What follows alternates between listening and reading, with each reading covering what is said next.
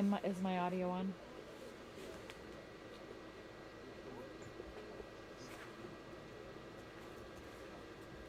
Do I have audio here in the room? Can people hear me in the chat? Do I have audio in the icebox over here? Hello?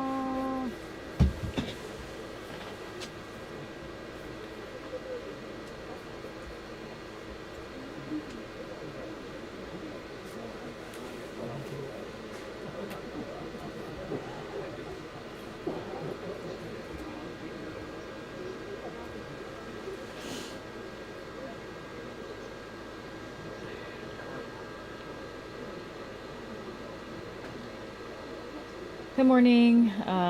It is about 5 a.m., a little after 5 a.m., quarter after here in Tennessee. And our event is the Big's Backyard Ultra that's been going on for the last 95 hours. We're trying to round out that lap. One of our supporters is Ultra Sign Up, and they wanted we wanted to show you this graph of the support that Ultra Sign Up contributes to to backyard races in general. So they started supporting backyards in 2011. So you can see by this graph, we have one race, and then it has continued to grow over time. And in 2024, it shows that we have 51 backyard races supported by Ultra Sign Up. For our partners at Ultra Sign Up, home of Data of the Sport. And this is the graph to show that the support they give backyards. And now we're going to get back to our event, Big's Backyard Ultra.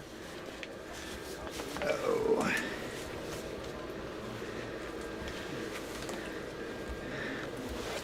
So.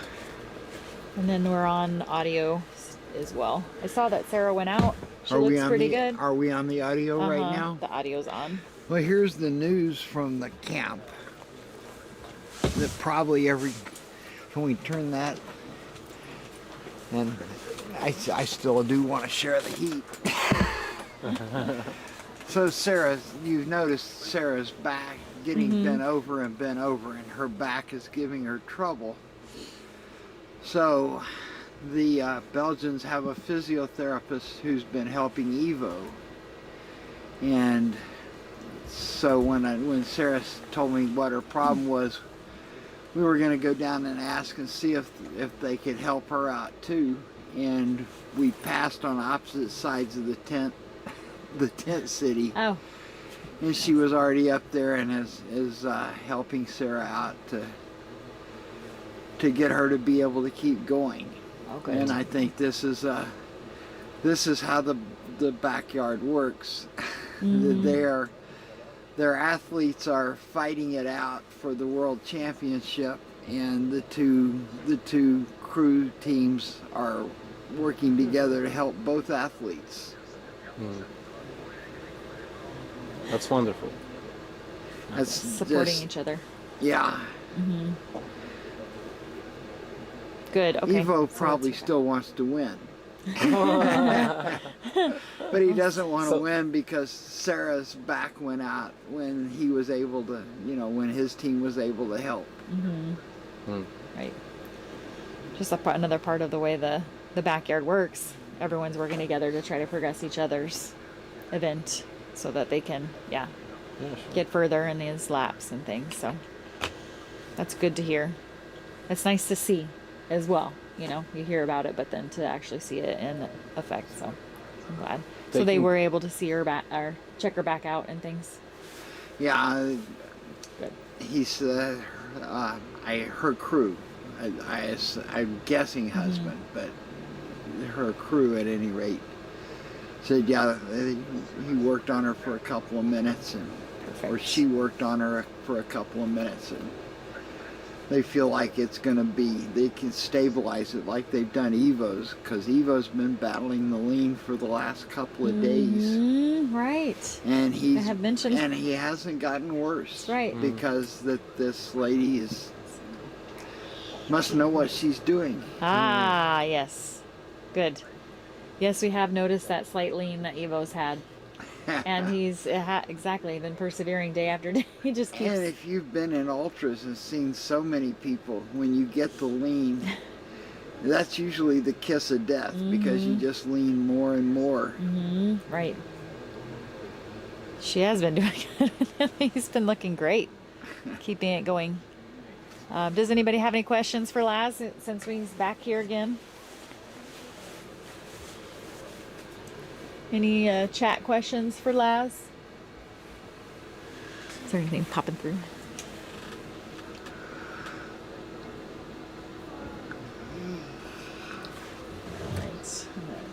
And all the athletes are fully aware that this is the last lap that's fully dark. Yeah. It will be dark when they start the next hour and will start to get light almost immediately, and by the end of the loop it'll be totally light and they can look forward to going on the trail, which it's every year the same, that after a few hours on the trail they are all looking forward to the road, and after a few hours on the road they're all looking forward to the trail, because whatever you're not on has to be better than what you're doing now. Right. It is greener, really. Is there something I noticed? Some questions in there? Yeah, I'm looking. There's a question. Laz, does your wife get involved in these races in any way? She thinks she's in charge.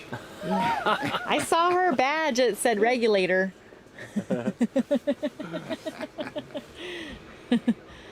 When I coached basketball at the high school, she was the team scorekeeper, which was the perfect job because she thought she was in charge.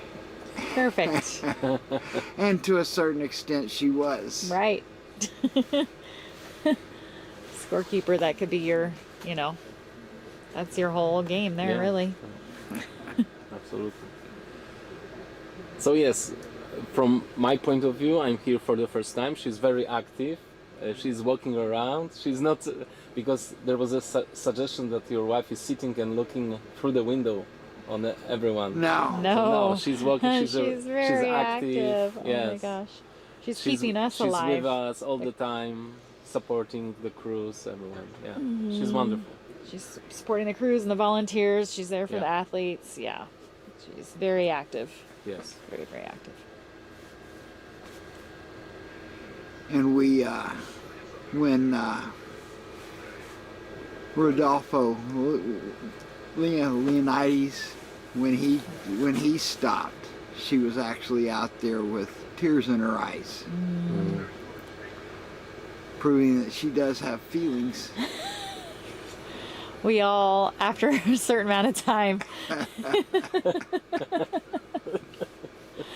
are masters of control of our minds. So keep that disguised sometimes, but yes, and definitely, even with the chat, the people watching, you're talking about, they're growing in relationships with these racers and watching their struggle and feeling it as well. And when their racers drop or whatever they're going through, it seems that they're feeling it as well on the chat when they're. Oh, when somebody, especially right here on top of it, and watching them through the whole thing, and when you get into this point in the race, it's so sad every time someone goes down. They've gone so far, they've paid such a price. It, seeing Meg get caught by her mind giving out on her, and just losing her focus on what she was doing. Right. Right. I don't see the chat. But she's going to use the silver coin from this year as a placeholder for the gold coin she plans to get in 2 years. It's gonna be. Oh yeah, that's right. I didn't think of that. Yeah. We'll be seeing her again. Yeah. I Hopefully. think with her 92, I think 92 yards will still get you in that large bird Yeah. Oh, in yeah. 2 years. It you seems. would hope. Oh, I would right. hope, yeah. Yeah. What did she? Yeah, she ended up completing 92 laps exactly. Full So laps. she probably already has her qualifier to get into the next bigs. There is Yeah. this question: which baby is your favorite, backyard or Barkley? No, they're different. Hmm. It's I think that question was earlier. And said it's just Ah. like asking you which is your favorite child. Yeah, more or less. Your children are Interesting. they're not anything alike. Yeah. The purpose of a second child is to make you understand that you're not responsible for the good attributes of your first child. That apparently you don't have some magic formula for molding them how you want them to be. Hmm.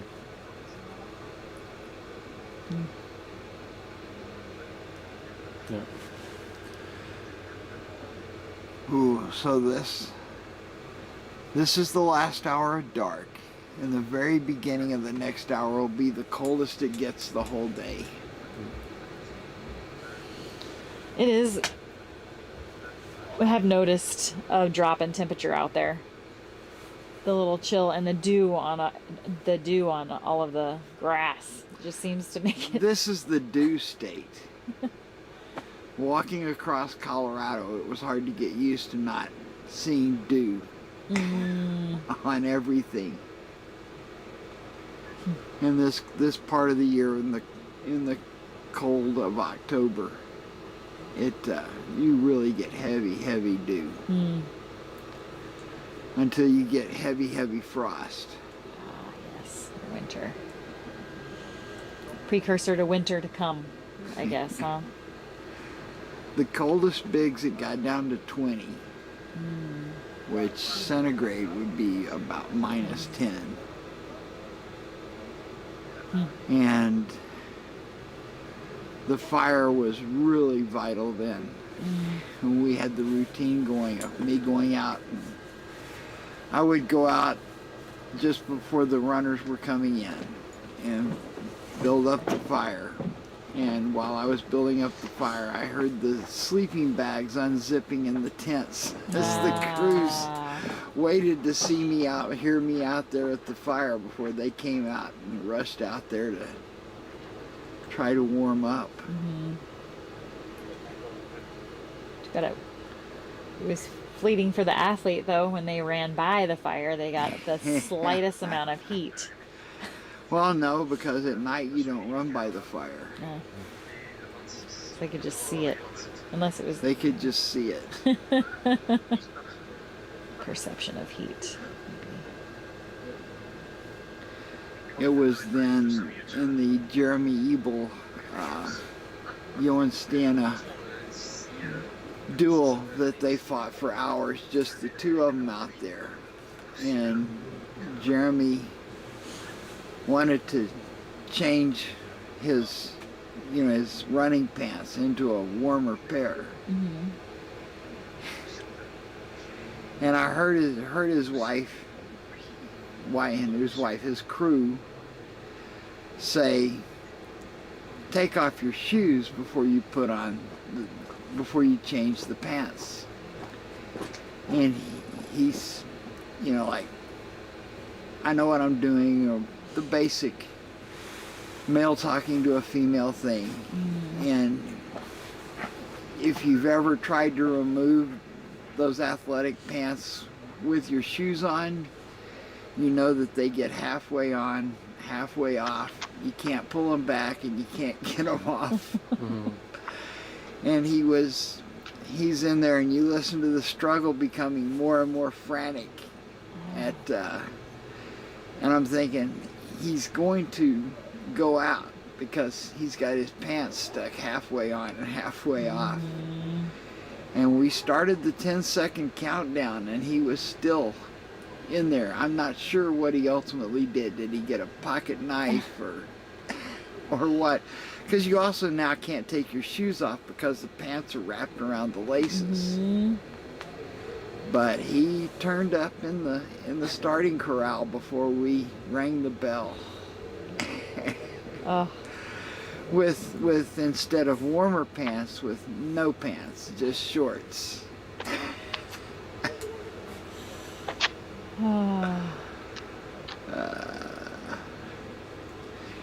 That merciless time schedule is harder than you think.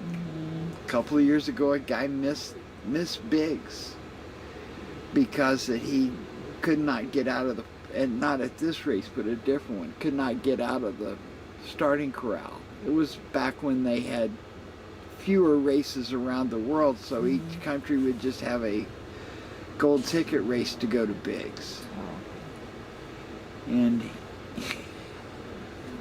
it got down to 2, and one of them went into the porta potty and could not finish his duties fast enough to get back to the starting line for the bell. So porta potty after start. Yeah. I know there's 2 lines of thought there. If you do it after the start, cars are situated right after you start. So that way you get out knowing exactly how fast you have to run the loop to get done. And then there's the ones who prefer to do it afterwards, when after the loop you have a little more time.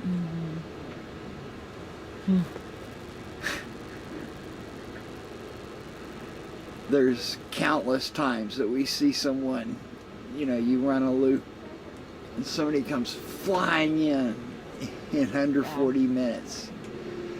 And you think, damn, he's inspired, and he's right on over. past you and straight onto the loo. I wonder what the athlete that missed the start due to being in the loo, how he explains that one. What happened? It was a British runner from the UK, and being good Englishmen, they made fun of him forever, I guess. We'll never use one of those again in his Made life. lots of jokes about how'd you end up not getting to Biggs. Him? Wait, yeah. No, he didn't make the jokes. His friends made the jokes. Yeah. You're not back. That's how you know that they're your friends. Right. When you screw up, they make fun of you mercilessly. Right. And then they say you're friends. Do we have any other? There's nothing else? Yeah, I was checking, but a lot of jokes.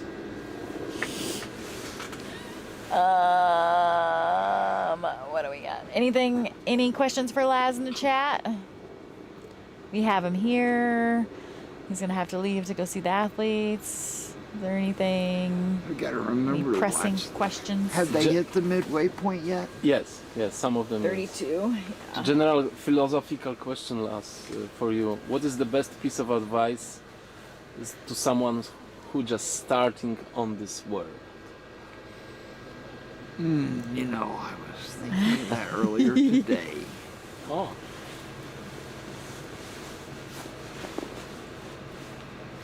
And now my mind is drawing a blank. Wisdom for someone who just started?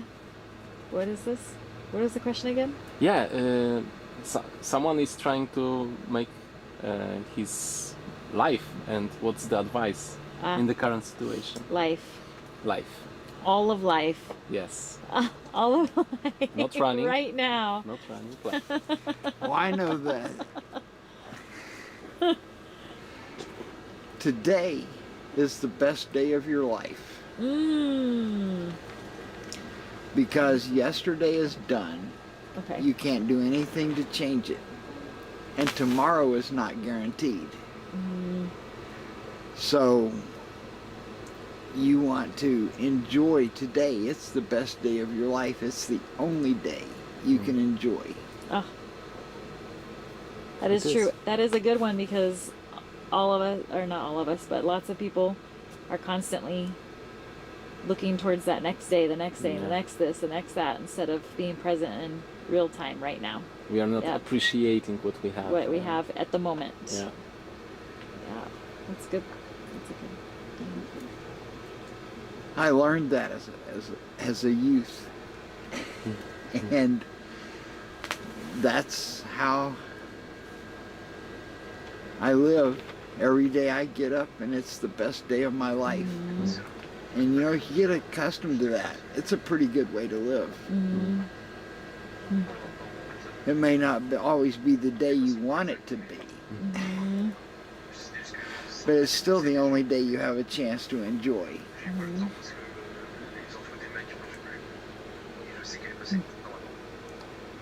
You hear voices? They're expecting us to be super deep after being awake for 94 hours almost straight. Yeah, you need to work on your hour of sleep a night. I can quiet it down a little. Yeah, their voices coming across over here. I'm pretty excited about this because, you know, I feel like I've got the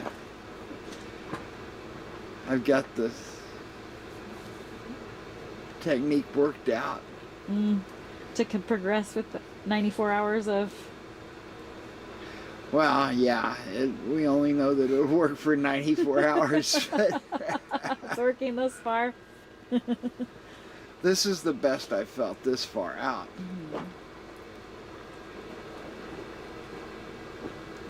Right. Right now, at this moment. With this nice heater on your legs. Yeah. Oh God, hope you don't turn it where just I get the heat. Make sure everybody gets a little warmth. It's definitely radiating in our little closed enclosure here that they've made. Tape and everything. Is that it for the... Nothing else? Yeah. We've been up for 94 hours, and I don't know how many of the chat. I know people are sleeping in between, but... Yeah.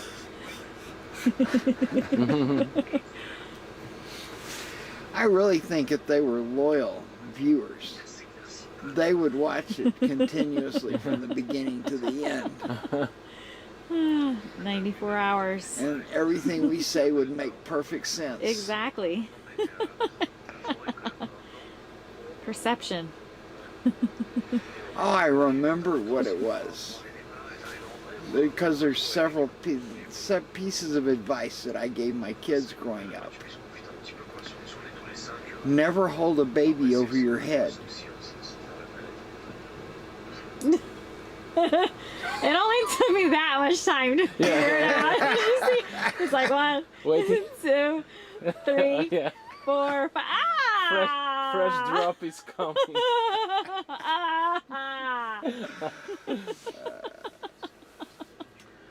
And I told my son once, I didn't give him much advice because I never took advice.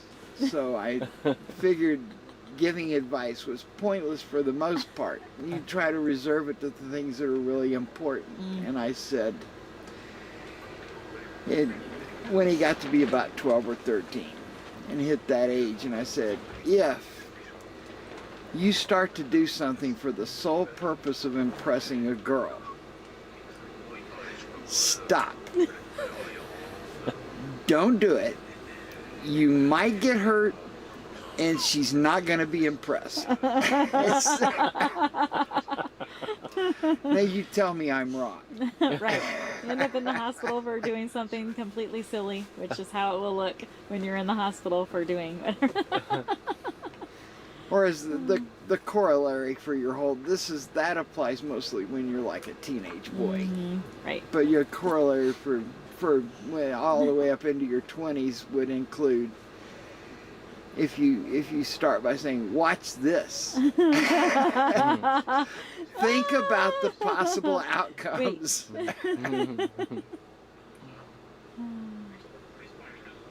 That's good advice for sure. But never hold a baby over your head. That's lifelong that advice. was that was. Okay, there's another one. Your All right, next question. your favorite ways to start a fire in the woods With one match. with one match. If you can't start a fire with one match in the rain, you should not go in the woods. Okay, what if you don't have matches on you? Like a survival technique, did you learn across the years? In the days of Bic lighters, you don't even really have to have a match, but it's still a nice. It's a nice skill. We Yeah. learned that when I was a kid, backpacking. That it was a point of pride that in any weather you could start a fire with one match and keep it going. We had a Barkley one year where it poured down rain the entire race, but we got a fire started and built it and kept it going the entire 2.5 days. You could never stand by it because it was just pouring down rain. You got soaking wet keeping it up. But we were always of the mind that when it stopped raining, we already had a fire. Cool.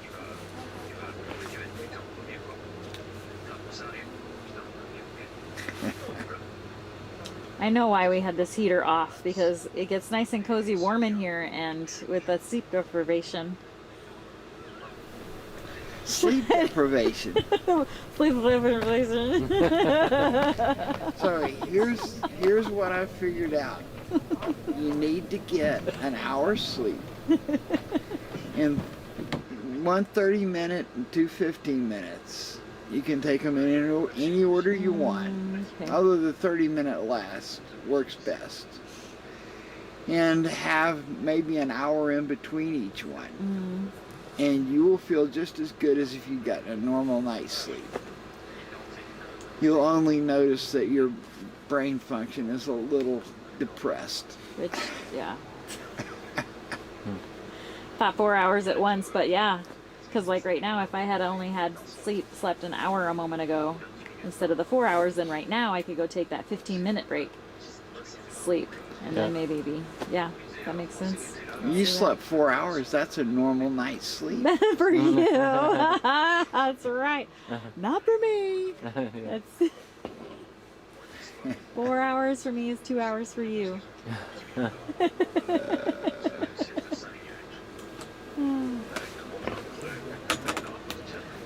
Nicola is in the camp. 40 minutes lap. Pretty solid. Well, he's really producing, isn't he? Nikolai? Yeah. Yep. He's looking really good. Nikolai and Phil were, those two were they were having about 20 minutes in. So, I mean, sleep deprivation, to note, I mean, if you're getting in camp in 20 minutes. Nicola is still in the toilet. He didn't pass under the corral. Oh, he's getting out. You can hear the door of the toilet. Yeah. Perfect. So he's an end of the loop guy. Just in case. We'll have to put that on his backyard card. You know, that's what we need to do. Into the loop Lou guy. Take these guys and make backyard cards and put their stats on them. Into the loop Lou.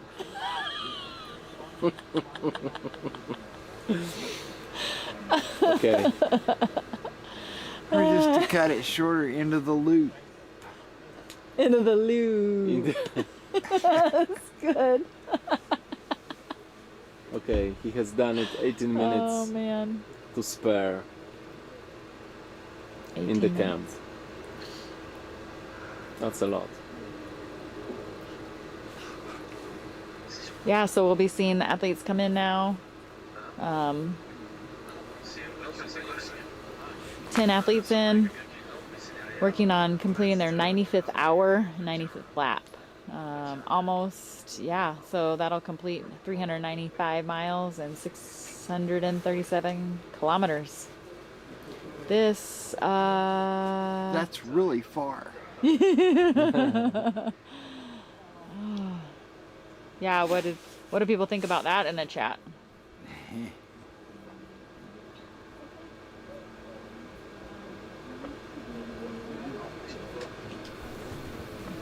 Man, pretty much we only have 4 athletes that have not, oh no, actually 5 athletes that haven't broken their own personal record in this backyard. So that means 7 of the previous 100 lap people are gone? Yeah, 1, 2, 3, 4. We only have 400 plus runners. And there were 12, so 8 of them are gone. Yeah.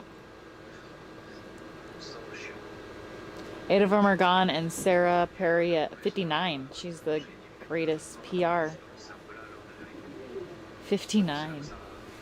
Yeah, this is, I can only imagine what, this is such a huge difference from 59 to 94 for her.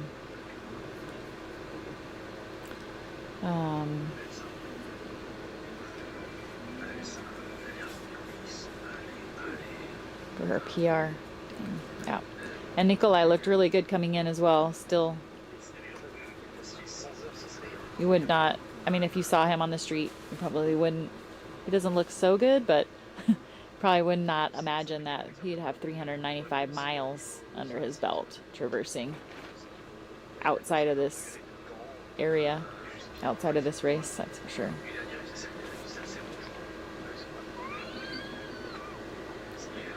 All right, and 15 more minutes.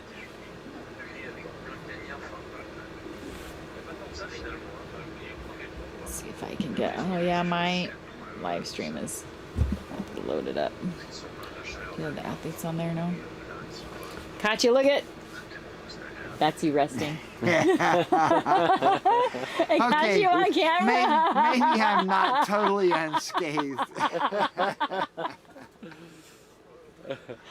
It's on record.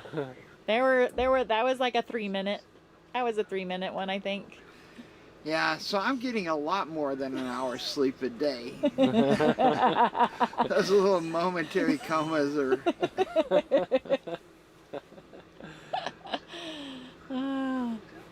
Cześć Łukasz, pozdrawiam, hej.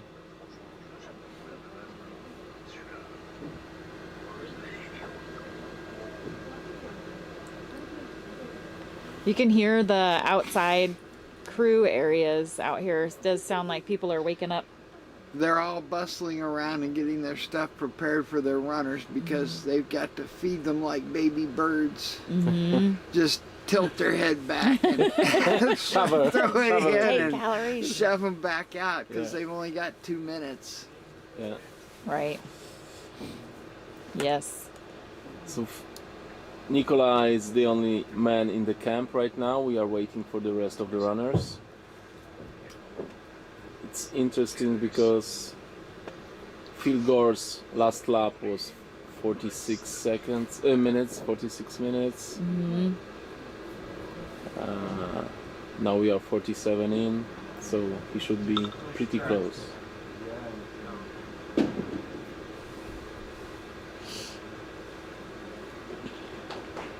Oh. And here comes another athlete. There he is. I can assume that's Phil.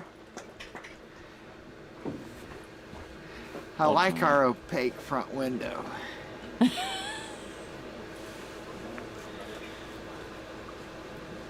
Yes, it's Phil. Phil. So he has 47. So about. Now we'll see if Sarah's next. Yeah. Guess it's about time for me to go out there and walk down and check the fire, which should be good. There's our next athlete in there, right there. So it looks like, yeah. And then get ready for bells and whistles. Kazuro's Is that Sarah next?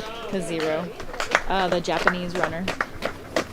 Oh, okay. He hadn't been, He's running. he hadn't been that far up. Oh. And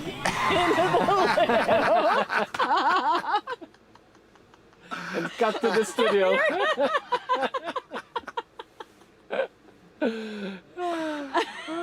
Hello. folks, this is real TV. Oh, this is exciting. Look at him coming in. Oh, there he Yeah, goes. no. All right. All right, never mind. I guess it's a loot loop. It's a For- loop. Loop for It is everyone. a loop. Loop. It's you know, it's better than getting caught getting illegal aid. Absolutely. Yeah. Definitely. Yeah. It keeps you in. It keeps you in the loop. So let's the loop. Okay, so Oriole should be next one. Let's see. Athletes have about 10 minutes. Yeah. To get back on that Yeah. start line. I'll make my truncated rounds and Excuse me? be Can I back ask you, how shortly Sarah after the is doing? start of the next hour. She's been doing all right all night. definitely. She's had a bit of a muscle I spasm love that. of some sort in the last couple of hours, but she come in quite bent over. Do you want some One of the tea or- physios did give her a bit of a massage and pulled her, twisted her, and just set off. So it's a bit of a waiting game now to see whether she's able to manage with the pain. But to be honest, I don't know if there's any pain. I think she's just bent over in a awkward position, but we'll just have to see what happens when she comes in. Where does she find the strength to go on the way she does? Because she impresses everybody here. Yeah, she had last night for the first half of the night. She was coming in 3 or 4 minutes, which was a bit stressful. You know, getting in, getting the food, getting changed, and then something just clicked, and she was able just to get 15, even 10 minutes in, get sleep. And since then, she's been absolutely bang on time. It's just coming down to now. We've still got plenty of time, but just with this new little back issue, we'll have to see how much it's affecting her, really. We've still got nine minutes, I think.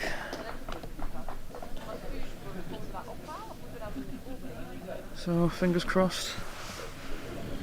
Everyone also says that she runs with a big smile. She talks to everybody. She's very kind to everybody. Yeah. What kind of a personality is Sarah? She just loves life. She just loves running. She loves everything that she does. She just comes around the side of the year, just laughing, smiling. She's just soaking up the atmosphere. Even when there's night time, there's 1 or 2 people. She just absolutely loves it. She's here for the experience, whatever happens. It's all fun, isn't it? That's what we're all here for. What are you gonna tell her now when she comes back? I've just got to see whether she's mobile and happy, and you know, obviously we all wanted to carry on going, but at the end of the day, she's got to be happy to push her body even more. So we'll see what she says when she gets in, and she can make that decision. Thank you.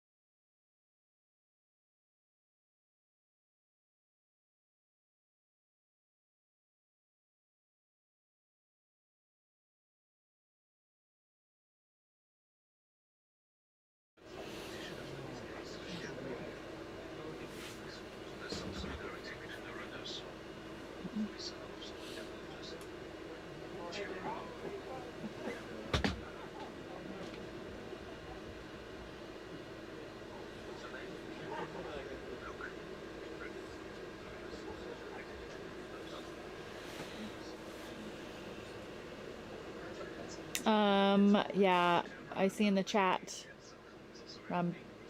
rambling that you're saying the crews are pretty amazing. Yes, the crews are an integral part of getting the racers out and helping them as they fight sleep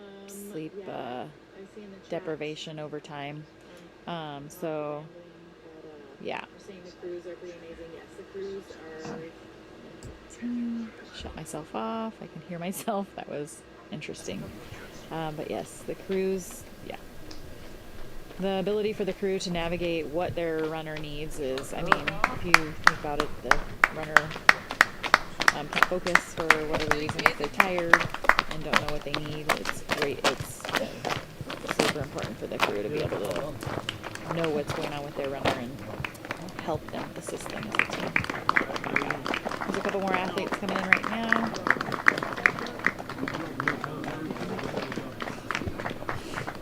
Tiens, je refais un point du petit copain.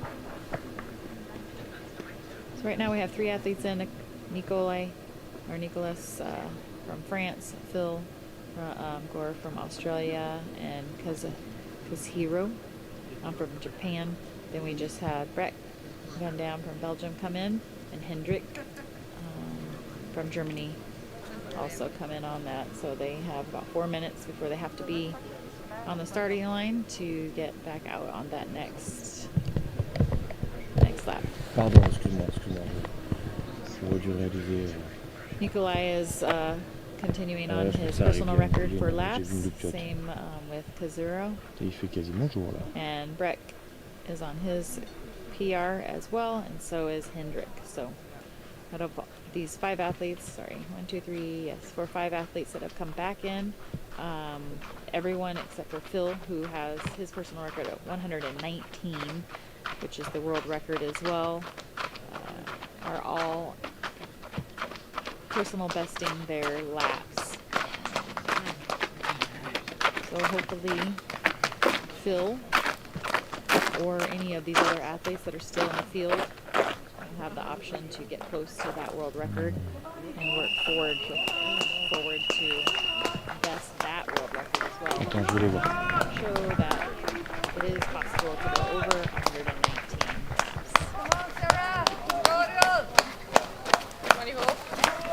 3 athletes coming in, which includes Sarah. So I guess, what I was saying earlier, she's having her back is starting to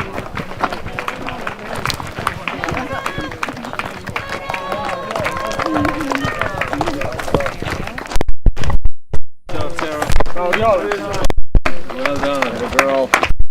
this time, if you notice, the row is like kind of a side lean, so That's my last one.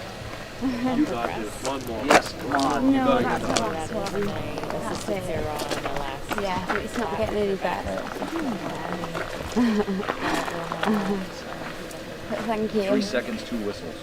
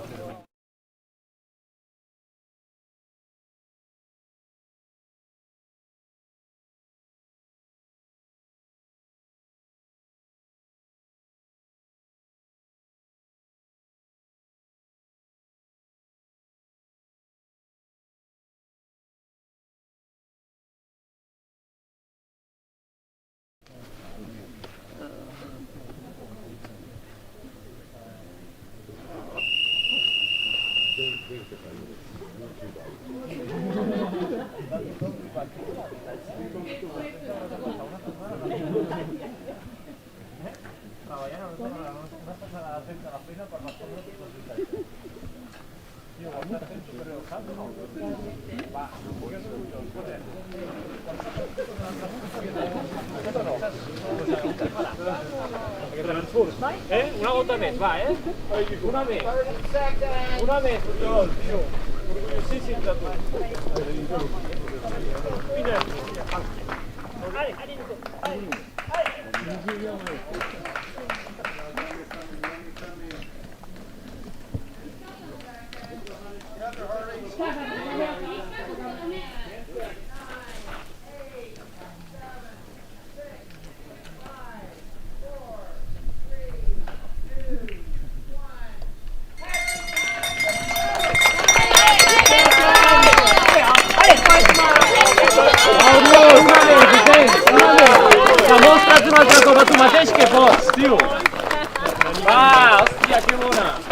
Last one. Non, reste avec moi.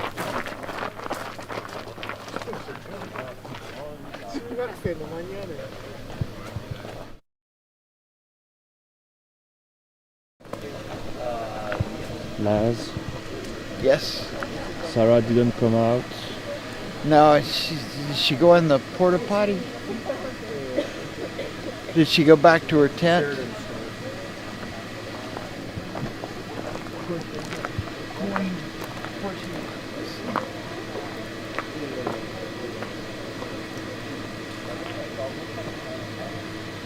No, she.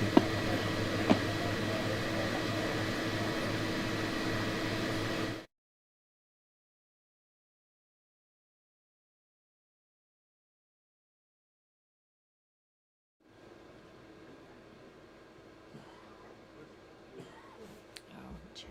Sorry. Let's see. Let me look at the chat. Sorry. Nicole, Phil, and KK are in. So yeah, we have 9 athletes still in 10. Anya, this no, 9. event. Sarah dropped off, yes? Yeah.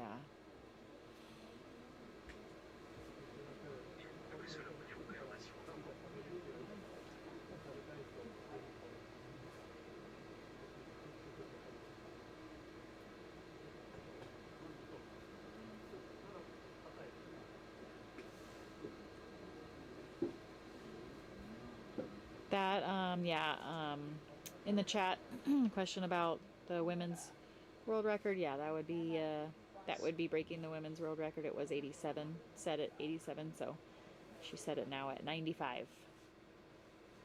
So that is a women's, if you're going to separate the field of athletes, then the women's world record is 95, yes.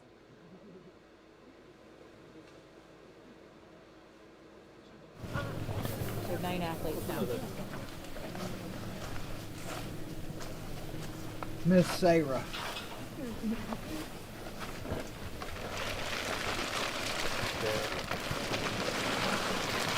I figure sleep is probably not very far away. Yeah. Thank you for the opportunity. I had It was thank you. I had a the, great the joy that we got out of watching you run and thank you. perform was really really thank you. a fabulous job you did out here. I think I just need some time to process it all. Yeah, I was thought probably the best thing to do is see if you might be able to sleep. Yeah. Yeah. And It's frustrating because I've got it like in my legs and in my head to go to at least 100. I was quite fixed on it, but this is just ultra running, isn't it? I think most of us that have done long distances know what it's like when your back starts hurting and you can't get it straightened out. Yeah. Well, I just knew that to do that up the 100, I had the 4 laps on the trail too. Yeah, and trails are not kind to bad backs. No, it's not great being 90 degrees, is it? But I had a great experience. Thank you. Well, I'm glad. The 100 is there. You're definitely capable of that. It's a tough course. It's I think some these laps count for more than a normal backyard lap. It's tough, but then it's more rewarding, isn't it? Because it's so tough. Oh yeah. Yeah. No, 95 is just mind-boggling. tremendous achievement. Thank you. Thanks. Thank you. And we will let you be, Oh, thanks. get sleep and Yeah, get regrouped and then come out and enjoy the carnage Yeah. with the rest of I us. will do. Thank you. Thanks.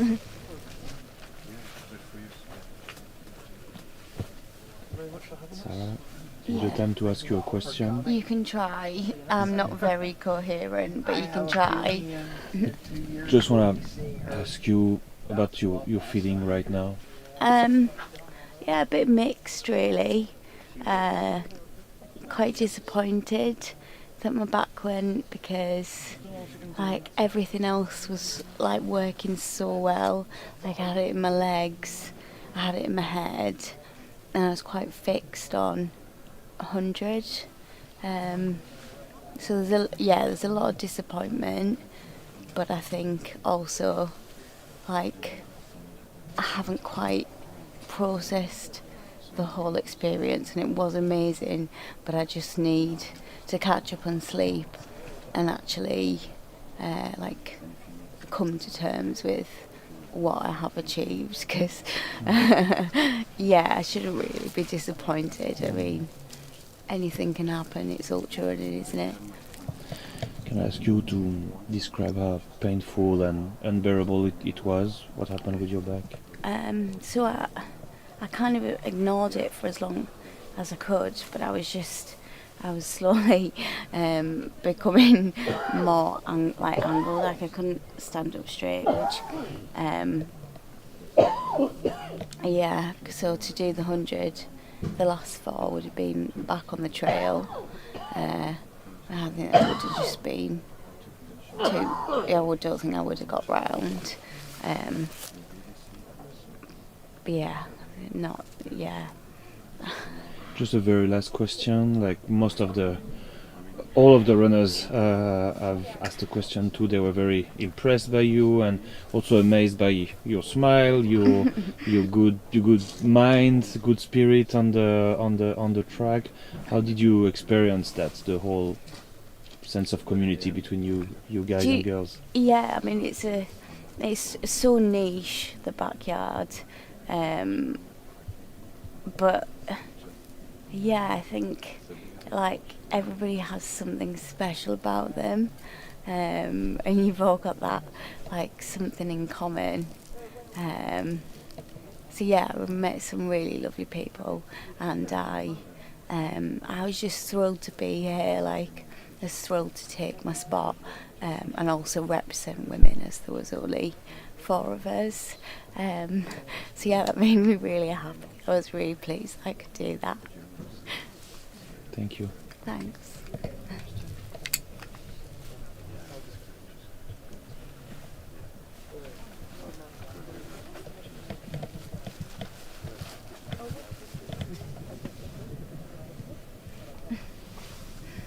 Well done, Sarah. Yeah.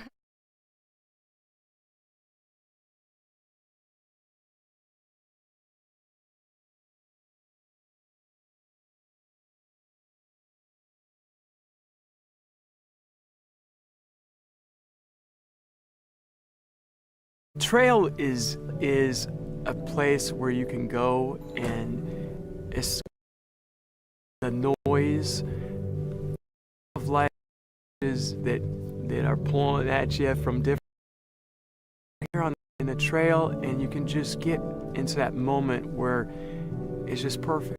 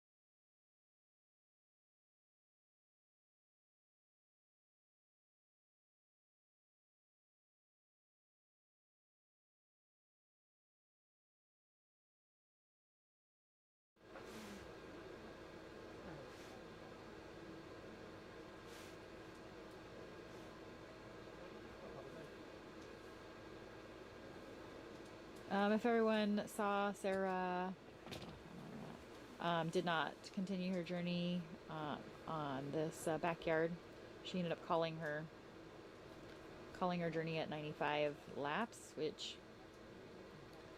I don't know if you can hear me, if I have audio, if someone in the chat could say anything. That was loud.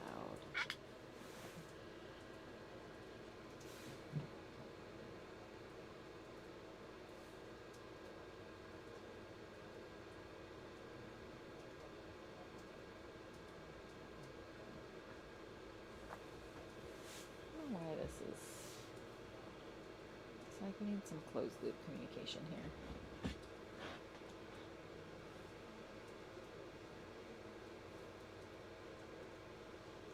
So sure, and then if someone could give me a thumbs up in the, if you can hear me in the chat.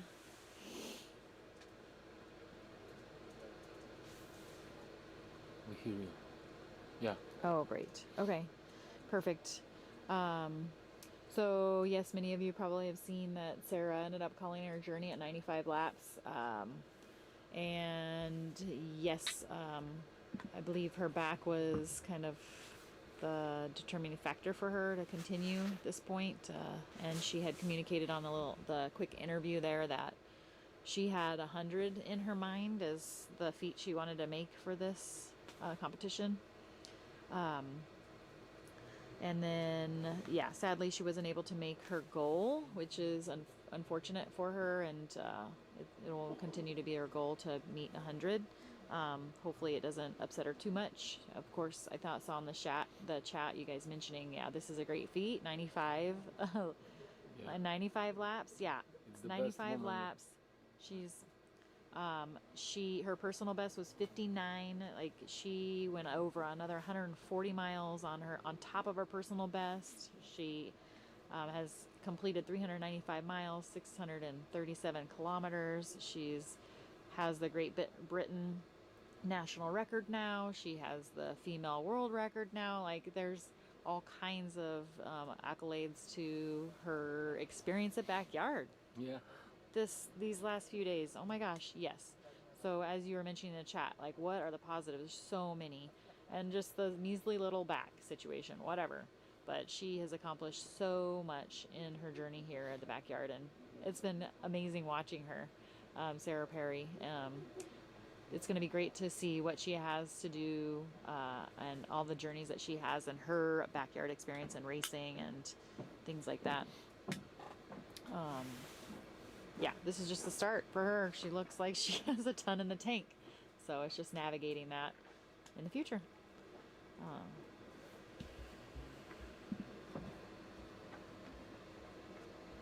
Oh yeah, she's definitely queen. Yeah, a queen, right? Queen of the backyard right now, for sure. Gives other women and athletes across the world something to go after. 95, you know. The more people that complete these yards, the more it looks achievable.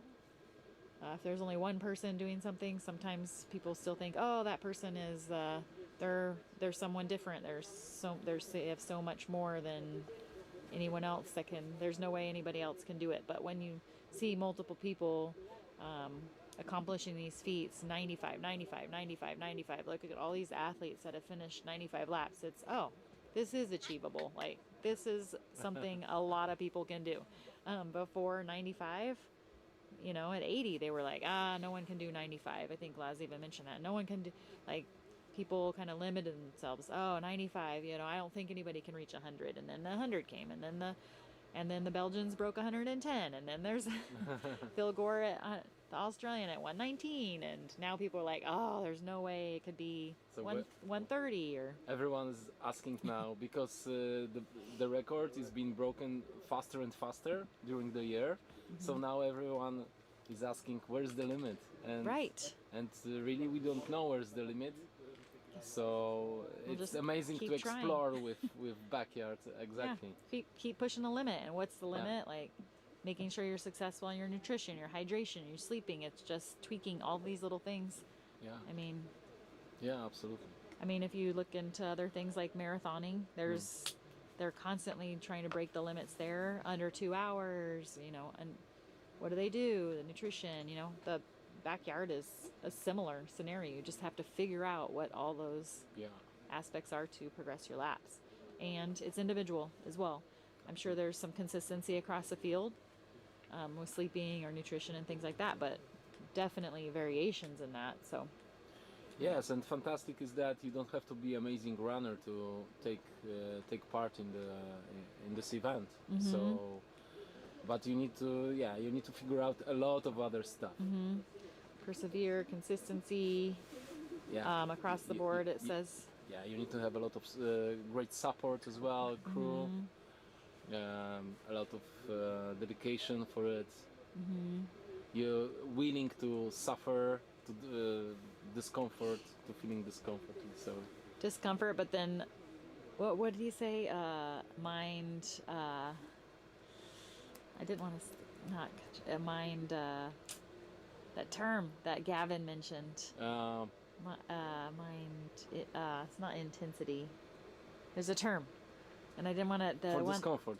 The one, no, the one that I was coming up with was not the Okay. correct, but he had the perfect. I'm gonna have to come back to that one Okay, we because will. it was the perfect term for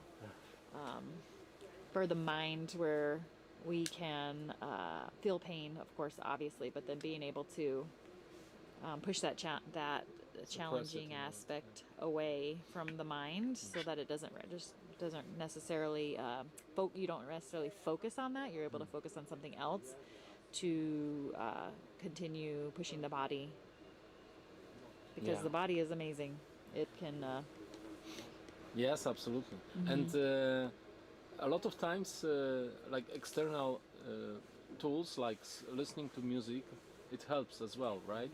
But during this event, you can have headphones during the night on the road, I think, but you cannot have on the trail. So it's so yeah, I mean, and that's depending on an outside yeah. factor like headphones. Yeah. Yeah, So absolutely. when you're on their day loops, you don't have that. Then being able to, but yeah, that would be something you could use.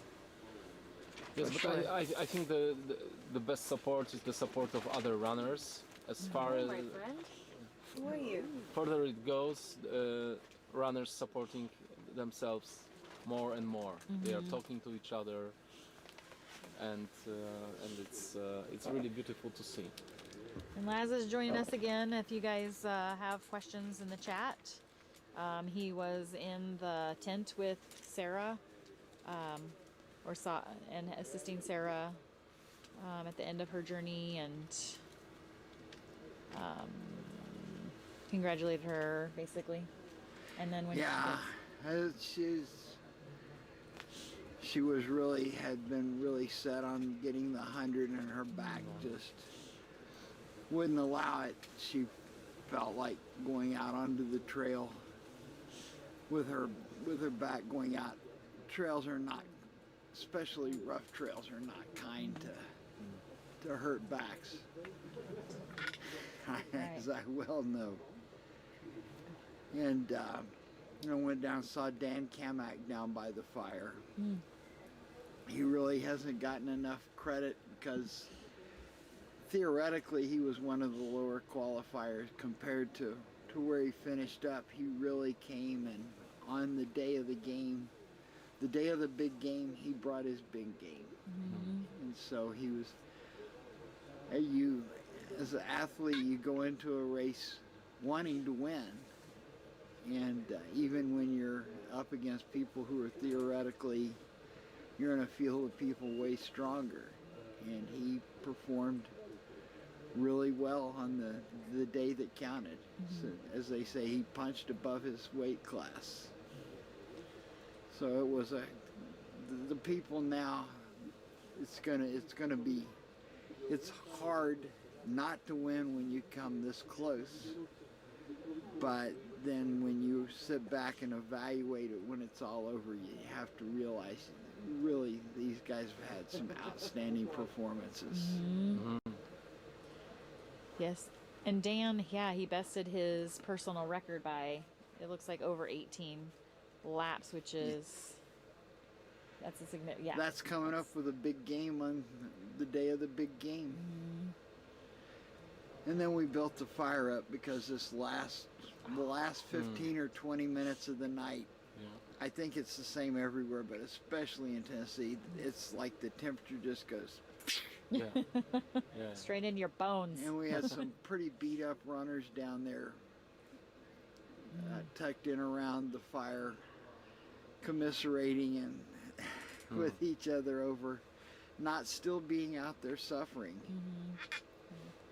And so at least we'll warm them up for a little while and got Naresh to help me put a hickory log about yay big around on the fire, so that'll sit there and burn all day long and make it easy to start a fire tonight, because the expectation is we'll still be here tonight.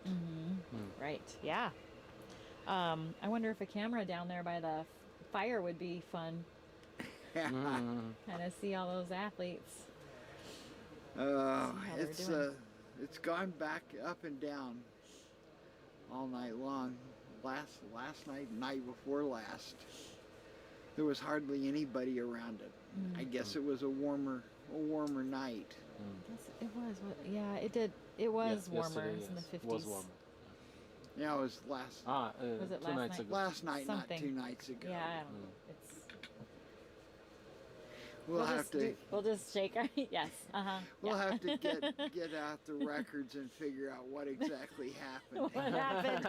We're in this funky time warp. We keep saying, "What's going on?" Okay, yeah. We still have days to go. Okay.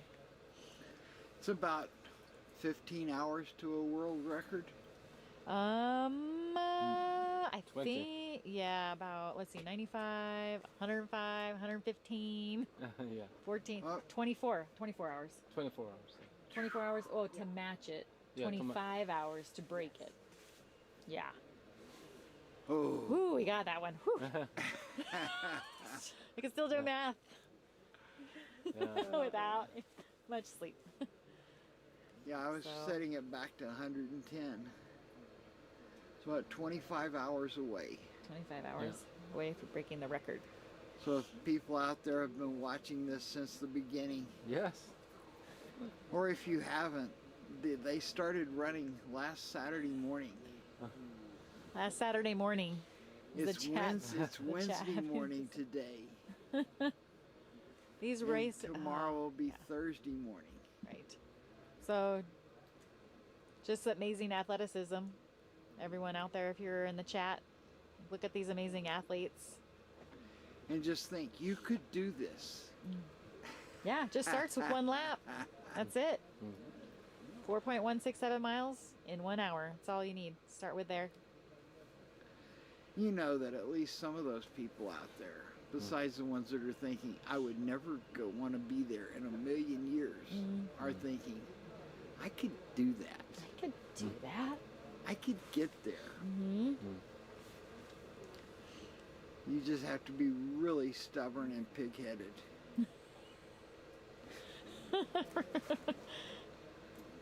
Determined and yeah, all of those words, right? Okay, Stubborn, determined pig-headed, is determined, another way. right?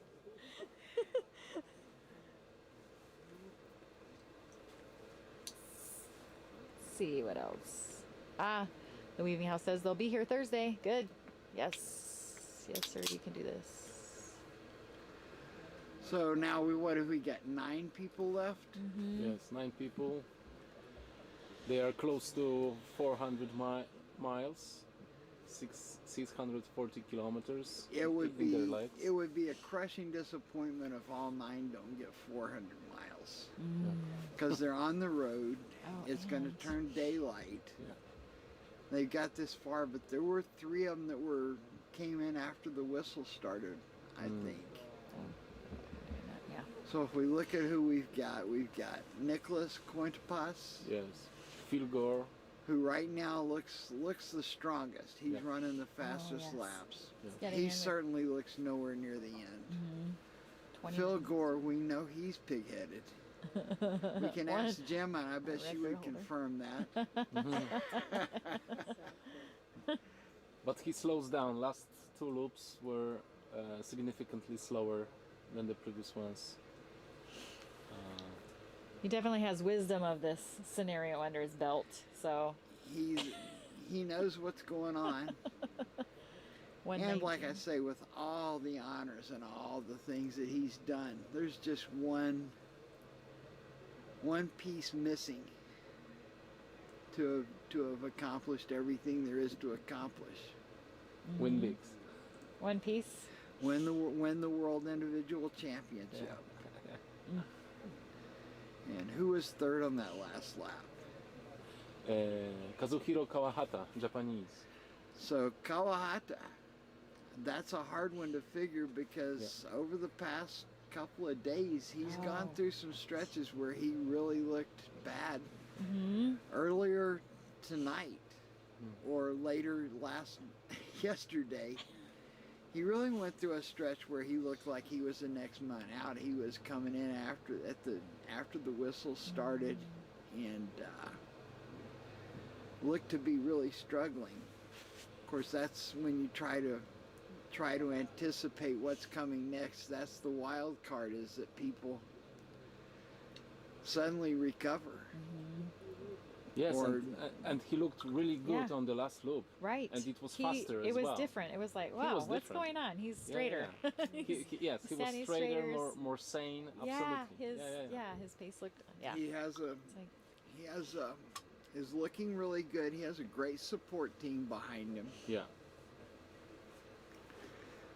I don't see how they do it. I looked in one of them during a interlupal period, and he was eating soup with chopsticks. What? Yeah, I think. Wow. Ramen probably some. In the time you have between laps, I would probably just drink it. Yeah.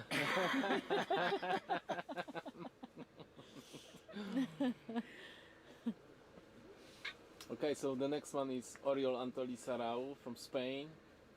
He's looking good as well. He's had some tough stretches during the night where that he was coming in after the whistles. Did he come in before the whistles this last time? 57. 57:29, yeah. And he was after the 3 whistles. Yeah. But he's a really good trail runner. Yeah. So he has an advantage over a lot of people in that he's good on the trails and he's light. And he has a lot of experience. He's put in some big yards. He's gotten 100 before. Right. So he's one you wouldn't be surprised to see him have a resurgence and move back up some. Who's behind him? Harvey Lewis. Harvey's looked like death for 4 days. Yes. Exactly. Isn't that the usual for him? Kind of. You cannot ever scratch Harvey off. Yeah, that's true. Because his mental game is just out there somewhere. Yes. Yes. He's from the other. Maybe corner. it's a strategy. He's making everyone Until he's he's struggling. not in the starting corral, don't count him out. Yeah. Yeah, he's the record on this course, correct? Yes, 108. So. and he's won back-to-back World Individual Championships. The next one is Brecht van Dam from Belgium. And probably we know the least about him. But 92 for his personal record. He's 3 yards past that, so Yeah. foreign territory, but been at this level before. it's not in that 90s. foreign. If you've been 92, 100 is not a huge stretch. Yeah. And he's most of the time he's looked pretty good, pretty steady. Yeah. You can't in the dark really get a good look at the people. You kind of look at their time or listen if you hear them say anything. Yeah. I haven't heard much out of him, so I don't know what to expect. Yeah. He's a kind of mystery. Yeah. It'll be interesting to see when he does hit the 100 lap goal. I don't know if you know how people get that goal in their Yeah. mind. Like Sarah had that 100-lap goal. What happens when you hit that 100-lap at this point, you know? I'd love to see him be 101 or 102 or something, you know? Yeah. And then if, yeah. At least to be in the 100 club, yeah? Right, but they hit the 100 club and they're like, all right, Yeah. I'm out. Yeah, Right. exactly. Yeah, that's It's what possible. we've hit on that many times in here. Like, If you don't want to win hard enough, then yeah, any number can beat you. Yeah. don't give yourself a number. Hendrik Bury, next one, German, strong. But his previous personal best was 82, so The thing to remember with Henrik is he was the tragic disqualification yeah, the last go round, yeah. and you could see from his focus when he got here that he had not let that set easy, and he was here to make it up. So Henrik, he's been falling back and fighting the whistles. And we'll see if the day doesn't bring a little revival to him and get him back. You really need to get up there where you have once in a while a little bit of a chance to take care of business, maybe sleep. Ivo Stared, next one. What do you think about his pose for most of the race? He's keeping up, right? His back problem has Yeah. been troubling, but he's got that lady helping him, and they've kept it stabilized Yeah, it's since not it getting started. worse. It's Yeah. not getting worse, Yeah. and he's a little bit older now. And when you get older as an athlete, you have a different, we always say there's no, tomorrow's not promised, but So, they're not even, sometimes you're not even getting hints at it anymore. He has to have reached the point where that this might be his last shot at the big title, and he's been right around there. He's been a mainstay of the Belgian team for Yeah. at least the last 3 go rounds, which is a long time to compete at the top level. and Evo's what, 54, I think it says? Maybe Yeah. close to 54, somewhere around 54, if I'm off. The backyard's something of a career extender because you don't have to have that pop anymore. You don't have to really have a lot of speed, and there is the benefit. As you get older, I think you do get a little more toughness. So we will see what happens. The wisdom. It would be pretty cool to see Evo come up and win Oh, it, yeah. because for some reason in recent years I more and more pull for the older athletes. Oh, that is, but yeah. And John No, the John last No. one. That you, The quiet man. so I know for him 100 has to be such a draw, because that he got that 98, Yeah. and you really don't want to stop 2 Yeah. yards away. Man. Absolutely. And now he's within 5 yards the second time. Yeah. I feel confident he'll get to the 100. Yeah, absolutely. Or That's, get clocked out on the road. I don't think he'll yeah. stop in his chair. Yeah, I got you.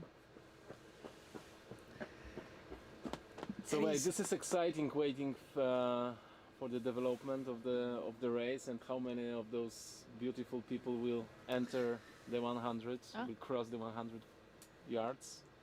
Super cool to wait. look at Phil, holy moly, 35. Oh, fast look. Phil's in at 35.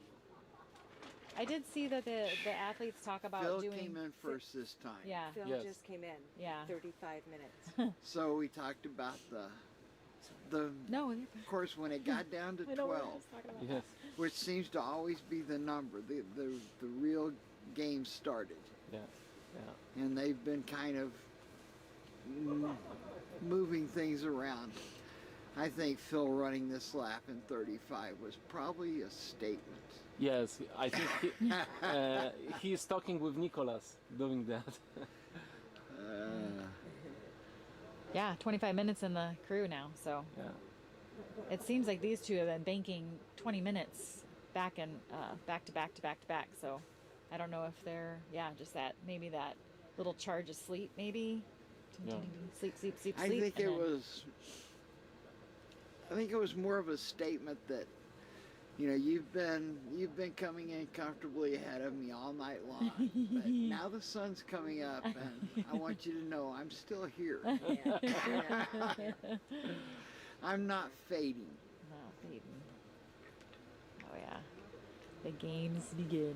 Yeah, absolutely. Games begin. How have Nicholas's laps been? Are they stayed consistent? Pretty much, yes. Let me check. Yeah, 42, 42, 42. The last two are right in there in that range. Yeah.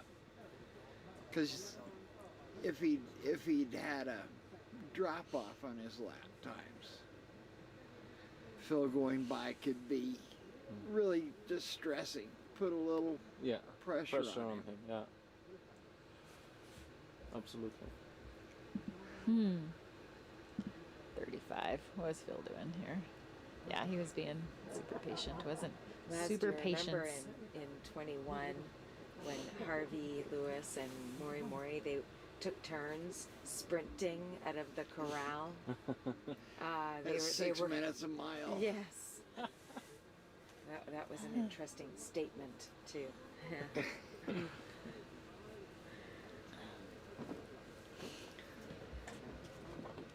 And this is Stephanie. She's back, buzzing around back and forth, commentary. Do you want access to your chair back here? No, I do not. I wish to stand, but thank you so much. The sun's coming up outside. That's nice. You can, and you can feel it. You can actually see that sunlight up. If you walk out to just see the road, you're like, okay. And that's when I was standing out there just talking to Jacob, and start to see a bobbing headlight. Oh my, somebody's coming in. And then you notice, oh, I got to get back. Right, and I'm standing in camp, and I'm like, oh, it's Phil. There you go. And then I had to look at the clock, because I said, I thought I was only just past, halfway mark, and sure enough, at 35:30, he crosses the line. If you could imagine running the last 4 miles of a 400-mile run faster than you've been running for, A couple of days, 3 or 4 days. and it's not like 400 is the finish line. No, exactly. Right. Exactly.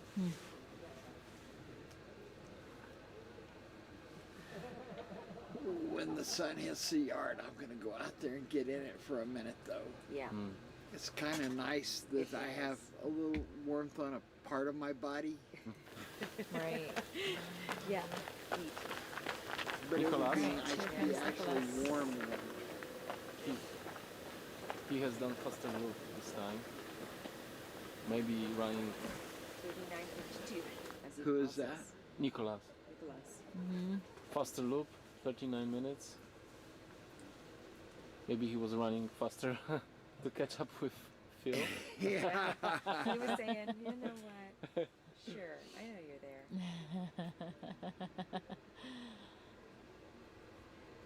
Yeah. It's funny because probably all of the runners have some kind of plan how fast they want to do the loop, and then life happens, other runners are getting faster than you, and you start thinking, maybe I could do it faster, and the plan goes to trash. I have on some of the podcasts or interviews of the athletes before the race, experienced backyards, they had mentioned like dropping your speed on some of these loops to kind of change the gait, so making that feeling of your muscle use a little different. So bringing up that, Yeah. dropping that pace, innervating those different muscles. Sometimes gives relief to that. Yeah. Consistent. Yeah, for some runners, running slow is painful, is uncomfortable. So, especially if they train in this pace which they are used to, they would like to run this pace on the event too. Yes. Yeah. So yeah, four laps away from the 100-mile, Yeah, 400 400 mile mark. Yeah. 100 lap mark, which Sarah had mentioned again that was her goal. She wanted to do 100. So she was close, 95. Very close. Yeah.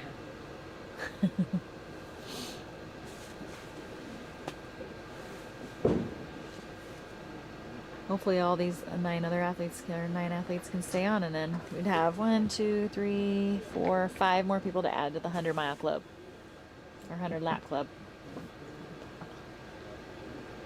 Amazing.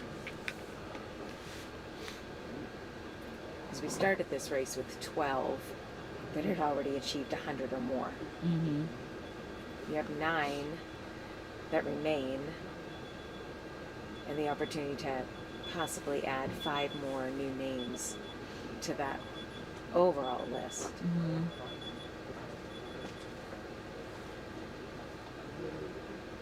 Right. It's nice seeing that nice 400.00 for the miles. Yes. 643 kilometers. So it took Kaziro 51 minutes to come in on the last lap. So yeah, that's another 9 minutes away. So we might not see the next athlete for a little bit. I guess we'll see. Yeah. L'Oreal, Harvey, Breck, Hendrick, Evo, and John Knoll. All looking really strong out there still. Cześć Tomek, tak, witajcie, tu Black Hat Ultra, pozdrawiam was serdecznie. Oglądajcie do końca, bo się będą działy magiczne rzeczy. Pozdrawiam was serdecznie. Just a few words in Polish to my friends. So good. Says Nico wants a croissant. I can imagine.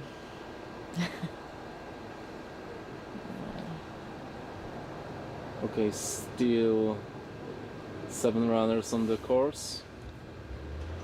And Phil that- and Nicolas chilling out in the village, backyard village. And a question about Phil's last lap. That was his fastest lap of this race so far. Or no, wait, let me double check. Actually, I see another 50. Or no, wait, oh, that's 53.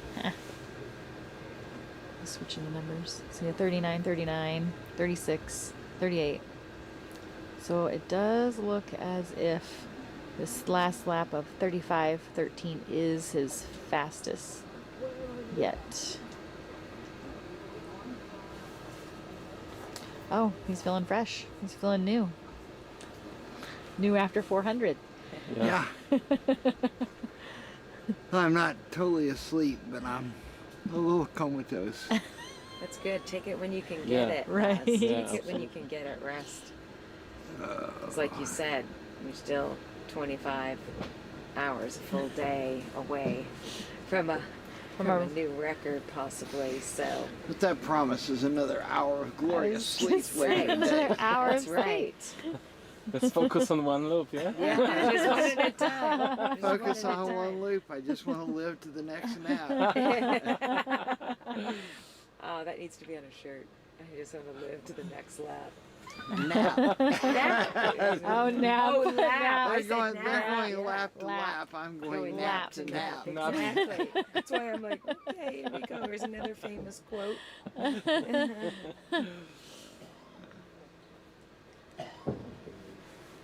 But I don't know if you were in here, I'm pointing out that I think that I'm going to break a world record myself. Yeah, When I ring the bell for the 100th lap, that's right. or for the 109th lap, Yep. that will be one more than I've ever done before. Here, that's right. And I'm confident that no other race director has rung the bell 109 hours in a row. There you Yeah, go. yeah. Breaking records all over the place here. Yeah, we're gonna have to make sure that's announced. Nap records. Because I feel like, I mean, obviously in 21 when I was here, the race ended at 85 yards, so we have well surpassed that. But I feel like maybe you gotten even more than you planned. For Yeah, sleep. that was Yeah. when I had to change up my sleep pattern. Yeah. Yeah. And I've been trying to perfect it. I felt really good about this one earlier, but right now not so much. You're second guessing it?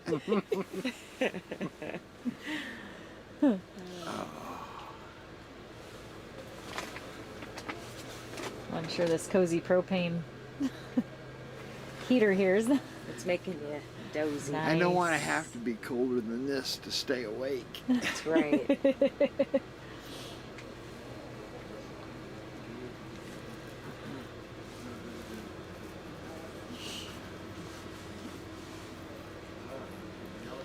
Someone Ooh. asked if Nico is Hold on, just I need to copying watch my what Phil did. I mean, it's possible. because it's almost They are time. working Yeah, together. 47. 47. They are working together as a team, you know, trying to progress their laps. So it's definitely possible that Nico dropped his pace a little bit to kind of emulate what Phil's doing. I mean, Phil does have the experience out there, 119 laps. So I could see other athletes trying to adopt whatever system he has going, that's for sure.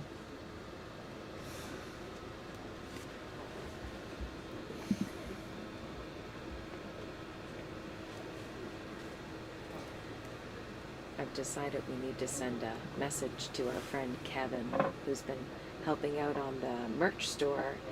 And Kevin, that's the latest piece of merch that's going to be added to the store is the T-shirt that says, I just want to, from that, to the next nap. I think that's a good one that might just sell off the shelves.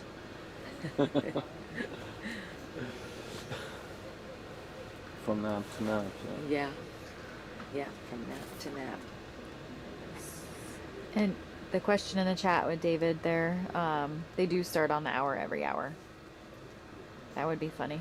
Can they extend their rest? I feel like this is a joke in the chat right now that I just fell right into. I mean, they can extend the rest. It's just They can they are off. extend their rest, They but are then their rest will be as long as they want it at that point. That's right.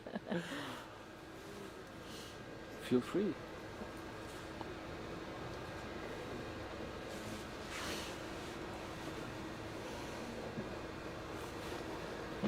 Sun is starting to try to peek over the hills there, the horizon. You can see the yellow blaring just under the finish line beautiful sign. glow. Yes, Of of the the sunrise. heat. So the heat of the fire there, and then the heat of the sun trying to peek over the horizon.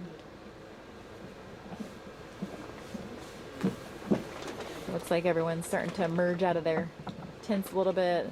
Seems like activity in the camp is increasing, and we'll probably come out of our ice box here in a moment as well. Good morning from Christiana, Tennessee. Good morning. It is for 6:50 a.m. here in Tennessee. Sun is coming up. The racers are coming in. They have 10 minutes to get to the box. 10 minutes to start their next loop of this race. Their next mini adventure.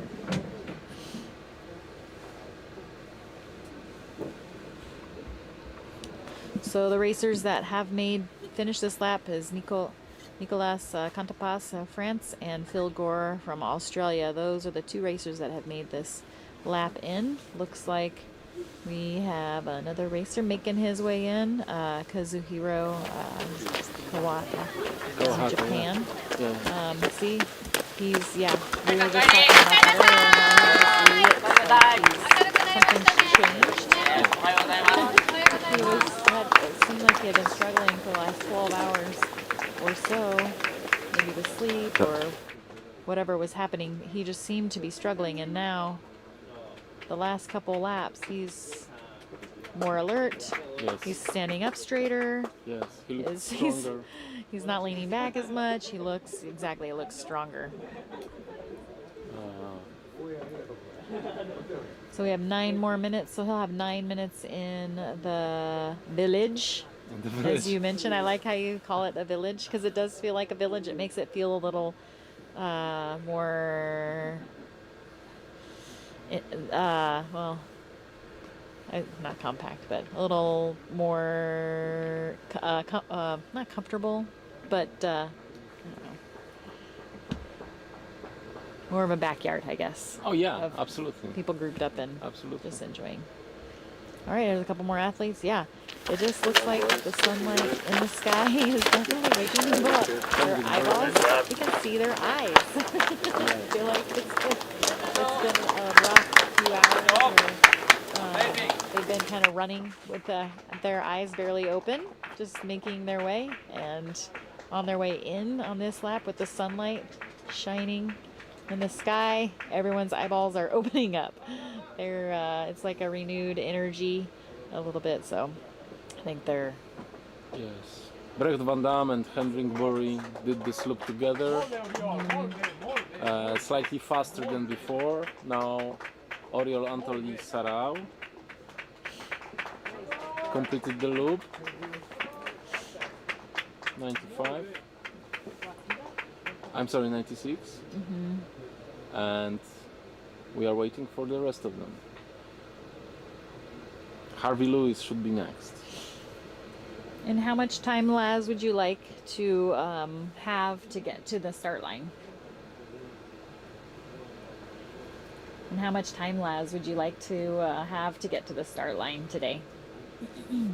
And how much time, Laz, would you like to have for us to alert you to get to the start line? We have 7 minutes. Oh shit! Yeah, it's that time good? for you to go on. Okay. I didn't realize it start had gotten getting that late. Figured Doobies was going to yell at me to say, where is he? Yeah. Oh. Watch out for my drink. Got Of course.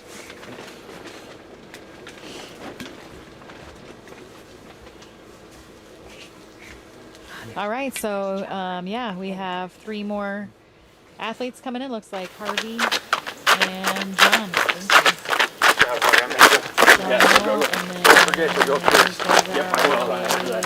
Looks like Harvey's on his way, and John's gonna hit the loo, as we say. The loop.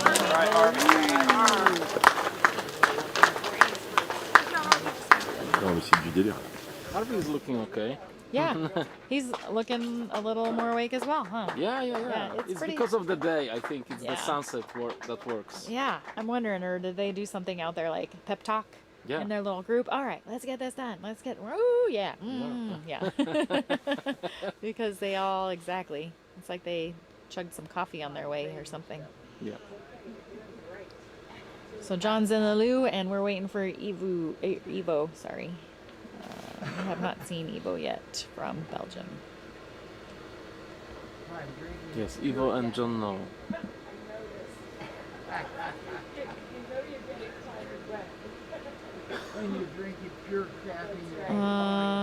The question, who is running with Harvey? Just a moment ago, it was John Knoll. So Yeah. I he's mean, in they the alternate yeah. all over the place. So, but John Knoll was the He other has a athlete. 5 minutes for the toilet. Hopefully he will be fine.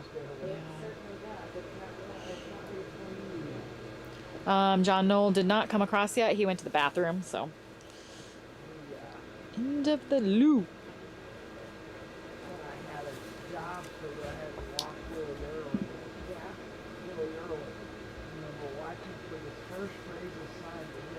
We have been mentioning that all the athletes just look way more alert. So Hendrik came in. Someone is asking about how he looked. Hendrik and Brecht Van Dam came in together, or Van Dam came in together, and they were just talking and chatting, and they looked a little more relaxed, and their eyes are open. They just kind of look like they're And they did faster loop by 3 minutes faster than the previous one, so it's good to see as well. So we are waiting for the Evo now only. Yes. The rest of the runners hit the 400 miles mark, which is beautiful. And we have 4 minutes to start another loop. We should hear the 3 whistles in 1 minute.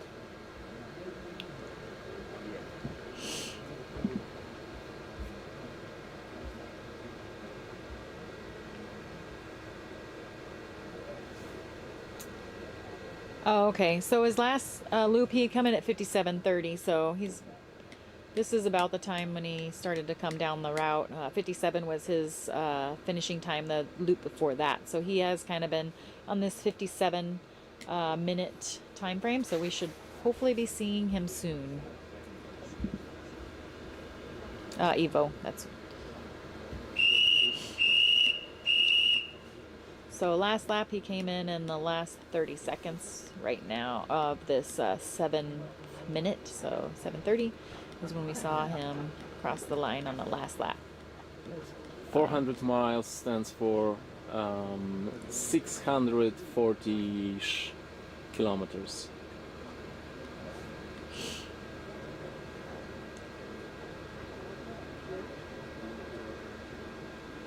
One left, yes. We are waiting for Evo impatiently. Impatiently. Get in here, Evo.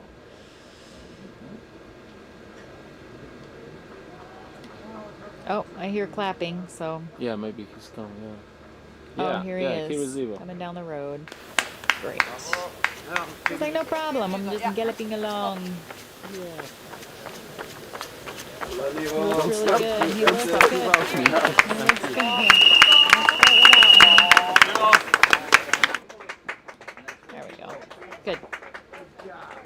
Made it across. Perfect.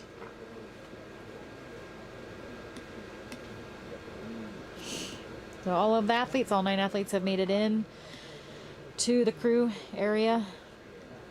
96 hours into this race. Yes. 400.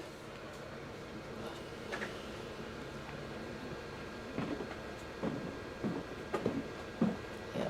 A nice even 400 miles. 643 kilometers.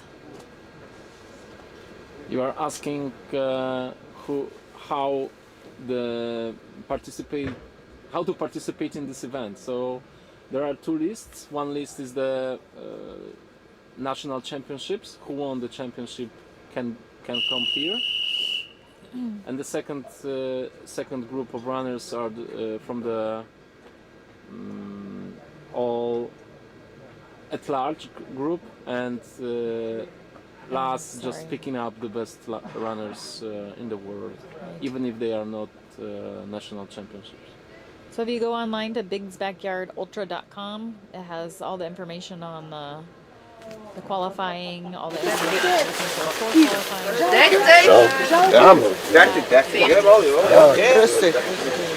Direct backyard, that is another place to visit to see what the rules are to start a backyard event. 15 seconds to start the next loop.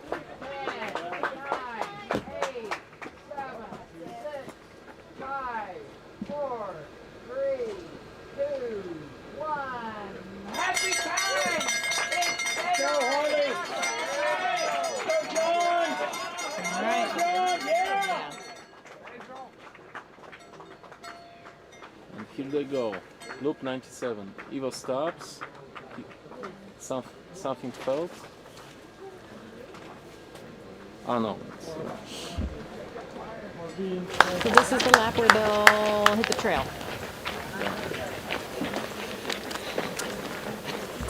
Because they're going to do that. Here's focus.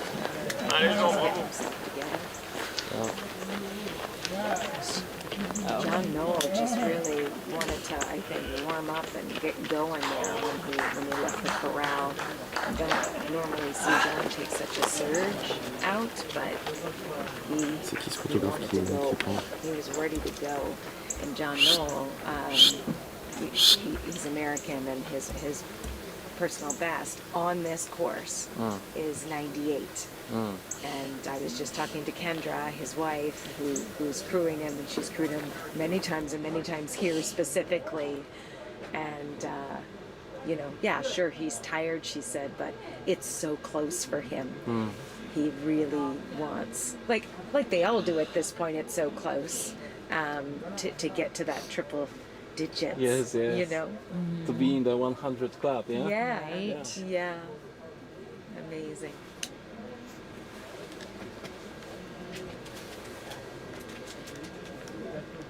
Yes, Phil looks super fresh. When he started running, he was like, he hadn't any problems with the movement. Amazing, amazing performance.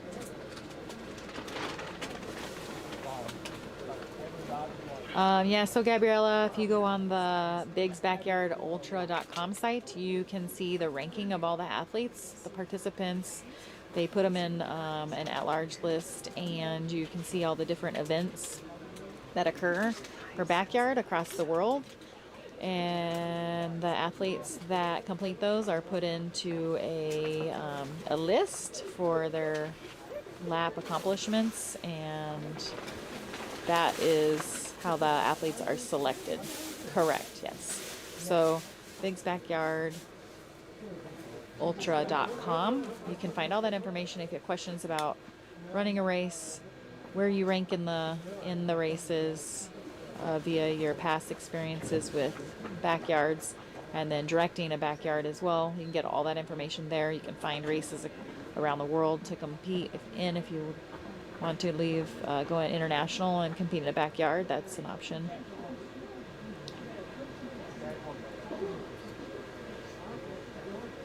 Oh, where is Laz? Laz immediately goes to the fire. Yeah. Okay. Do you want to sit? Oh, here, you sit, girlie. I'll be back. We're on still.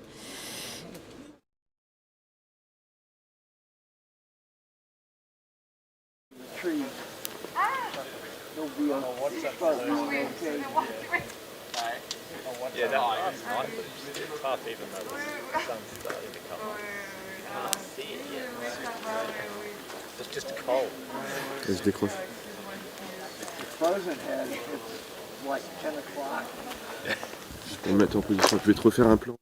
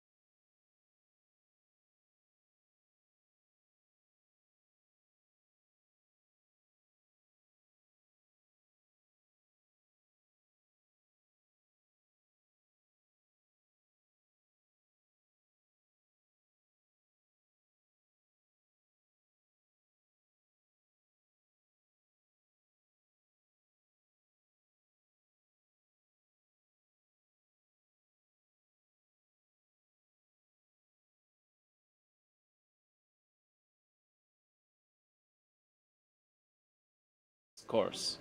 They are, Yes. for the it's like it's so complicated and there is so many turns that you cannot tell the other person how to run this course. You cannot describe it easily. And the picture we see in the bottom, in the upper right corner, doesn't reflect how it turns through the forest. It's much more simplified. The graphic is much more simplified. So in fact, you have a lot of turns everywhere. You have stones, rocks, Roots. Yeah. roots. Yeah. You have small, narrow bridges, leaves, a lot of leaves. So yeah, it's a quite technical really course. need, yes, very technical course. They need to be very aware. Many runners have tripped, fallen, hurt themselves on course. Not right now. We have seen some people take a tumble. They've come in and had some dirt on them, but nothing significant. I will say, as you were starting to talk about navigating Yes. the trail, maybe not from a terrain perspective, but the which way and whatever. Now, muscle memory, and they're gonna go, oh yeah, okay, tickety boo. But there are signs out on the course. Yes. Only 3. And none of them are in English. I think that's very important, and that's purposeful. That's again a Lazism. The signs that he's put out there, I believe, are in Croatian, Portuguese, and what was the third language? Now I am blanking on it. But again, just to keep it interesting. Yeah. So if you speak one of those languages and you get turned around, that's okay. And if you don't, well, follow the leader. Yes. There's Phil. There coming is through. Phil. And again, that first, the mile marker, Nicola. right? Yeah. Yeah. John is right there, And shaking John. it out. Yeah.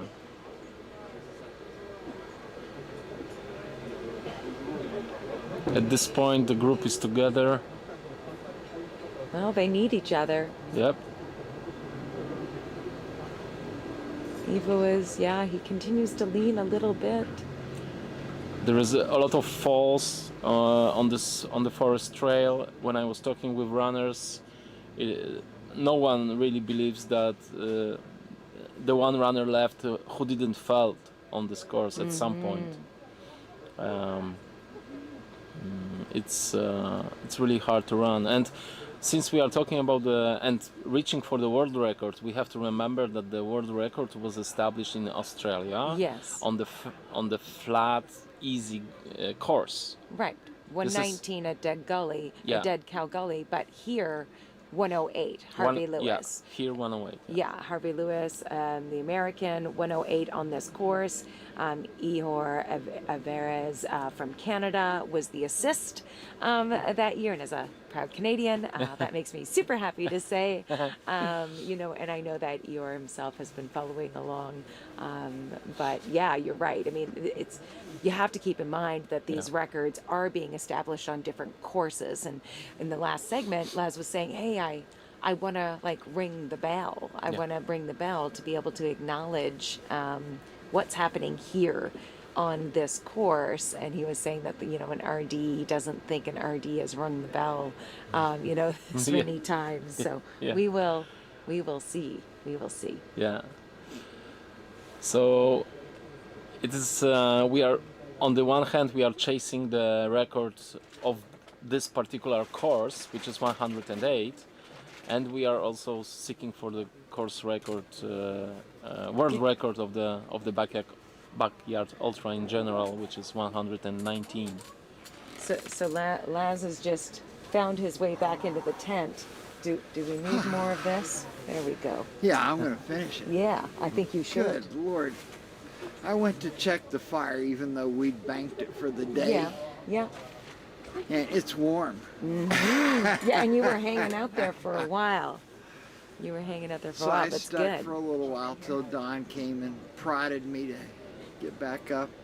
We did watch everybody go back by, and watching it take shape now is really interesting. Phil is in the lead again, and Nicholas is behind him. They've kind of reversed roles from where they were most of the night. And Phil looks strong, and Nicholas looks like he's feeling it. I have to go to the bathroom actually. But it can go back and forth. Watching the other ones were all tucked up pretty tight. They were. We saw them coming through on the other camera shot, and John Knoll was like right behind Nicholas, and I was like, "Whoa, all right." I think John is feeling very close now. Remember, his PB here is 98. Oh yes. Yeah. Oh no, so, that's been a thing you know, for this. for him. The John being that close to 100 and not getting there. Yes. That's eating at him for a while. Exactly. So he's hungry to get to those 3 digits. Henrik looks really smooth in the way he's moving. He physically is probably the smoothest looking one of the group. Evo's hanging on. Harvey's hanging on. Yeah. It could be any of the 9. That's right. And really, I mean, yeah, smooth is great, but hanging on and completing the loop and getting back out there, that's good too. But that's doing the out and back on the road to Yes. start. So seeing when they come back and From how they here. look when they come back here. The first trail loop is a challenge because you've got to make the cutoff. Yeah. And they certainly look good to do it from here, but we'll see. We were watching as they came through and looking at the clock. So when they all got past the arch, it was just closing in on 6.5. You know, by the time the last runner had made it through. When you start to look at pacing, I know that this is the early part of the loop, but they maintain that. We know it's a technical trail. They're settling in, and it's changing up, right? It's changing up the body too to move from the road to the trail. Like you said, it's going to be slower for them. I don't think we're going to see anyone, including Phil, do this one in 35 minutes. No, they weren't doing that yesterday. No, So absolutely. this is our first view of them. Is not going to be to the endless loop. Yeah, we saw them at the 1 mile. They've already gone through there. Yeah, they've already gone through there. They were tickety, Whoa. they were moving. They were moving. Yeah, and all in one pack basically. Yeah, that's how they went through here. They're bunched up. Yeah, they are moving for sure. As they start their 5th 100-miler. back to back to back. Yeah. That's pretty amazing. 24 hours to a world record Yeah. Yes. on another whole day. But that means I get another hour of sleep coming. What was it on the last loop? You sleep to go to the next nap. Yeah. From nap to Yeah. nap, yeah. Yeah, they're going from lap to lap, and we're going from nap to nap. Dan Y says Noel is on a mission. Wow. That John Noel is on a mission in the chat. Ask Laz. We talk about this a lot, but they're saying please ask Laz how much sleep he got so far throughout the event. And then they say you're the real MVP. Yeah. Have I told them that I'm pushing for my own world record? That's right. Yeah. I'm certain I'm only going to break my own record because I'm confident no other race director has rung, or bell ringer has rung the bell 108 consecutive laps. True. I'm shooting for 109. I just need a little help from those guys on the trail. They've got to do their job now to help me get my record. Daniel wants to know, Laz, what would be your strategy in a backyard? I thought about it a lot, and I would want to mix up the pace a little bit and do some just to keep changing how I was using the muscles. But I haven't physically done that to know for sure. I would rely on my ability to do with little sleep. I'm a lot less likely, if I didn't sit down, I wouldn't be dozing dozing off now. Yeah.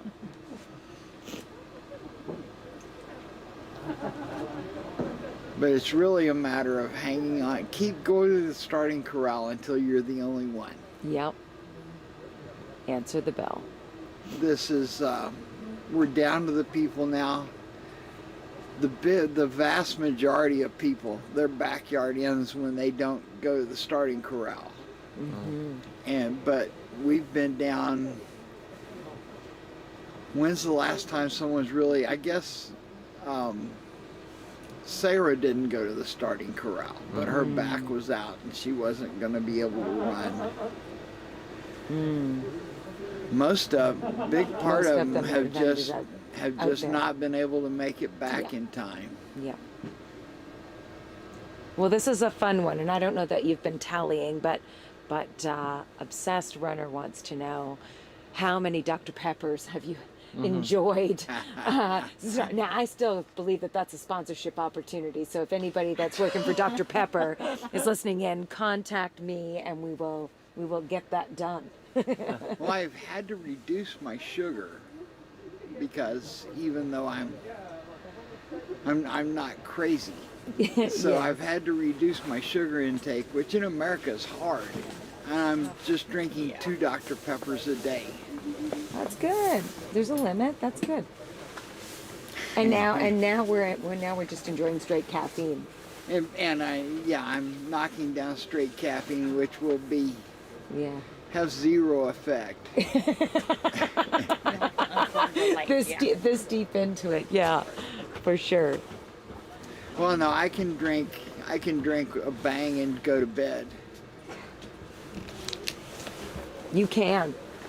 Caffeine doesn't keep me awake. It never has. Wow. I don't know why. That is crazy. Is this? Oh, Sorry, I was trying to scroll. No, yeah, I know, yeah. Maybe it's because it's cold. Like, oh, there we go. There we go. There was a question about Frozen Head, and Laz, question for you is when you go to Frozen Head. Oh, there they are. They're popping up on the screen. Oh, they're moving funny. They're kind of jerky. Oh. They look like the Keystone Cops. Wait, who's at the back? Kiwara. Oh, that's Kiwara. the Japanese athlete. Yeah. who's up and down and you don't know what to expect. Right.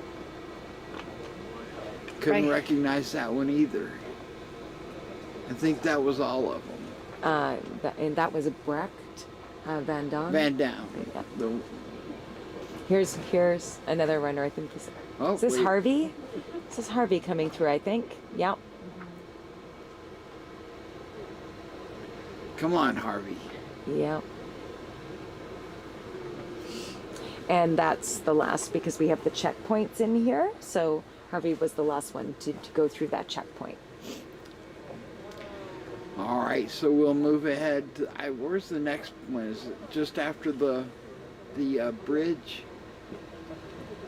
That little camera, the little black circular camera will pop over once the athlete jumps Yeah. back on the Yeah, I next can't one. remember when the next marking is though. I think Is it's that on up at the here? far end of the big lollipop loop, I believe. Left. Left. Or, sorry, oh.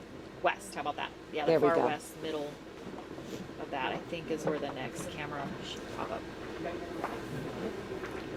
Yeah, I think it's in the middle. I had originally thought it was going up the long hill from the bridge. Well, as they can see in this shot, that there's two signs, and I was talking about it before that while there's minimal signage out on the course to assist, those signs are also not in English. And for whatever reason, this morning I cannot think of the third one, so I knew Croatian. Yeah, and the first sign at the turn is in Portuguese. Portuguese, yes. And then the sign on your right, Yeah. coming out to hit the endless loop, is in Turkish. Turkish, thank you. And the one coming back telling you to make a U-turn is in Croatian. Croatian. Yeah, thank you. It was the Turkish one that I couldn't remember. I was like, wait, there's three. Keep it coming. I know it's not English. So there is a question for you about when you go to Frozen Head State Park for Barkley. Do you have a place to stay, or do you just hang out in your own campsite setup, your own camp setup? You hang out in your own campsite. We have all the barricades and the stuff that we carry up there, so I rent a truck Yeah, and take my cot, the one Yeah. that's sitting in the house. Yeah. And when we unload the truck, then I put the cot out in the back of the truck, and that's where I sleep. If I get to sleep. yeah, exactly. And now as Carl's been taking over, I actually get to sleep some during the race. Wonderful. It's a change of pace. Sure, for sure. It sounds like you have 5-star accommodations. So that's wonderful. A few years back, Anatoly Ross Yes. loaned me his -20 bag because I'd always just slept up there using the pile of blankets method. Yeah, yes. You curl in a ball and cover yourself with a pile of blankets and you stay warm, at least in the center. Yeah. What's this? This is that climb section of the lollipop part. Okay. So they're coming up that Now, where are they? camera moved. See how it's on that west side of the map. That's Camera Nicholas. was- All right, I know where they're coming up. Yeah. You down at the bottom of that And see is where the- where they cross on a. They come down a hill, climb a Yes. hill from where that it looks like it intersects but Sure. doesn't. And that's the longest climb. Cross a bridge at the bottom, long climb, then swing around the top and drop down to a shelf of rock. And just below that, they hit the bottom, and there's a big rock pile in the creek. We did move it around to where that they have a fairly flat track across it, and then they come climbing up this right here. Yeah. After they make this turn, they go into the topless caves. It's where that there had been a cave system in the top of the hill, but Right. the top is eroded down to where the caves are only a little deeper than your waist, and the top of the cave is gone. You can see some side caves running Sure. off of it. Wow. Oh, here they start to make their way up. It's a beautiful little spot. Those rocks are full of moss and Yeah, from where they are right now going on, it's really pretty. I like like the rock formations. There's And John. they kind of weave through the parts of old cave, what used to be caves. Now it's like little miniature canyons.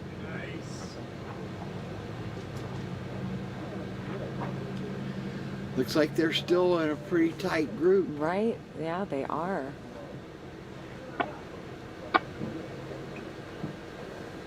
Let's keep going. Hendrick. There's Hendrick. Yep.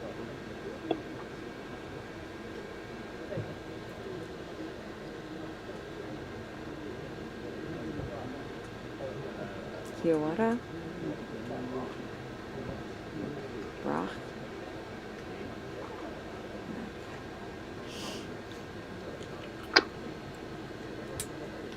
And I think, And I now think we wait. see Now the Harvey. wait for Harvey. Yeah, you could see the movement way in the back there. Okay, he's not way out of contact. Nope.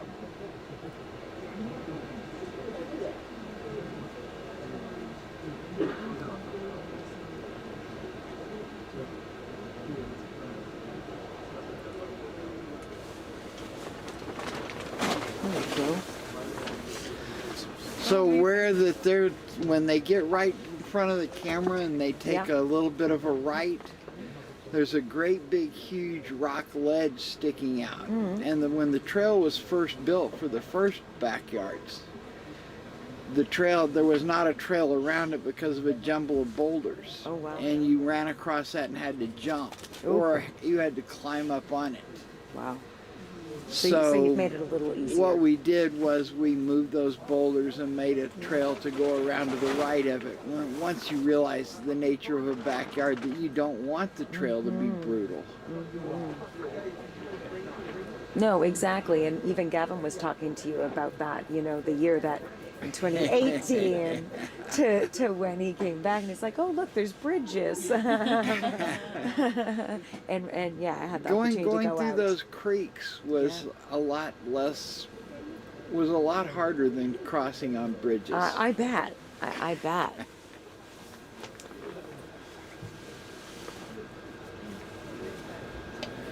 They're on 97. Yep, they're on 97. What? So right now everybody looks good Yeah.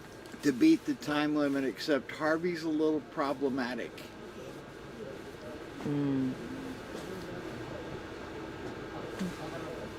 Well, but like you said, you've seen this with Harvey before. It's like he comes back from the dead, you know, and this is the first loop back out on the trail. So, you know, maybe they're working out a few kinks too, or at least in Harvey's case. There is a question about this. Now, I know we're off the night loop, but Johnny King wanted to ask if any of the runners that are still on course, like runners in general, do they wear headphones on the night loop? I haven't seen many of them with headphones on. No, for this last night, I haven't. Now, I can't honestly say I was looking in the previous nights. I know that I see them when they come to the corral. It just Sometimes seemed I like did. maybe one or two. Yeah, not very many. I think they're actually just, I wouldn't say enjoying necessarily is the right word to be out there, but some of them are sticking together. You know, Yeah. they're having conversations. Whoa, novel idea, but yeah, instead of the headphone piece. We were asked it yesterday too, because of the announcement much earlier on. It was effectively day 2, but because we had to keep them out on the nighttime loop for as Yeah. long as we did, and then there was the announcement saying, you know, technically, No yeah, headphones. no headphones That's because you're on the because daytime. while that most of the time you're going to do that loop and not see any cars. Right. You might have a car. Yeah. At night we let them wear headphones because if a car comes up, you see the headlights. That's right. But during the day, if you've got the headphones on, you don't. That's right, because it's an open course. You don't know if a car's coming up behind you or not. Yeah. And it's not that wide of a road. No, it definitely is not. And the ditches are deep. and they drive big trucks in Tennessee. You can hear them. Once they even get past, it's like, oh, there's those runners again, and we got to get past. And as soon as they get past the driveway, you hear them ripping down the road. So yeah, you're right. It's a safety thing for sure. Yeah, when I first got a cell phone, I walked off that road into a ditch. Because I was doing my miles at night after it was dark. And I don't generally use a light at night because you can see pretty good. Yeah. If you try not using a light, people are surprised how well that they can see. So I had the cell phone, and I just learned how to text. If someone had texted, or I was going to text somebody, and I thought I would be able to walk in a straight line, but instead I just immediately made a half circle and walked off the side of the road and into the ditch. It's like 4 feet deep. Yeah. It's not a little one. You're going all the way down. You just fall into a 4 foot deep ditch one time, and you say, okay, lesson learned. No phone use at night on the road.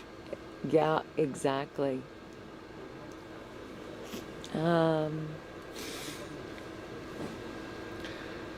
Do they have a phone during the night in case they get lost, give up, lose orientation? We have talked about this before, but as we know, the audience is always changing it up, and you know, they apparently don't, because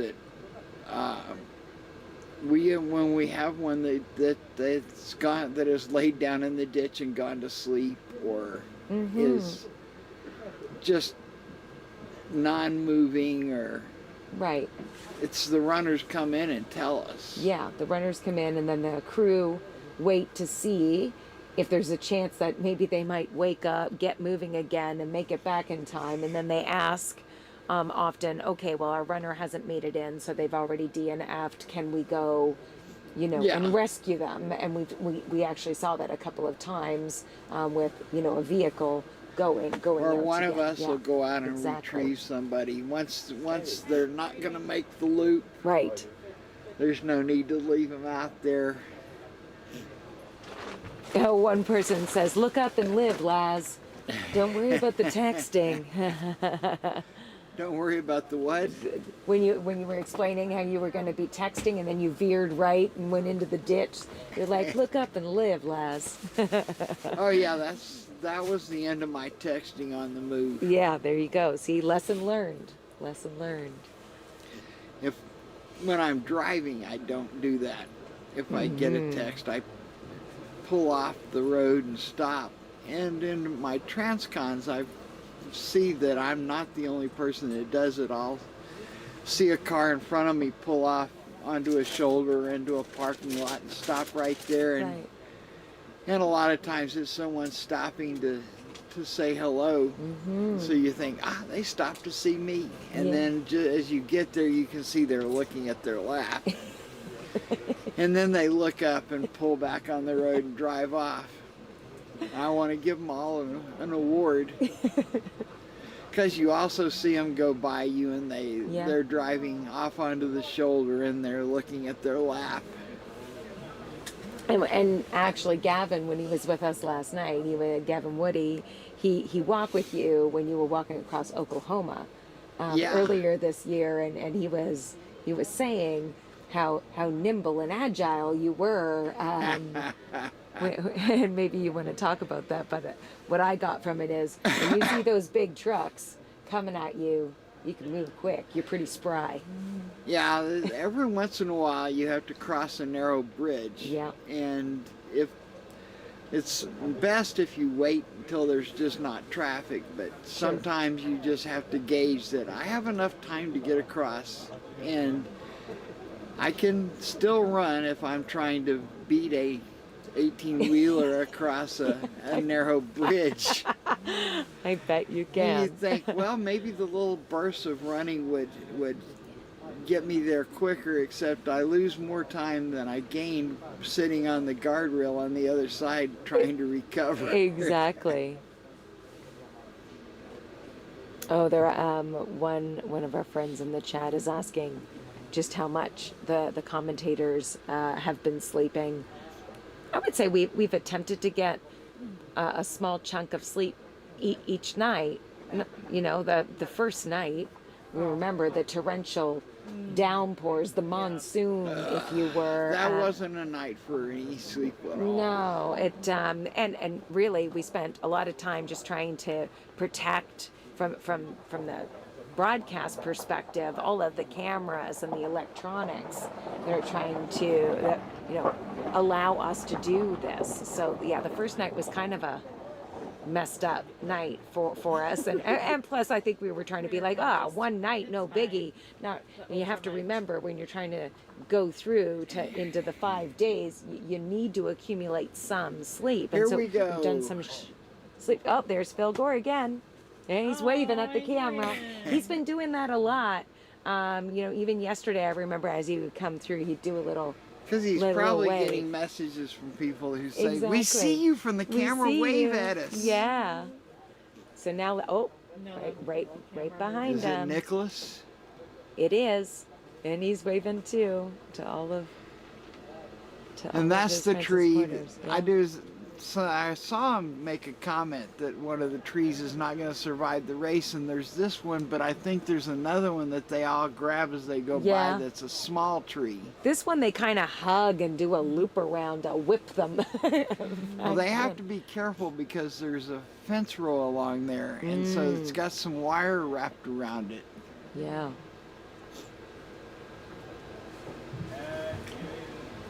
And that was at just before the 38-minute mark that Phil went through. When they hit that checkpoint at the end of the loop, they have just a little less than 1.5 miles to go. There you go. So what was their time? Phil went through just around that 38-minute mark. And Nicholas, what was he, like maybe 15 seconds behind him? Something like that. Not very long. And so when we saw them in the last camera angle, it was John Knoll that was coming up behind. So, but again, a fairly big group. There's nine runners that remain out on course right now. They stretched it out from the point where they go through the camera before this. Yeah. They weave through all those tunnels, through all those little canyons. Yes. And then they go into what used to be a grassy field, but I quit mowing it or quit bush hogging it and let it grow up because it has the rock is real close to the surface. It doesn't grow enough grass to graze cattle on. And then do the long bridge in the little swamp, which saves them from having to go through mud. Now, who's this one? So this is John. This is John Knoll. All right, American. he's really moved up from last night's. And then here's your big pack of runners coming together. So you got Evo. Evo, I can recognize. Yep, Hendrick is next. And Oreo. Am I saying that correctly? Yeah. Two, really. Our Japanese runner, Hiawatha. Am I saying that right? I thought for some reason Hirata Karahawa is that? Yeah, Kawahawa, yeah. I know. I have to get it up in front of me. And even then, I'm not sure I can do it. And then Brecht. Yeah, CHT is, And there's Harvey. He's right behind him. So now he's picked up, right? Because he was lingering back a little bit. Remember he was walking up on the, So after the swamp, you climb a pretty good slope up to an old farm road that has several little rock walls along it, and run that to get up to the top and go through some more really cool rock formations and that are if you go around the corner where they come from, there's some really neat rock formations Cool. up there. Yeah, 3 miles in. So you're right. They got just over a mile to come on back in. They're moving.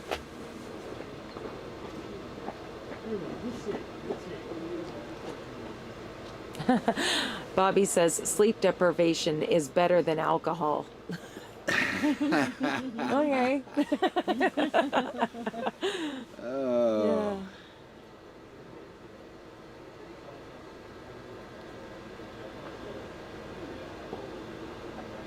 Lot of shout outs to the runners for sure. Pretty impressive. So what's, the time now is 42. Yeah, just past the 42. Everybody should make it in under the cutoff, I think. Harvey picking it up Yeah. like he has. Yeah, for sure. Yeah, because it felt like he was not quite a ways back, but I mean there was a little bit of a He had stretch. fallen back to the point where I think there was a real danger, but Yeah. they all have their checkpoints out there, and they know when he obviously hit a checkpoint somewhere after Yeah. that last camera. Right, and he had to pick saw it up. that he was behind, and he really picked it up because Yeah. he was Yeah, he was just right on the tail. just behind him instead of way behind him. They said that. Oh yeah. That Japanese athlete. It says here he goes by Belsan. Takeshi, dude from Japan, goes by Belsan. That might be easier to try to pronounce. Oh, Belsan. Yeah, a dude from Japan goes by Belsan. Oh, thank you. Camaraderie is great but this is a level. How do you support these athletes to get to the world champs without any sponsors? Well, that's an interesting one, isn't it? It is interesting because that some of the backyard communities in different countries, backyard is not really, it's not as much an affluent sport as ultra running in general. And a lot of these countries, when their guy wins his national championship and has the opportunity to come, they will collect money from the whole backyard community to provide the funds to get him here, and or her. Yes. And it's kind of a cool thing when they come like that. And then those runners, when they arrive, the level of motivation is inspiring because they feel like they're representing their family and their community, and then of course their whole the people of their country, and they will give absolutely everything they've got to put in a good performance. Yeah.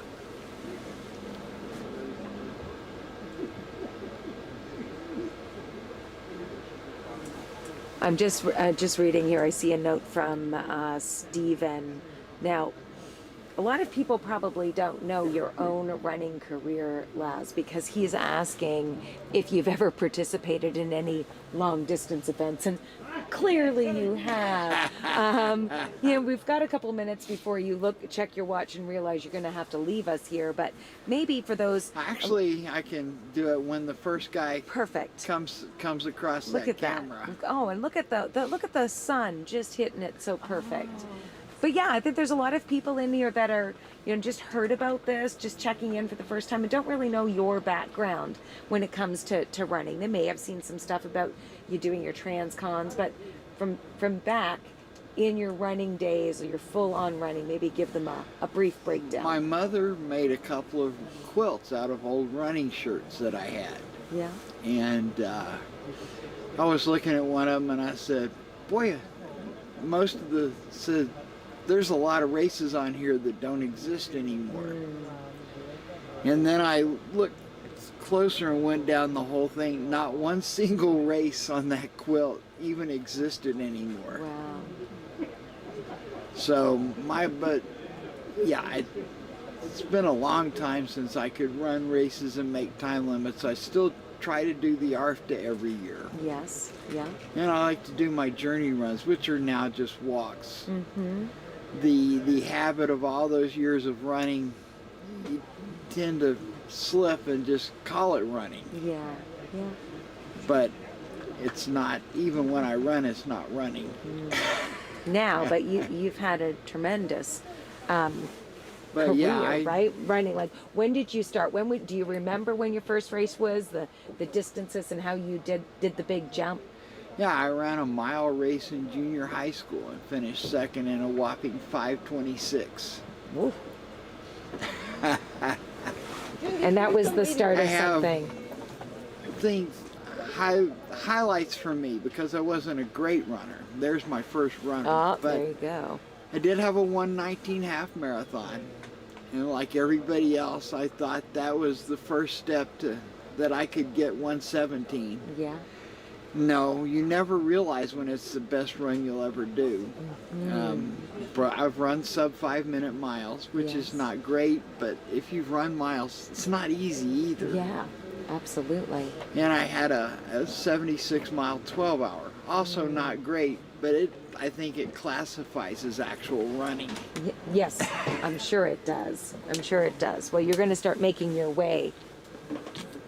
Well, they're still, at just coming up to the 48-minute mark, so So we're I've doing run okay. races ranging from the half mile to the 6-day. Mm-hmm. And had a very undistinguished career. According to you. Thanks, Laz. All right, everyone. Yeah, Bobby says I want to see that quilt. Wouldn't that be special? So bummed we only get to see the night loops all day and are meant to sleep through the day loops.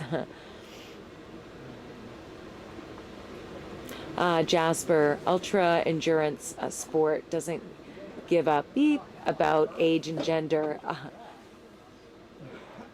It's the love for it, I like that. Mm-hmm.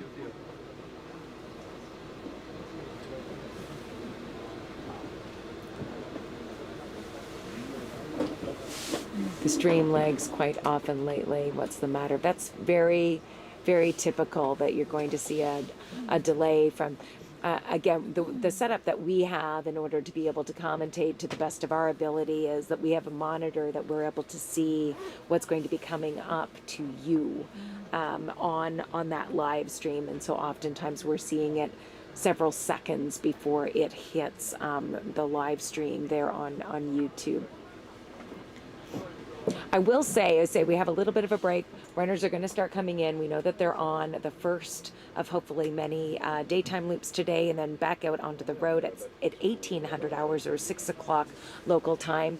If you've been following along over the last few days, or you're just joining us now, there are cheerleaders that usually join us for some of these loops, and they give the cheers. Our friends over at Road ID have done a collab with us, a giveaway, if you will. So if you go to our Instagram, our official Instagram channel, Big Dog Backyard Ultra is the handle. Go over there. You will see that there is a giveaway for headphones, pardon me. And it will be, so if you're creative in your writing and you want to write a jeer for our jeer leaders, they are going to pick that winner tomorrow, Thursday, October 23rd. So feel free to go over and certainly take a look at that giveaway. But don't leave the live stream because, of course, as you know, it is that magical time. We're going to start to see, there's John Knoll going past. You'll see him on the screen here momentarily. And then you'll start to see them come in to that start finish and get ready to go out yet again. So recap, we have 9 runners left. They are out on their 97th lap and starting to make their way back to us.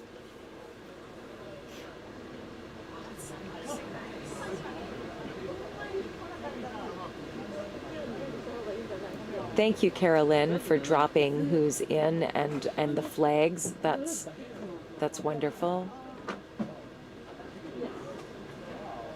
Okay, so Bart Squirrels, just put a jeer in here. Run in the dark, run real far. Watch for the squirrels, or you'll join Bart. Okay, there you go. And here's our first runner in. We're going to let you enjoy them coming in to the start finish.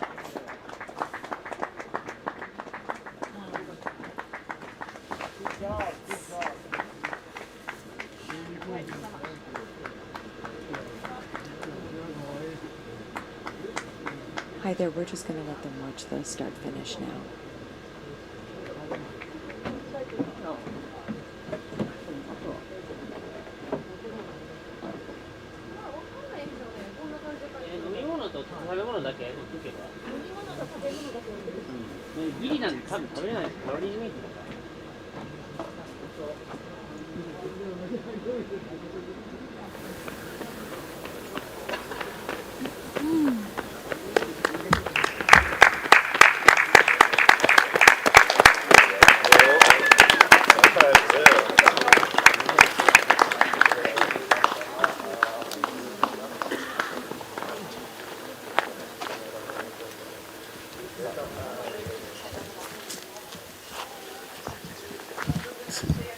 C'est Rémi.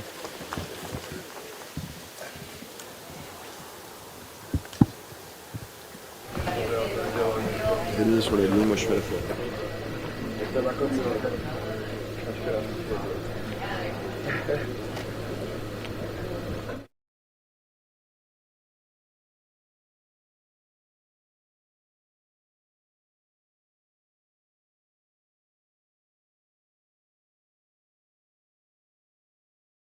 Phil is cooking. Phil just finished his warm up.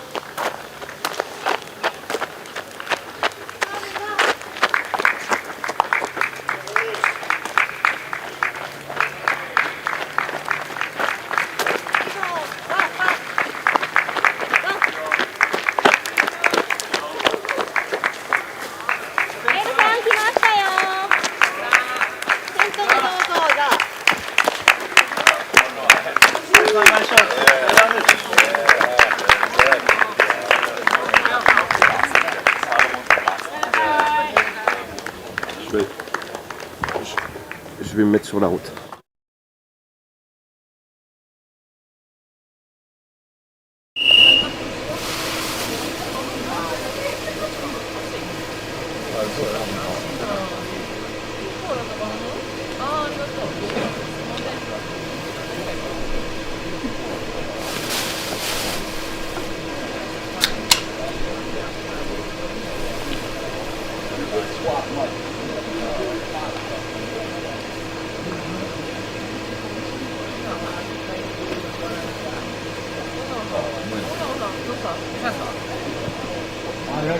Je vais changer à one.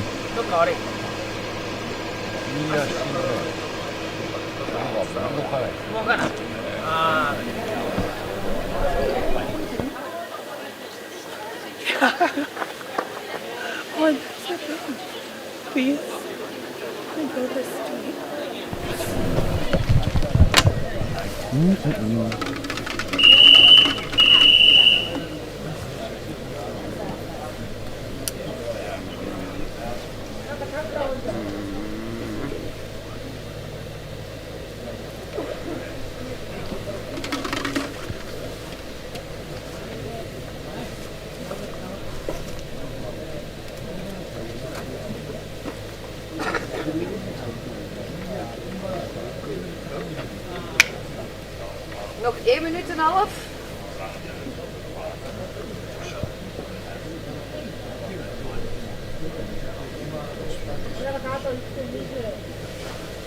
Kan je een boterham gemaakt worden? Kun je dat niet meer op parcours?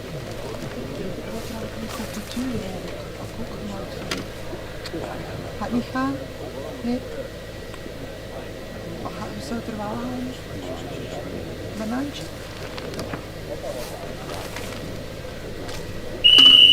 Is het goed dat we Hans bouwen? Dat is dat, dat wil zeggen, dan moet het niet meer. Is dat bang voor? Nog 50.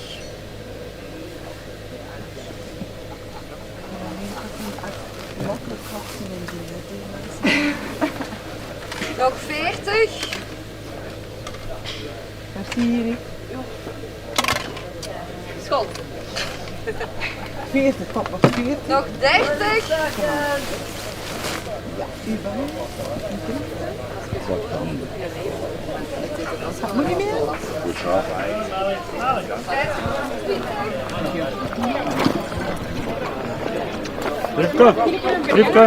Rivka, volg je mijn broek uit.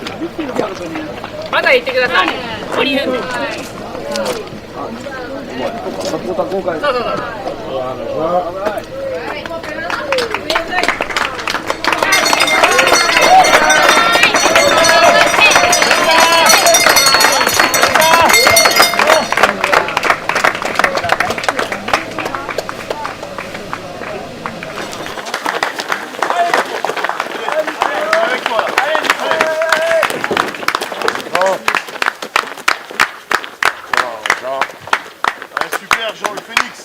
Bravo Jean, c'est très bien Jean.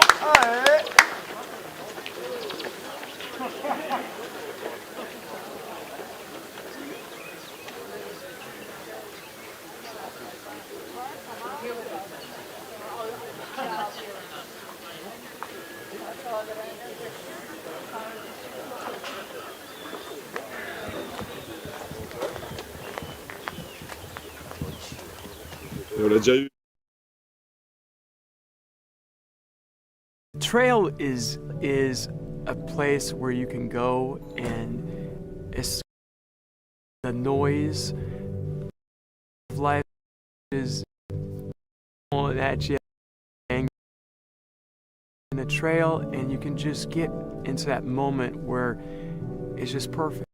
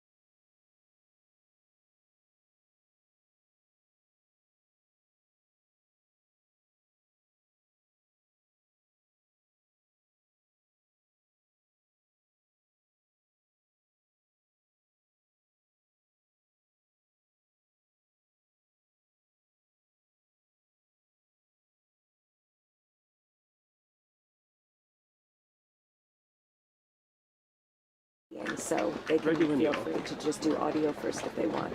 Yeah, because Lovely, thank you very much. Oriole just went. So he was the first one to come through.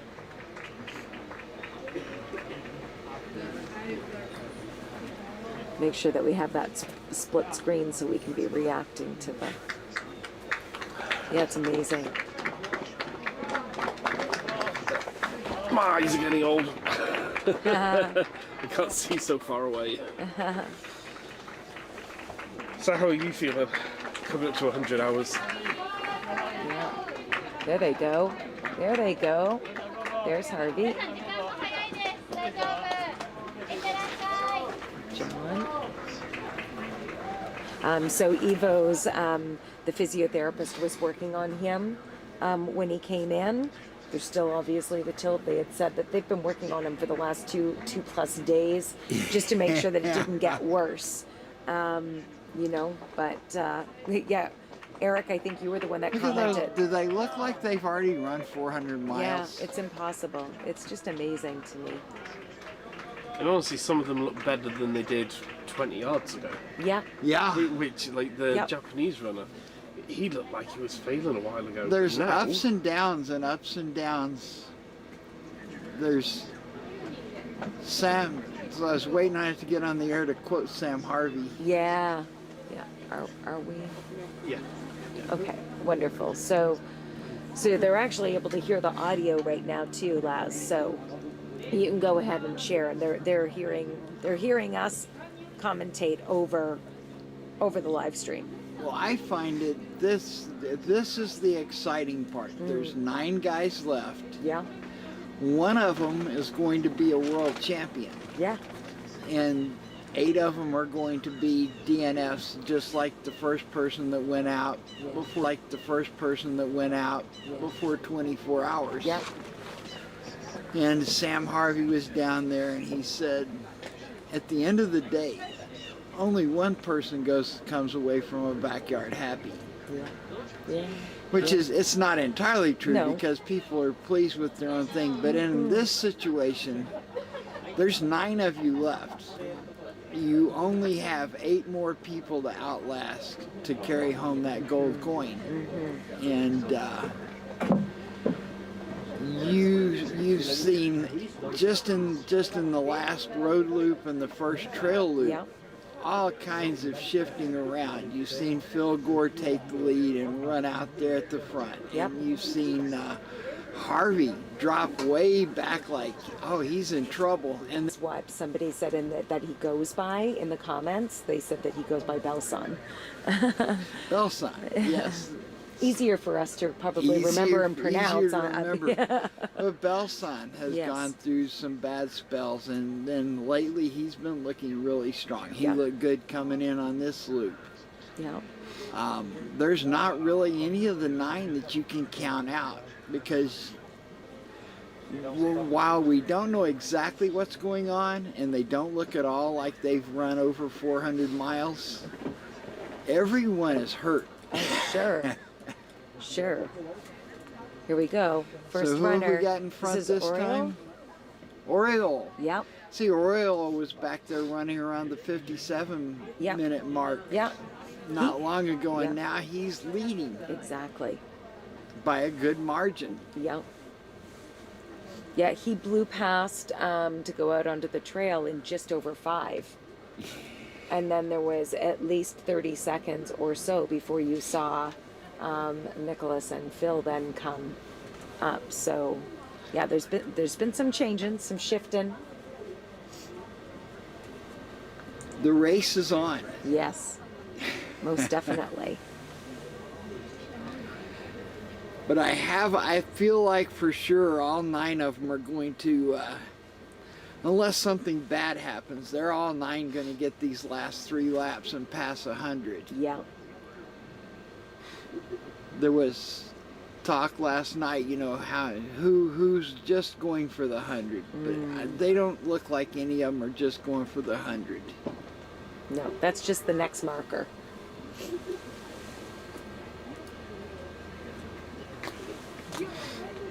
There's Phil.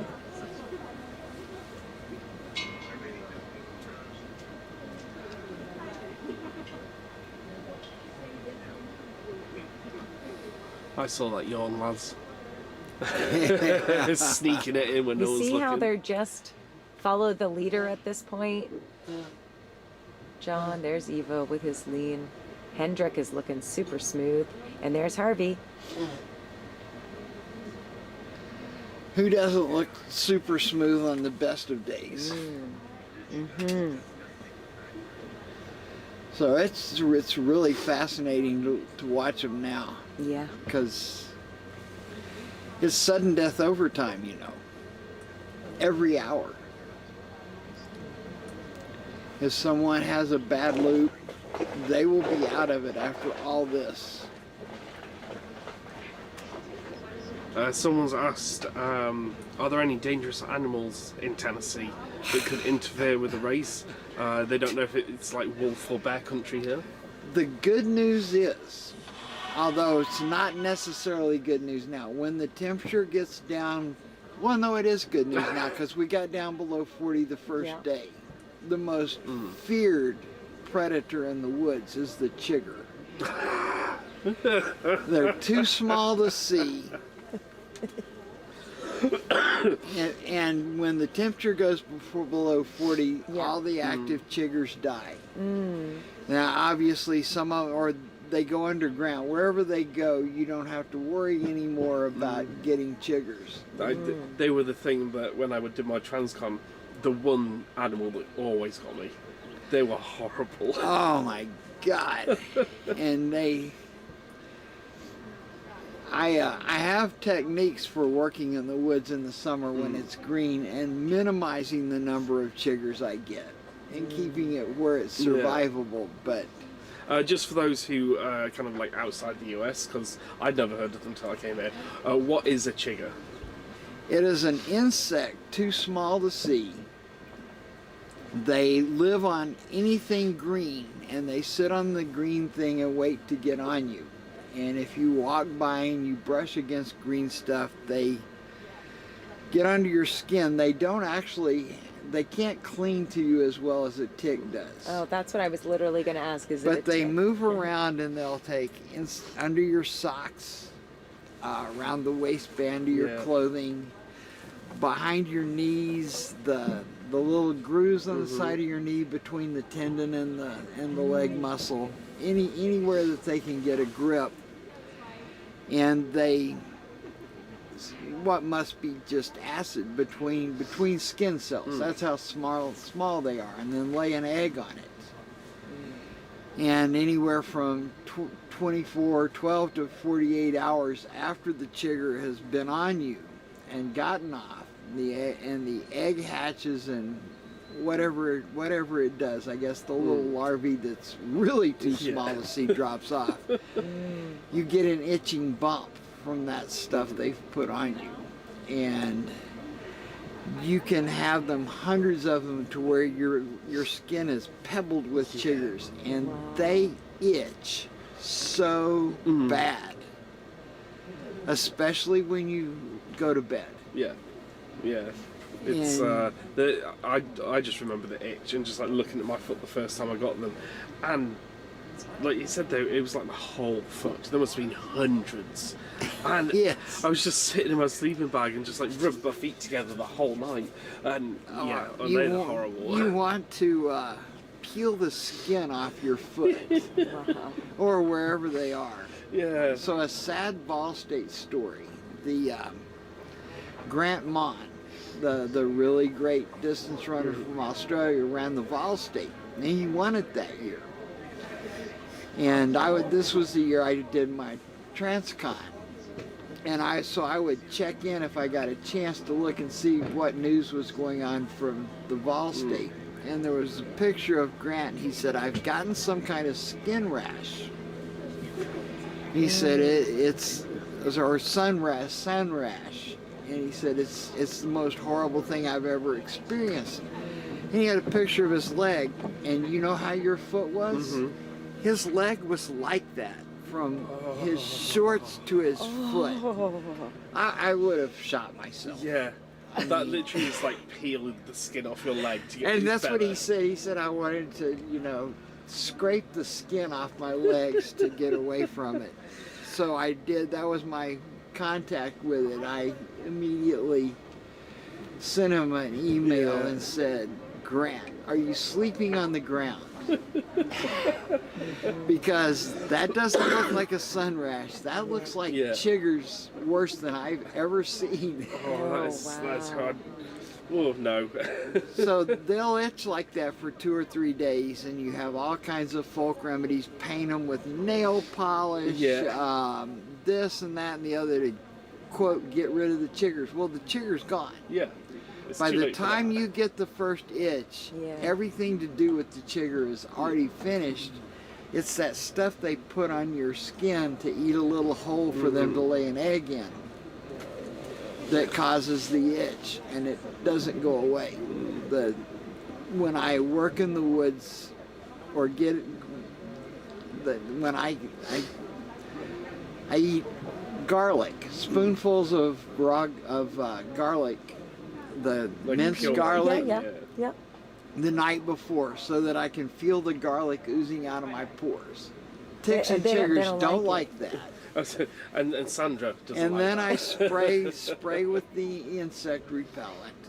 And then, but the most important thing is, as soon as I'm done, you go straight to the shower and scrub every inch of your skin, because they don't get attached as quickly as ticks do. Yeah. And you can keep it down to just the odd chigger here and there, but you must attend at our house. If one of us has been out in the woods and comes in, it's like, just came out of the woods, going to the shower, and don't interrupt them. They're not going to stop to talk. It doesn't. You're on the clock. Those chiggers are seeking a spot to torture you. You need one of those anti-contamination things when you come through the door that sprays you. No, you've got to scrub them off. Yeah. They're apparently impervious to anything. But run through a lot of soap, because hot soapy water, and you scrub every inch of your skin, and you know all the little places on the top of your foot, around your ankles. You got around your ankles, how, and down into every little groove and depression. Yeah, You use a bar of soap about every 3 days. One thing someone said to me that would work was like lavender oil. So if you get lavender oil and mix it with water, I'd like rub that on the areas, and it did work. And like when you washed your stuff, put a little bit of lavender oil in it To keep them away. No, they're already there. What I think is effectively happening is they've dropped the little drops of acid, but it hasn't had time to eat through the skin. And in scrubbing it really thoroughly, you wash it off. But if you miss a spot, there will be a chigger there. There's our runners coming through. Well, I think we filled about 15-20 minutes with the history of chiggers. Well, I was just going to say, we better. Yes, you are in the right place. Well, if when you were they looking ask for the about big dangerous backyard animals, monster. I want to tell you, you do not want to mess with chiggers. Give me a bear any day. Give me a bear any day. And an Australian asked that question. You know, they got all the dangerous animals. That's right. New Zealand has nothing. They got nothing to compare with the chigger, because the Australian animals will kill you in minutes. Yeah. The chigger will not, unfortunately, kill you. Just Just torture you. And see, and I was It will gonna, make you pray for death. when you talked about the dangerous animals, here, and Gavin, you're here, and you've been helping with, everything. But wasn't it day 2, the morning when the cows got out? Oh, they're out this morning. Oh, they're out I've already again. tried to move So them I back. was thinking they could be considered dangerous animals when they're Dangerous out. to the- They're not small. The cows, they just acknowledge our superiority. I find cows out on my daily walks on a pretty regular basis, and what I do is walk at them. And they'll keep moving away from me, and once I see which way they want to go, I just walk behind them, and they keep moseying along till they go back to the place that they got out, and then they go through. Then I call I check to see if I can string the fence back together myself, and if I can't, I call the person who owns the cows and tell him his cows got out and where they're getting out at. Kawahara. Yeah. As long as they're learning interesting information, did you know cows can actually jump fences? How high of a fence? They're not that high. No one can Because see all it. my life, you fence cows in and they stay. Yeah. They can jump a fence, but they don't know it. So the farm, which has now been replaced by a house, he always had cows down at the end of the road, and one of the cows figured out it could jump the fence. And across the road was Ben's field with brand new winter wheat just growing up. I mean, yeah, it's like lobster yeah. for cows. Yeah, exactly. Yeah. And so that cow, I found that cow out. This was me and Big were walking, and we come, and there's that cow eating in in Ben's wheat. Sure. So we walk at him, and it was really effective with Big. And we just walk at him and then follow him in the way he wants to go, and he went back and he jumped the fence. I'd never seen a cow jump a fence. I thought, whoa, I didn't know they could do that. So someone said, well, unfortunately, so this was like Einstein cow. He was the Christopher Columbus of cows. I don't know what you would call him, but he was an innovator. He was an innovator. And all the other cows saw him do this. And pretty soon there was like 20 cows that he had. And in just a few days, every day I walked, there's 20 cows out in in Ben's wheat. And me and Big would walk around and herd them back to the fence, and they'd jump back in. And then one day they were gone. Because once a cow learns to jump a fence, you no longer have a way to keep it up. Yeah. So all the the genius cow that learned to jump fences and taught all the other cows in the herd, they all went to the market. They all went to auction. Yeah, they did. So when you hear too smart for your own good, yes. Oh, I love it. Yeah, everyone in the chat is loving the animal stories. Someone said their boats and their stuff, and not like every place else in Colorado. Not at all like beer commercials. It's arid and dry and high desert.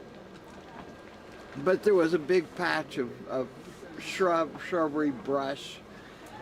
And as I approached it, I heard something crash through it. I even said, "That sounds like a bear." And before I could say, "But of course there wouldn't be a bear here," a bear came out the other side and climbed a tree. Now, you know black bears can climb trees. Is that the leader and we've missed him? Oh, and I always thought, well, black bears can climb trees, but if I climb up the tree first, I'll be able to kick him down and stop him. That's only because I've never seen a bear climb a tree. They don't climb a tree, they run up trees. That bear was up that tree so fast. So if you people sitting at home have always thought, if I encounter a bear, I'll climb a tree. No, just give up. Just act like a snake. Pray, hope for the best, jump and yell, whatever you're supposed to do with bears, do that. But don't climb a tree. Don't climb a tree. And you can look on YouTube and find videos of bears climbing trees. Yeah. They don't climb a tree, they run up it. It's amazing. You can't imagine that this bear can run up a tree. That's right. But well, now I think that's what I'm gonna have to look up. I got to check that out. So yeah, we're starting to see the runners come up through here, Les. You were describing. Who was the first one? That was was Nicholas. that Nicholas again? Yeah. Yeah, that was Nicholas. And now Phil? Yep. And But not- remember, Oriole and no was the longer first one far out. behind Yeah. Go ahead. Brecht. So yeah, John, Evo, Hendrick. John's really come to. It's close now, right? When he finishes this one, he matches his personal best, so he knows he's real close now. And there's Harvey. Okay, Harvey doesn't like. A lot of your hills are in the first half of the trail loop, so obviously Harvey's not enjoying the trail hills. Did he give us the finger or the fist?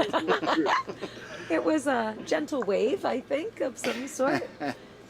I'm guessing some of the students are watching, as he always He gave a says. little that they wave. do So it. it's just. And here is, yeah. Oh, is that someone behind him Yeah, this is the Japanese runner. who is up and down like a yo-yo? Yeah. He's taking good care coming up those rocks. Yeah, for sure.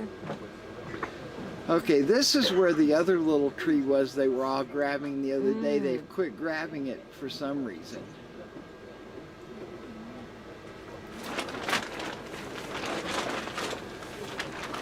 So yeah, that camera's up at 2.1 miles.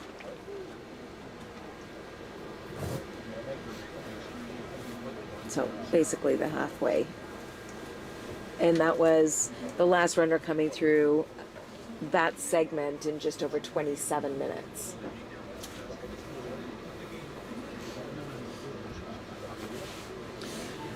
It's like up and down every There's lap. somebody else running right behind. There's Do you another one. see? Have Do you we see? seen Oriole yet? He was the first. Yeah, he was the first. We just happened to be talking that way and then looked up and saw Nicholas. So this is, this is Brecht. Am I saying that right? Van Dam? Van Dam? Yeah.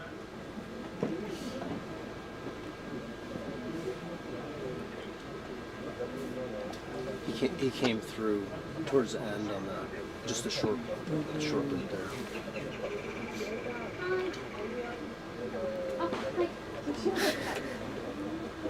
It's down to lap by lap now because it's sudden death overtime. You're if right. someone has a bad right. hour, they're out. And all of this has been for nothing. They get the same result as the ones that went out before 24 hours.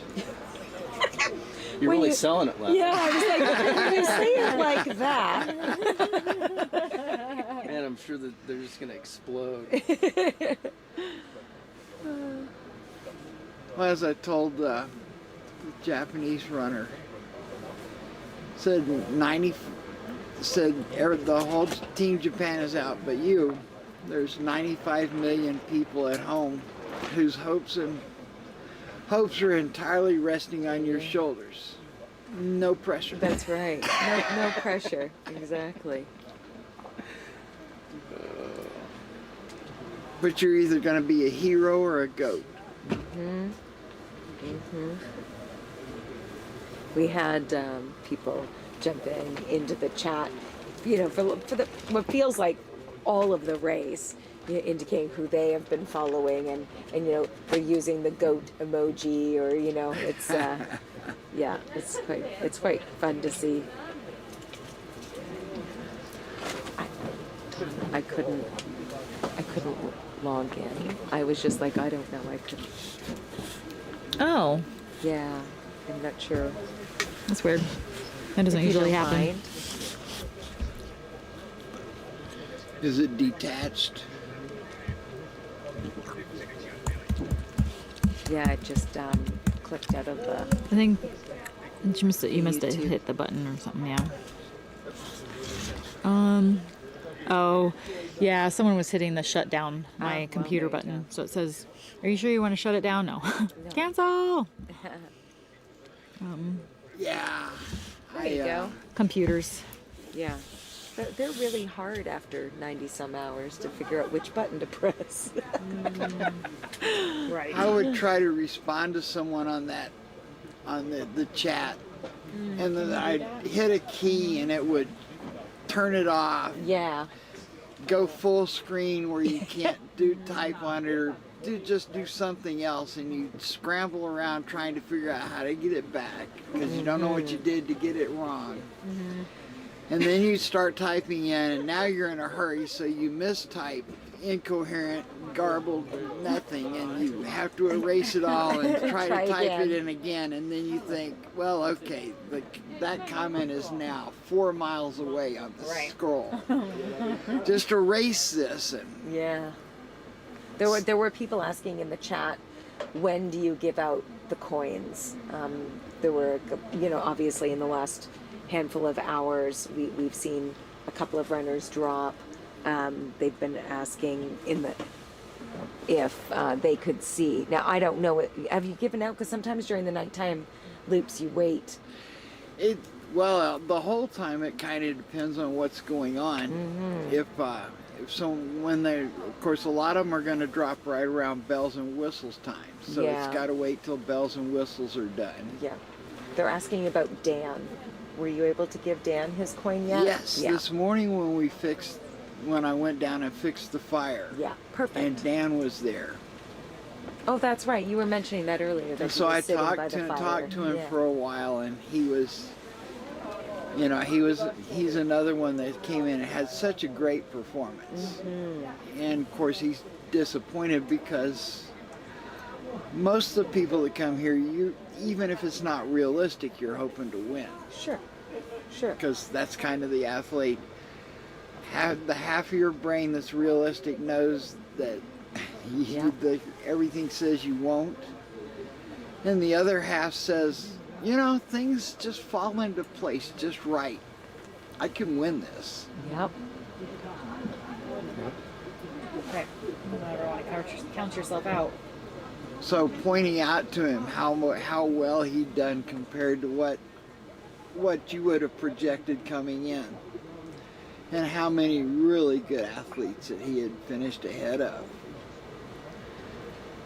And it actually cheered him up because he hadn't thought that way yet. So they're asking a little bit, sorry, I was checking the chat. They're asking from an organizer perspective, particularly at Bigs, because every race director kind of does this differently. So let's just be specific to Bigs. What do the athletes receive, right? Like obviously you built camp, everybody got a tent, and then what? They're just trying to understand as an organizer. Of course, they got a T-shirt. This year we had some pretty nice jackets that they could purchase. Yeah. Because we couldn't afford to give them all jackets. Yeah. And then the ones that come and travel, like even from a gear perspective, or like, remember when we were setting up the first day, and I remember seeing the shed, and then, some chairs that have been donated. And you can only store so much, but you kind of put a whole bunch of chairs out in a pile and said, help yourself. Like, this is the type of stuff I think they're trying to understand, because there's obviously international athletes that cannot be bringing all of that stuff over, even though we know the Belgians brought a pizza oven as one of their pieces of luggage. One thing I will, they did bring that. Wow. Yeah, actually, Walmart sees a 2% revenue increase when in Murfreesboro when Biggs comes to town, I think. Oh, that's so funny. That is so funny.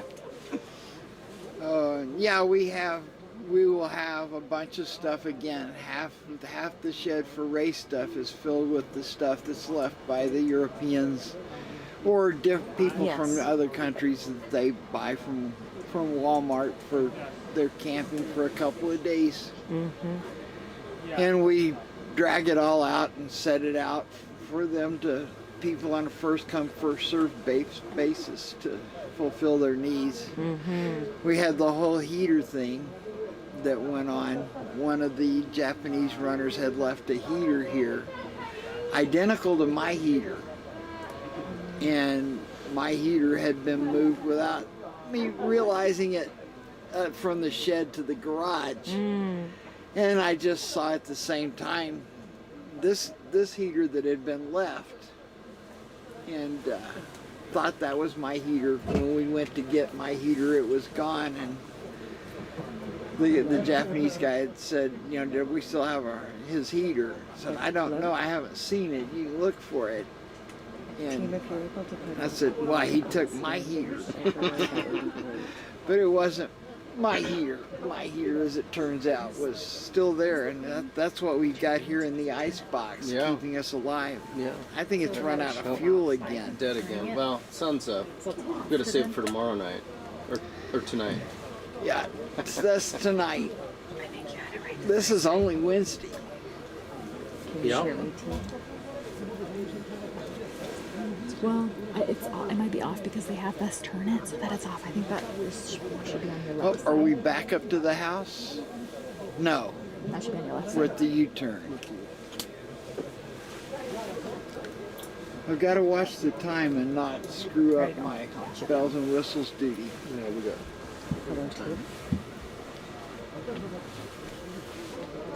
If you can put the live standing Just looking through the comments. on there, you can. I don't know if we've told them that I'm approaching a world record. We'll talk about it. I'm going to ring. You're in this for yourself. I'm going Laz, to aren't ring you? the record bell. Yeah. Here we go. When- Here you start to see the runners coming. So who's in front? It's Nicholas.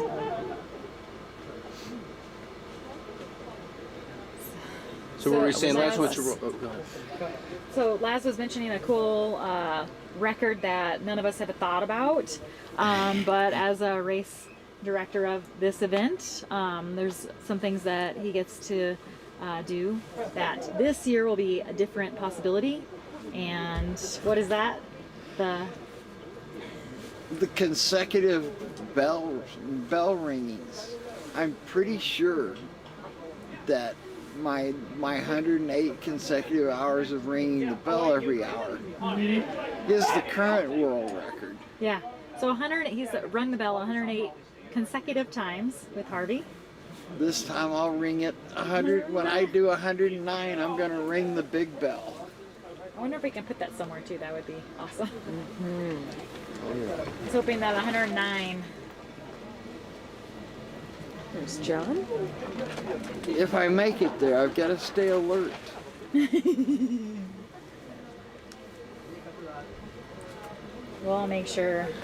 We'll all try to do our duty and make sure that you'll be the bell. Yeah, they're just they're commenting that they don't see anybody while we're inching closer to that 100 lap. They don't see anybody quitting after that.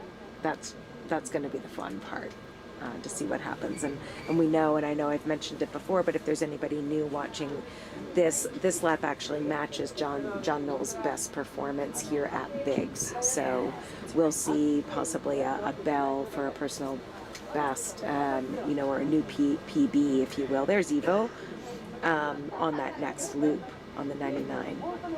Here's Hendrick. Around that corner. And as you can Good to see Evo still going. The back is going to need some work whenever this madness ends.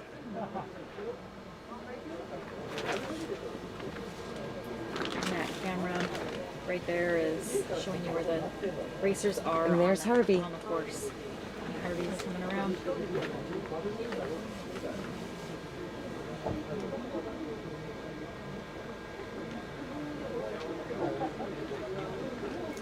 Yeah, so Jose is saying, wasn't Oriel in front? Certainly right. He says he thinks he missed him on the last two cameras. Oriel was out first and quite strong.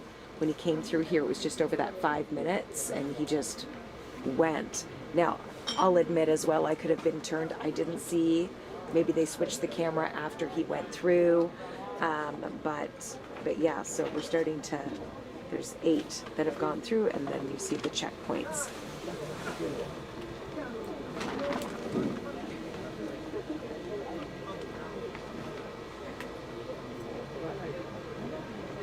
Harvey's still going well. As much as I'm Team Belgian, I wouldn't be upset if he wins this. It's in the comments. yeah, a lot of people are just tuning in and wondering what happened to Sarah, since she was looking so strong last night, and so people are in the comments talking about her back. And Yeah, her everything. back went out, and she tried to do everything she could with it, but the trail was going to be just an insurmountable obstacle. Yeah. But what a valiant effort. 36 hours above her PR. Yeah, 59 was her PB coming into this. Yeah, unbelievable. Yeah. And you know, the other interesting thing is both her crew. So a lot of people have asked about crews as well. Yeah. So, you know, some of these teams have multiple crew people that they switch out every about 12 hours. And what's interesting with Sarah's crew, it was one guy, her friend Luke, and I spoke, and Dan Carmack from Australia, it was his dad out here only.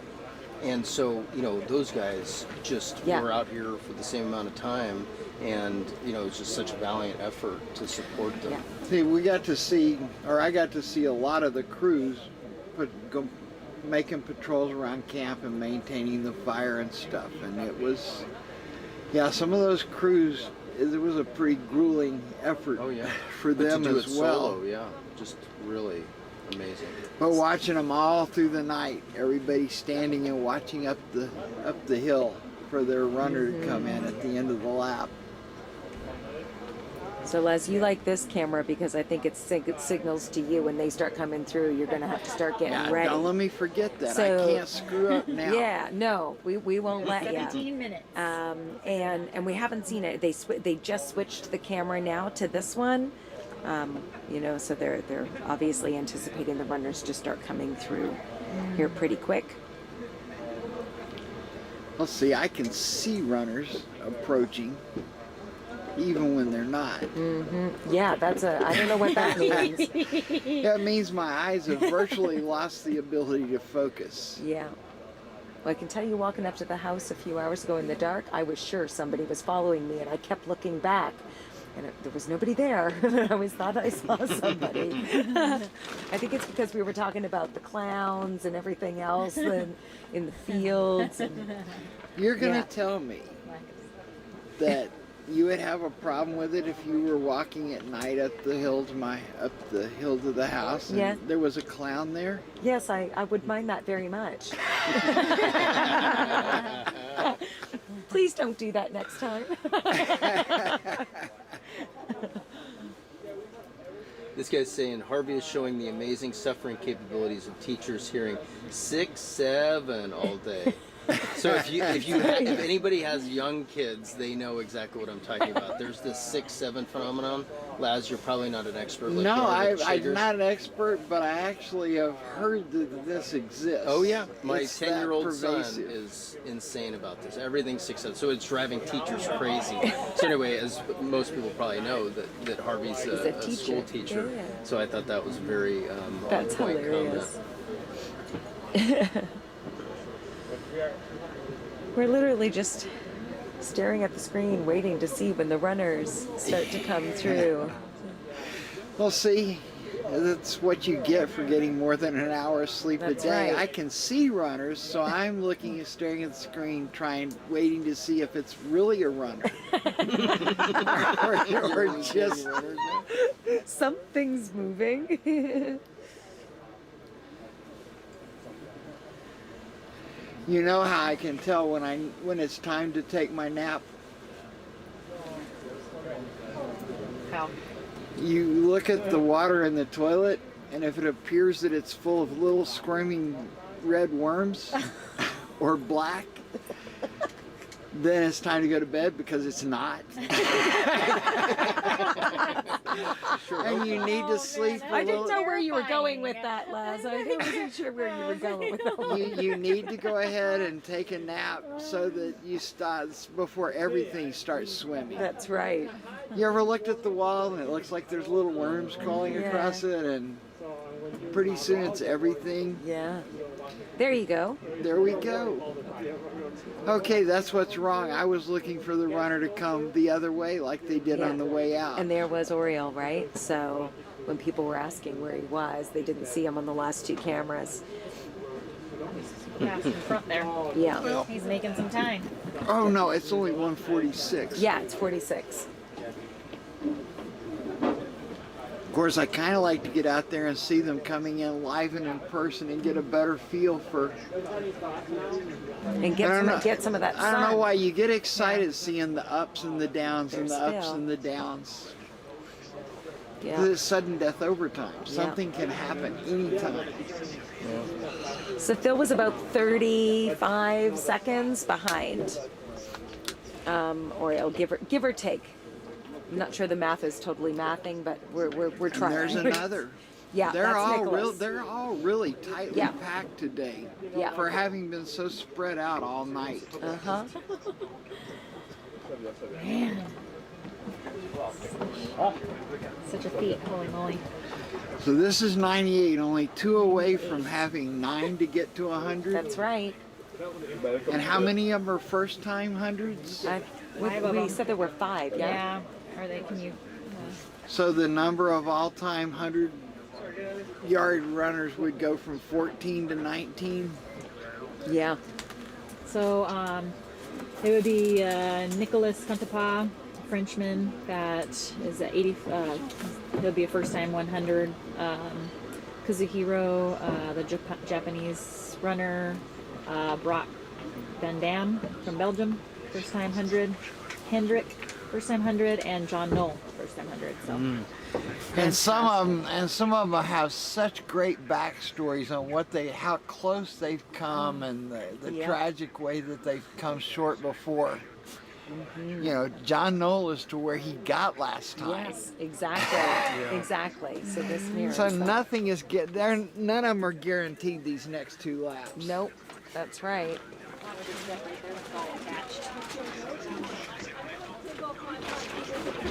Oh yeah, the sun is definitely out right now. That's wonderful.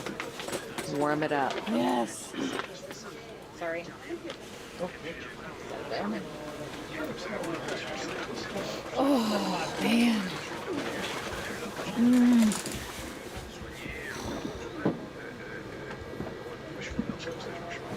Whoa. What's wrong? Did you notice what they came in at? Remember when you were saying that that last camera was 38? Did you remember when he came in after 38? The last lap? We've only seen the 3 of them. I mean the last lap. Remember No, when I'm you're sorry, like, I don't remember. I don't either. Okay, I was just The chat's just trying to catch up here. right. I know, not funny. It's like Yeah. There's John. John matches his PB on this lap. That is correct. John Knoll from the U.S. And I did do this thing, by the way, at 5. So.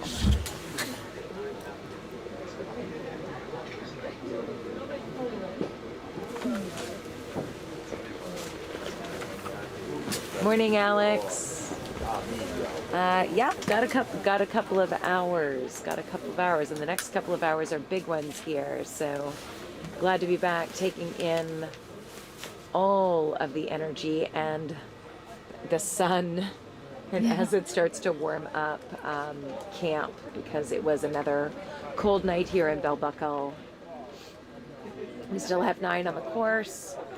They're starting to move. We can see them as they come back through that. Okay, so here's Oriole. I mean, look at how strong. You'll start to see it come out onto your screen here. There is a delay, obviously, between what we see to provide the commentary and then the push out to the live stream, but you'll start to hear the clapping in camp coming up as the runners do start to make their way. It is just unbelievable. Look at how smooth Phil Gore, when you see him running, coming down the hill. Oh yeah, into camp. man. Like there's so such strength in this. It is. They have been running. Now it will be 98 hours.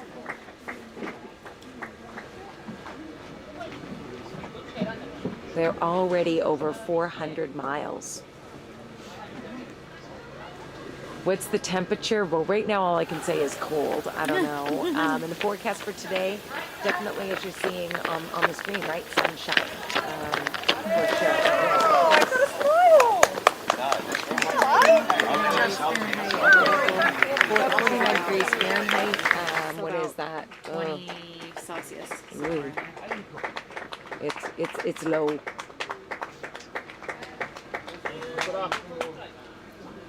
It's going to have we're going to have a high of Smooth Phil Gore, no signs of tendinitis there. Phil Style, super efficient, they're saying. Oh, it's supposed to go up to 66 today? 66 Fahrenheit.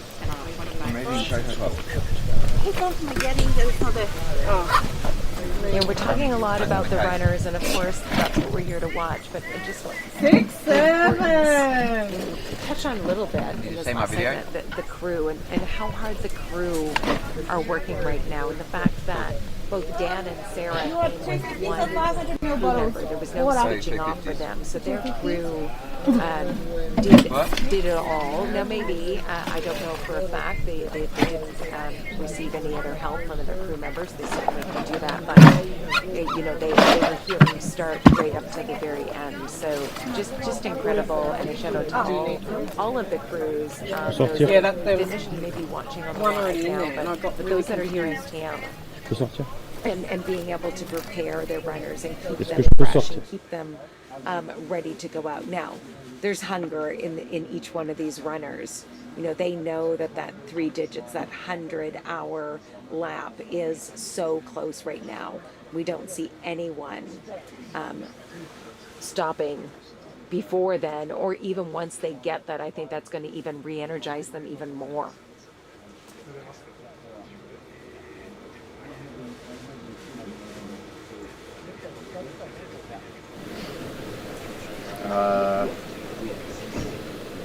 There's people at this asking point, about everybody's what sore, everybody's tired, will take the time. and it just depends who wants to. We will definitely take the time, as now it's daylight, to be able to talk to the crew and get more insight for you on that. Could end up just being Harvey and Phil, maybe. Ready. And Hopefully doing Nico, but quick turnarounds, pretty but tired. they're coming in with enough time right now to be able to do what they need to do to get back out again. Does Nico want to win, or does Nico just want to get 100? Morning. Morning. Yeah, Cocoa Puffs is what they're saying Phil is eating. No, Cocoa Puffs. Oh yeah, that's a lot of sugar. Whew, I remember those then. Yeah. Being a kiddo, that was right? That was a treat. He deserves a treat. 98 hours done. Those Cocoa Puffs. John Noel, U.S. runner, and again matching his personal best of 98, and he achieved that with this course, and he wants to join an elite club.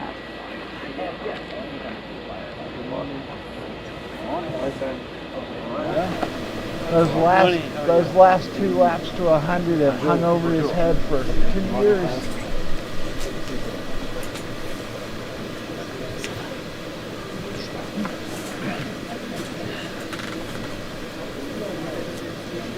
Somebody's asking about can we get an interview with Sam Harvey. Sam actually came and sat with us. I think that's now almost 2 days ago. It's hard to keep it all straight. Yeah, day before yesterday. So yeah, that makes it almost a full 48 hours. It was in the afternoon. He'd already been hanging out around camp, supporting lots of different runners, and he sat with us for a full loop, if you will, almost a full hour, and we chatted with him, and we talked about everything from, yes, of course, a dead cow belly, and how he wants a world record for himself, and what's next for him. There's Harvey Lewis coming.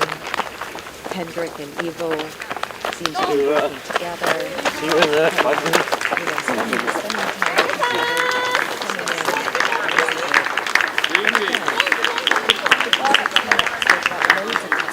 Right? It's crazy to think 4 minutes is loads of time, but they're through they're ready for them. They're like well-oiled machines. They're like the best pit bulls ever.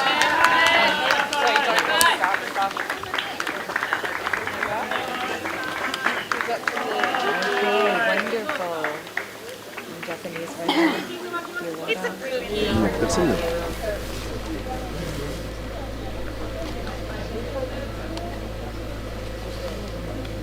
Instantly off his feet.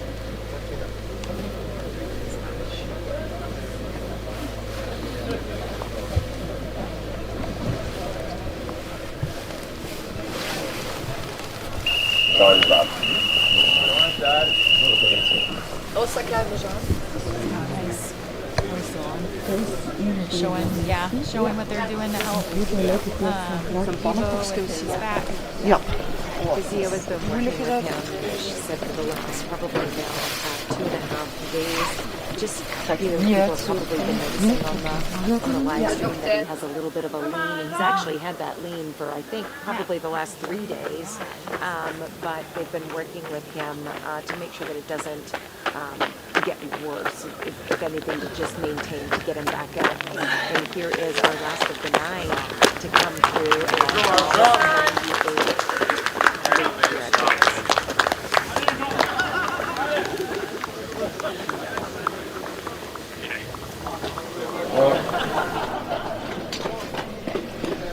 There we go. All the runners are now officially in.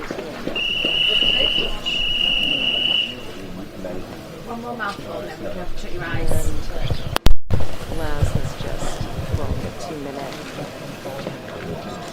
whistles.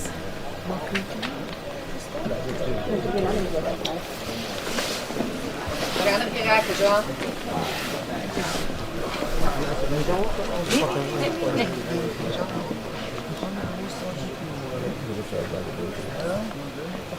Nog 1 minuut en een half.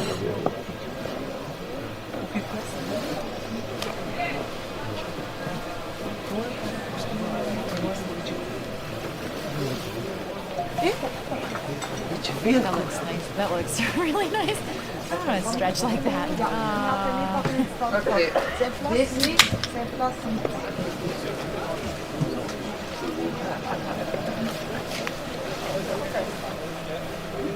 Nog 1 minuut. Alle 2 pakken ze mee op eentje. Zo'n eentje. Sorry, jij die gefilmd. Nog 50 seconden. Vas-y.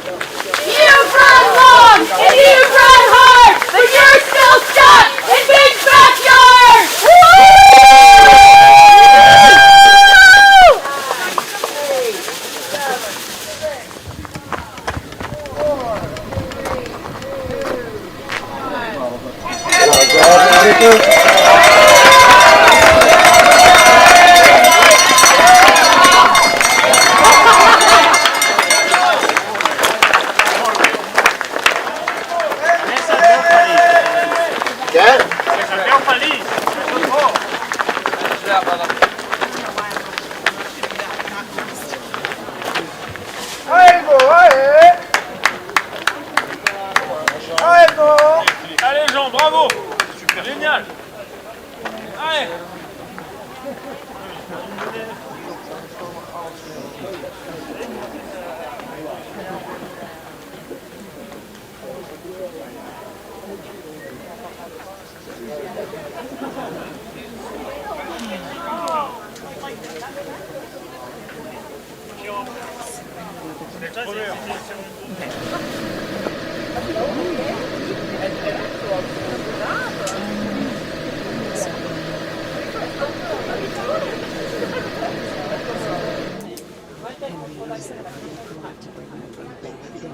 Trying to get that down.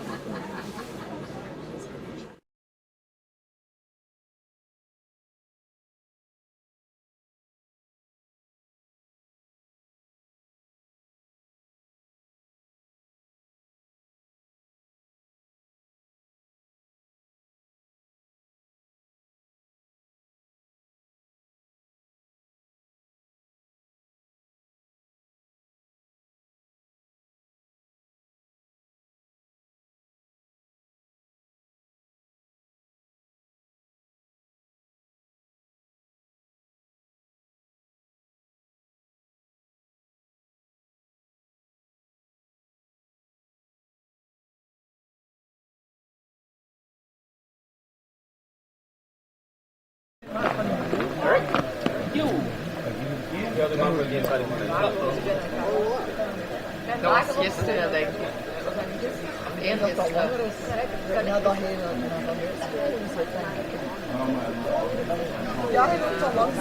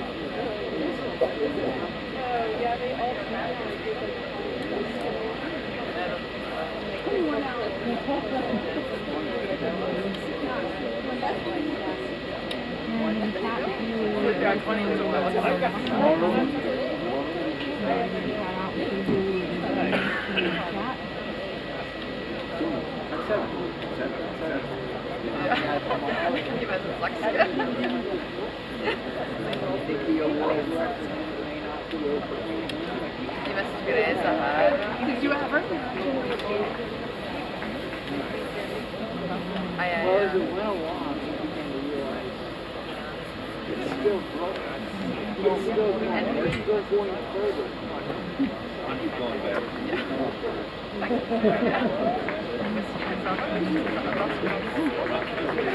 De andere hand.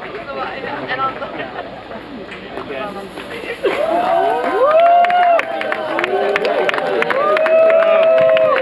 Harvey.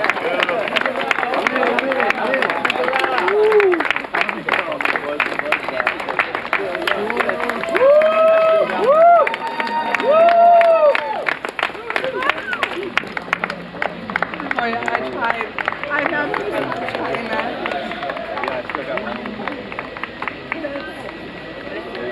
And then it was Yeah. see, if I was you, I would change. Put on a belt buckle. Or put it whenever you come here.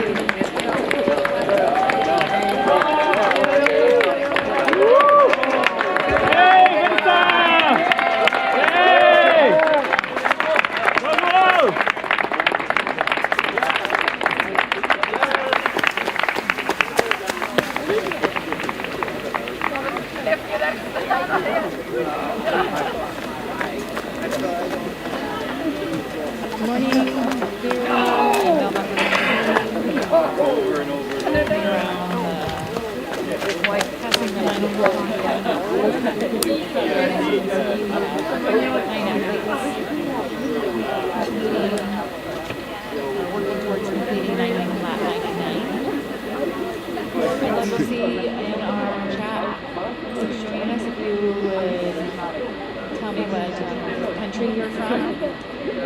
to see who's joining us this morning.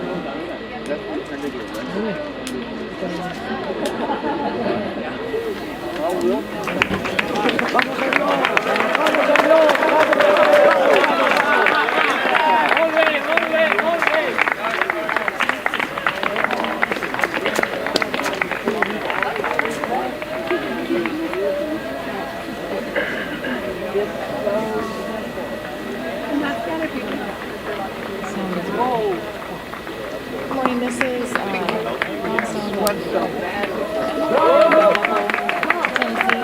How's that sound?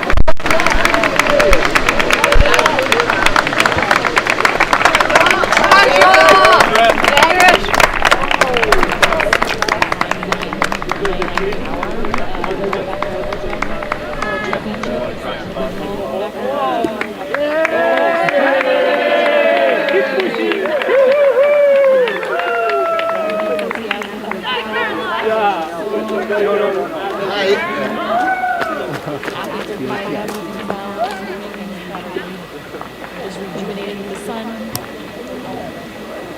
New day. We're about to break that 100 mark. In the next couple, so you can definitely tell a lot of people in their stride this morning. And then they go in the horse. On the daily basis, Matt will hop on the right. It will be a guide to let you know where, or let you know as the athletes progress on the course with the camera icons.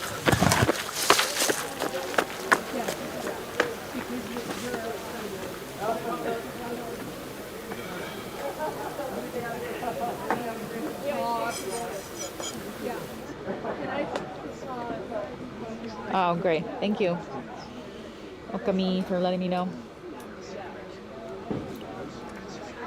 Here's your map. The checkerboard is where the athletes start and finish. They'll progress north on the map, go east to that first camera, and that's where this camera view is on the live stream. You'll see the athletes come through this, and then as they progress through the course, the cameras will move so that you have a guide to where they are on this course. In that first camera spot, they'll be going north on the course. They are. Could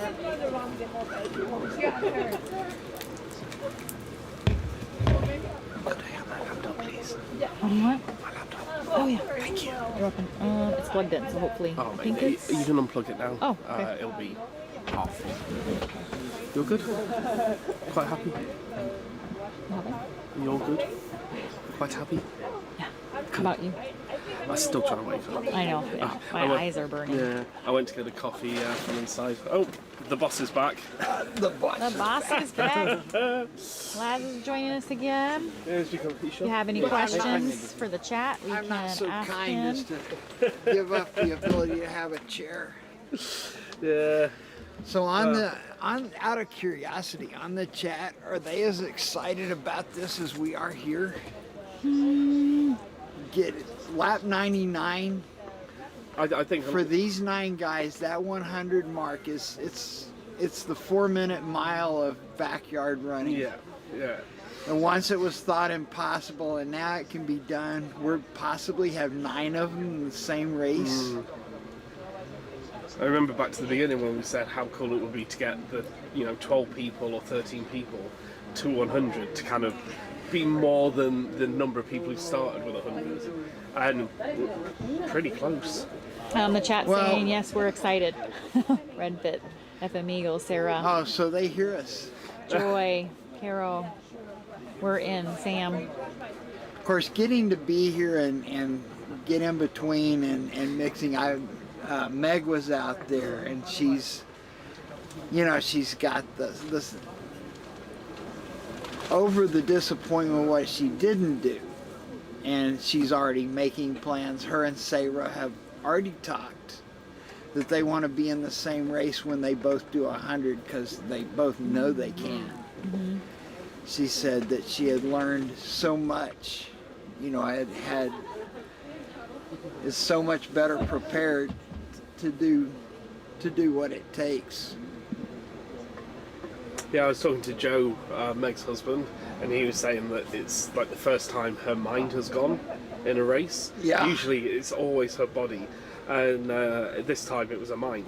And I was saying to Joe, like, as bad as it was that it made her stop, it's kind of exciting because when you're running and you hit a certain level, you're not improving so much. You're just doing race after race after race, and it's great, but there's no much more Once room for when you improvement. can no longer make a PR. Yeah. When you finally Exactly. come to the point where you're not only are you not improving, you're not able to you're getting further and further from where Yeah. you were. So we were saying that it's an exciting thing because there's something to kind of like challenge and conquer now and see what's behind that. I'm sure Meg doesn't feel like that at the moment, but No, shit's already. Oh, it's setting She already? got some sleep, and you can see talking to her and see it in her eyes that she's excited. Okay, that's for good. the next Yeah. opportunity. And then watching the guys that are out there, in particular John Knoll and Henrik, who have been so close. Yeah. And then it's been 2 years before that they got the opportunity to have the field that had the assists, that they can reach that point, and now they're so close, so close. It's got to be monstrous. And then you look at some of the guys that they're really just hanging on. Yeah. The last guy that came in, and probably we're guessing somewhere between 1 and 3 that if they can reach the 100, that'll be it for them. Yeah, I'll probably see a few But drops around then. it's the 4-minute mile. Yeah. And they're on, but they're not there yet. They got to get 2 more yards. So They're 99. just round the corner, and they got the last straight. 99 is so exciting. Yeah. No, it's going to be great. And And you were sorry, you were talking about the ladies. Yes, they finished their race event at 92 and 95 laps. So that's not, overall with the amount of distance, 100 is not that They're far right there. at that point. They know they can do it.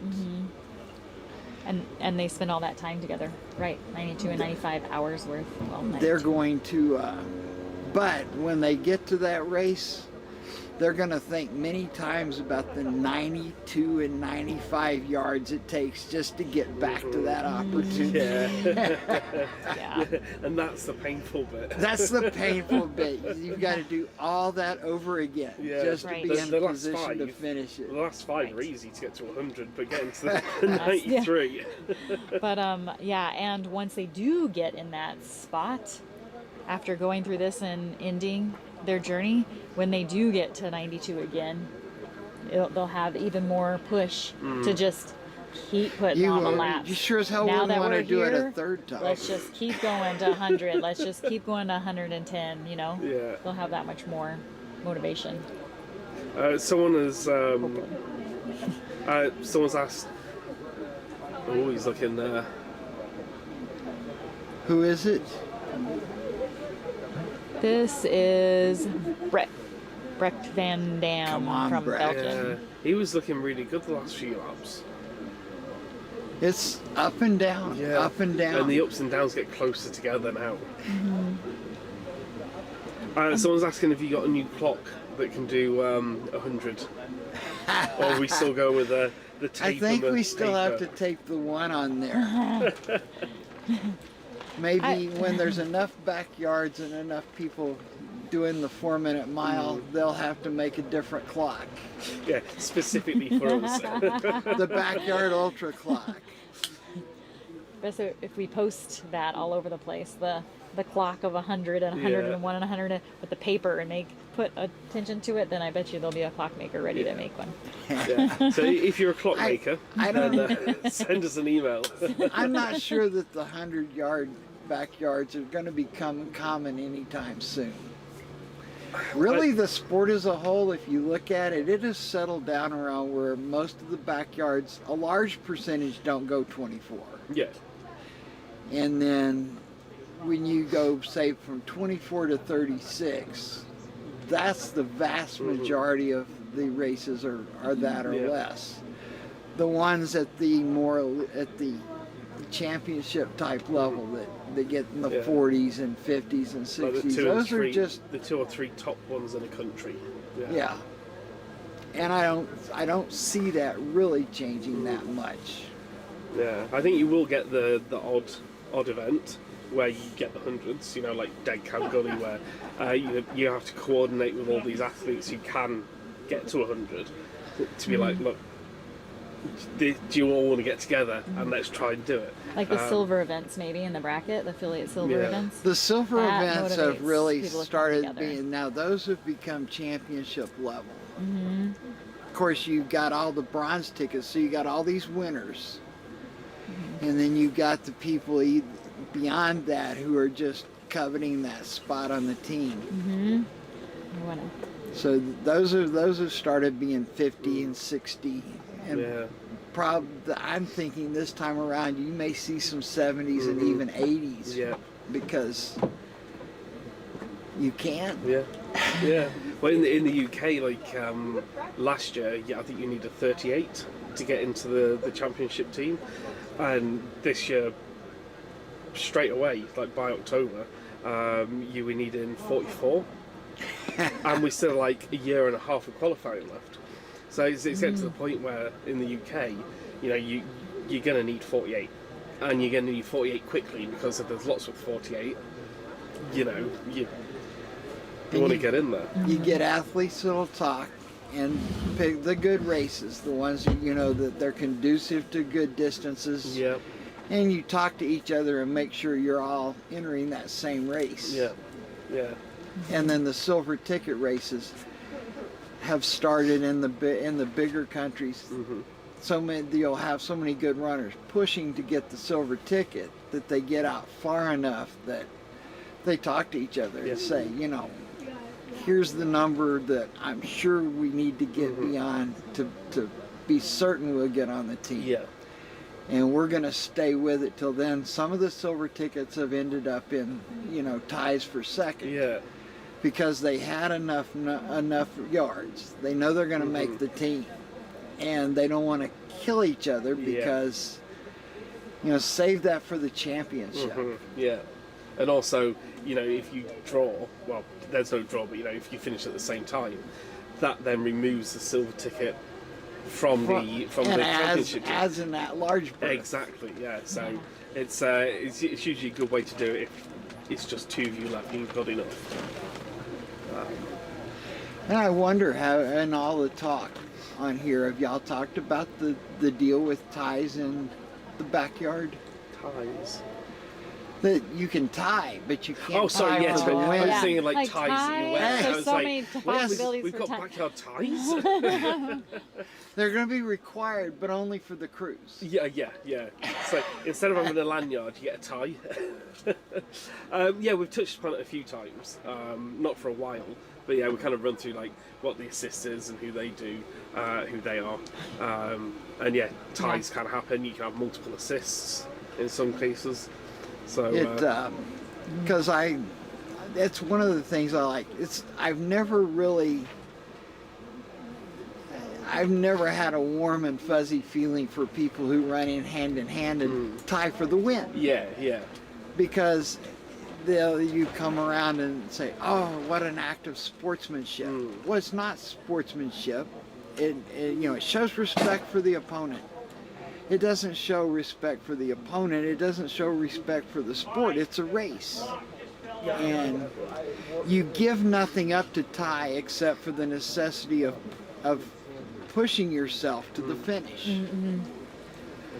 But in the backyard, when people, because then with that attitude, people say, "Oh, I bet you hate the ties." Well, no, when they happen, it does show respect for the opponent, and because they each gave up something. They gave up the chance to win and settled for second place. And you see it where people have gone a long ways together. You have the silver ticket races where their goal is to make the team, and they say, you know, will be glad to finish with a handshake. Yeah. It's like, it's cool, but, you know, it's the last person standing. You'd rather see them race it out to the end, but you know, those two people, when they make that's their decision to make. Yeah, yeah. And they don't get a fake win. Yeah. For not trying to win. Yeah. I've had an interesting question come in saying if someone gets outside assistance from crew, is it a DQ? Wait, no, not that one. Okay, I can just keep hearing the clock falling over. I guess we're getting it's getting a little wind. breezy. Yeah, so if someone gets outside assistance from the crew and is disqualified for the race, if it happened on like the final yard, would the winner get DQ'd and then the assist win, or would there be no winner? Oh, if the winner gets DQ'd, then he doesn't finish the lap. Yeah. Yeah. I mean, could that possibly be a case of like if they were on a lap and he got disqualified, so obviously doesn't finish it? Yeah, no, that makes sense. Yeah. Then the other one doesn't have to run another lap I was to wondering. win because they're already the only person to finish that lap. Yeah, I was wondering if there's a way that you could end up having like the assist on 90 and then the winner on 92 if there was a disqualification in somewhere, but no, it's not possible. It's a little windy, so things are falling around here in the chat. They're asking. Yeah, that may have happened because I think that's actually happened in a race where you did have a 2-lap discrepancy because there wasn't an awareness of the disqualification. I think the person turned themselves in. Yeah. And said they ran the lap together where the guy committed something, and then they ran the next lap together. And when they got ready and then ran the last, then that guy dropped and the one guy went on and won. And then the assist said, you know, I did such and such. Yeah. And but it just knocked him back a lap or two, and so there was a gap. Okay, so it has happened. It has happened. Anything that can happen will. That's how sports work. There's another part to that question. So say you get disqualified on yard 100, do you then get 99 yards as your result, or do you get 0 yards? No, you get everything you did up till then. So it's just a disqualification on that yard, essentially. Okay. Well, there we go. That answers that one. Yeah, in sports, anything that can happen will. We used to, after 35 years of coaching basketball, every year something happened that you've never seen before. Yeah. And you sit there and say, I can't believe. You know, I never even thought of the possibility of this in my mind, and here it is. And it'll probably happen twice that year.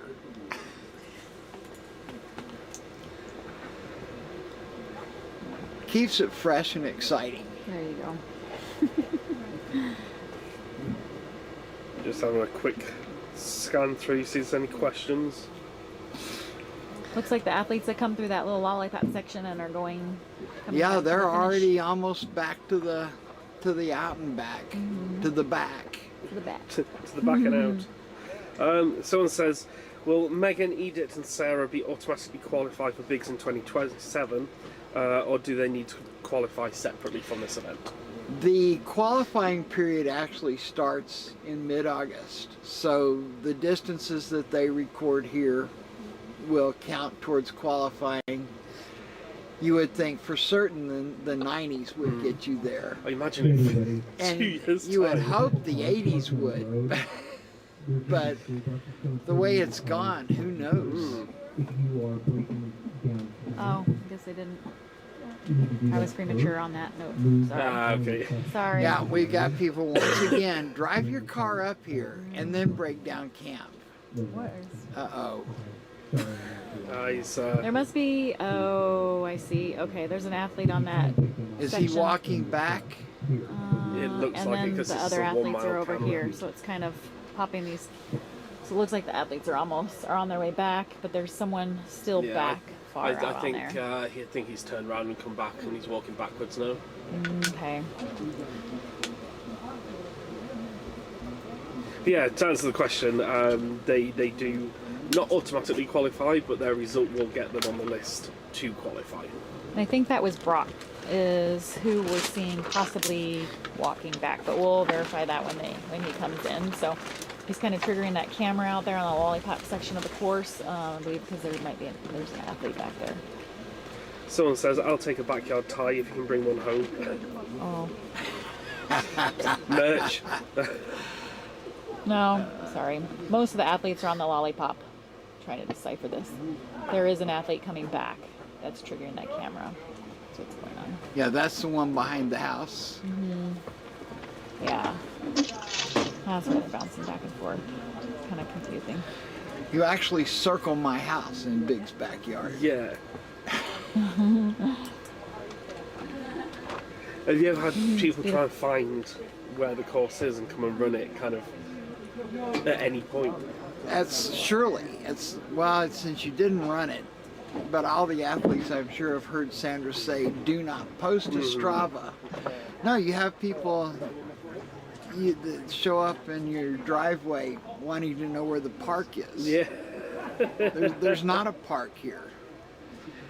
Oh, but there has to be because there was a race here.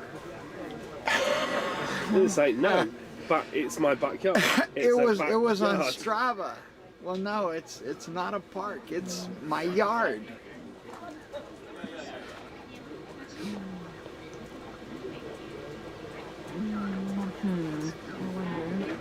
Oh man, that's so sad. Yeah, so close as well. John Knoll will be able to sympathize with him. 98 must be cursed. There has to be always someone hung out to dry at 98. Yeah, maybe we should get like a Grim Reaper 98 coin for whoever ends up dying on the course at 98.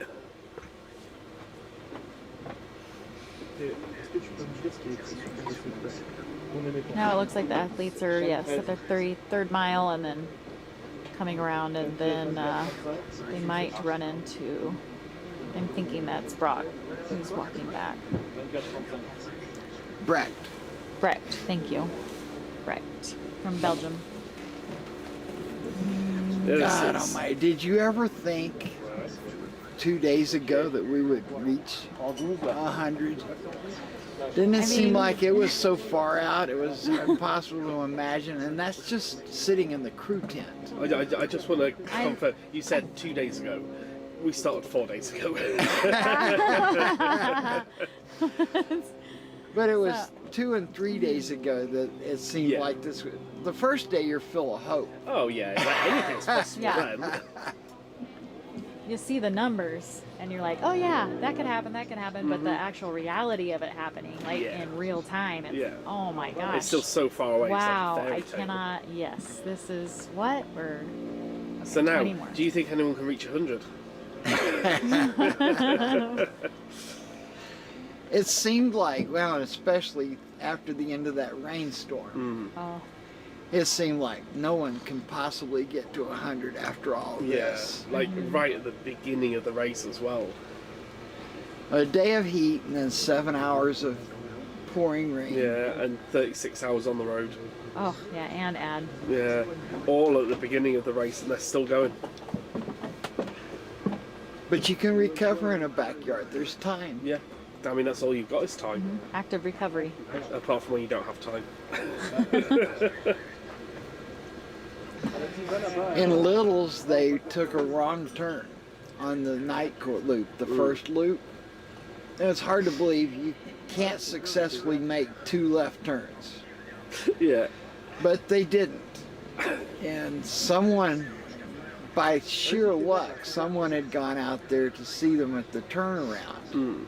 And when they didn't show up, drove back on the course and anticipated they might have taken the one with the only possible right turn, and drove out there and found them at various distances up to like a mile or more from the course, and told them all, and they had to turn around and run back and then do the finished the out and back, and then back in. So everyone came in but everybody but one actually made it under the time limit, but they all had to just bust their asses. Really try to get there. And for the next 3 or 4 laps, people were they were barely hanging on, and then over time they recovered and got back to normal. Yeah. Someone's been. A few people have been saying that this is pretty special. They've never experienced this much race director time in any other race. And yeah, I think people are just loving the fact that you're like, let's go sit down and chat for 45 minutes. Oh. Well, I wanted to give y'all a break, and normally I write updates, but this year this has grown to a point where I just don't have enough time to do the updates. That would eliminate my hour of sleep a night. And most people need an hour a day.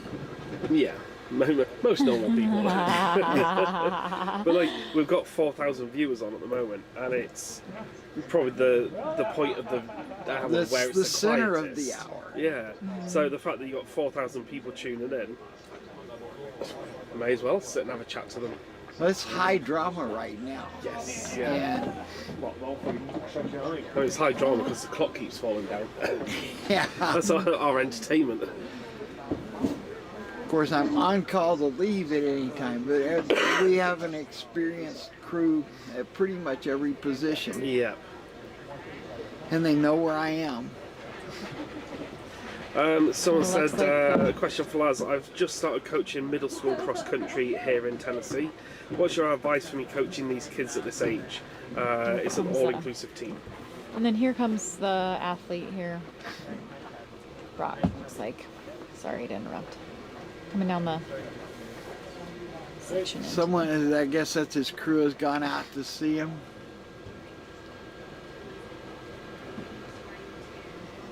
Oh, I've been there. Well, you built the course. You can actually see the finish line, but you have to keep stopping. You lean on your knees, because if you sit down, you're never getting up. So he's out at the end of the driveway. Right. And you're right, it was wrecked. The coaching question will come back to you next time Laz pops in. Does all-inclusive mean both genders? The walk of shame. Walk of fame. There is no walk of shame here. It doesn't mean like treating It's the walk of fame. How are you, Beth? All-inclusive kids team. Oh, depleted. Yeah, well, definitely enjoying these. Lifted all on trails. Yeah. It gives our voice boxes a break for a bit.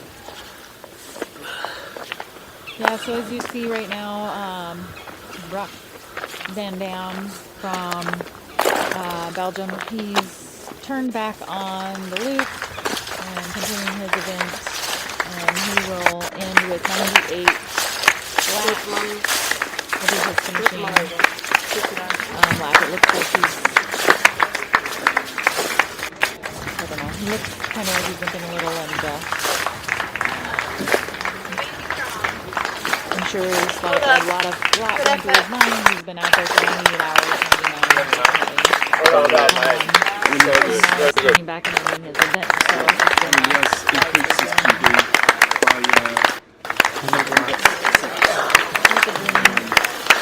it's pretty cool. Just want to lay down and just do those last two,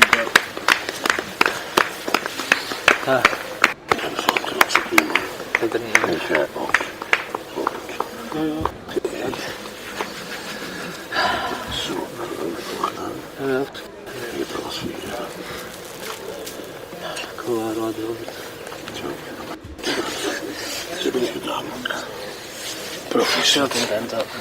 Plezier erin. Goed gedaan. Heel goed gedaan.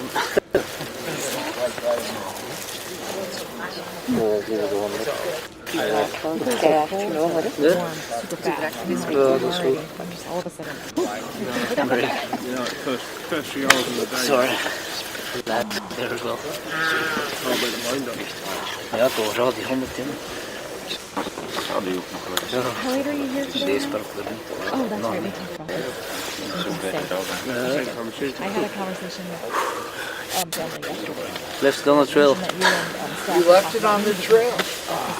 You know, it's a thing people like to say in sports, that they left it all on the I field, have that in my head solidly. and most people don't really have an idea what that means. You know what it means. Congratulations.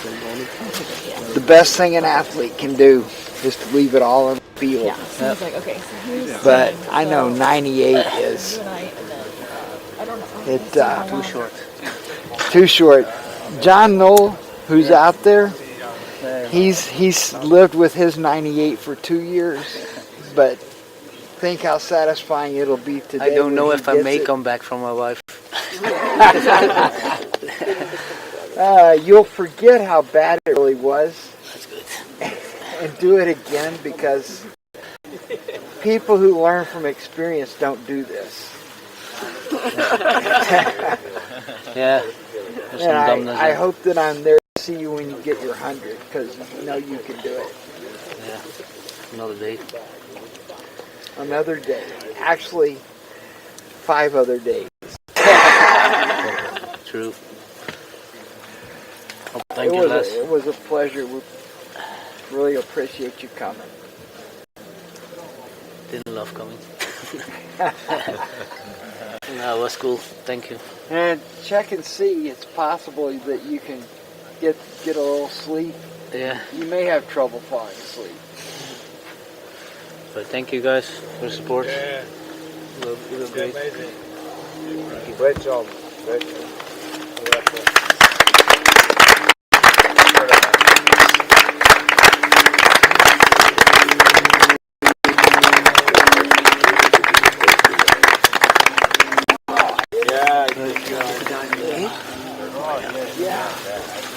Alleen dit 50 tot nu 4, hè?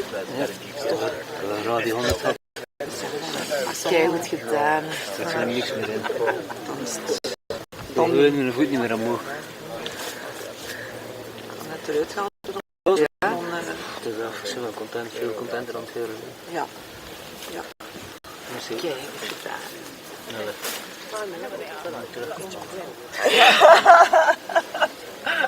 Ja.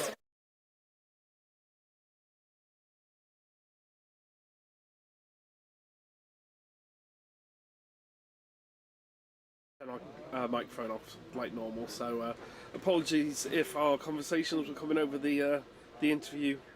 Here comes Harvey. There comes a little group of athletes New coming group in. of runners.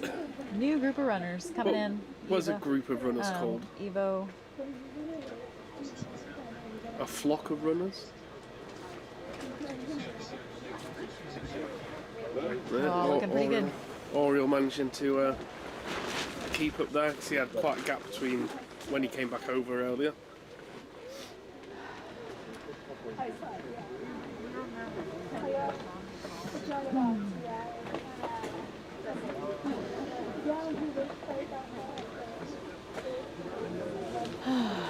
So now we have 8 athletes working towards 100. We'll be seeing the athletes coming in at 99 here soon. Hopefully completing them this section of the course. 99 yards. We're getting a little wind, so you may hear some background noise, but yes, please keep letting us know in the chat if our audio is hard to hear or double as it was earlier, so we can keep bringing you information as the racers progress through the course today.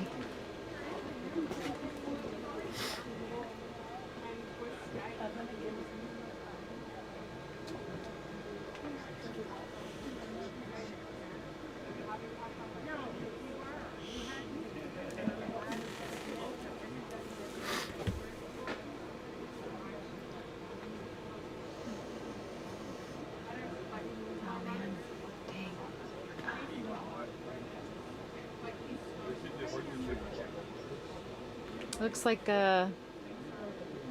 John Knoll, if he completes this, will be his new personal record, or personal best at 99.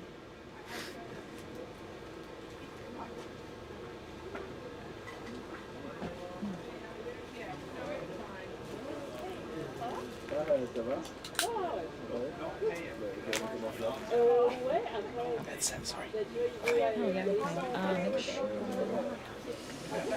They came in to tell us to twist it off when we were done talking, so there's not background noise. So it might just make sure it's still on. I don't know if it was shut off or not. Yeah.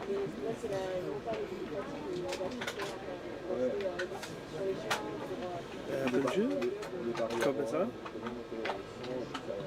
Allemand, c'est bien, il y a longtemps réussir à faire ça atteint un truc qu'il faut réussir à rester dedans. Bonjour, directeur. Ah bah, oui. Ah bah, c'est bon pour le ah bah là, ils sont ouais, non. Ah, il faut prendre toujours. Alors, il prend du temps, mais il faut prendre. C'est ça. Bonjour, directeur. Hello, Fabian.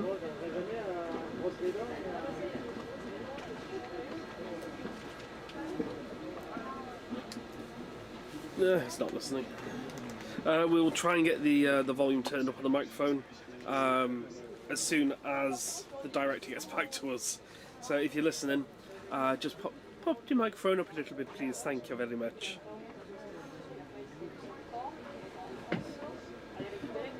So I'm asking, does anyone know how they run? Usually like a foot in front of another? The little picture on the right hand side is a bit confusing for me. Do they take the left loop, then the loop that goes up? So for the daytime, this is the daytime loop we're looking at. They start at the checkered flag and then they do that little bit on the south where it goes like a little tick, little night tick. They go to the end, turn around, and then they continue all the way around to the long uppy bit, and then they basically go in a clockwise way around that blob on the left hand side. It is a tricky one to try and explain. And then yeah, they take the left back up, go up the lollypop stick, as it's been called, and then back down to the finish line.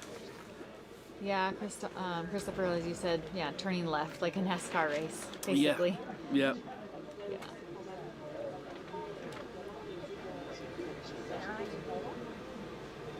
Yeah, so the cam is back down on the right, meaning that the and on top it says 3.7 miles. So that's the end part of the loop. So then they would be coming back in that direction towards the checkered flag. So the racers are on their way back in.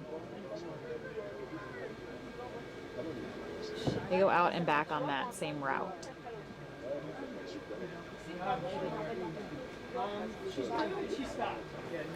So I'm asking what was a record for Hendrik. Previously he held the German record. So every lap he does now is adding to it. But yeah, the German record was 82 and that was his as well. And now obviously at 98.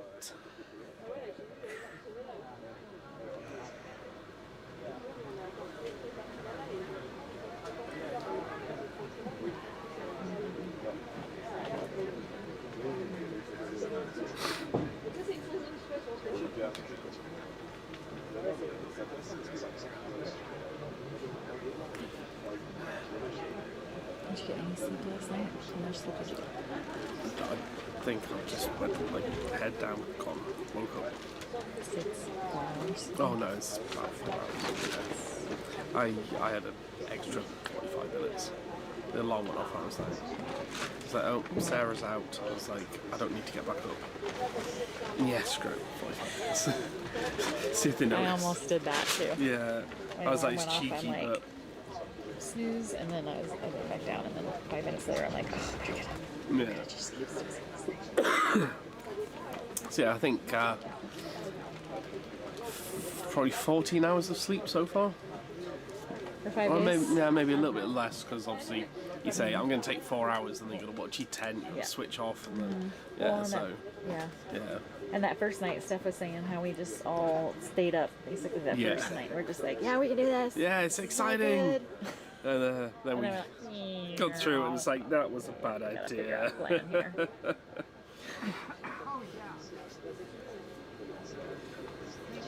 So yeah, probably about 13 hours, I think, in 100. 13 hours. Yeah, of when you sleep put in it like that, it's not that much.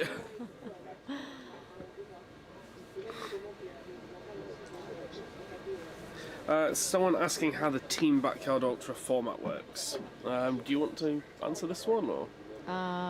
Team Backyard format. It is based on each country's top 15 athletes, and each country have a certain amount of backyards, which is a bracket system, so affiliate backyards to the basically a big backyard affiliate page. And the reason why it's affiliate is because there are certain rules that need to be followed so that all the athletes have the same advantages as each other race that's affiliated. So it starts with that, and then there's a bracket system of bronze races. Each country is different depending on how many races you have in your country. Here in the U.S., we have about 60 bronze races. Those will funnel down into 6 silver events. The silver events save spots for the winners of the bronze events, so they, like a bracket system, make their way to those silver events, compete there, and the silver athlete winning the silver race will have automatic entry into the gold championship race. So once those 6 athletes, since we have 6 silver races here in the US, those 6 athletes will go to the USA Championship, Team Championship, and then Or the worth pointing next out, they will go to their 9 countries. athletes pulled from the at-large list. So, and that'll be a ranking per that athlete's performance in laps. So, like for example, I think Harvey is our top American athlete right now at 108. So he would be one of the 9 athletes selected from the at-large list, and then it would trickle down from there. And when I was looking at this, will change because this is over 2 years, but kind of an idea of the racers that may be in our U.S. team championship. Harvey Luce at 108. I have John Knoll because he's actually has not finished the race today, but if he say has 100, that'll put him on the at-large. Megan Eckert at 92, Greg Fall at 80, Scott Snell at 88, Jennifer Russo at 76, and Ron Wiseman at 74. That's 13 athletes. We'll have 2 more, and then they have 5 alternates for 20 total athletes for a team championship event. And of course, that varies a little bit depending on the country's size. Yeah. So you'll see variations. If you're interested, in finding out that information, if you go to bigsbackyardultra.com online, it has all the information about the at-large list, the team championships, the different races that are available around the world, and it also has information on how to direct a backyard affiliate race if you're interested in doing that. Nice. Just a quick one before I go into explaining how the team event works next year itself. Someone's asked, is there any plans on moving? We'll come back to it after the runner comes in. Looks like the athletes are making their way in, looking pretty good.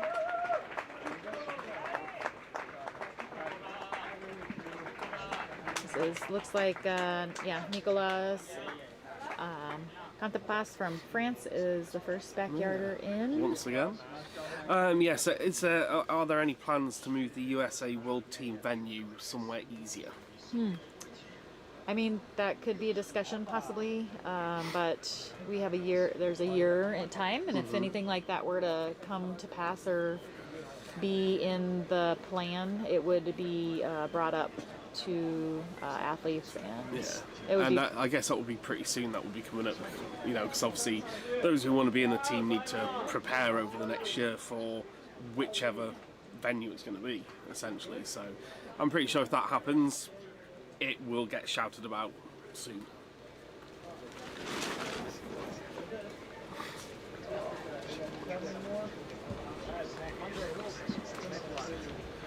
So yeah, looking at how the World Team Champs, which will happen next year in October, essentially every single country has their top 15 runners take part, and every lap that every runner runs will essentially be 1 yard or 1 point. So if all the runners finish 1 yard, that's 15 points for the team, and so on and so forth. So all the events start in all the different countries at exactly the same time. So everyone is competing against absolutely everyone else. The goal is to be the country that can rank up the most number of points by running the most number of combined yards. And I think the Belgians last year, they didn't drop a runner until 50 or 51. So they managed to crack out a good chunk of points before even losing a runner. And it's really, really good fun kind of watching all these different countries leapfrog over each other in the rankings. It's going to be good fun, and that's a year off now. And if anyone's seen the team championships go on there, a lot of times there's a live stream with all the different teams running next to each other on the live stream, and you can watch all the different teams racing together, essentially.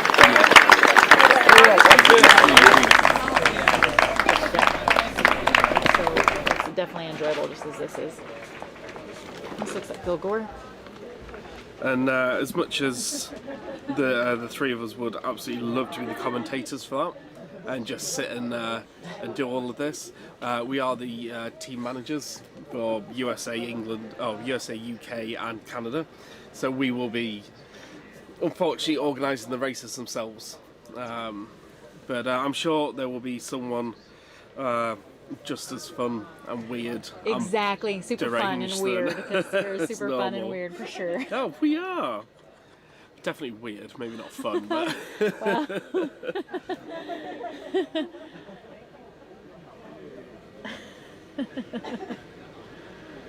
I didn't think of that yet. Yeah.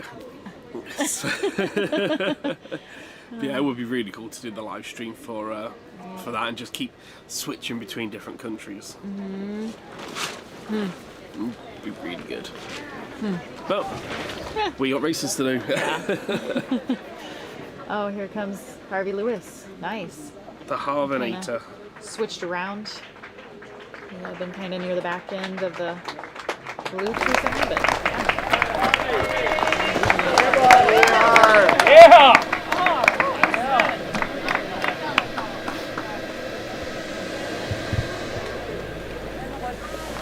John Knoll, this is his personal record.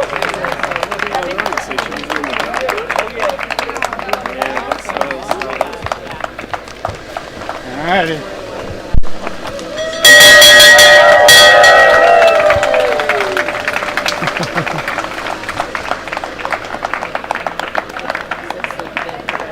Further past 98. Verify that. Yeah, personal record.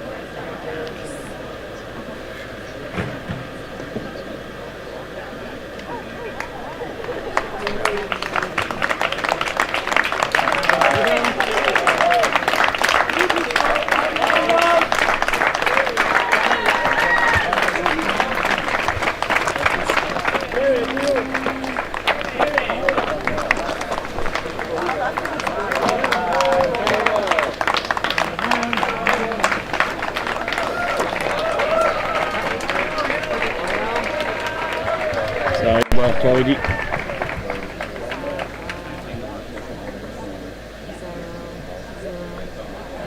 Oh,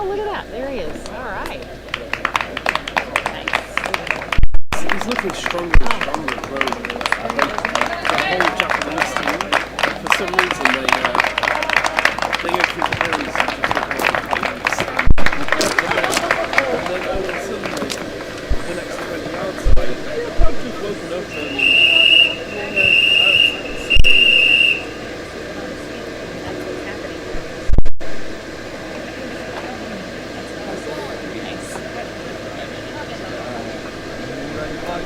Vieni che tu mi lasci.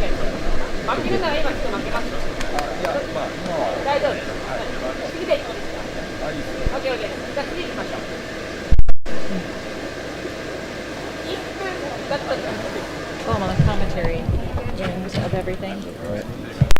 2 years. yeah. Well, if they'll have me back, I'll be here. And yeah, hopefully you'll be here, Dawn. I'm pretty sure Steph will be back. Laz, I'm not too sure. He said he might skip next year. Oh yes, and to let you know, because I couldn't remember, it's Belsan. Belsan is the nickname for the Japanese runner, Belsan. Belsan. Where it was, yes, Belsan. Ça peut faire autre chose que de question des Allemands, sans doute.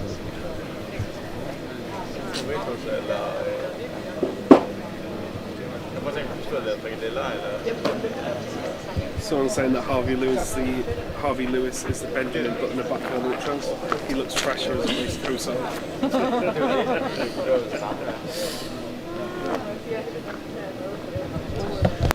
Oh, that's a. Is that, I wonder? Huh. Ice on the face? Wash rag? Yeah. Something cool on the eyes. Yeah, it's a cool wash rag. Evo, they've been stretching him out, stretching his back out, massaging his back out.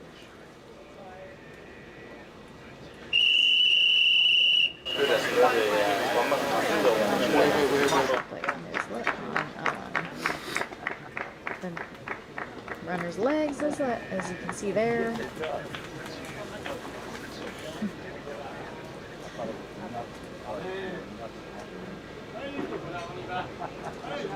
I hear those zero gravity chairs during these events is a huge relief on the circulation with the legs. I've not used them before, but yeah, I've never used them in a race, but just for having a nap, they're great. That's what I can comment on for sure.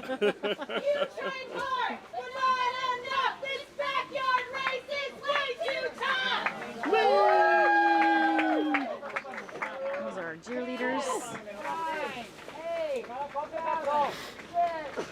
5, 4, 3, 2, 1.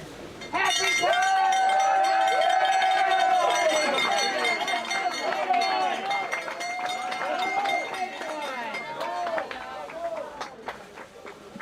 I don't know if you noticed, but it looked like all the athletes in the corral kind of looked around left and right, noticing who was still there. Yeah, making sure everyone's there.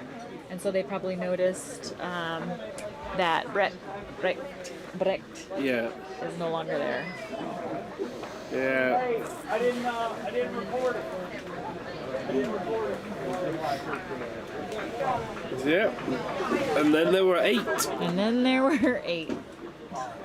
And so obviously, when they finish this one, that's the 100th yard done. It's also worth noting that it'll be a new PB for Nicholas, Kazuhiro, Hendrik, and John will be grabbing. I had an accident while I was training for a triathlon. I was struck from behind by a pickup truck. I was sideswiped by a van. Paramedics were able to take the identification off my wrist, and it had my health card number and my name, my emergency contact. My wife's number was on the road ID, and he was able to call her directly from the accident scene. And Road ID helped bring peace to a moment that was chaotic and crazy and terrifying.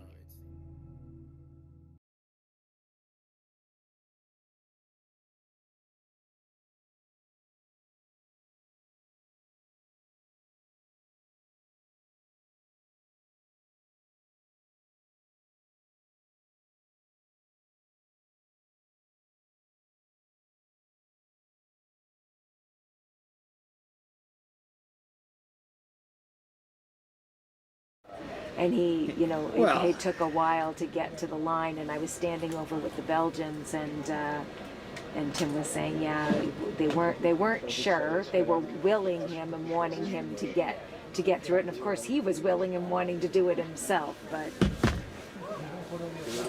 And Laz now is, we find ourselves down to 8. Yeah. And Laz is back in the commentary area if you have any questions for him. Just checking to see. Because they switched on it. Sometimes they don't get back to us. So if you just want to put your questions for Laz in the commentary, and we'll ask him regarding the race or whatever. In the studio, should you wish to go to camera, I don't know, or at least audio on. Oh, we don't need a camera on Yeah, we us. don't need a camera. we look like we've done at least 50. Don't do the camera. He wants on No your camera wall, please. necessary. If you don't Oh, here we mind. go. All right. Yes, please. What's the finisher prediction? Yes, audio Stevie's only, guys. please, for the studio. The finisher prediction being the same as the winner prediction. There you go. Great. The quickest answer ever. Thank you. Gwen. Gwillem says, do you like Belgian jazz? Belgian jazz. Does jazz mean chocolate? I think that's what I think. Yeah. Yeah. Yeah, Belgian chocolate. Belgian yes. chocolate. Good. Yes. Thank you. That was. Oh wait, chocolate. You can't go wrong. No, exactly. Butter, chocolate, bacon. There are certain things. They're asking, how do you decide who participates in a backyard ultra? In Big's Backyard Ultra? It didn't or specify. Any backyard ultra, it's anyone who can do 4 miles in an hour, Yeah. which is pretty much everybody. Right. Yeah. Maybe talk about the Athlete. qualifying process to get to bigs. Maybe that's what they're trying to get to, and it might be interesting for the people that are just joining in, you know, to understand the different ways, or the road to bigs, as you put it on the website.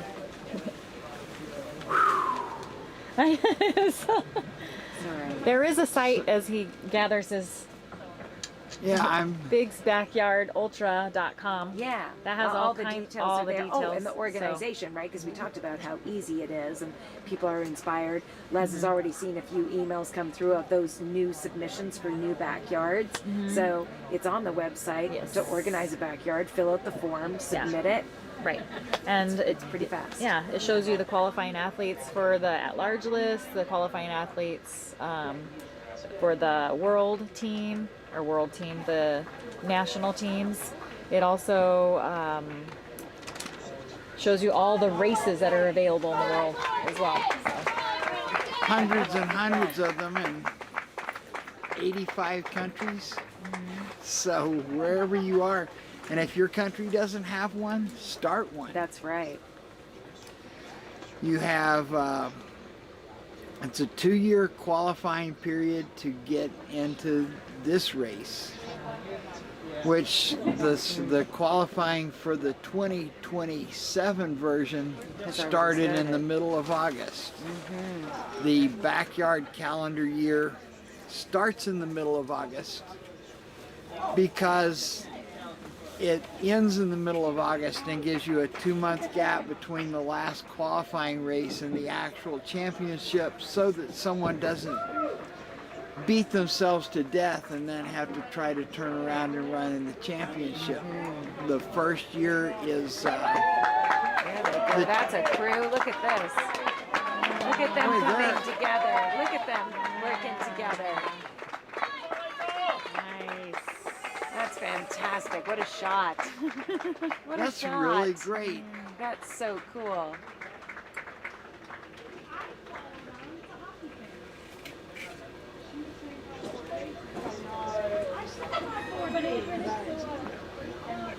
6 of them. Yeah, 6 of them together. Amazing.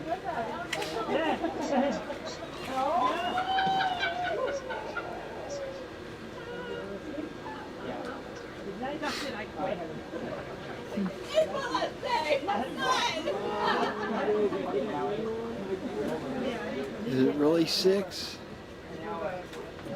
Yeah, 2 had gone through, and then there was the 6, but that 1, 2, 3, 4, 5, and there's your 6.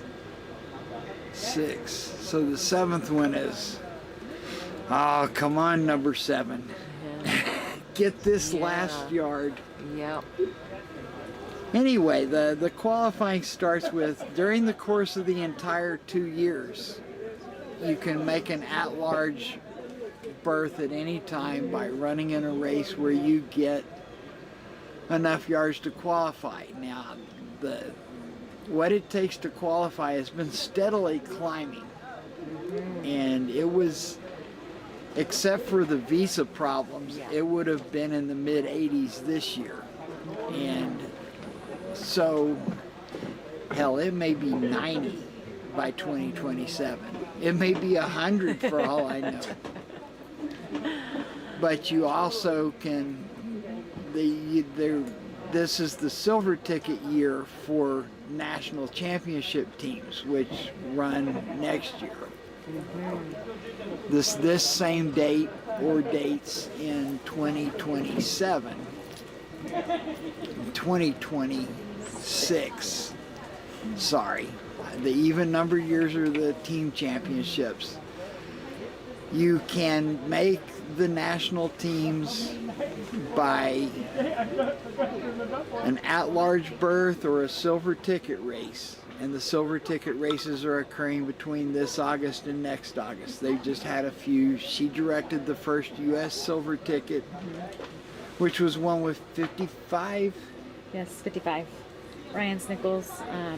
And that's the future Arizona. stars. That's the up-and-coming people that you see their names first there, and then later on they're the guys that you know by name how good they are.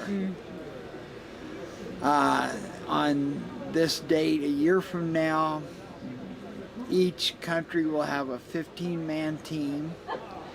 They all run on a course in their own country that is just their team. It's the national championship race, and it's also the world team championships. Every lap, every yard logged by a member of that team during that race is a point. So it's the total number of yards by say the U.S. team, our 15 runners. And they run simultaneously, which means that they start at 0700 here in Tennessee, but it's all kinds of times up till like 2300 in Australia or New Zealand one, which means you have advantages or disadvantages the time the team starts, but it really doesn't matter because you're all going to have to run all the hours of the day anyway. That's right. So it becomes is it better to run the daylight, prime daylight hours first time while you're fresh, or is it better to run through the difficult nighttime hours first while you're fresh? Yeah. You get on that team. The members of that team are ranked according to their distance they qualified at, from the number 15 runner to the number 1 runner. And you're basically competing with, if you're the 15, you're competing with all the 15s in the world. If you go further than any of the other 15s, you're on the all-world team as the top number 15. And the same holds for every other number. The number 6 who does the most yards is the world team at a number 6. The scoring is dynamic. Yeah.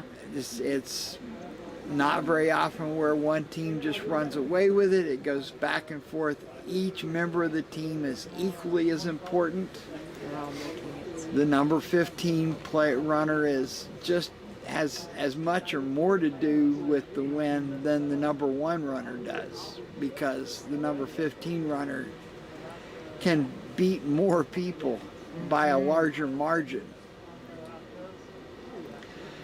But it's also a race when it gets down within each country to just 2 runners. It's the same as every backyard. When one of them leads and becomes the assist, the other one can only do 1 more yard.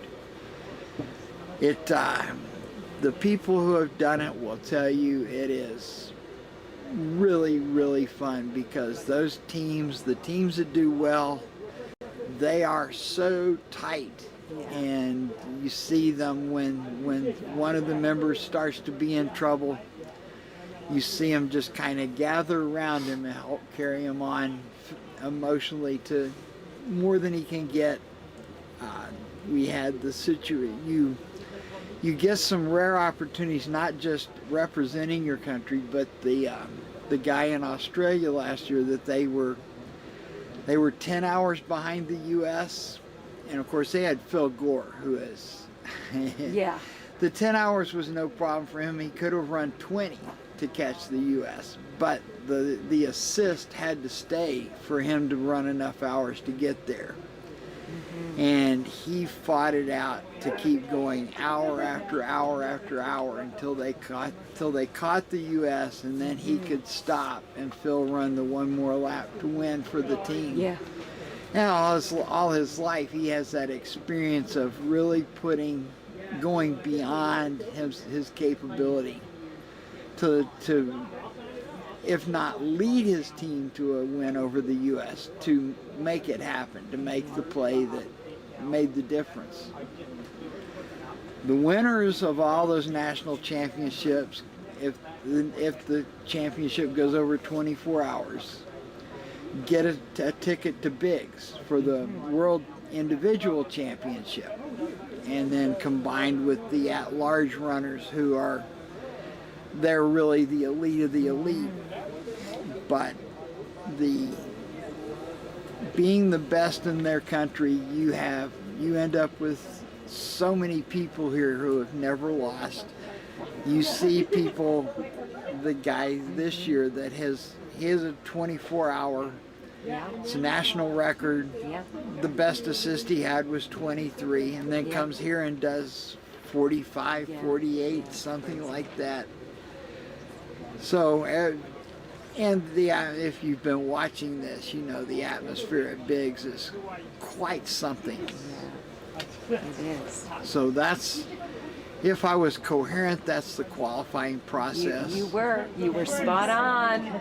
I'm getting near the point where it's time to start working on today's hour of sleep. Yes, well, I think we all might be. We all might be, exactly. But this is a big lap, right? There's a big lap. I mean, when they finish this one, it's officially 100. Yes. So that's big. People have been chomping away. You've seen several guys that you know may have been really at the end of pushing themselves beyond what they were capable of, because they want that magic 100. They call it the 100-mile club. Right. They want to be a member. Yeah. So we've had various predictions on how many will stop after 100. Yeah. I said 1 to 3. Dobie said 2. Oh, absolutely. Okay. Yeah. Oh, yeah. So we'll see how it works out. We had the sad spectacle last yard of seeing someone fail at the 98-yard mark, which is right. Belgian runner. We have 1, 2, 3, 4 athletes that have not reached that 100-yard mark yet. So this will be 4 new members in the club if they can make this lap. It's a pretty cool club. Yeah.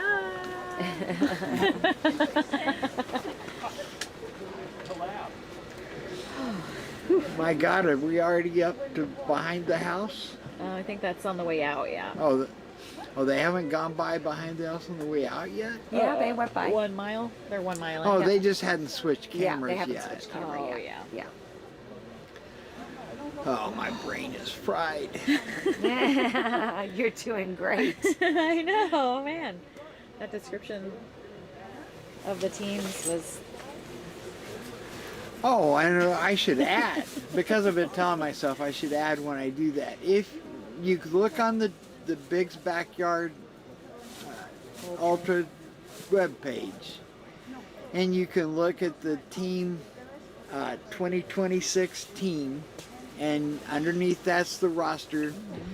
We're having to change our database because of growth, and I know we're in the process and don't have the rosters perfect, but you can get a good idea of what it's going to take to make your team.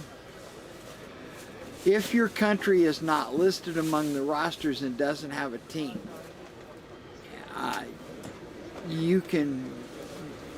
there's still plenty of time for us to add teams. I think there's 74 or 75 countries with teams. All you have to have a team is that you have a backyard in your country, or more than one, and we can get that set up. If you don't have a backyard in your country, direct one. Right? Exactly. Anyone can do it. Yeah. I can do it. You can They're do pretty it. easy. They're pretty easy to organize and put on.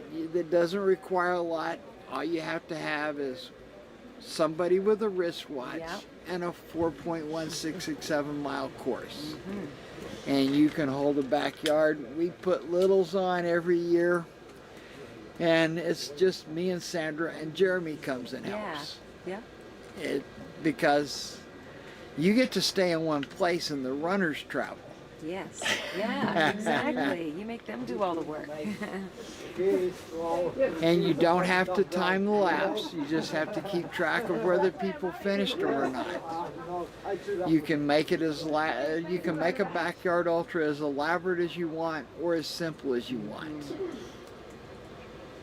And we do like to use the example of the village in Mexico, where they literally only have one guy with a wristwatch, but they have a backyard there every year, and they actually had a runner do well enough to go to the team championships and win the team championships and come to bigs. So it's it's backyard is in everybody's sport.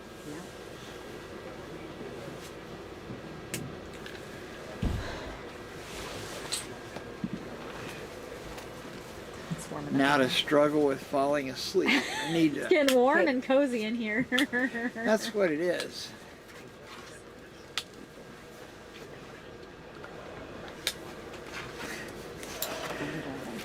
That just seems so.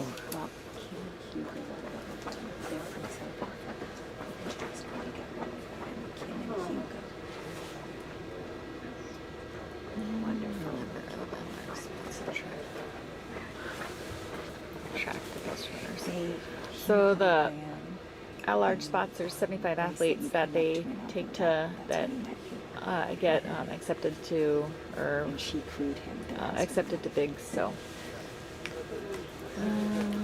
caffeine and ibuprofen. Oh God, I close my eyes to think and fall asleep. So it looks like our athletes are making their way around the course. You'll see these cameras. They'll show you where the athletes are or where they're moving through. So on this map, on the upper right hand corner of your screen, you can see the camera where it's at. So the athletes have made their way through. They've triggered that camera, and once they get to the next camera, it'll switch on over so you can watch the athletes progress through the course. This is the iconic 100 lap. 100 mile lap. No, you're good, Dawn. You're great, Dawn. You're crushing it, Dawn. Just not fall asleep as I'm talking over here. That's what Les just said. He said he was closing his eyes to think about a word and then he fell asleep. And then did it again. Did it again. He said, what did they say? I'm getting really close to time for my start working on my hour of sleep. I can't take it all at once. Yeah, you gotta chip away at that stuff. It's dangerous, too much sleep. But I can tell I'm really getting close. Sleep, what is sleep is right, Oh Sarah. yeah, we're in day What is 5, aren't we? You're Saturday, in Sunday, Monday, tomorrow Tuesday, is day 5. This is day 5. Oh well, I guess No, we're this is day into 5. day 5. We Yeah, started day Saturday. 5. Yes, morning. I keep thinking about what we're doing at the end of it. Is this Wednesday? You're right. This is We have completely lost it. Do not listen. We have lost Go get a where we coffee, go are. to the washroom, come And- back, we'll be fine. Can we get like a little sign to put up there on that our opaque window Yeah, right? Just to that says what day it is? We'll check it Wednesday. Les literally went, what do we call? And then he stopped talking, and I looked and he was asleep. And then he says, "Wait, I have to close my eyes to think about the word." And then he fell asleep. You know, you close your eyes to think of a word, but if I close my eyes, I go to sleep. I can't. Oh, that's a good one. And at the top of the hour, we were like, "Oh, you know, are we going live?" The camera, Les goes, "You open the camera on. Do not turn on that camera. You should keep it on the runners." It's good. That was a good call. Oh, Lord. All I have to do that's really serious is every hour remember to go and blow the whistles. That's right. And ring the bell. That's right. And you have an alarm and people that will find you and bring you over there. So we're good. And I 'Cause look it's at my only- watch like every 3 minutes. That's right. Absolutely. Oh, man. I'm glad you're enjoying this, Sarah. Oh gosh, that was felt like a little caffeine laugh scenario there. We'll be awake for the next 5 minutes. Yeah, and this is me on 300 milligrams of caffeine.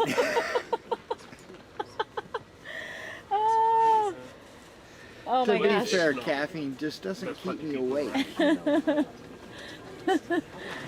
Oh man. So he's going to try to remember what the word is he's looking for. Please don't let him fall asleep before he finishes Just don't that. put the pen And near I'm the gonna- book and I'm if you're and I'm gonna fall step asleep. away for a minute, okay? Protein. We're doing great. Oh gosh. We're doing this is- something. Yeah, keep us more Yes. back. Oh yeah. When you're done. Oh man, and I have to spell words. Well, if you do it in cursive, you won't be able to tell what it is anyway. So. Oh man.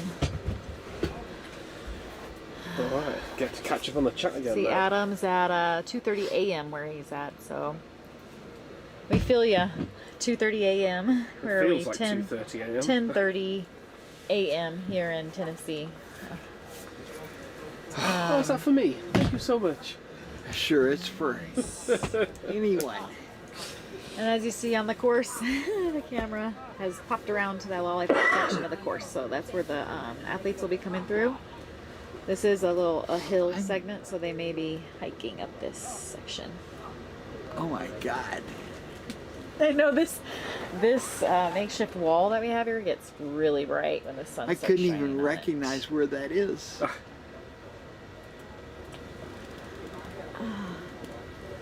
Yeah, after the next bell and whistle, I'm going to have to squeeze in a nap. You just have a good half hour to It's muddle through. you know, there's various phases of sleepiness, and it's starting the 5th day. that I think it really starts to come apart. Yeah, for me it's about halfway through the 4th day, so I'm probably about 6 hours off from just completely going, completely doolally. But I think this is on the whole about as good as I've ever made it into the 5th day. I think you've done more sleep this year than normal. I mean, not in the grand scheme of things, but... Well, it may be. The first time we went into the 5th day, I only got 90 minutes and 90 hours. And that was not enough. Yeah. This time, I think I had 4 hours in 4 days. Which I ought to feel better than this, but we're getting pretty far into the 5th day. Yeah. Wait, we're in the 5th day now? We're in the 5th day. Okay. That's what we were cracking All right. at a moment ago because we figured out what day we're on. That's why we're asking you to make us an audio or a visual aid that tells us what day is this. Like, you know, when you go onto a cruise ship and in the elevator, they have the little panel that they take out at midnight that says the day on it. So when you're at sea, you know what day it is. Yeah, we need one of those, just a little panel. Yeah. Yeah, okay, in that case, I'd break down around halfway through the 5th day. No, not the 4th day. Oh man, we just have to make sure to do this not right at the same time. Let's take shifts on this breakdown scenario. Well, mental breakdown. Mental breakdown.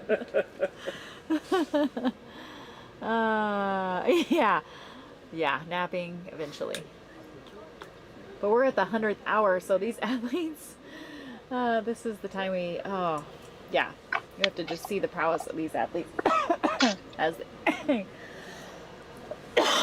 excuse me, bless you, have been up for 99.5 hours, but maybe getting 5 minutes here and there through this time, and the 100th lap is a significant milestone for lots of athletes right now, as it's been shown that it's a level of laps that people can reach now.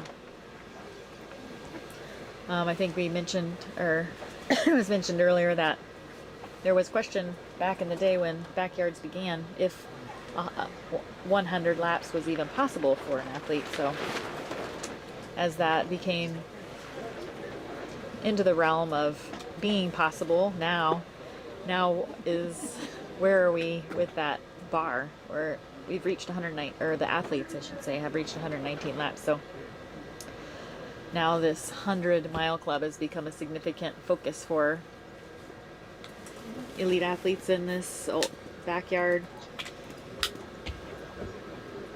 ultra scenario. So, what is your, after you've had your little nap there, think we didn't notice? I didn't, that if I wasn't even asleep, but my eyes are burning. Yes. No, it's, this wall here really gets your eyes. Yeah. I don't know why we have not fixed this wall this entire time. We complain about it every day. Every day we're like, we should put a tarp on this wall This is to make so it dark. hot. The sun comes through it. It's so bright. Like the very first day before we'd started and we were setting up, we were like, we need to get a fan for in here because it's going to get really hot and we want to keep cool. And we're on day 5 and we're like, we need to get a fan for in here. But we did get a heater. We got a heater for the night, so we've upgraded slightly. Oh, man. Oh, it's just all a big ball of mess. It's great. Yes. I want to see it go to day 6 now, just to see how doolally everyone goes. And it could have still happened. It could. That's a scary thing. Well, yeah, it needs to, right? So we're half an hour through. This is the return loop.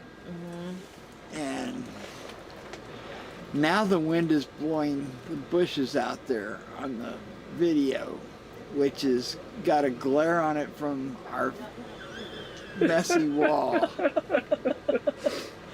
And there's our movement of our camera. So the athletes have finished that loop and started coming back. It's over here. Boop, and then now it's there. So now the athletes are going to be going north on the screen and back south, and then they'll come in towards that checkered flag.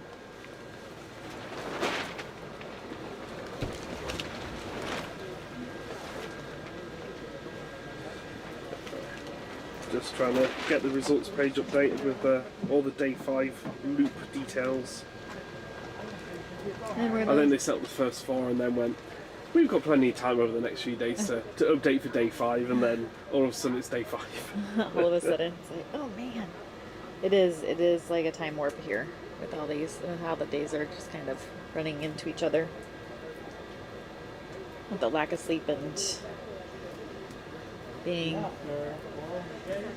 out here in the Tennessee woods, hills. I guess. Yeah, hills and woods, and yes. Is Tennessee part of the Appalachia Mountains? I guess it depends on maybe where you are, huh? Tennessee. Huh? I think that sounds like a good Google question. Oh, okay. I will Google it. If it's because I know depending on- I know the basic geography of America, but when it's like the Flooby Dooby Mountain Range or the Flooby Dooby Lakes, I'm like, oh, don't know where that is.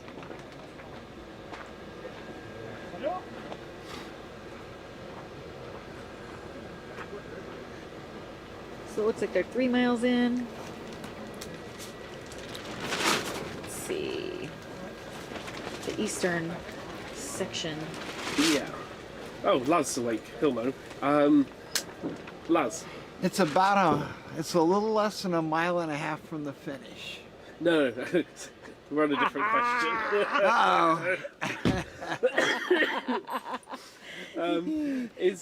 Where is Appalachia? Is Tennessee? Oh part yeah, of Appalachia? Tennessee is part of Appalachia. Okay. Yeah, and how far down does it go through the states? Into Georgia. Okay, so it really goes almost all the way down. It's kind of it's a really broad, generic description of a region of the U.S. It's not all the same.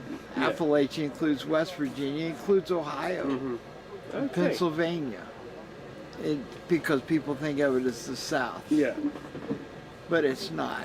It's the Appalachian Mountains, which are actually about 30 different mountain chains that were formed over a period of hundreds of millions of years.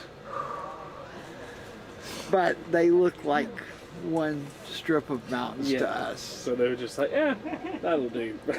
It's the crumple zone. If you think about North America, yeah, and in the middle it's all smooth and flat, and there's mountains on either edges. That's where we keep bumping against other continents. But you can see it, like if you like zoom in on Google onto, I think it's Pennsylvania, it literally does look like skin that's kind of wrinkled together, and it's just lots of small up and down, up and down, up and down, and yeah, it looks really, really cool. Oh, the coolest part is that these mountains, the last mountains in Georgia going south, the other end of them is in Morocco and North Africa, from where that we bumped and part of it scraped off. They, the forensic medicine people figured that out. It was like a crime scene investigation. And part of the body's in France. It was Africa.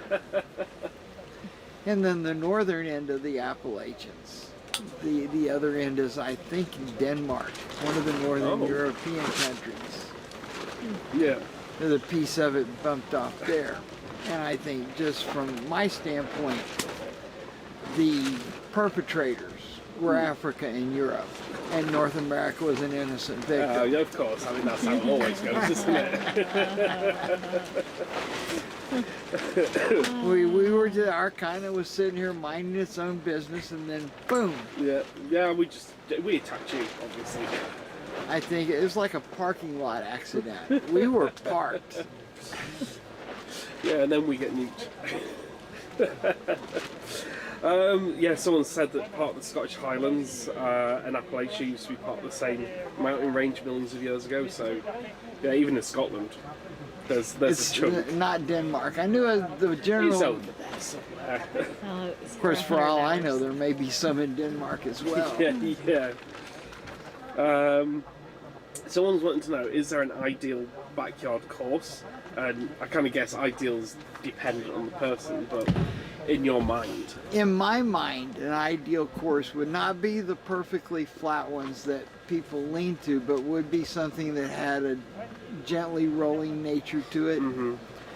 I would certainly go for smooth footing, and having it be a perfect loop is better. It seems rather relatively simple, but it's not totally. They have one of the oldest races in England is slightly longer than 6.706. Yep. Because they have a perfect loop course, but it's like 20 meters longer than the designated. But you can have a slightly longer course. Yeah. But it's through a park, and it's got a paved road, and it's got feature to it. It's not perfectly flat, which wears you out. Yeah. And it's got a lot of tree cover so that you don't get eaten up by the sun, and will also block colder weather off of you. So it's kind of a big mix of a lot of things, really.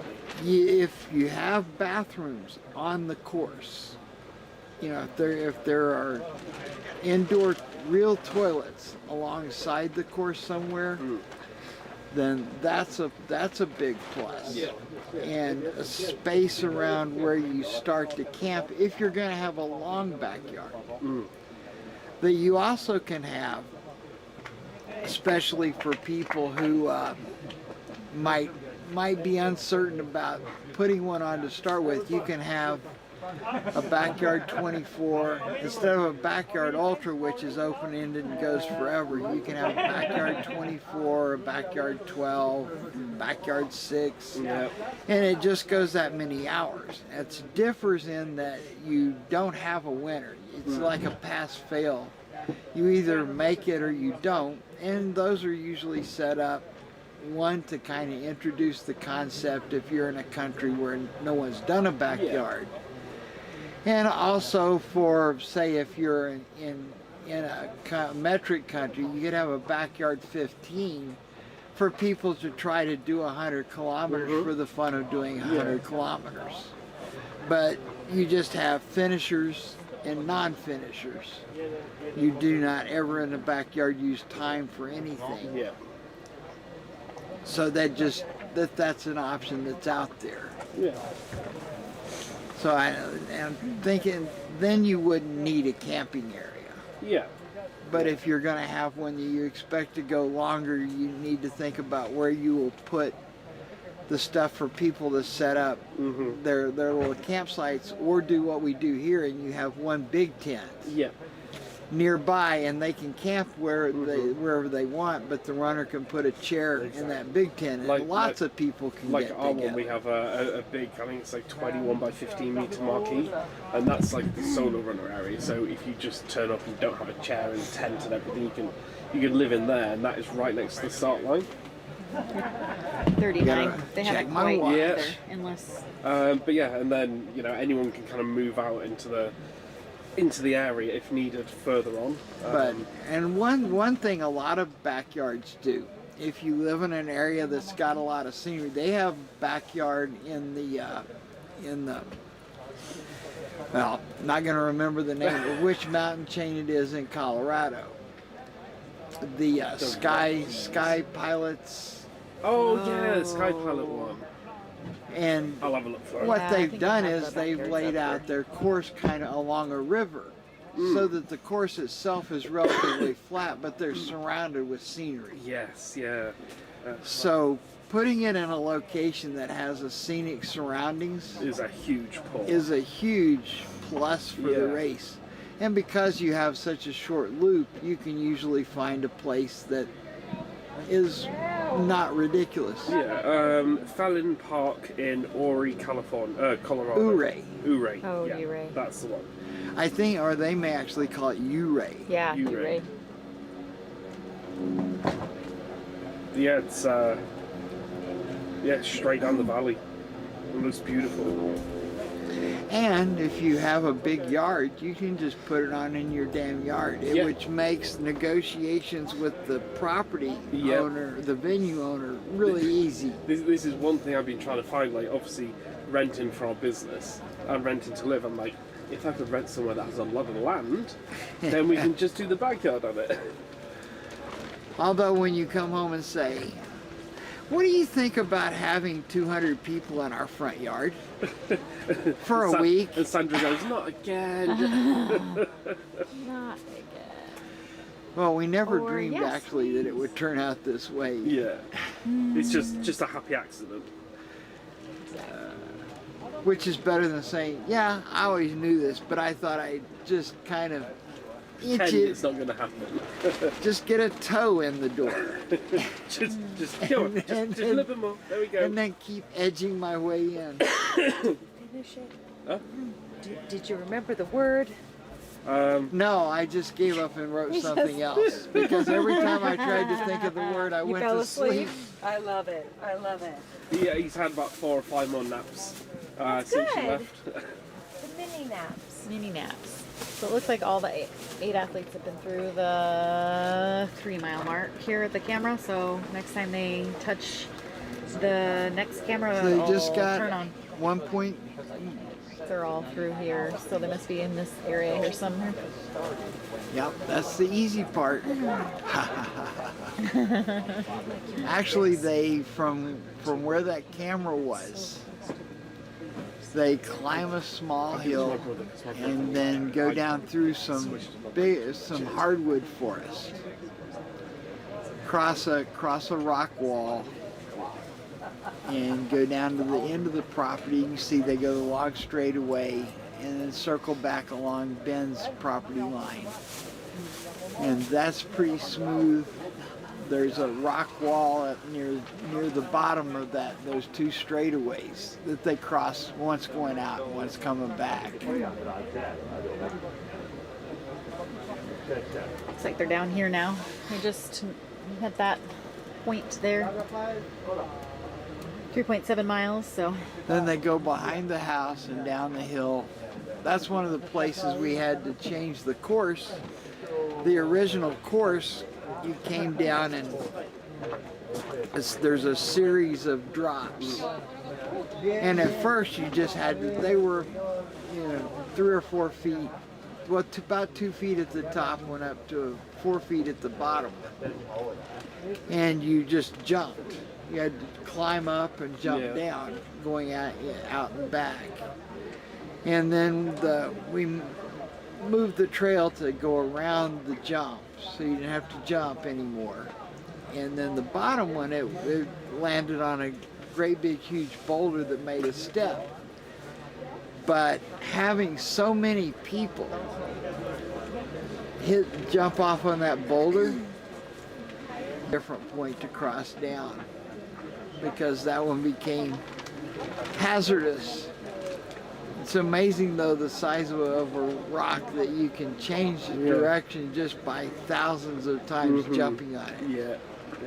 I've noticed that some of our venues for our smaller events in England, we've been there for 4 years, and you can see exactly where the runners run through the field.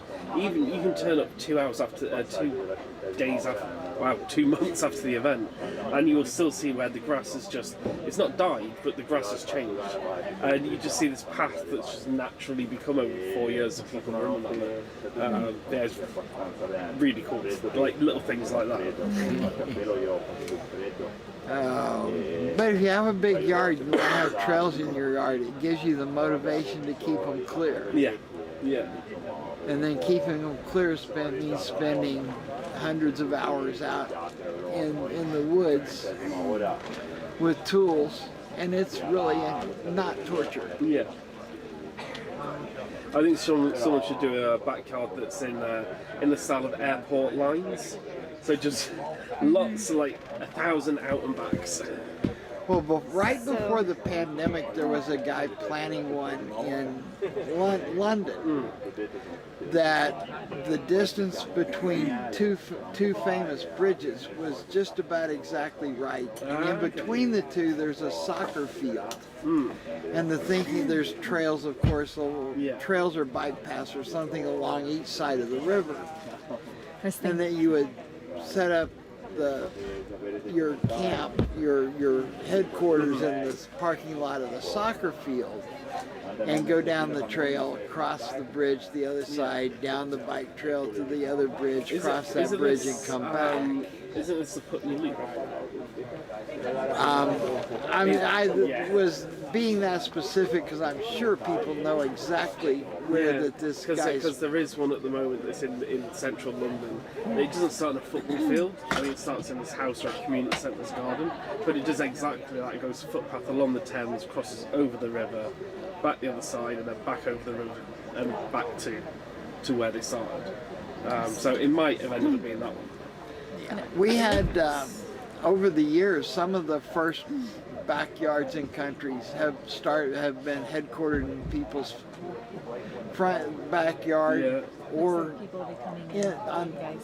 actually one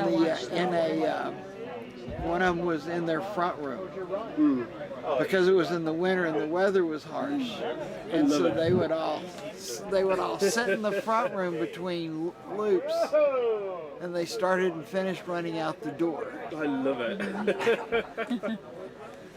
All right, so yeah, I think it's time. I got time for you to do your duties. The 100. We're gonna go out to watch the 100 athletes finish their 100 lap. Trying to remember words. I can't do words on a good day. It's probably warm out there now. Yeah. Not quite. No, not quite. Oh, it's just warm in here, like a little hot box.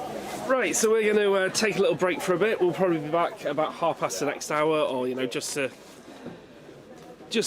cheer everyone in. But yeah, we'll be back. Keep watching and enjoy the 100 celebrations.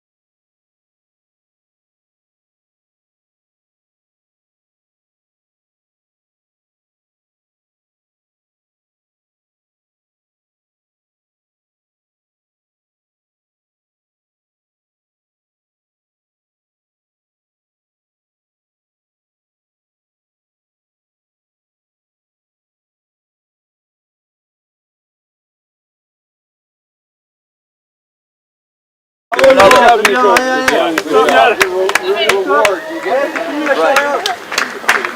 is you get to do it again.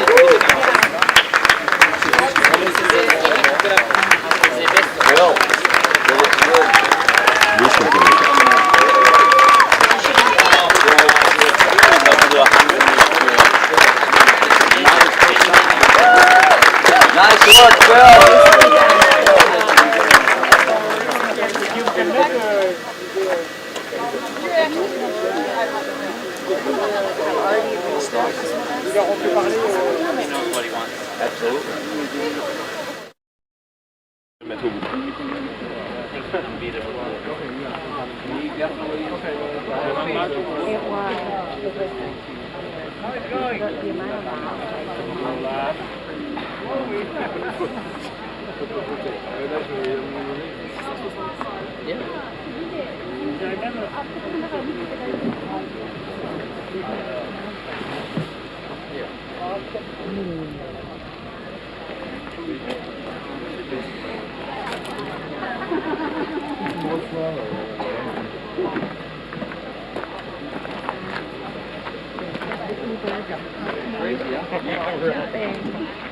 Yeah, you're in the south, though. It's gonna be hard.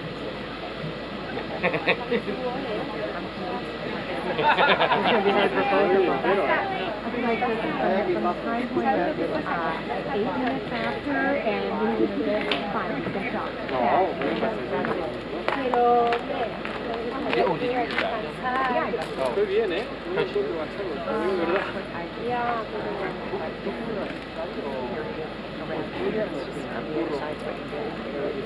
Algunas pautas se tienen que hacer aquí.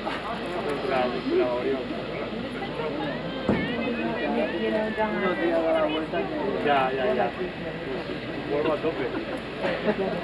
Claro, porque si me cojo 2 semanas de vacaciones y todo, o le doy antes o después.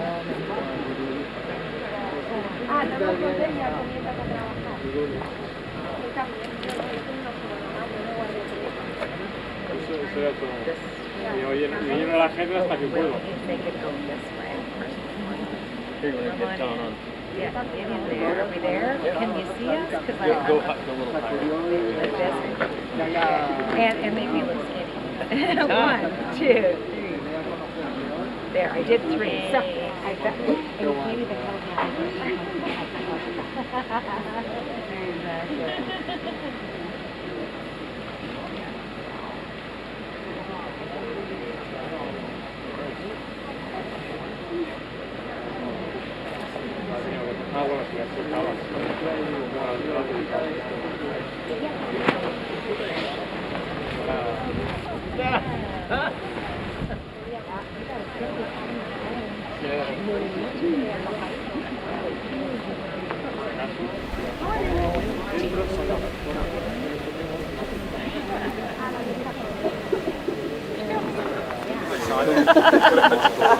I never promised a good time. It's just an adequate time. Yep. Is there any audio? Is there audio? Festival de Barbe.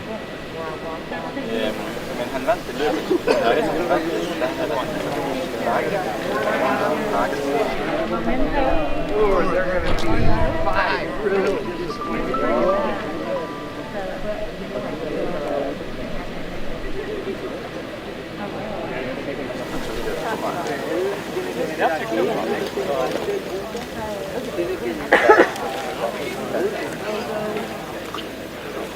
Sorry.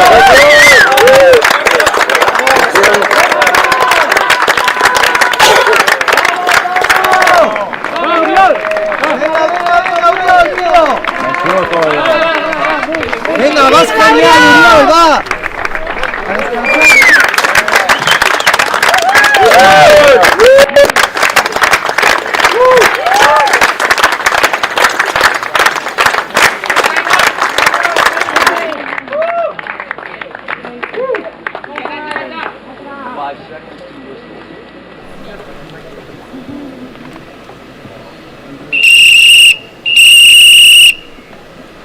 It's merciless. Laz, 100 loops. What does it represent in the backyard?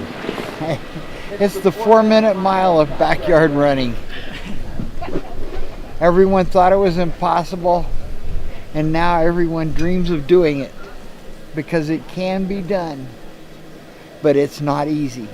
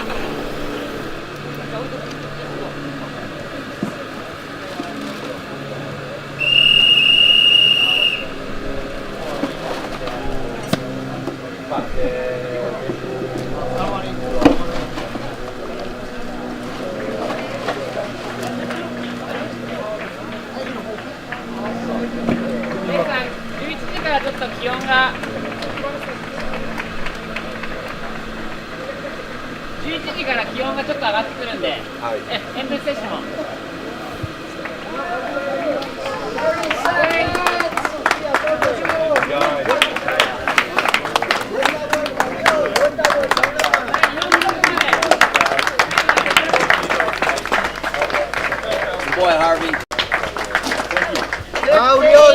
Mucha fuerza. Wait. Hey. Venga, muy bien. 9, 8, 7, 6, 5, 4, 3, 2, 1.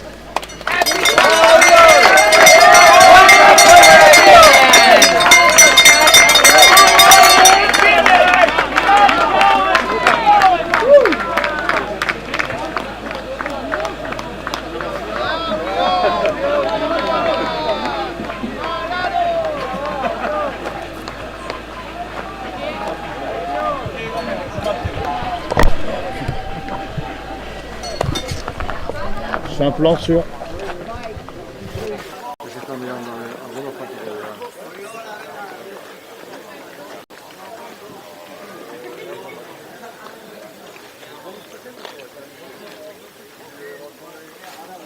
C'est quoi?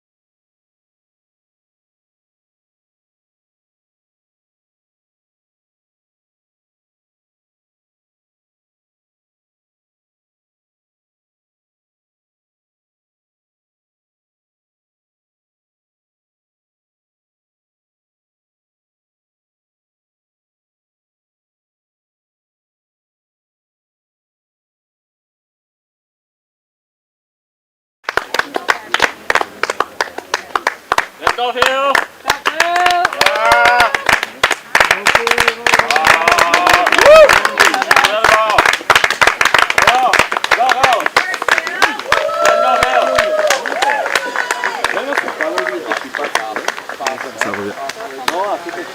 Nicola! Nicola! On y va, Nicola!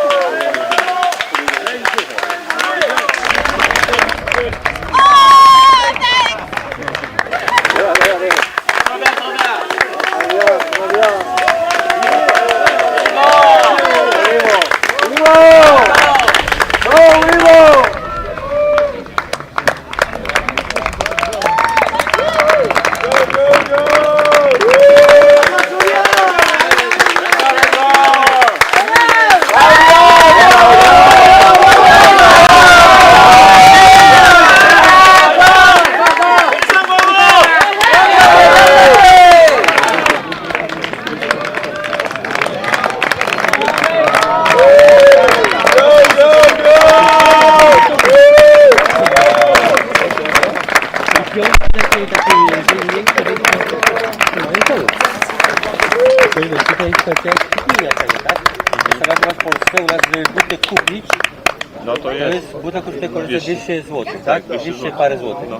A i później ładowanie tam około 50, tak? Od 50 tam do 150, to jak idzie. Na stacjach będzie nawet koło polepszenia kosztuje. To nie jest zajęty. Chociaż Polacy już nas nie oglądają. Jeszcze tak. I ta moja też ma wyjście na podłączenie butów.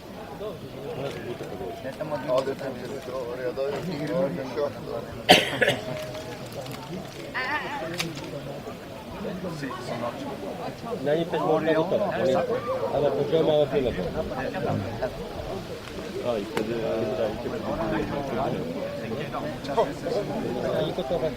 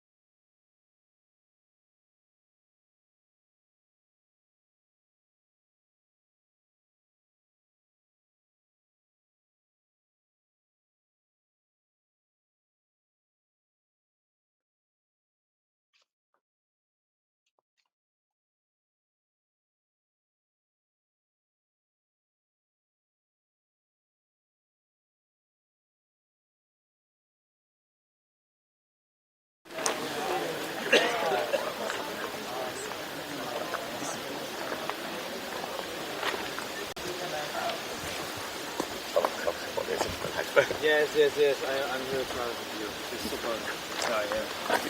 Yeah. You did amazing. Should be so proud of yourself. You did incredible. Absolutely. Fun to talk to them. Go on. Give you crew a big hug. Yeah. That's cool. I could hope for. Come in. Sure. Over there. Yeah, go. You're doing a good job. Good job.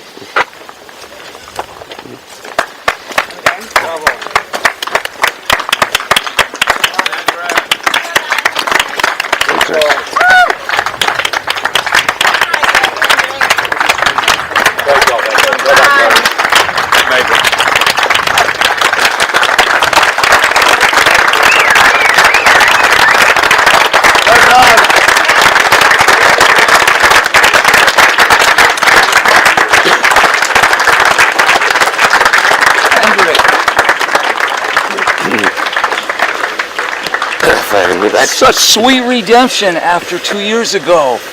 Yeah. It still haunts me, and thank you for replacing that bad memory with a good memory. Thanks so much for having me again. It's appreciated. Incredible performance. Quite the journey. Incredible performance. Get some rest. Is Lazarus around? I think he's in the house. Okay, yeah. Yes. Yeah. Alright. Man, from what happened last year to 100. Yeah, but not more than that. Like, that's tough. It's such a tough course. Yeah. Thanks so much for having me.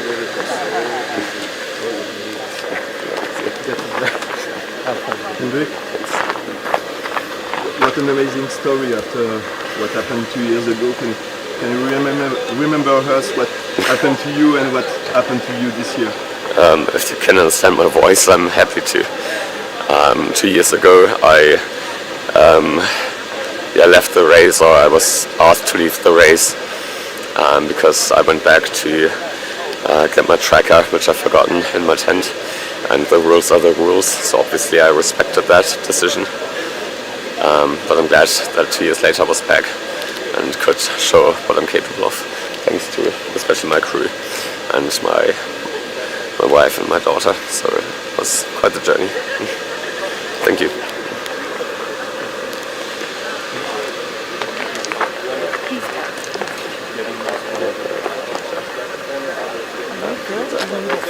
Yeah, in a second. But You need a seat?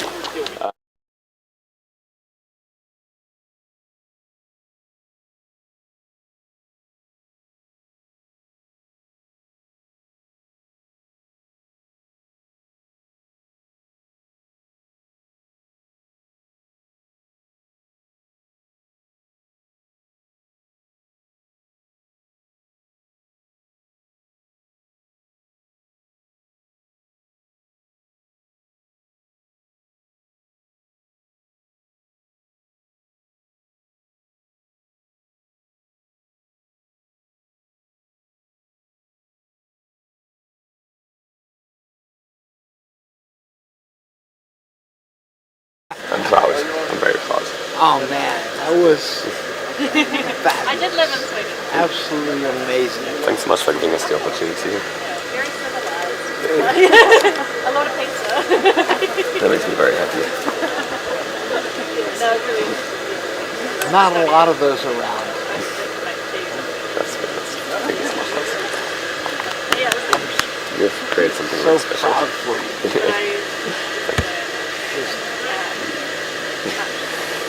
Yeah, that's quite the redemption story. Oh yeah. Would it be okay to take a picture with my crew as well in front of the numbers? Sure. Oh yeah.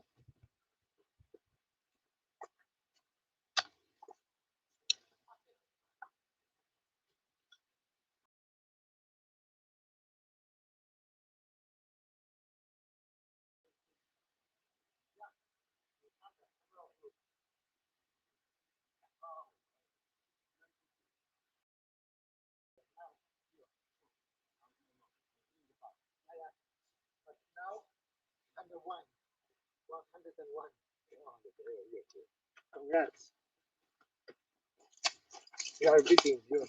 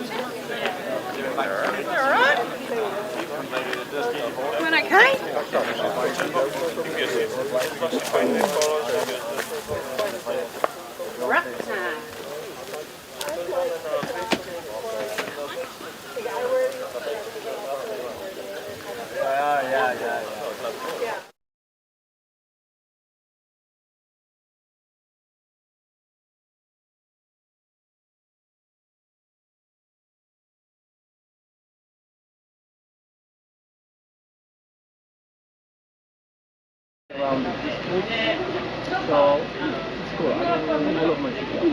I don't want to work, so although if I have a small house in the mountains, 400 kilometers from Warsaw, but it's just...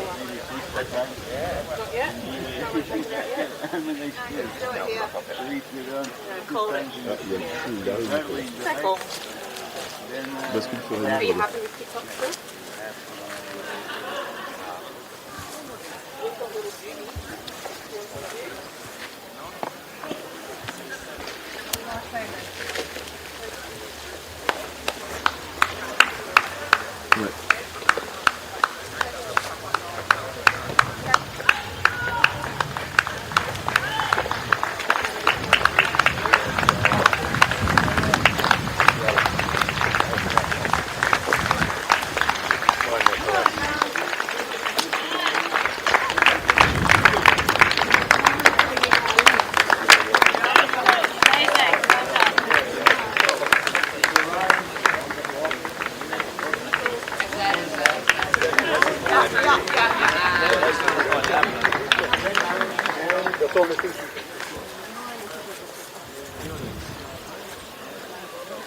But all I got out of this chat is apparently productivity. Yeah, plates, good. Yeah, and one big. I mean, we have a lot of winners, but one.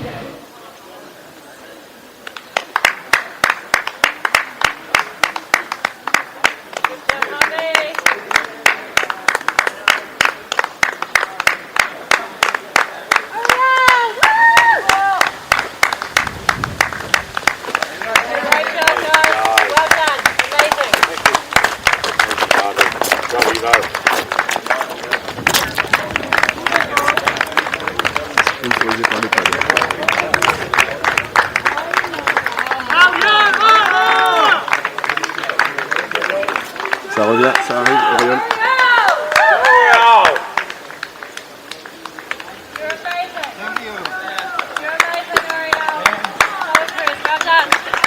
Got this, Oriel. Thank you.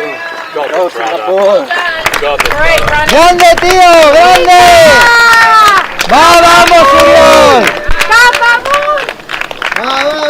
¡Una más, Oriol! ¡Ya está! Venga a descansar. ¡Vamos, fuerza, Oriol! Venga, muy bien. ¡Va!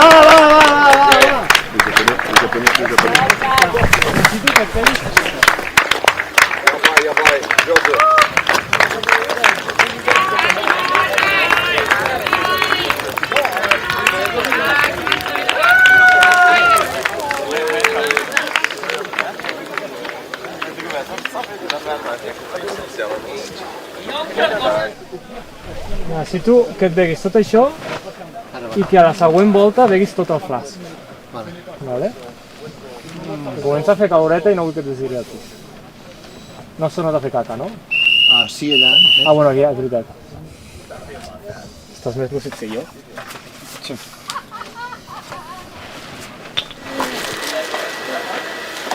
カロリーメイトってあります？あ、持ってきます。ありがとうございます。僕は今、Thank you。キノコもあるけど、さっき食べてき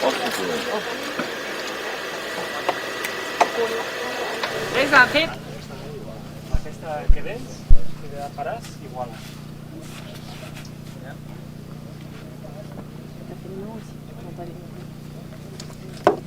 Pero lo estás haciendo muy bien. La gent t'estima molt, tio. Això està al total, Bueno, a ver, tío, ¿qué quieres? Oriol, tens cames. enfócate, lo tienes a tu mano, tienes para muchas más vueltas. Ça va être déstabilisant, mais c'est le moment de sortir de la routine.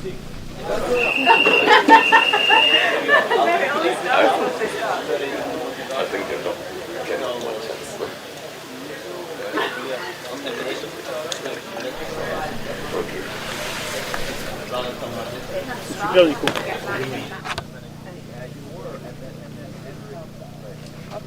Ça peut te faire un peu l'effet grelot, mais après ça va te faire du frais qui arrive. Tu l'as fait ou pas? De quoi? Les chaussures. Tu fais quoi? T'inquiète, pas une minute. T'inquiète, tout bon. C'est super en tout cas. C'est génial, Nico. No sé, pero por si acaso.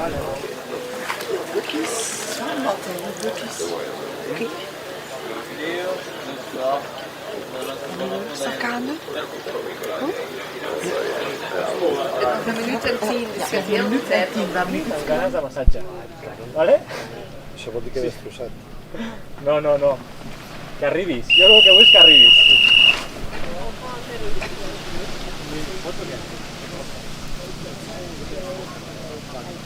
C'est maintenant la guerre.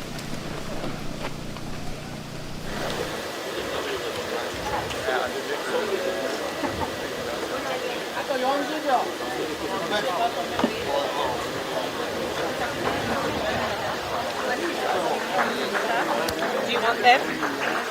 Maybe crab where is Un maximum?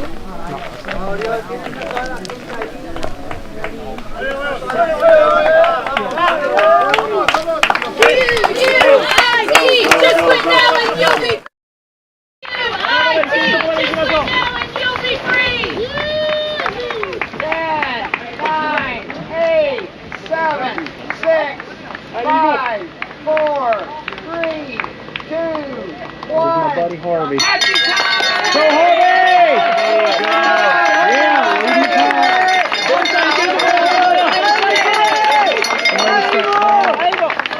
It only goes up to 90 mile an hour, so I've got one over there in front of it.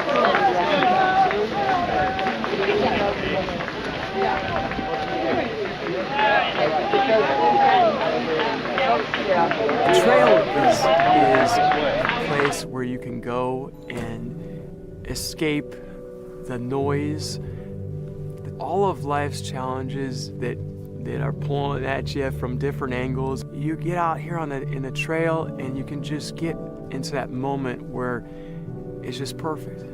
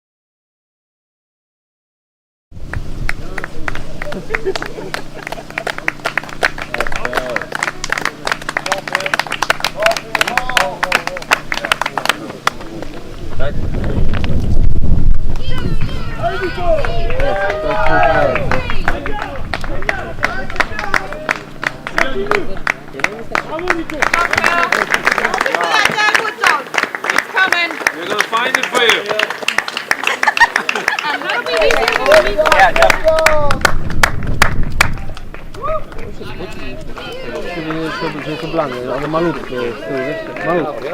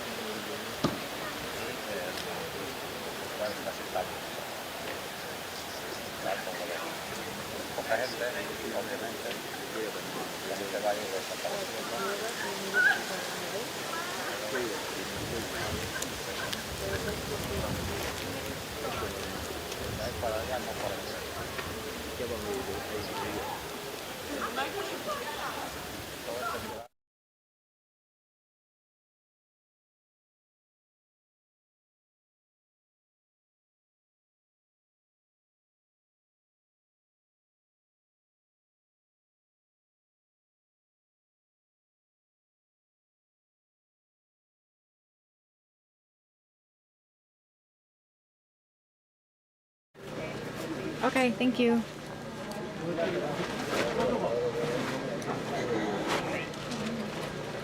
Hi, my name is Dawn Stone. I'm the director of Babbitt's Backyard Last Man Standing.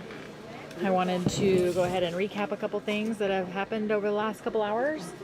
We had some amazing developments on our athletes at Big's Backyard Championship that started Saturday morning.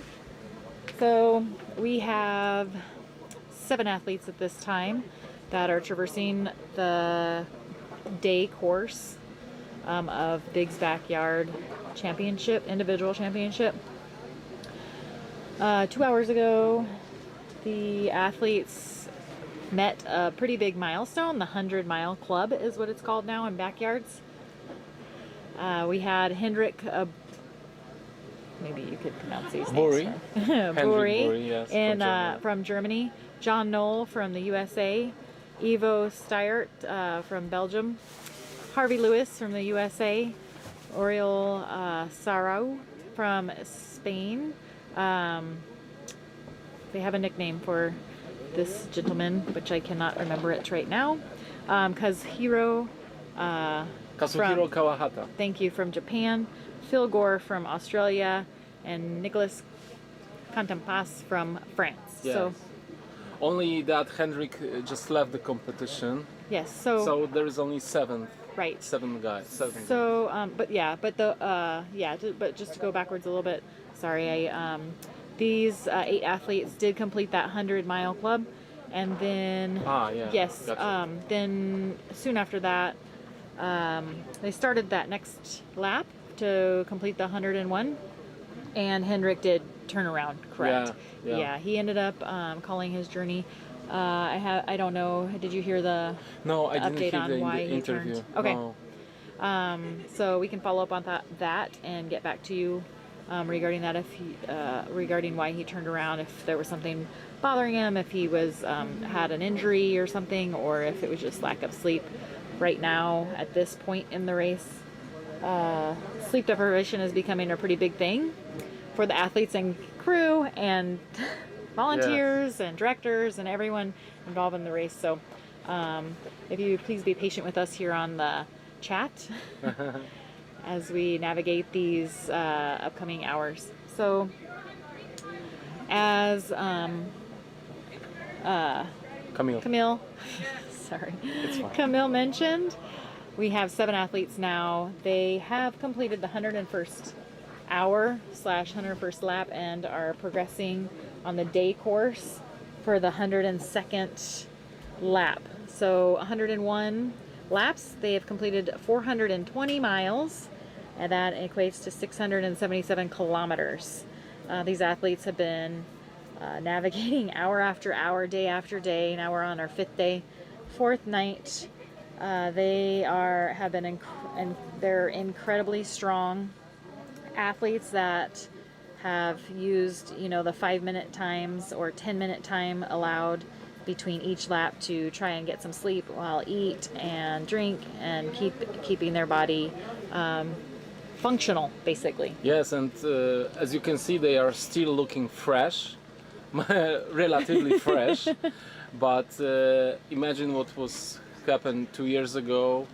The record of this course is 108 loops. So I think we are, and we have 7 of them right now, and we are at the loop 102. So probability of breaking the course record is pretty obvious.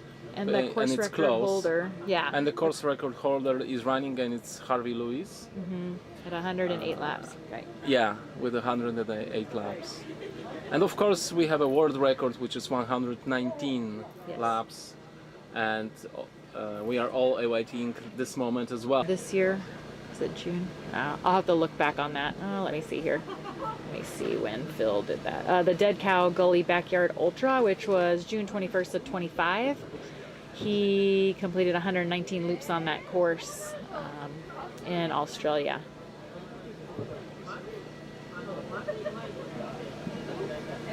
So let's see, I'm gonna look at the chat just to kind of see where everyone is. I don't know if there are any new people that have joined and do not have any recollection or have not learned of the backyards yet, or if this is a group that has been watching for the last 100 hours or stopping in and out the last 100 hours, things like that. So we'll periodically look into the chat. Yes, if you have any questions, if you want to know more about what you are looking at, we will explain you in details how the event works. So please tell us if you want to know more. There is a lot of you, 4,000 viewers. It's super cool that you are here. Thank you very much. Now we are at the end. We have passed 100 loops, so it's starting to be very interesting. For the top runners, this is the final push. Now they start to go towards that record. Yeah, shoot. Yeah. Let's do that, guys. Let's not waste the 100 laps that we ran. Let's break it. Now that they're at that 100 laps, which took them about 5 days to get there. Exactly. Now this is the time to optimize. To push. Yeah. To push, correct. And so we have, 19 hours from this point to break that record. What time is it right now? It is, we have a bit of sleep fatigue going on here as well. So it's noon. It's noon. So 20 hours from noon, or 24, let's see, noon tomorrow. Yeah. 9, so 8, I guess 8 o'clock tomorrow morning, correct? 8 o'clock, yeah, right. Is Yeah, that right. Tomorrow morning we will break the record.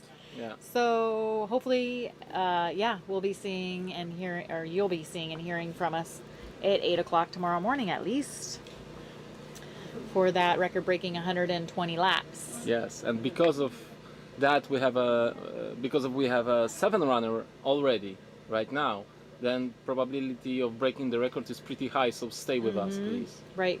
So the year Harvey Lewis did the 108 laps, the amount of athletes per milestone was less than it is this year.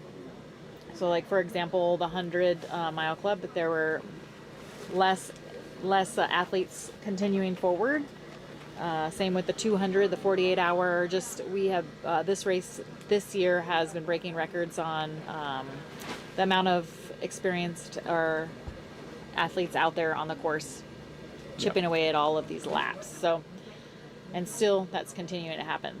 So as Camille mentioned, we have 7 athletes out there right now and making history for the most amount of athletes out there at absolutely. this time. And the point of crossing the 100 is also that it's not easy to do outside World Championship, which we are experiencing right now, because it's super hard to gather in one event such amount of talented runners. So, and if you don't know, you need an assistant to to push it far. At the end, now we have 7 of them. We had 72 runners. Now we have 7, and we need 2 of them to complete the event. You cannot we cannot leave one runner and let him run as much as he can. He needs an assistant to do that.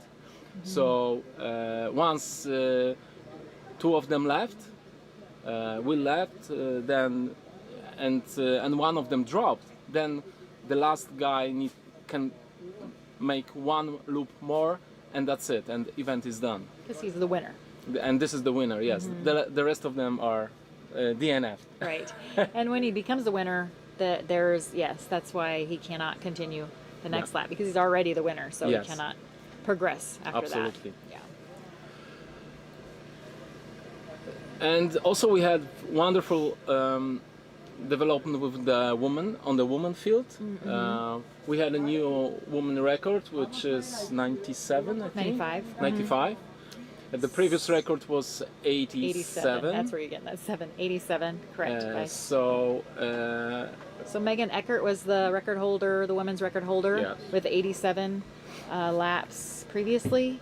And then Megan and Sarah Perry from Great Britain were the last 2 ladies last night into this morning running laps. Megan Eckert ended up I guess a little too much sleep deprivation and cognitive changes due to that. Like she was a little tired and kind of moving slower because she just physically with her sleep deprivation was making her move slower. So she missed her 93rd lap. So then she completed 92 in the time frame, and then her race was over at that point. So then Sarah Perry continued. Sarah Perry from Great Britain. She bested her best performance prior of 59 laps, and she continued on. And then at 95, she started having back issues, or she had been having back issues that they were working on. She kept going for a couple more laps, but at 95, it just ended up being too much. Yeah. And so she decided to drop off. So she called her race at 95 laps as well. She was aiming for 100, and she was super sad when she decided to drop off. But you know, that's life. She progressed from the lap 59, so it's a huge step for her. Right.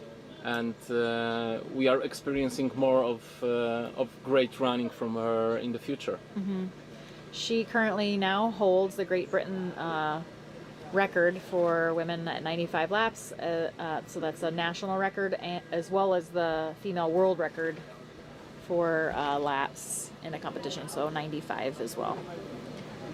So that's Sarah Perry. Yeah, and I know if you mentioned, but Nicolas Contender just broke the French record. Oh yeah, look at that. 101. It's a new French record. New French record. We're breaking records all over the place around here. Yes, that's true. I guess we could look at those records, because look at Hendrick going down, broke the, now holds the Germany record. He broke it with 100. So now Hendrick from Germany holds that record. We went over Sarah Perry from Great Britain. She holds the female record at 95. Rodolfo Ramirez, Mexican athlete, he ended up setting that record at 88 now. Nicholas Jord from Sweden, he broke the national record with Nicholas Schablum, but now Nicholas Jord is the one that holds the record at 87. For Sweden, Patrick. Krotek. Thank you. Slovakian From Slovakia. guy. Holds the national record at 80. Edith. Yeah. From Hungary, she holds the national record at 76.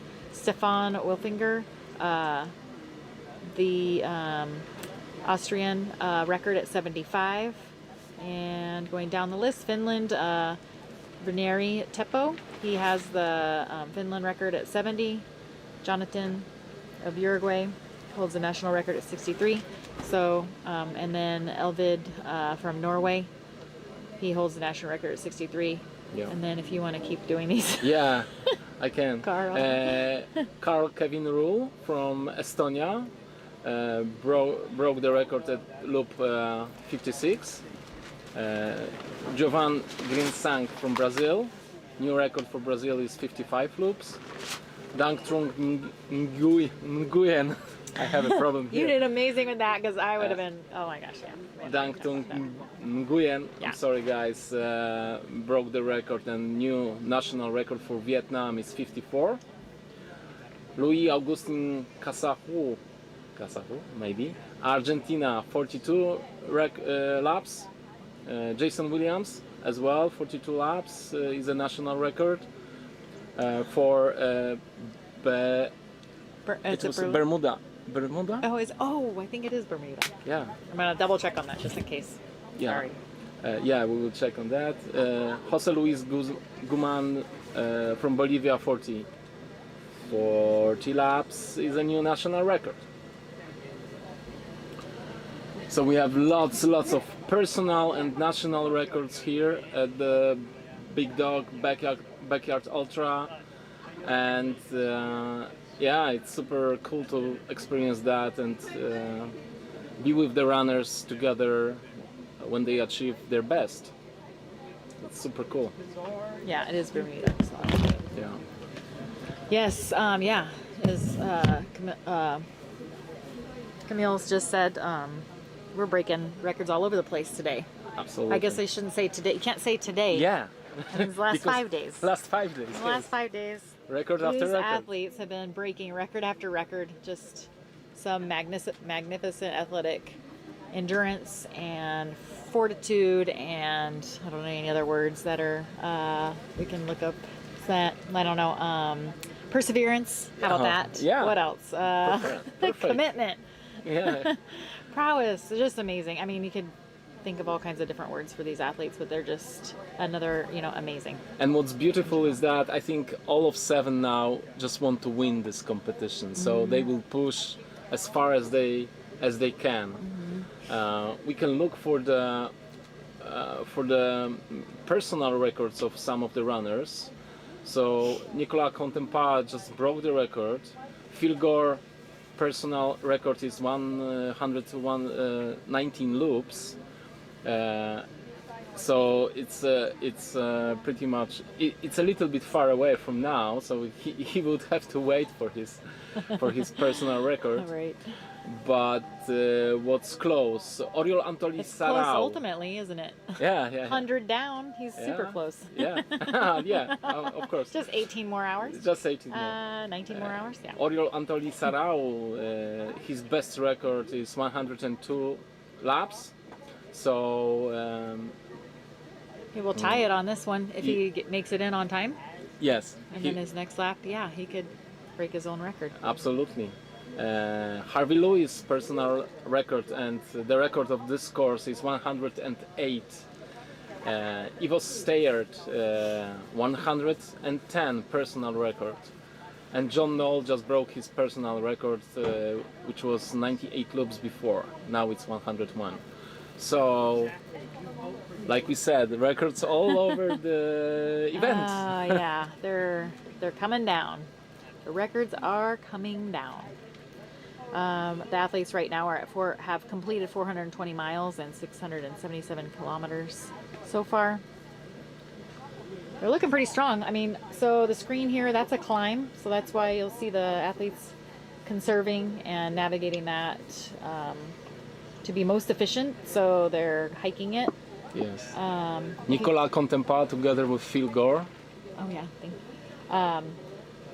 And the map on the upper right hand side of the screen will show you the route that they're taking. The black circle is the camera, so when that's activated, that's where the athlete is currently on the course, or the athletes are.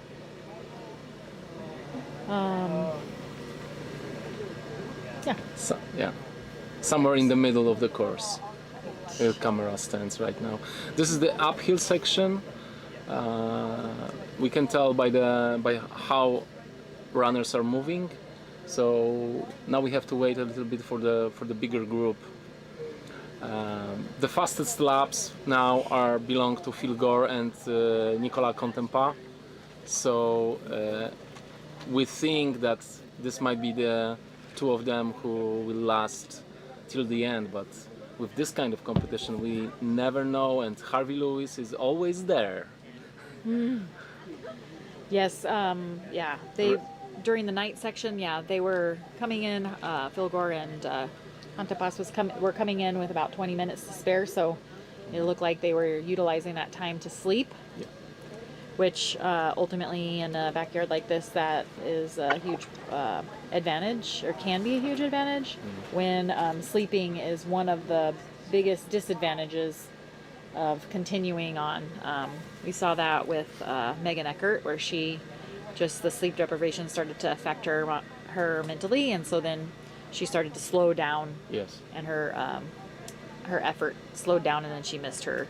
And we've been watching that, yeah, frequently. There were racers that went out and then they just went to sleep on the road. Yes. Or on the route, had to be picked up. Same kind of deal. Sleep deprivation seems to be one of the biggest barriers to these events moving forward.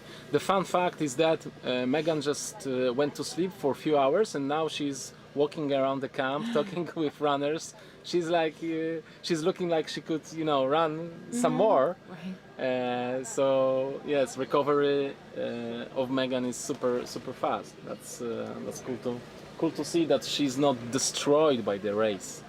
Okay. This is amazing. Like after so many hours of activity, oh man, that's incredible, absolutely. And they're going to go ahead and do a replay from 85 to 96 so that you guys can have a look into what was happening while you might have not been around. We'll be back. Bye.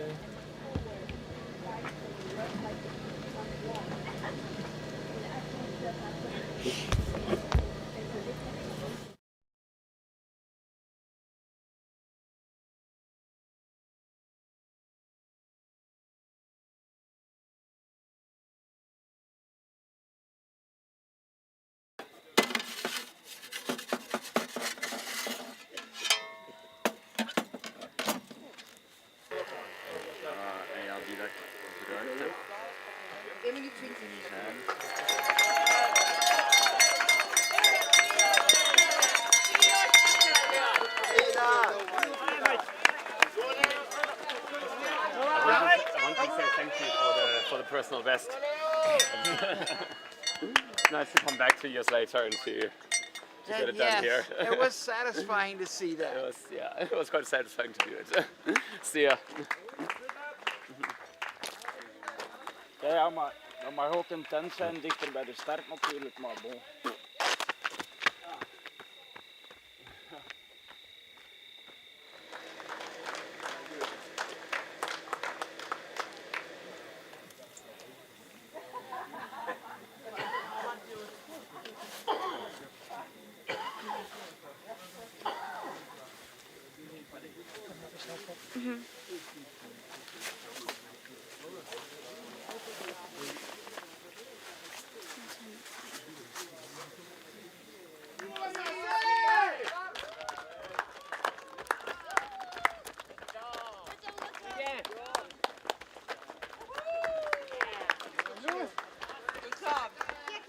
Tengo por agua, tira por agua. Aquí está el agua.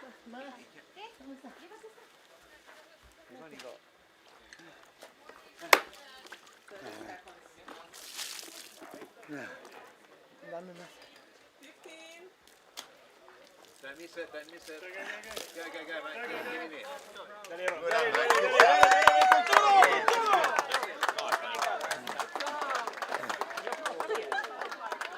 que hablo con gente muerta.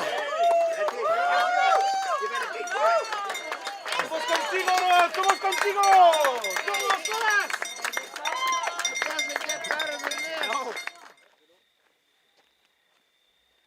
You alright? Nice.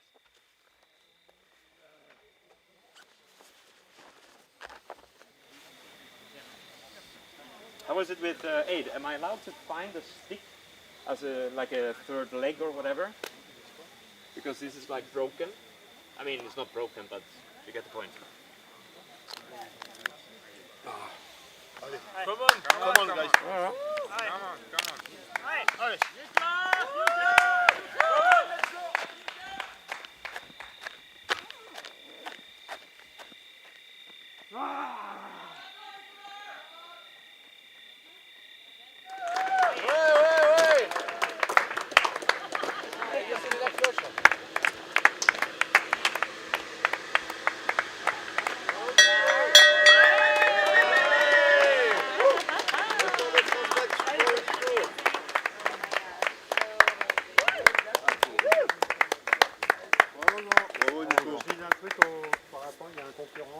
Attends, dis-moi et je traduis. Tu vas t'asseoir. Numéro 31. Runners number 31. Yeah, Nicolas, quelque chose. Nicolas something. Ouais. Qu'est-ce que tu veux dire? Il est sur le bord de la route et il arrête et là il aura du mal à He's revenir. stopping and he's going to have a hard time to come back by himself. He's on the side of the road and he's having a hard time. C'est fort, Nico. Bravo, Nico.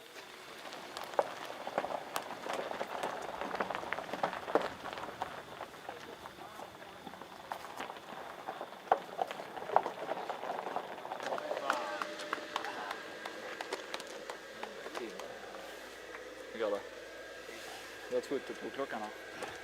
Yes, well. Ta den. When I saw the result, I was very happy. I can say that I was not sure it was that much. So it's a lot.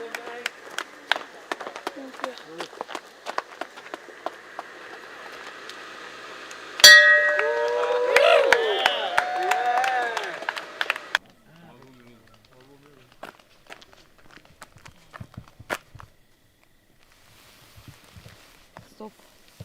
Yeah.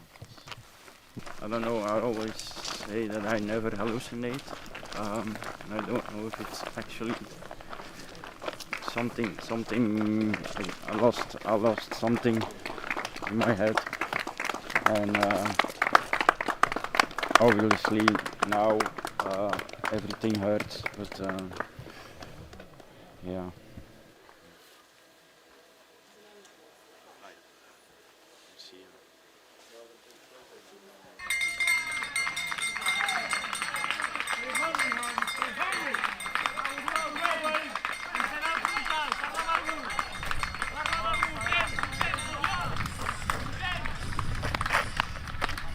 Super ce que tu fais, Nico, c'est super. Allez, Nico, c'est super. C'est super, Nico, bravo. Allez, continue, c'est super. ¿A dónde vas, Luz? Por mi hermano. Porque vienen los demás.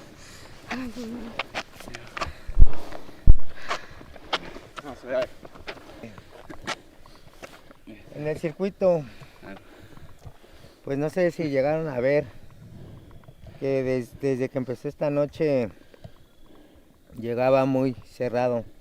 Y era porque desde que salía me hablaban personas en la calle, ¿no? Ya cuando tenemos varias horas sin dormir, alucinamos. Entonces pasó que me hablaron varias personas y me quedaba platicando, así conversando como si hubieran personas, y regresaba a ver y ya no había nadie. Ya no había nadie.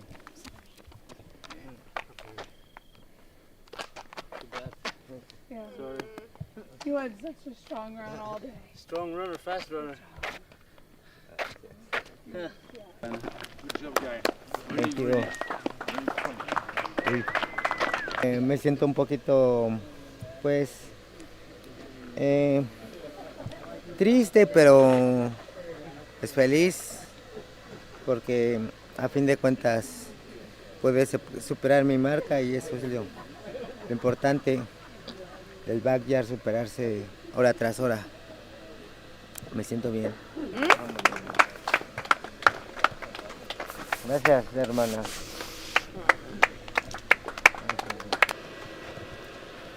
Amigo, last lion.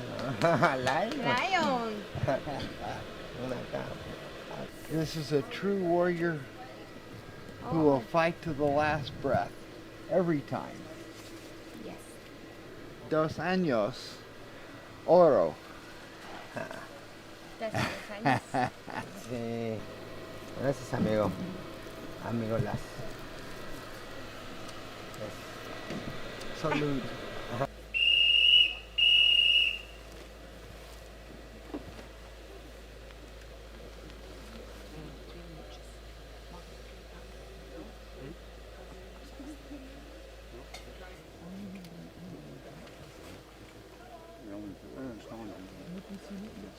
Heftig. Happy time!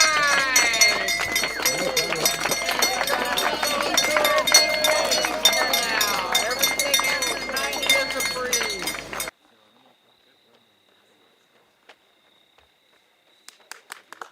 Good job, good job.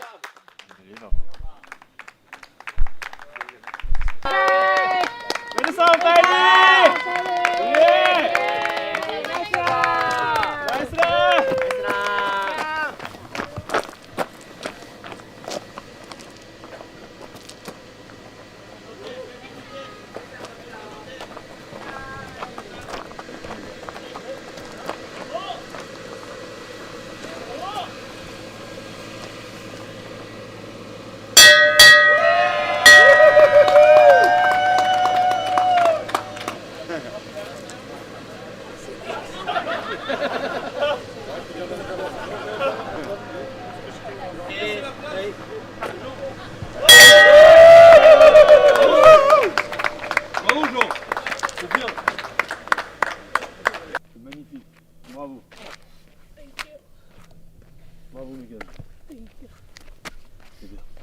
Yeah! Yeah. I just wasn't strong enough. I mean, thank you. And, you know, it was fun running with you. Right on. I think we had a good time. Good. You did incredible out there, okay? I'm so proud of you, it's crazy. We have a coin here for you. Thank you. And silver you can use as a placeholder for the gold one you'll get in 2 years. That's what I'm talking about. So did you just get slowed down too much on that loop, or? You know, honestly, my mind just went, I mean, I'm not gonna, my mind just went to a place I just couldn't seem to get out of. If I'm... Did you remember what you were doing out there? Not always. Good job, Sarah. Well done, the girl.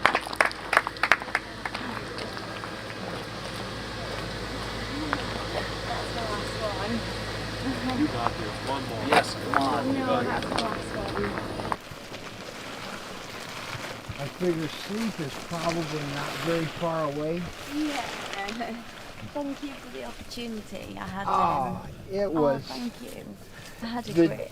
the joy that we got out of watching you run and perform. You. I think most of us that have done long distances know what it's like when your back starts hurting and you can't get it straightened out. Quite disappointed that my back went, because like everything else was like working so well. Like I had it in my legs, I had it in my head, and I was quite fixed on 100. So there's a lot of disappointment, but I think also like I haven't quite processed the whole experience, and it was amazing, but I just need to catch up on sleep and actually like come to terms with what I have achieved.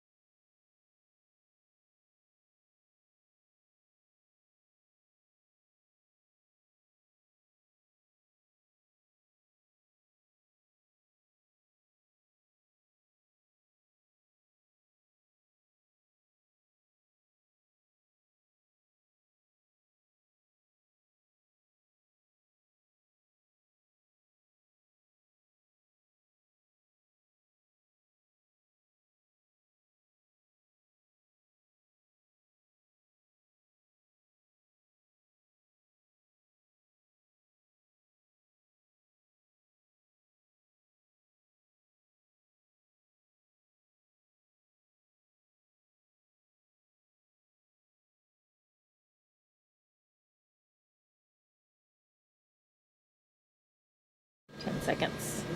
Hmm? On it. Hello, we're back. We hope you enjoyed that recap that the French team put together. Our media team took those pieces of video and put them together to try to give you guys the best recap of those last. Yes, and I must say it's incredible how camera crew is working 24/7 to deliver this footage, and then the editing part of it, it's just great, absolute stunning piece of work. So you can get not only the wide shots from the course, but you have all these close-ups and interviews from the village, and it's a blast. Thank you very much, guys. My appreciation to you. Thanks a lot. Yeah, recap was great. So we are coming back to the course, loop 202. 102, sorry. Oh yeah, trying to finish up 102 on 202. Sleep deprivation. We are a little. If we ask for a little grace on the the live stream, because yes, we're all kind of dealing with some. Yeah. And big shout out to one of the commentators that was with us for days, and she left now. Oh, Stephanie. Yes. Thank you, Stephanie. Yeah. Stephanie's been with us, yeah, exactly, for days now, and she ended up having to leave because, yes, she has other obligations now, so. Yes. She wanted to be here, but yes. Yes. Eric as well, he's not feeling very good. He went to sleep, so you are just Dawn and Camille, welcome you. We are welcome you, and hope you stay with us till the end, till the last man standing. The last man standing. And Camille has a podcast, right? Yeah, I have a podcast, Black Hat Ultra. Unfortunately, or fortunately, it's all in Polish, so most of you will not be able to listen to it, but I have a lot of experience talking with ultra runners, and I'm in the field of trail and ultra running since 2018. So yeah, that's me. And what's about you, Dawn? And then yeah, I'm Dawn Stone, and I'm the race director of Babbitt's Backyard Last Man Standing in Arizona, our silver ticket event this year, affiliated with the Backyards, and we had our race a couple weeks ago with a 55 lap finish with Ryan Snickles, so he'll be continuing on to the Gold Team World Team Championships next year, this time next year, as one of the athletes for the U.S. So Yeah, perfect. What's the lap record on your course? that's it now, 55. 55. It was 33, and Ah. then Cool. this year. So yeah, Nicola. Yes, you are asking who is running right now. We have 7 athletes are competing on the day course.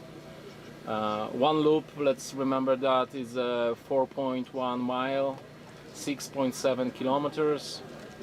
1 loop per hour. So the deal is if they finish sooner, they can rest longer in the village here. I call it a village. How do you call it?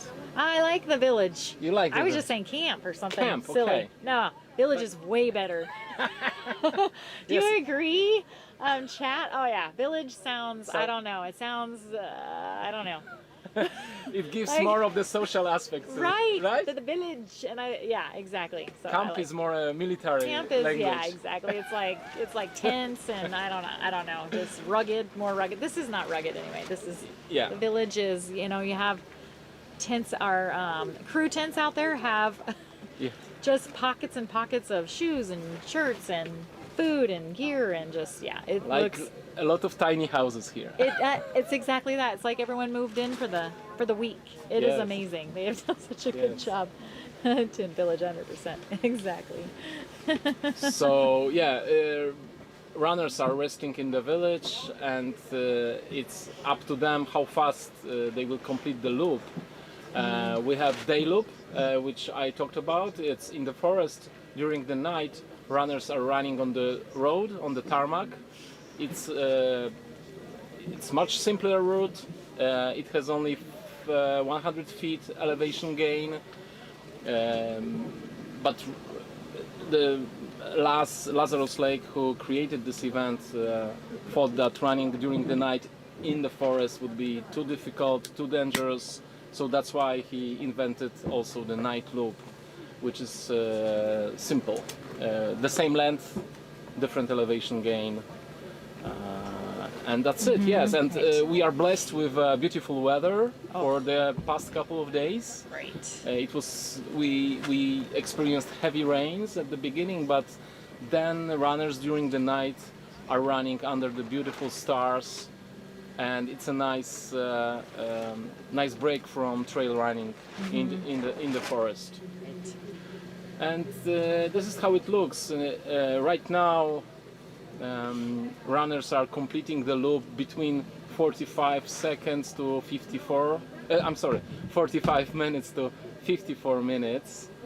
So the fastest runner has 15 minutes in the village to recover, and the slowest runner has only 6 minutes to recover in the village. And that's it, yes. We have France, Australia, Japan, Spain, USA, Belgium, and USA again. So this is our pack. It's 64 degrees Fahrenheit here at Bell Buckle, which I believe is about 20 Celsius, maybe about 20 Celsius. Our high today, sunny, 66. So it will feel a little warm to the athletes, but you know, 66 is that's not so bad. So 66 Fahrenheit, and then tonight it'll be in the 40s. So it seems pretty cush weather, right? Yes. Like Camille was mentioning, our first night, we had a downpour, 7 hours of just rain, and then the second night it was freezing. So the athletes really had to endure those first 2 nights. Just so to be out here at 101, 102 laps right now, after enduring all that kind of race, those race. I was gonna say dynamics, but that's not what I want. Those race conditions. Yeah. And to continue on, they're enduring amazingly. So they look really good. But it was like Laz was mentioning many times that this rain was much harder for the campers, for the villagers, than for the runners, because literally a lot of electronics stopped working here. A lot of tents was like floating down into the forest, into the mud, and it was pretty crazy, especially for the villagers. We had to rebuild the village in the morning. Yes, but it's totally fine now. So, but it was yeah, a cool experience. Yeah. Yes. Just a reminder, just a little reminder that we should be happy for what we have right now. Right. So happy. Exactly. To look at the, if you're looking at the live stream on the course, this is the day loop. Let's see what, 51. Okay. So they went ahead and moved the map away because the athletes are going to be coming into the finish now. This last little section you'll see, this is the last little single track that they'll traverse, and then they will hit a single track road of dirt that will come towards the finish. So we will see these guys imminently, looking like they're going to finish 102. These guys look pretty strong. Yes. Phil Gore is first. He will complete this loop more or less with the same time as before. Oh yeah, look at that guy. Yeah. Very nice, very nice. Just a daily stroll, just a little 4-miler. Just a little 4-mile. He's just crushing it.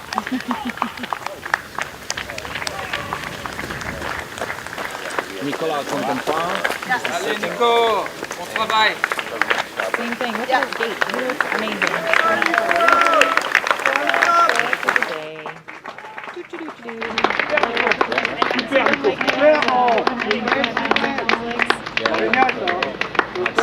425 miles. Yeah, it's like some comments on in the chat was I'm feeling bad watching those runners. You shouldn't have, but we know exactly what you mean.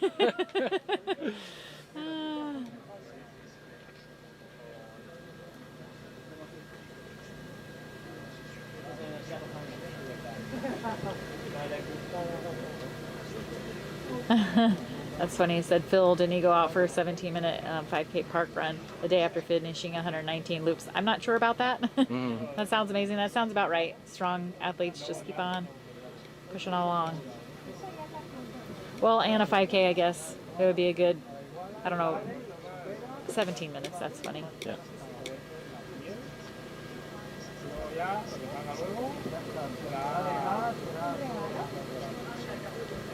Yes, it's you are mentioning that this is the contest of nutrition. Yeah, absolutely. It's a lot of puzzles to the runners have to put together here: nutrition, physical performance, sleep, fueling, all of this stuff. So yeah, it's a tricky event, that's for sure. Yes.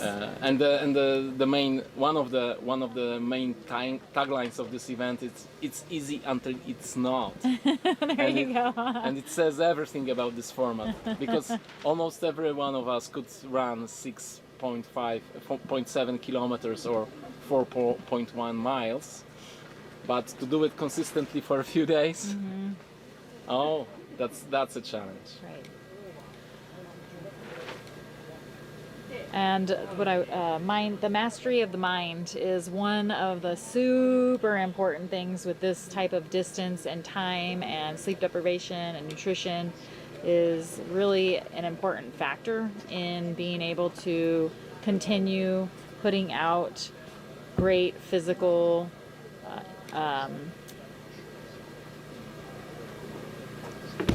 performance. Thank you. Because once you allow the mind to kind of take over and focus on the negative things like being tired or pain and things like that, then it triggers fatigue throughout the body. Yeah. As you can see, beautiful. Yeah. By the recap.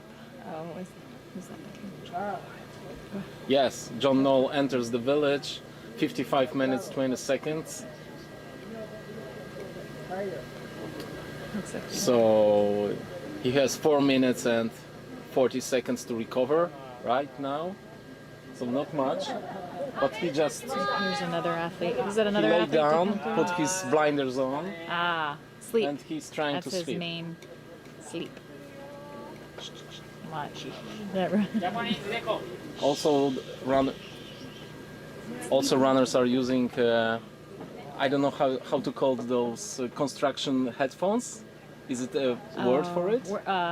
Headphones? Like the head, sound blockers? Sound block. I'm on the headphones. I'm thinking of the. I'm just. Okay. Headphones. So basically because block people out. it's loud here in the village, so they are trying to block any sounds so they can sleep longer. Harvey coming in. So they use blinders and.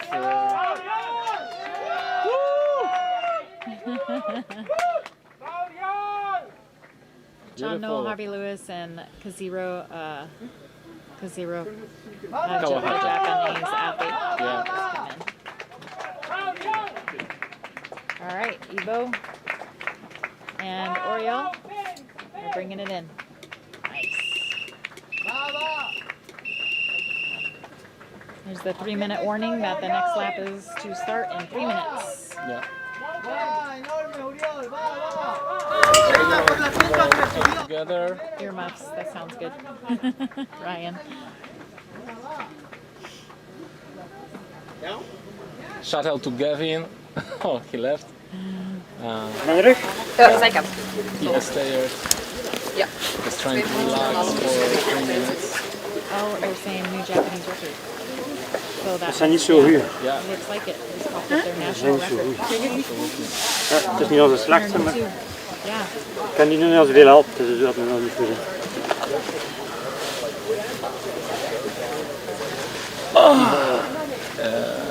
A physiotherapist is taking care of Ivo's body because for a couple of days now Ivo tends to inside. So she's helping him. Okay. Massaging. Stretching. Stretching, yes, so he can finish strong.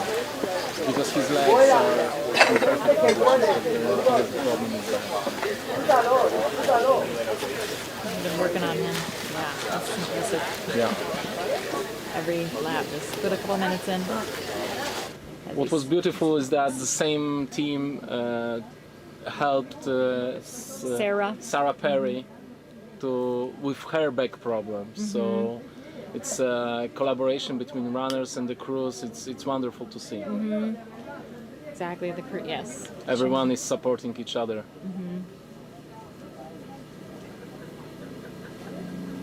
It's all about to break the record first, and then let's talk about who is going to take the gold medal.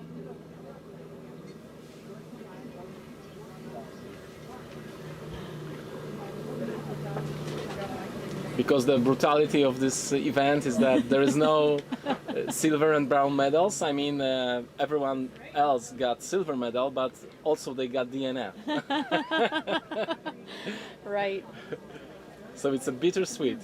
And one of the things that's been mentioned with this race is to see what you're able to do. So by having this caliber athlete here, they're able to push each other each lap, and then for each lap, if they go.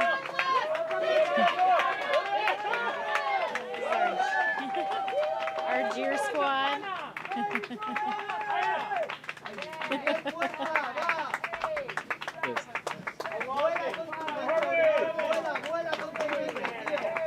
And happy time, runners.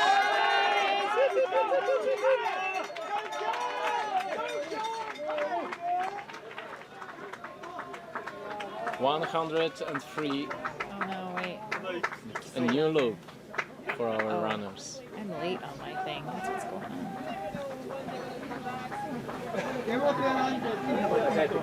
Sorry. Distracting. So as you can see, they are on the road, but this is just the beginning for the trail loop in the forest. just trail loop is not long enough to cover the whole distance, so they start on the road and then they came back after 5-7 minutes to the village, and then they enter the forest.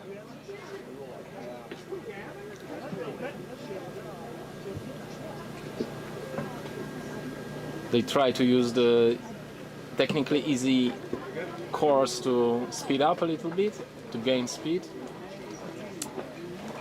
And yeah, it's kind of interesting. You see the athletes are kind of on the outer ring of the turn, which, if you think that's probably a little longer route. There was communication relating to the road, the way that it's cambered down.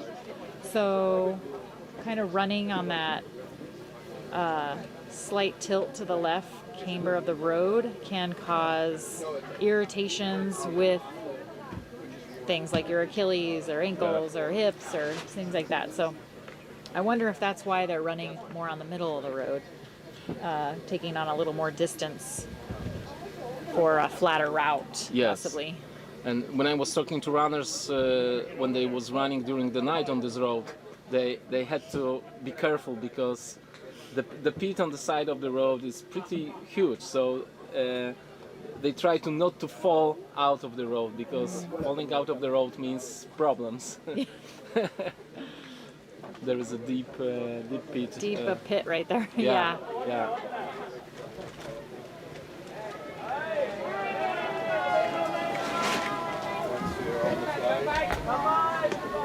Sorry about the scratchy audio. The video was scratchy as well. One more time. One more time.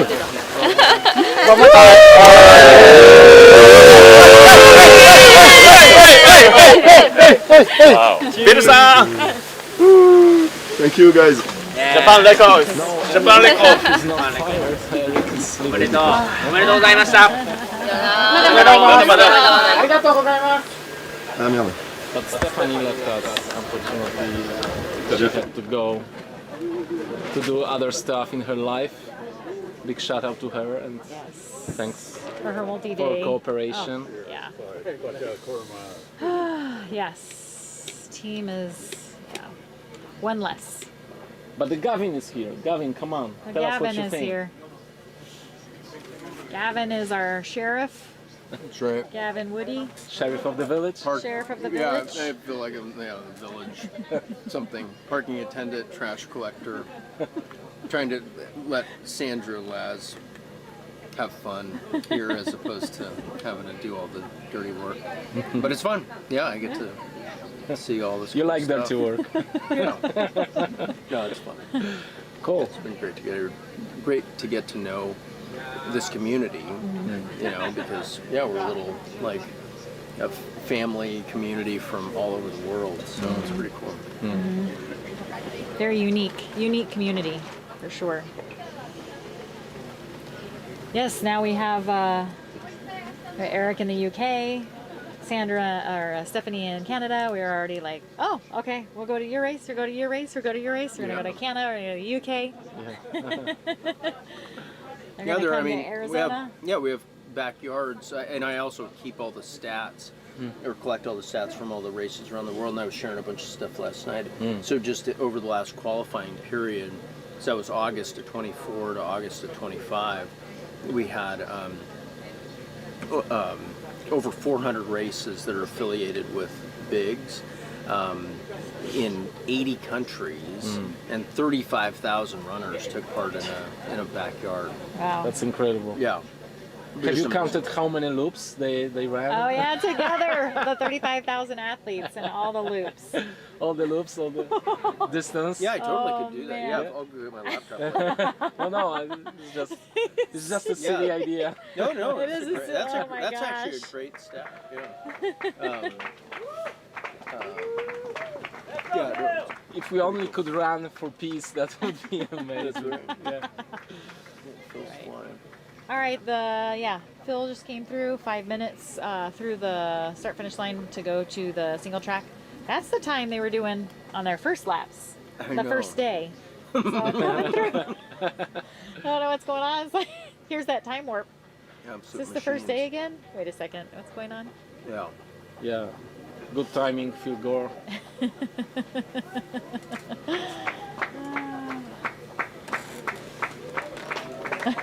That's funny. Red Bull. I haven't seen any of that around here. Not for the athletes anyway. I've seen a lot of soda. I've seen Sprite, root beers, Coke, Mountain Dew. There's been in the I different. saw Monster Energy drink over one of the crews. Oh, Monster. What's Laz drinking? He's been drinking the Bang energy drinks. I guess those have 300 calories in a can.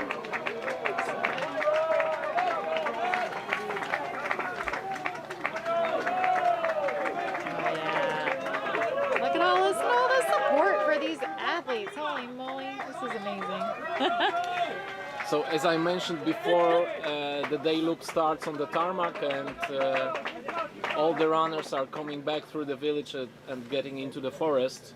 So that's why we have had a chance to cheer them while they run. Otherwise, it's not possible for us to be on the course and to cheer runners. They are on their own. It's pretty amazing that they're cheering like that, all that energy when they've been up for the most part for the last, I don't know, what are we on, 5 days again? Yeah. That's the last 5 days as well, so. Yeah, and so I don't know what percentage, but there's two crews that I know specifically. So Sarah's crew, I mentioned this last night, Sarah's crew, she's had one crew member. And I mean, you can only have one crew member at a time, but what we've been doing is they've been switching off every 12 hours, and so at least those crew members can get like half a day of rest. But for Sarah, her friend Luke was out here the entire time, Really? and would get little cat naps in between loops, but it's a tough job to crew. Even though he said that Sarah was actually super chill, super easy to crew, so he just like she'd come in and grab what she wanted, and was not needy at all. Each that's just a relationship that the teams that the runner and the crew have to develop, because some are want this very exact thing, and then other runners are just like pretty chill about it. Yeah, absolutely. I like that you brought up the crews, because they're a huge part of the success of the athlete. When the athlete comes in with 3 minutes to spare, the crew has hot food, hot eggs, hot whatever, oatmeal, or they have yogurt, whatever the athlete prefers. They have drinks and things like that, so their mask so they can sleep. So just efficiency and time. So yeah, absolutely. Also, when the runner wants to drop, the crew is super important, because they shake him. They're like, hey, you cannot drop. Tough love. I'm here for you. I took 2 weeks of my vacation. You have to go, man. You have to go. Trust me. Everybody's cheering for you. And then the next lap, the athlete comes in. Thank you so much for pushing me, because oh my gosh, I would have regretted the fact that I stopped if I did when I did. And so it's we are seeing the single athletes on the course, but this is of course teamwork all the way.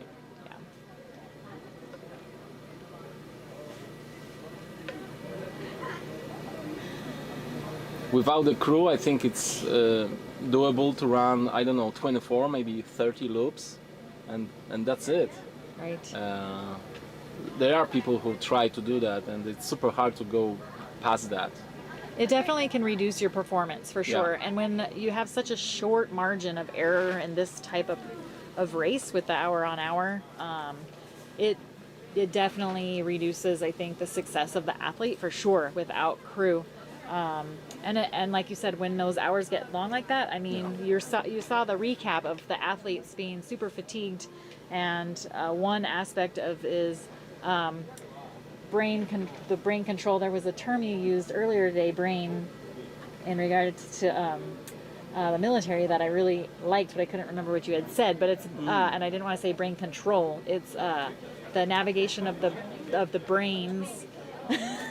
I think you need some sleep too. We're all getting loopy out here, just in different ways. Oh, wait. Okay, I got it here. The master of our mind. That was mine because I couldn't remember what you said. But we have to master the mind in this event. So when you get to that fatigue section of during the race, you have to master the mind to stay out of that negative mode, because once you allow the negative mode to kind of get into your brain, that triggers that hyper protective behavior of the brain and produces fatigue throughout the body. And so then that slows you down, and that prevents you from moving quickly. And again, with the small margin of error in this, I mean, that could be 1 or 2 minutes, or we saw athletes running to the finish with 30 seconds to spare and getting there, or 30 seconds to spare and getting there right as Laz blew the whistle, and they could continue going, or so every second in this race counts. Oh yeah, every second matters, just like in restaurant. You saw the bar, every second matters. This is the same. It's so intense here. But the fun fact is that Sam Harvey was here, and he mentioned that he would like to try to run a backyard ultra event without support. Just to check how well he can prepare only himself. Like, I imagine he will have like hundreds of bottles I don't know, of some proteins ready just to drink, not to have mix it. And maybe that will be the next big thing for backyard, just unsupported races. Right. Maybe. You'll have one side of your wall of your tent is when things are going well, and then you'll like have a sign on the middle side of your tent that says things are going south, and then on the other side of your tent saying, "Oh no, it's hitting the fan." When you get to those sections, you won't even have to think. You'll just can be like, "My brain is here." Absolutely. Yes. One of the things that might be fun to get from the comments is, because you were talking about like just controlling your mind and staying focused on the mission, because we've heard from a number of runners that have stopped that, they kind of forgot what they were doing out there last night. They were just so sleep deprived. And so it'd be funny to hear, what hallucinations or that anybody watching has actually experienced. I mean, I'll start, and I've had lots of hallucinations. In Bigfoot 200, thought that I was in that. Remember in Star Wars, Luke walks into that bar and there's all those crazy animals playing like the flute and all this other stuff. And I have this great video. I'm like, look, it's that guy with the eyes on the side of his head. And you kind of look at it, you're like, it does kind of look like that. And it was just a log sitting there, so that was kind of funny. But yeah, I remember, like thinking I was at a payphone, and it was some that I haven't heard any. I've heard like a few people have experienced this. Is I, on really long things, I'll think that I'm with other people because I'm by myself. And so like I was running the John Muir Trail solo. It's the 223-mile trail in California.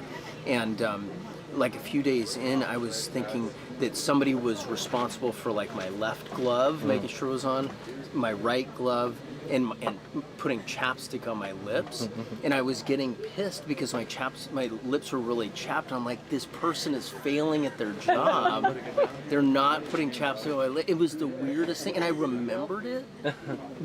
Like I was lucid, but I was also like super whacked out. Yeah. So it's just that your mind plays all these crazy tricks. Anyway, it'd be fun in the comments to hear if anybody's had some fun hallucinations. Yeah. Has anybody done any, I guess, endurance sports or long efforts where you're sleep deprived, or just anything, I guess, where hallucinations kind of came about, probably from sleep deprivation or I heard the story about one activities. Polish runner who did the nightclub.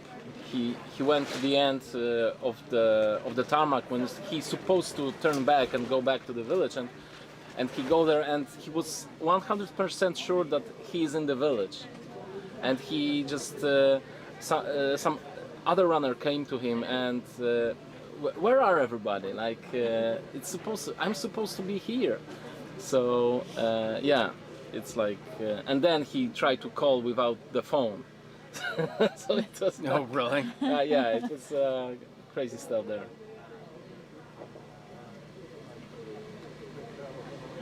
So yes, if you, oh, here we go. I mean, it's really, we're kind of not kind of endurance focused. sports related. Yeah.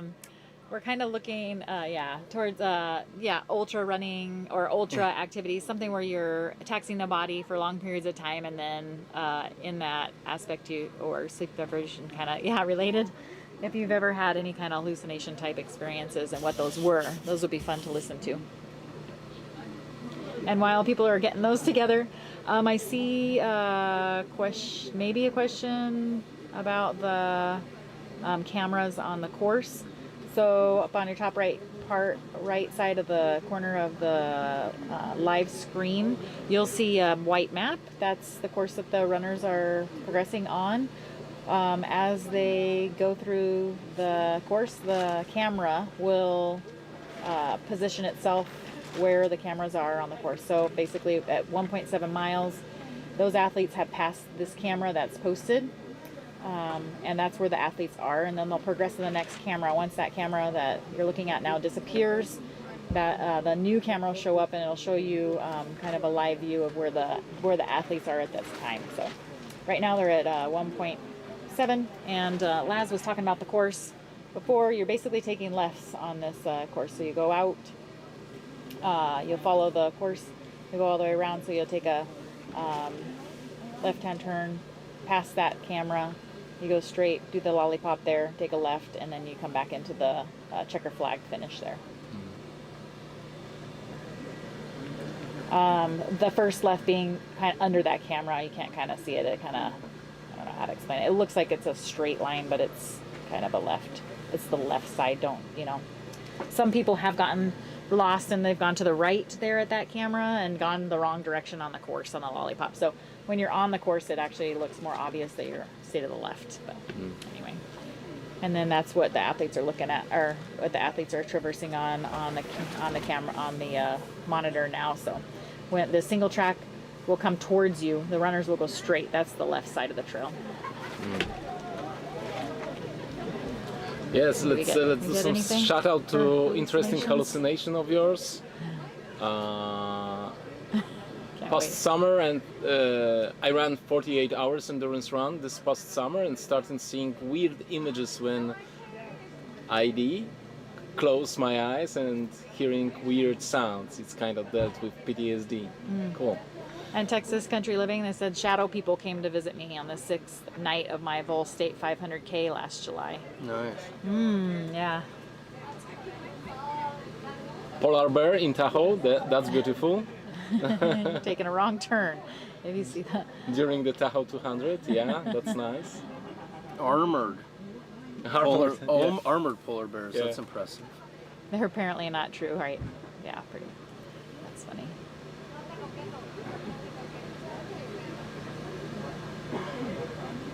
Oh, I couldn't fall asleep after the race. I thought I was still in the race and I was at home. Oh man, I could see that for sure.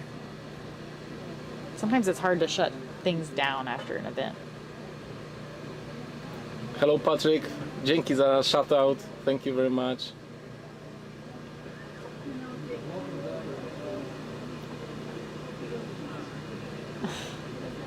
All right. Do we have anything else in here? Okay.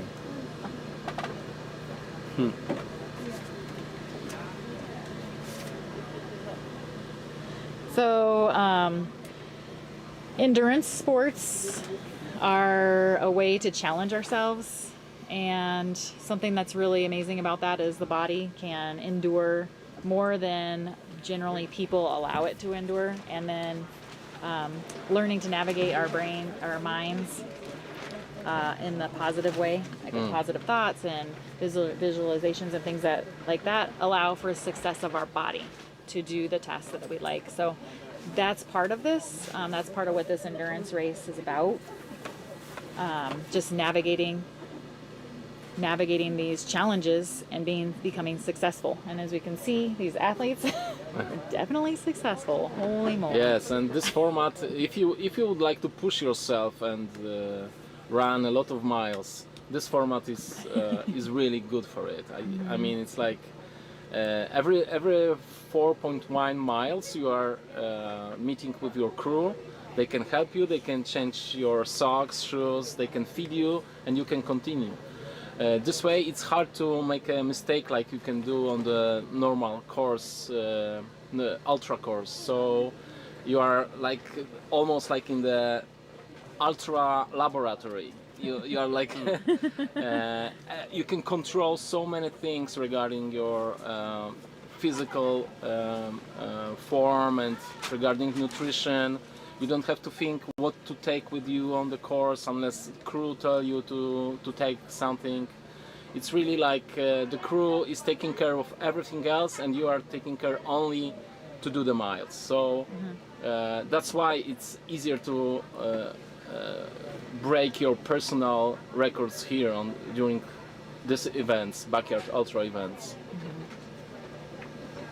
Yeah, and I think the other, just to build on that, I mean, the other thing is that it really forces you to learn how to pace, because what I find is that, you know, especially newer runners, it's hard, like, am I going too fast, am I going too slow? But then over time you learn, like, hey, this is the sort of pace that I need to maintain to hit that time, and frankly, for a lot of people it'll probably feel slow for each loop, but then you get to 24-hour 100-miler, which is actually like really fast. You know, like, I mean, people have obviously done it much more quickly, but to do a sub 2400 miler is a really big achievement, and this forces you kind of, you know, like counterintuitively to go slower to ultimately go faster. Yeah, absolutely. And when we compare the results from the regular 48 hours world records, let's say, world records events and the backyard ultra, we can tell that more runners are doing, I mean, after 48 hours, percentage of runners that cross the 200 miles for 48 hours is bigger than when you are just running all the time on the loop, and you have to decide where to stop. If it's like, if the format forces you to stop, it's different. Right. Yeah, so yeah, a 48 hour you could take out at a faster pace initially, and then just slowly slow down through that 48 hours, and less people are able to finish 200 miles in 48 hours. But then when you break it down in like this format, like you were saying, and you do a 4 mile or 4.167 miles in an hour or in 50 minutes, and you're forced to do that, then over that time frame of 48 hours, there's more. We had, I don't know, 50 people that came. I have to look back, but I think we had like 50 athletes that had completed 200 miles because of that format. Yeah. Another beauty of this, of the fact that you have to stop, is that everyone has to stop. So there is no like, and there's zero runners that are in front of you. Every hour you start with everyone. You start from the scratch. You start from zero. So you don't feel intimidating that someone is, for example, I don't know, a few hours ahead of you. It's not a case. You are just with everyone else. Every hour you start from point zero, and you just, your only mission is to complete one loop, which is in front of you. So a lot of beautiful for the mind things here in this, and different things in this format. It's really challenging. That's why Lars is paying so much attention, and he loves when someone pushes his boundaries. Like he loves when someone PR'd during the event. That's why he invented the bell, right? So you can use the bell when you pass your PR. It's like a thing for Lars. Right. Oh, and on a PR note, which was a totally different scenario, or not, well, Laz, Laz was here when Harvey Lewis completed his 108 laps. So Laz blew the whistle for that lap. Laz rang the bell for that lap. 108. So Laz now is looking forward to the opportunity to blow the whistle for the 109th lap, breaking his record for a backyard. So 109 laps, he'll be able to blow the whistle, ring the bell. So now he has that on his mind now as well, since we're so close to that. Yes, he's running for his own PR as a race director, yeah? His own PR there. That's cool. He's like excited for these athletes to get him to his PR as well. Yeah, yeah, that's sweet.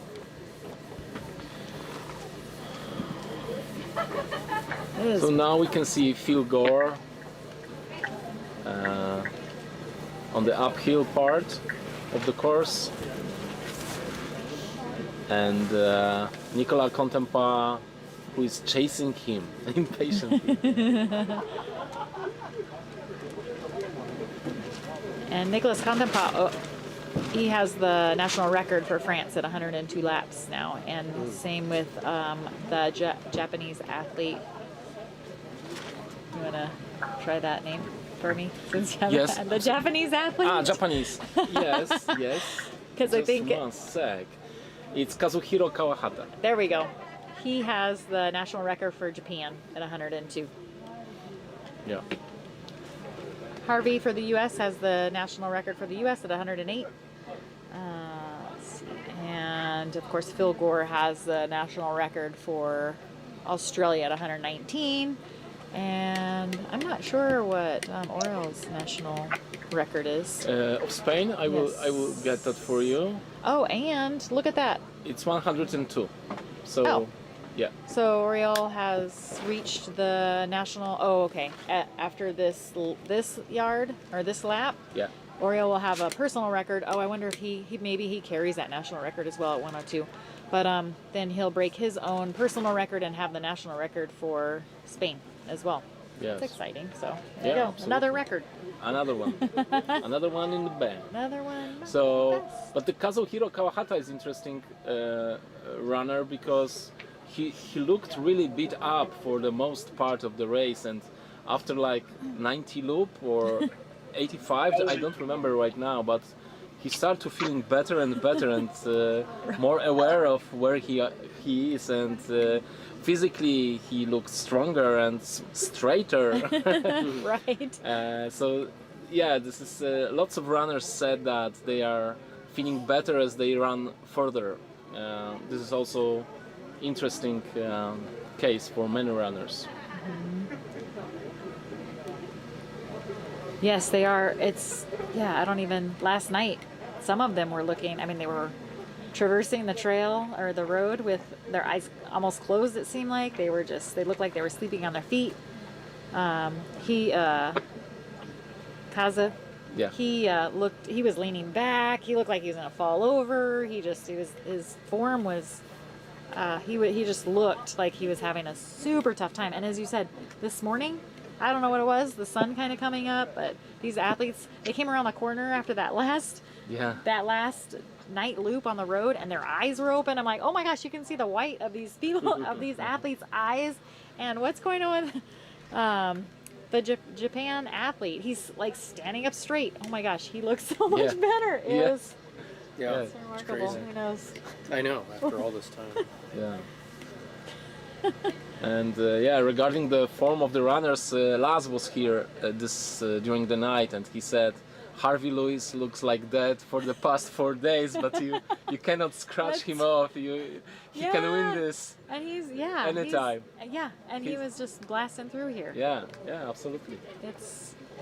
They do mention that this type of event with the athletes being in the hundreds, that 80 miles, or I think they say 70-ish or 80 miles, the race doesn't start until then. So it's almost as if the athletes were just trying to get to that point and just like whatever they were doing mentally to just conserve and go and get and tick those laps off, tick those laps, you know. And so now they're actually starting to think about it and being competitive. And yeah, absolutely. Yeah. Now we came to the point that I think they start to compete with each other a little bit. Absolutely, yeah.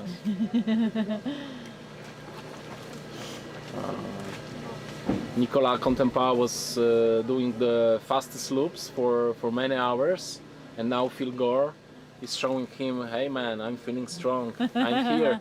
I'm here. I'm here. Don't forget about me on your shoulder. Yeah, I'm the record holder, man. Hold your horses. Hold your horses there. So, yeah.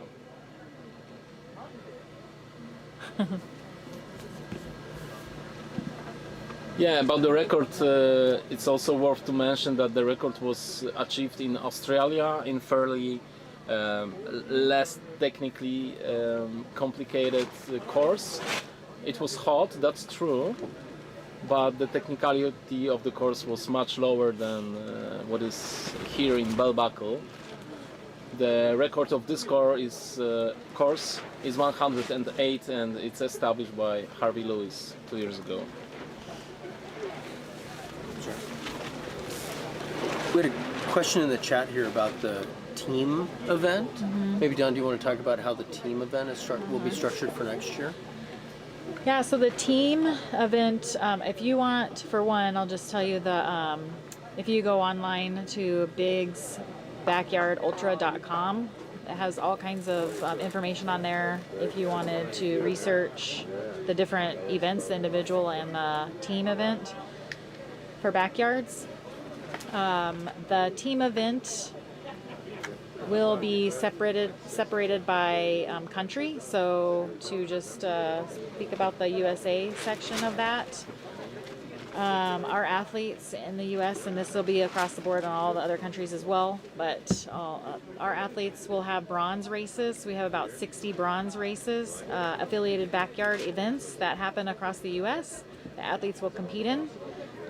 The winning athlete of those events has a direct ticket to a silver event. So the bronze 60 races will feed into those, and we have 6 silver events.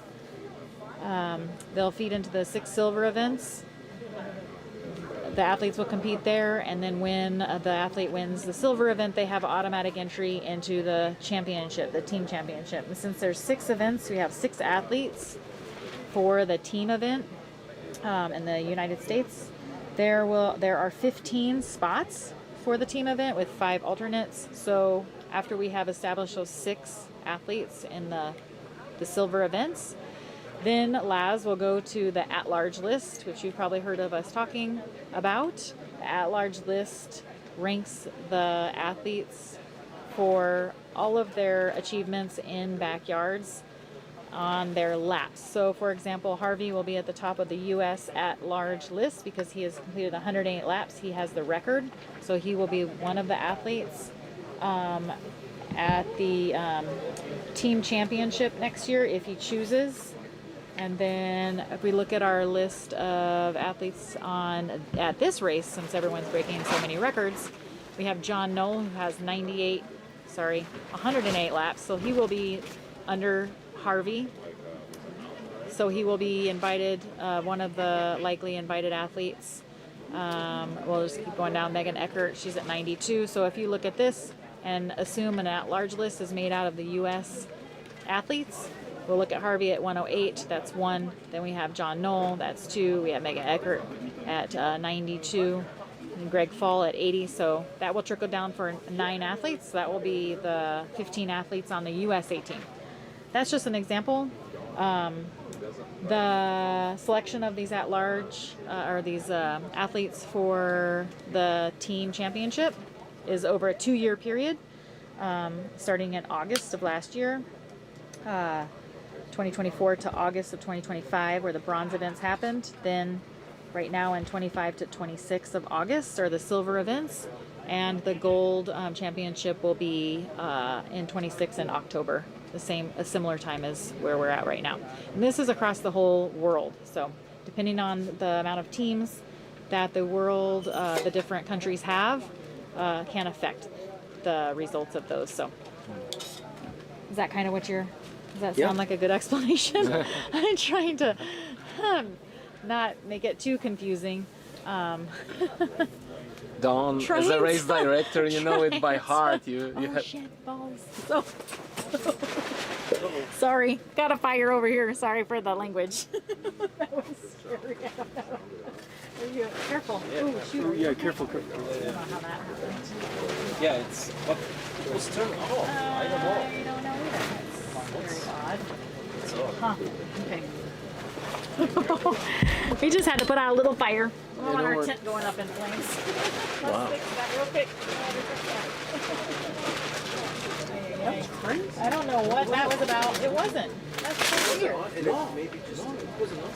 Well, this was blowing around, so I wonder if it was. Maybe it was on. Hitting. Maybe it was hitting the handle there, and turning it on lightly or something. All right, we're back.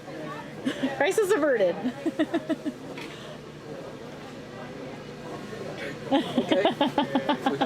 Sorry about that. Sorry about the language. That was unprofessional.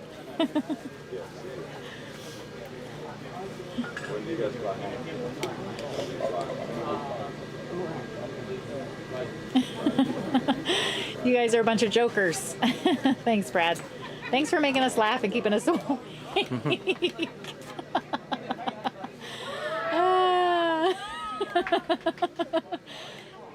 It's a good thing our camera wasn't on.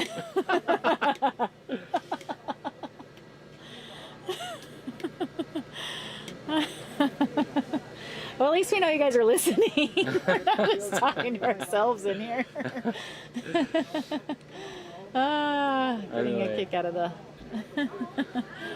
Hopefully Oh, no one will scratch through the YouTube live. Are you okay? Yeah, I'm fine. Okay. I'm fine. I'm all good. Hopefully no one will what? Through the live stream? Yes, fortunately we don't have a video, so yeah, it didn't happen. Yeah, what are you talking about? Yeah. I see anything? You see anything? No one saw anything. It was just hallucination. You know? It was a hallucination. It is 103 hours. We've all been up for 102 hours. Maybe not completely straight, but Yeah. We need footage. Okay, David. Oh man, hopefully I will AI it for you. There you go. Yeah. Yeah, commenting this event is not easy task, you know, you can get burned. Fire, water, Hazard pay. wind. All right, we're gonna talk to Les about some hazard pay. Oh, maybe not actually. They called our tent icebox. So elements are trying to kill us here. But we are struggling as much as our runners. Right. Yeah, we are pushing through. Nice, Phil. Oh. Oh my gosh, no fire, no fire. Okay. What else is going on around here? Oh yeah, the loop. This race course loop is super fun. It has some beautiful features out there, of course, to see the woods that you can see here, but then there's also like a rock wall that was made I mean, a long time ago. Yeah. I mean, hundreds of years ago. One athlete was thinking maybe it was in the Civil War time that it was built. Who knows, you know.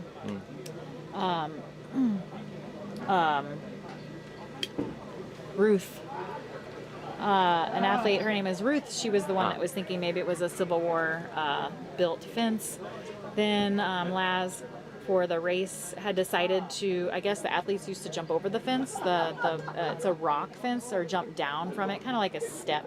So to make it a little runner friendly, he went ahead and built a gate there and took out those rocks so that it's a smoother transition on the ground. And then the way were tunnels, small tunnels of rock, and over time the erosion of the rock was removed on the top, so now you just have natural, nature-formed rock walls on two sides of a section of the race course. So you're actually running through a tunnel that doesn't have the top to it. So the That's top cool. part of the tunnel. I didn't know that history. That's nice. And the rocks have moss all over them, and there's a tree right in the middle, so you have to kind of go around the tree. They're fun. And then some of the rocks, the erosion of the rocks is very interesting because they look like little mini caves. The rocks out there. Yeah, so it is definitely a fun course.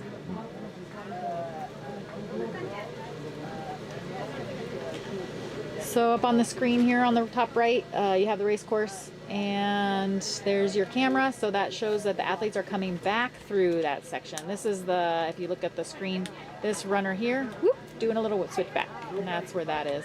3 miles in. What's the time? 41. Earlier today, I think they were making that section about 35 minutes. So I'll try to kind of note how long it takes for the runners to get in, or once they hit that section in 41 minutes, how long that takes. Yeah. Oh, hello from Russia. Nice. Thank you for joining us.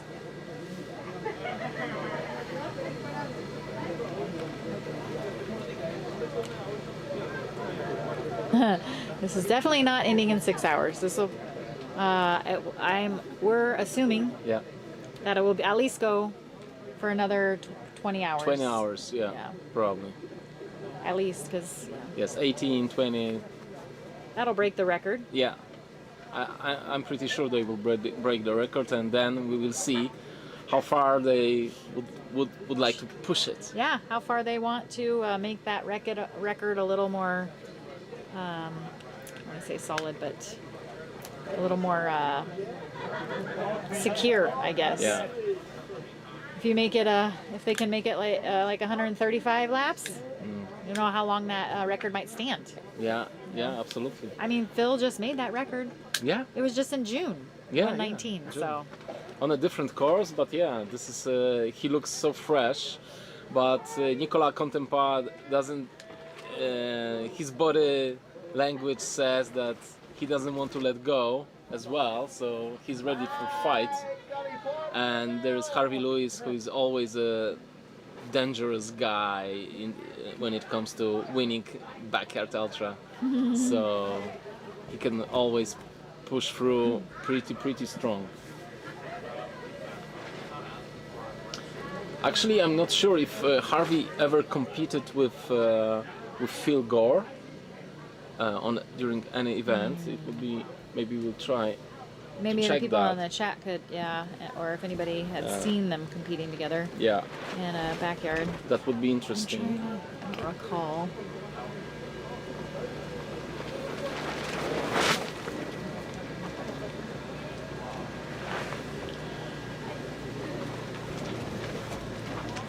Yes, they are using mouthwash. They are also washing their teeth regularly. So they use a lot of different techniques to keep, so they are fresh, so they feel fresh. Isn't that what gum's for? Gum and ultras? Oh, just kidding. Thank you, obsessed runner, for the information. Oh, Phil was here in 2023, so. Yeah. And Harvey wasn't the DCG this year. Yes, and you're Harvey right. was the champion at 108, so. Yeah. Thank you for clarifying that. Thank you, yeah, definitely, thank you.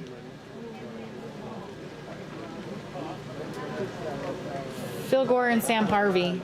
You're probably thinking of Sam Harvey, so it is a little confusing with the Harveys. Yes, yes. Phil Gore and Sam Harvey competed in Australia June of this year to take the world record of 119 loops, and Sam Harvey had 118 loops.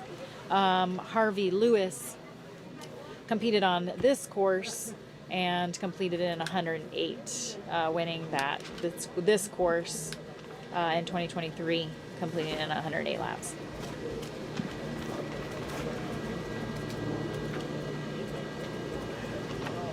Oh, look at Ryan Snickles. Hey Ryan, thanks for joining. Yes, Ryan Snickles was the silver champion of Babbitt's Backyard Last Man Standing in September of this year, a silver event.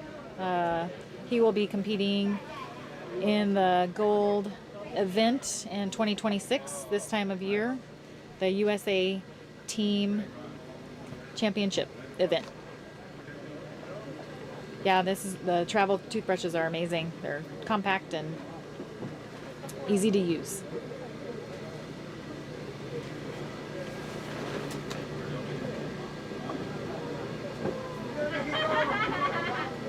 Oh, thank you, Eddie. That's nice.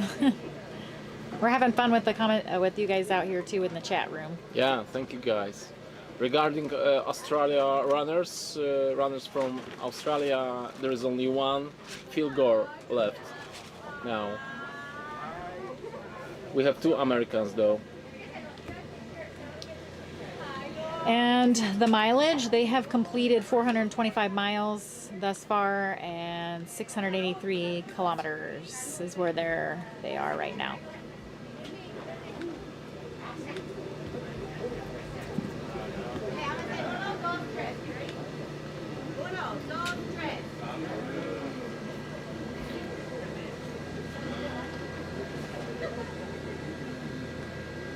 Harvey Lewis, no, Sam Harvey.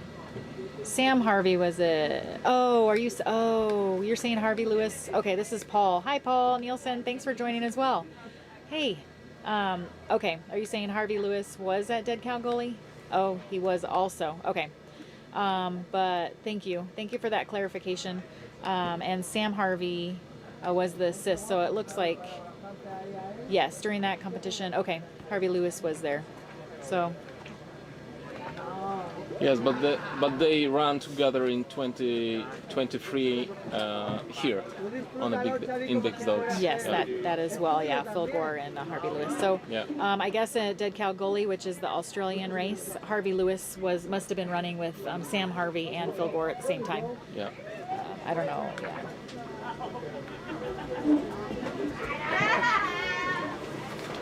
Yeah. Thanks, Ryan. Woohoo! Yeah.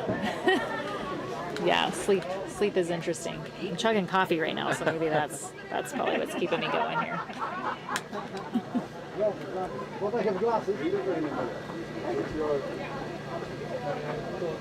Yes. I came down to the final. Oh yeah. It's supposed to be this way.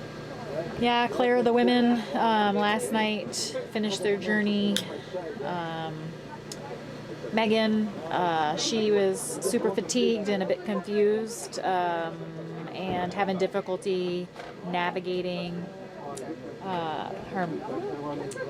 Let's see, navigating. She was having a difficulty, kind of. I put the term mastering of the mind. That's a great term. She was having a difficulty, I guess, blocking out the fact that she was completely tired. So she got a little confused, and her performance reduced enough to where she did not make the lap in for her 93rd lap. So she finished at 92 laps. And then Sarah Perry, she had been kind of battling some back problems. She was kind of leaning forward, and we noticed that she was having those problems. And Evo's team, the Belgian team, they have I don't know if she's a physical therapist or a massage therapist or what her actual title is, but she's been assisting Evo with his side-leaning back issue that he's been having in the race, and keeping him actually going for the last couple of days, because that has been he's had that ailment for the last couple of days. So their physical therapist, I'll just say, for all intents and purposes, went over to help Sarah for a little bit with her back. So ended up getting her moving for a couple more laps, but ultimately at 95 she was unable to continue on, so she dropped out as well. But amazing. I mean, if you see her personal record for doing backyards was 59 laps, and she completed at 95, which is about 140 added miles onto her personal record. It's amazing. And with that effort, she ended up capturing the national record for Great Britain, which is incredible, as well as the world record for women, which is another incredible feat. So hopefully she does not feel sad or bummed or upset about that effort. Of course, she did want 100 laps, and she did mention that. So she didn't meet her goal ultimately of 100, but yeah, it's a great feat. Holy moly, 95. Whew.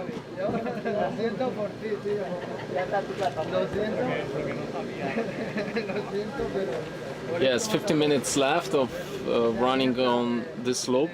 So in a few minutes we will experiencing runners that are coming back to the village. Still looking strong, as you can see, running through the forest in Tennessee. With amazing temperatures. What's the name of this forest? You don't remember? I will check it out. Oh, of where we're at? Yeah.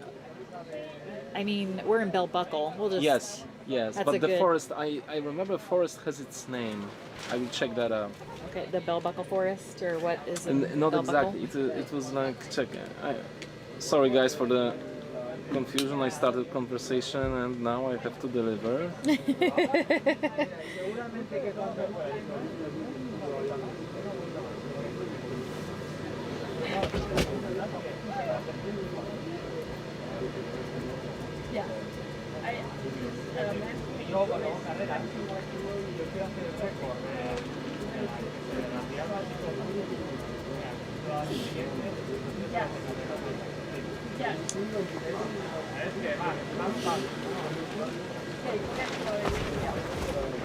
We got a spammer.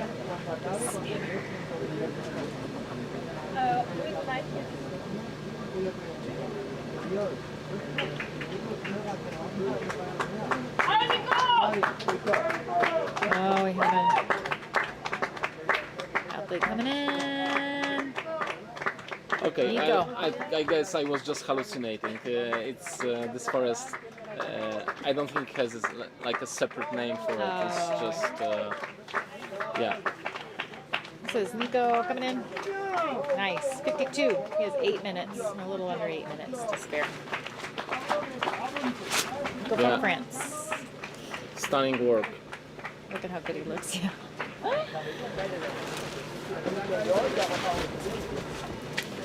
Yes, he's first back. Yeah. This is Phil Gore popping around the corner there. Looking amazing. So, yeah, guys, absolutely have a little experiencing a little conversations between them. Who is faster? Who is stronger? Yeah, congratulations, Phil.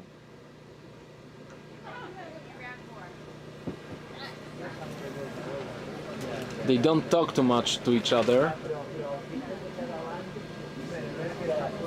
You mean in the village? No, Oh. during the running Oh, you don't think so? or on the start line. I don't see any interaction between them. I wonder. Both of them, I have a feeling that are more like introverted type. Ah, okay.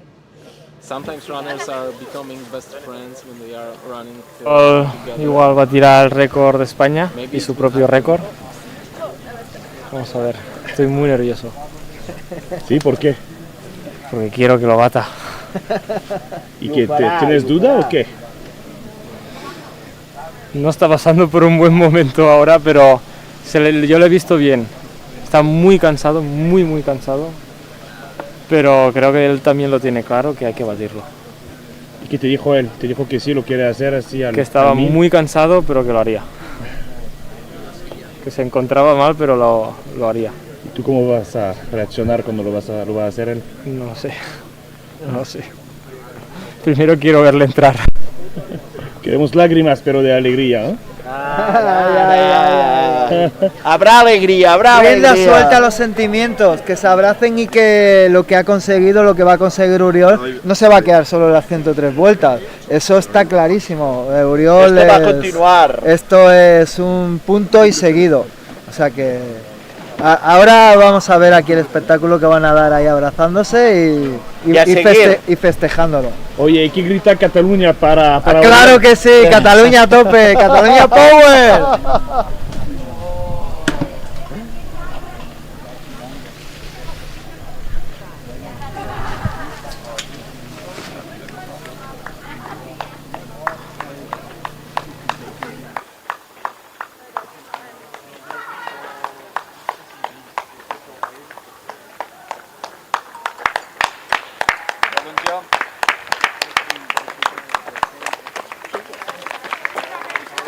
job, John, Noah.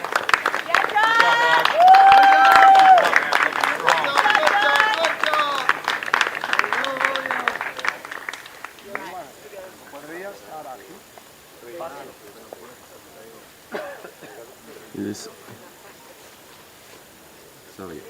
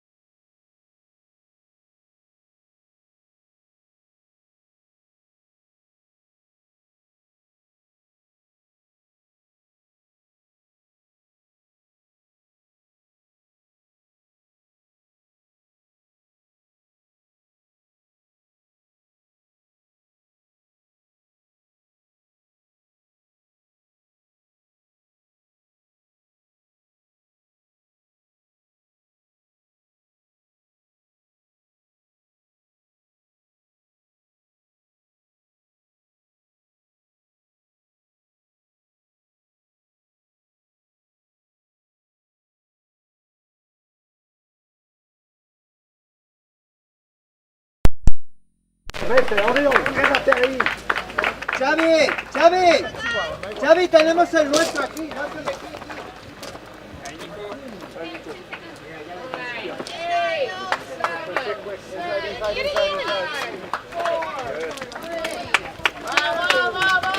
¡Orión! ¡Va, tío! ¡Grande, grande! ¡Va, va, va, va, va!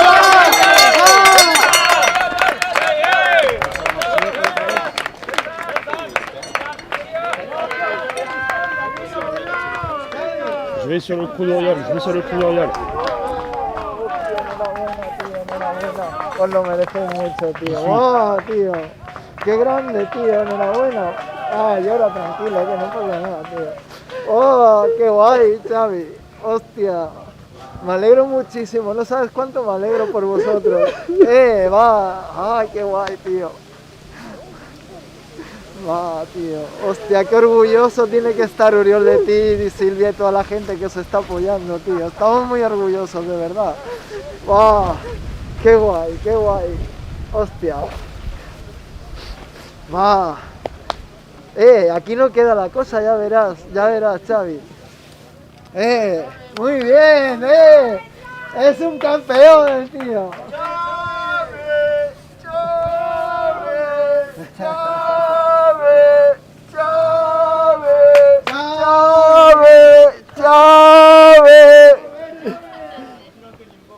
¡De París! ¡De París!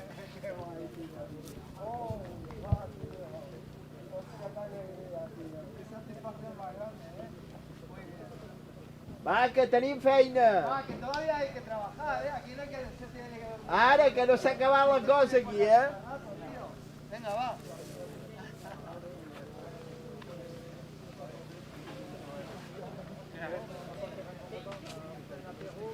Enhorabuena, Xavi. Gràcies. I encara tens feina per estona, Va, ben paït.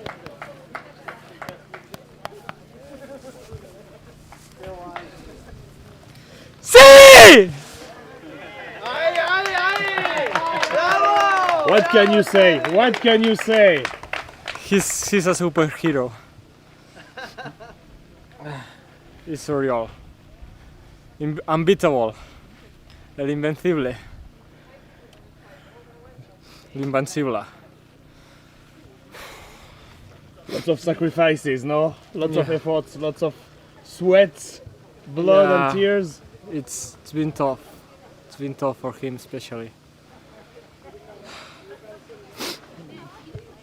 Like he did it, so now it's in his pocket. And then he sat down, but he got up. He stood up. Everything up from now is gonna be a gift. So whatever happens. Do you know what's gonna happen? Can you bet what's gonna happen when he's gonna come back? If I had to bet, I think Uriol is gonna cross the line again. But if not, I'm just proud of everything. Who is Oriol to you? A friend, a brother? How do you call him? He's a friend.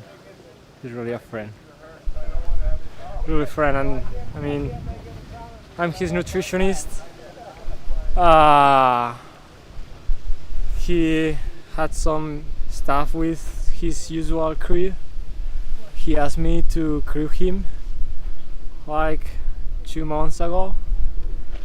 I saw the message and I think I read it while I was having breakfast and took it like maybe 1 hour to process the information, and then I decided we will go with everything and just make the best of it. So I really appreciate he trusted me for this. So yeah, I think Uriol is becoming more than a friend after this. Where do you think he finds the strength to do it and to continue? You told us he had some difficult times and he's so tough. He's done ultra running for so long. He has mostly been racing ultra races. He's been doing crazy stuff, having super tough moments, and he's alive. He had something to take from every bad moment, and yeah, I mean he's just as he says, to be a good backyard ultra runner, you need to be a good person, because sometimes you have to help someone cross the finish line, which is competing against you as well, but you'll have to get some help as well, so at some point. So he's really a nice person.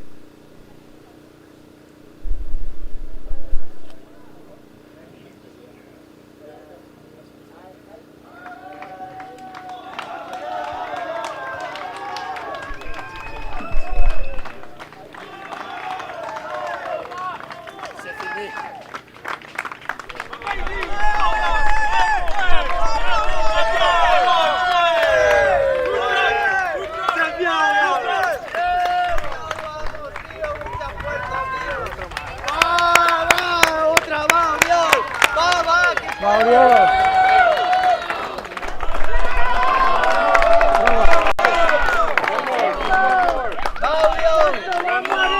inténtalo.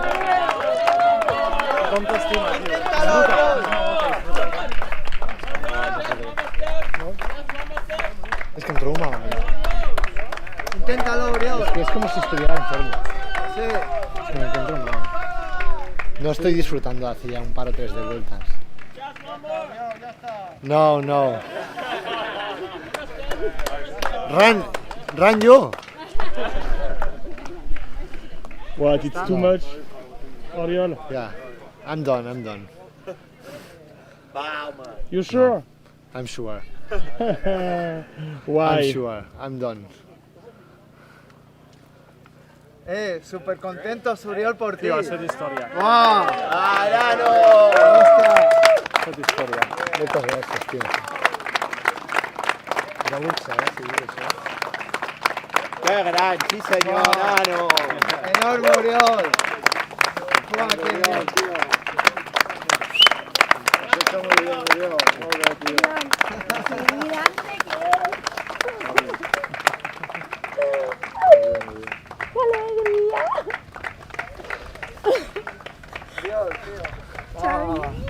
Qué orgullosos estamos de ti, tío. Qué contentos. Qué felicidad más grande nos acabas de dar, tío. Oh, Gracias, tío. gracias a ti por hacer todas estas cosas tan bonitas, tío. Parecen imposibles y las haces tan fácil. Cabronazo. Tío, tú sabes lo que sufrí. ¡En París! ¡Va! ¡Cago en Dios! Hostia, lo que em xafas. Qué gran, tío. Enhorabuena, tío. Merci. Molt bona, tío. Merci. Disfruta, tío. Es que és com que estigui malalt, tio. It's like if I were sick. Oriol, ¿cómo te ves para ir a Nashville a un bar de esos esta tarde? ¿Echamos una cerveza? No. ¿Echamos una cerveza, Nashville? I want to sleep. I want to sleep. Yeah, I'm... Bueno, But you say you don't enjoy it, but I mean, No. You're full of joy. Yeah. I didn't enjoy last 2 laps because I've been with problems in the stomach since day 3 in the morning, but heavy problems, and I still have them. So I don't know. I'm done. Now I was running with a heavy pain here. And I don't know. I don't need to do this with that pain. But now you're smiling anyway. Yes, of course. If I am here, it's because I like it. Also, Yeah. this is prescribed. I have to change. For one, I should haven't done this last lap. Then. New record. Yeah. How did you feel when you rang that bell? Oh, it's strange because I didn't know. I thought that I wouldn't know. I wouldn't done that because I don't know. When I started, 102 seems so far, and this course is hard also. So I thought that maybe I would run, I don't know, 95 loops. Last weeks I did 89, so I thought maybe 95 would be a great number, but I didn't expect to break my PB, and I'm happy for it. Yeah, I'm very happy. Anyway, but at the end it's just a number. It's just a number, but that remembers you all this time that you have been here sharing with all the runners and all the crews these days. So the number is not the most important thing. It's just a number, but it gives you all a lot of happiness with your friends here, with your people here. Yes. Life is for celebrate things. So everything that I can celebrate, I do it, and this is one of these things. Yeah. And I'm happy I want to thank Xavi because Xavi came here, is his first crew in a backyard. And it has been amazing. Yeah. Bravo! Xavi, molt bé! Bravo! Xavi! Xavi! Maybe he don't want to do it anymore because after 100 hours, I don't know. You break your personal best again, I will. Yeah. No, thanks. Let's say. Gràcies per confiar, tio. De res, tio. Només faltaria. Ja ho veus que he fet bé. Sí, molt bé. Ho ha fet molt bé, molt bé. Per ser su primera vegada ho ha fet molt bé. Yeah. To be his first thing, he has done very well, and it's true. Now I think someone with the same shirt as you has something to tell you. Yeah.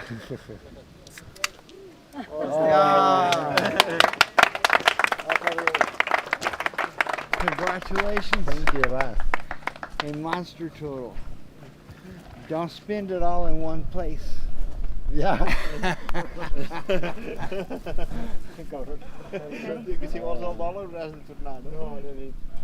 Maybe I'll come back.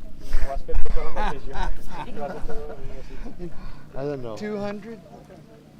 200 what? 200 loops. 200 loops. I'm pretty sure that in not many years we will see that, but I'm not gonna do that many. But I don't know. We are seeing that people is performing very well, and with physical performance, and then they have very time to sleep. I can't do that. I can't. So I'm here to suffer. But there are people that can sleep half an hour and run the other half an hour, and it's okay for them. So with that, I think that the record will be broken again and again. I think that they may break it tomorrow. Yeah, I hope so. I hope so.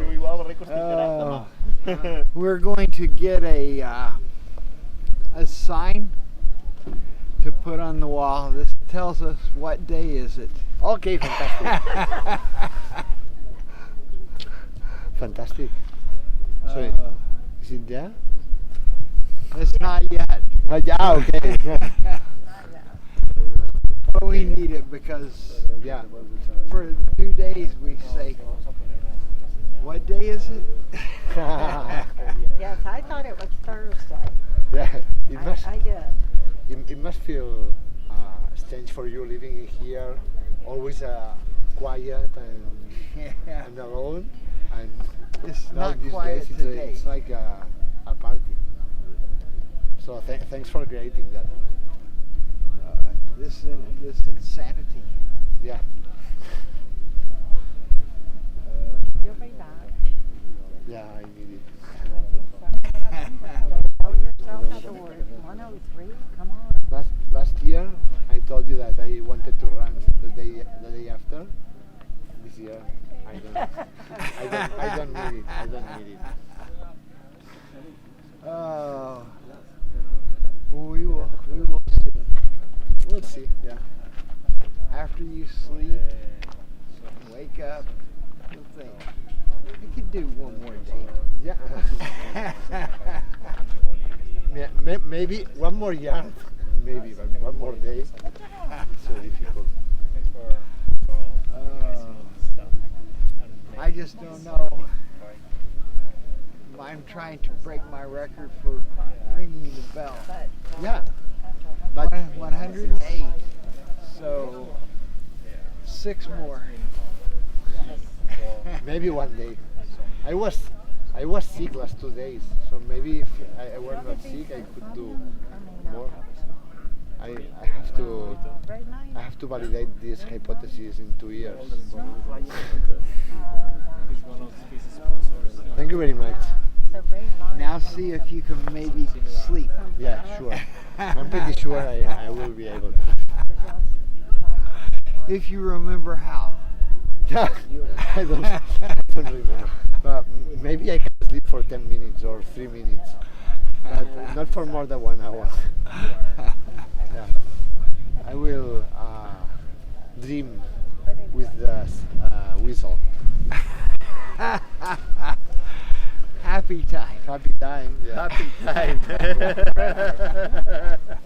Oriol, You get to take with you. se tiene que arreglar ahora mismo. Yeah. So you get lots of happy Number time. 3. Number 3. Más one. One question. The jackets? Yes. Where can we pick No, them ya lo up? tinc, ja lo Ah, tinc. we already have it. Passa que no t'ho he dit perquè estava liat, tio. Look Perdona, how, tio, how, perdona. how efficient is my crew. No se lo tenga en cuenta. Tío, cómo te aprieta el Uriol, que no pot ser, Remove, Pierde detalle. remove your name and put his name. Uriol, Ja la deixa, tinc. que deixa el respiro una miqueta. Te la vols posar ara? Fa una miqueta de calor, Hòstia, abriga, Sí. Yes, yes, you would. Thank you. Thank you very much. And I'm going to take a nap. Can I have a Now photo he's with you? gonna nap. Can I have a photo with you? You can. And you? No, you too, please. Okay. You're the famous one. Yeah, right. Xavi, vete si quieres que te... Sí, sí. Dale, Xavi. Yes. Xavi, ¿dónde está el móvil?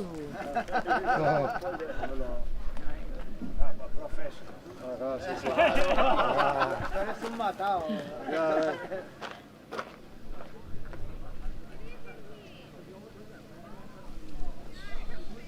Okay, amazing.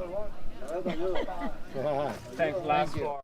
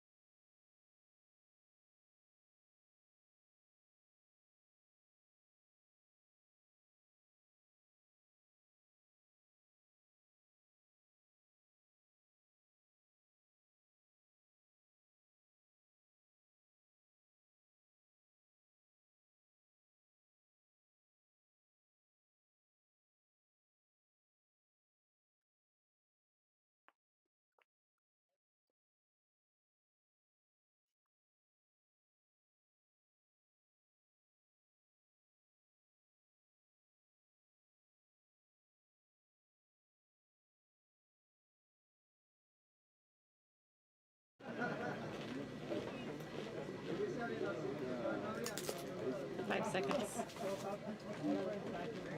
On air. Welcome back, chat room.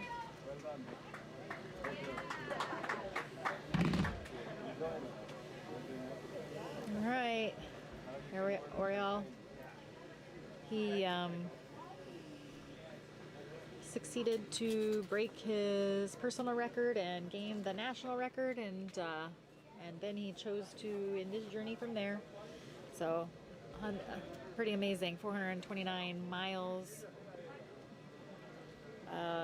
490 kilometers. Yeah. He looks pretty good too. He's speaking very clearly, even though he's tired, obviously. But physically, he seems like he's not having any problems.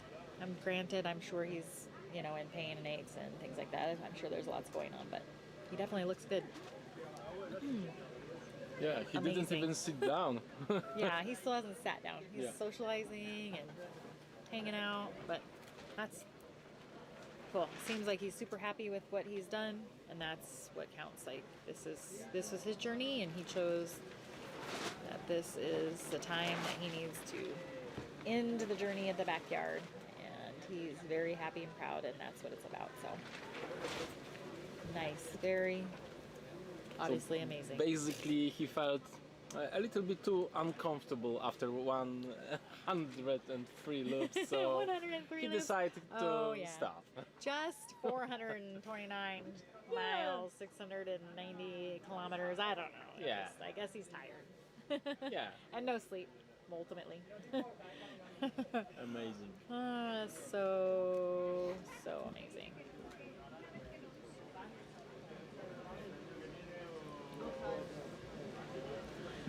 And then we go back to the athletes that are continuing. Yep. Working on their 104th lap. 6 athletes.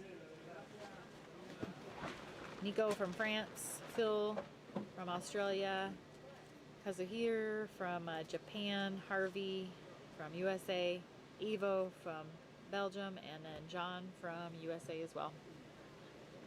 Next record to break, 108. Yep. Harvey Lewis. It would be course record, Harvey PR, and American. US record, and, national record as National well. record. Yeah. Dang. And Lazarus record Oh! as a Lazarus race director. Oh my Yeah, so we have 4 records. First time A little over 20 years ago, my dad and I started Road ID after I was nearly clobbered by a pickup truck while training for an event. It wasn't long after that we heard our very first Road ID story. Because he was wearing his Road ID, Mom and Dad were able to get to the hospital in enough time to make some critical care decisions. And it's those stories that fuel our team's relentless passion to make gear that looks great, lasts forever, and just might save your life. So if you don't have a Road ID yet, head on over to roadid.com and get yours today.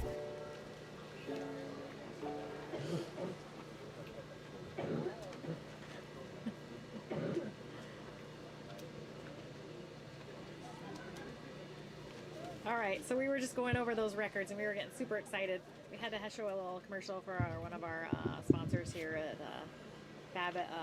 Sorry, I did that again. There's too many B's in the word. Big Dogs Backyard, or Big's Backyard. Yeah, Ultra Championship, Individual Championship, Road ID. World Championships, even. Individual. Yeah, individual. World Championship. Yes, we were talking about the records that 100 and if we manage to finish 109, yeah. Yes. It will be we will be experiencing 4 different records. So. From one person. Yeah. So we listed those off. What they are? Drum roll. Harvey Lewis. Yes, and the records are Lazarus Lake.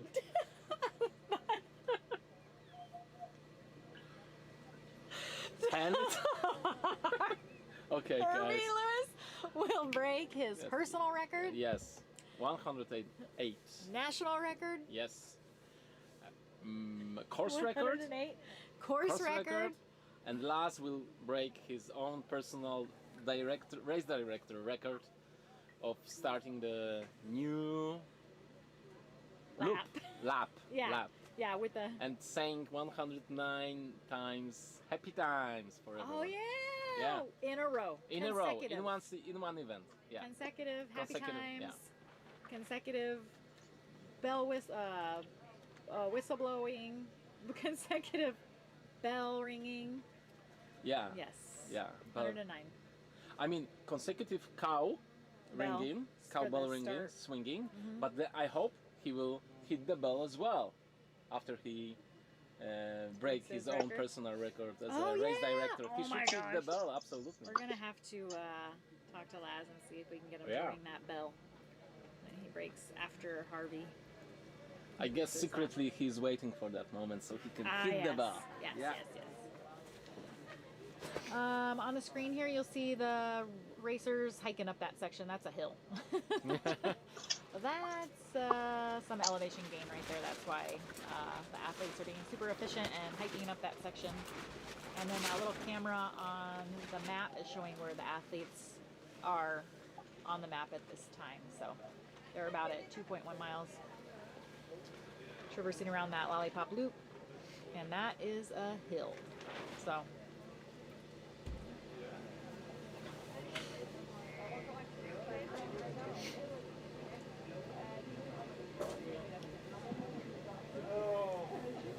They're hanging so low right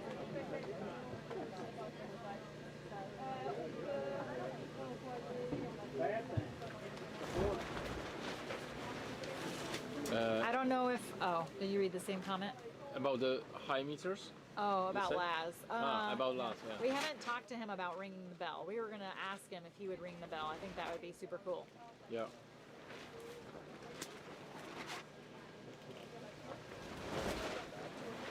Dino, just information for you.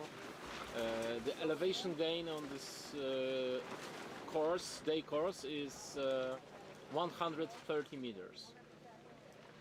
And about 490 feet. Yeah. Oh, look at that. Mike's calling 136 laps. Kazuhiro Kawahata is drinking some. Oh my! Oh, he's stumped. Sorry. He's just trying. You can see how hard sometimes is walk through the woods when you are tired.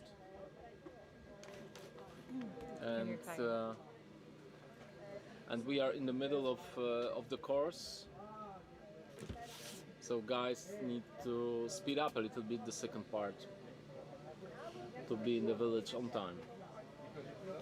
The course record is 108 loops. The world record is 119 loops. The bell ringing is 109 as well. Yeah.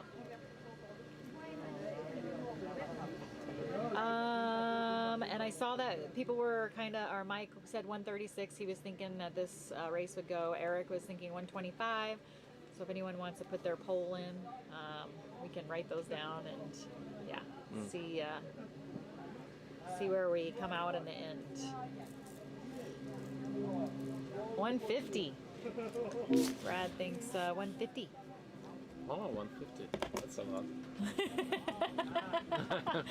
That means we'll have to be out here for another almost 50 hours. Yes. And that's 2 more days on top Yes. of tomorrow morning. So Thank you very much, Brad, for these predictions. We love that, really. thank you very much. Next time we will take our families here. Oh man, Thursday morning, Friday morning, Saturday morning. That's what you're saying, huh? Heaven says 121. Jinko 115. Wait. Oh, you're thinking 115. I'm not sure what that means. That's Nicholas 156.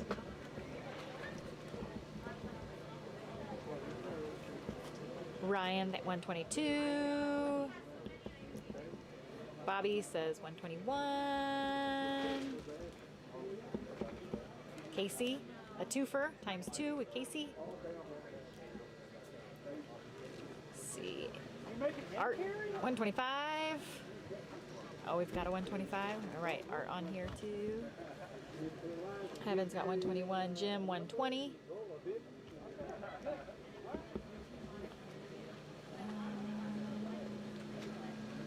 See, 131, breaking the course record. 131. Oh, I see. Okay, I was kind of skipping over the ones that weren't breaking course records. So Frank was thinking 117. Let's see. Oh, Larissa 114.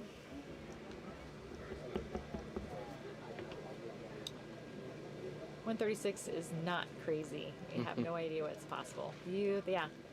Exactly. The body is amazing. I think we just limit ourselves.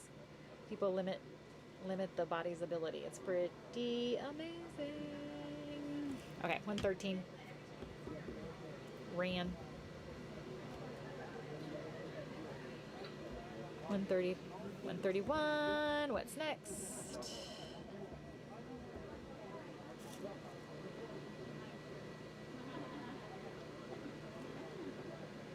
Mr. Stetta, 117.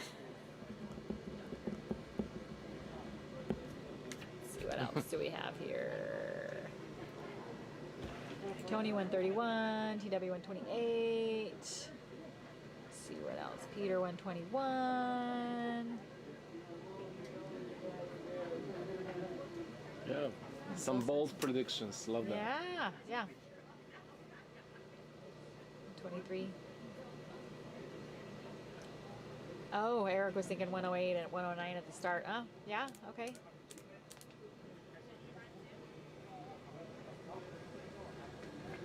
Walter 167. Woo! Hello. Yeah. Chrissy 127. On podcast 133. Obsession 112.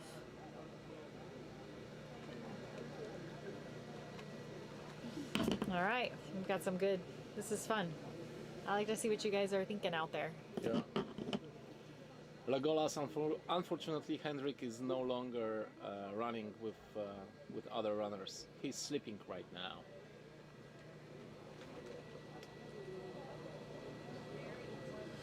We have 6 athletes out on the course. This day section, this day loop, it looks like the camera is showing us that the athletes have moved to that section of the course, which goes north and then south, and then they'll be making their way into the checkerboard finish line for the lap.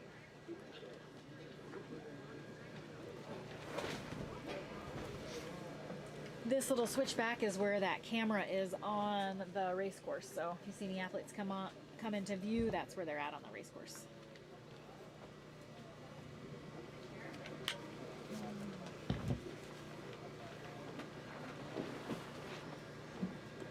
We started off with 72 athletes 5 days ago. Yeah.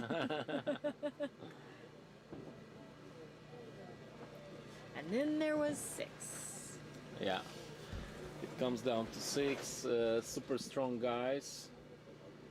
But as you can see, Oriol was also looking very good, very fresh, and he decided to quit. So we never know what's in the head of the runner. Oriol just broke his personal record, he broke Spanish record, and he decided to leave the party. So let's wait for the development of the situation, and for the final 3 guys. I'm super excited to see the final 3.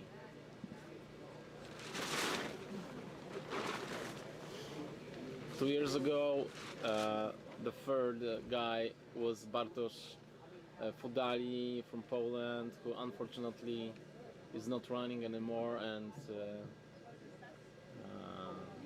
it would be cool to have him here, but it's not in the cards for this event. Yeah, 60-60 and Fs thus far with all of these athletes. Lots of different reasons for those 60-60 and Fs, and it's definitely been a journey. Holy moly, it's 5 days. Even for us, it's a journey. Even for us. Yes, you are often asking about how Laz is recovering, how he's sleeping. So basically, he naps a lot.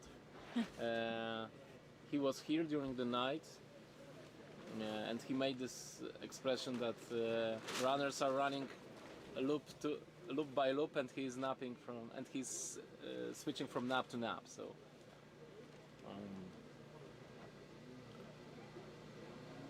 he even is napping during the interview sometimes. So little cat naps while he gets a chance. yeah.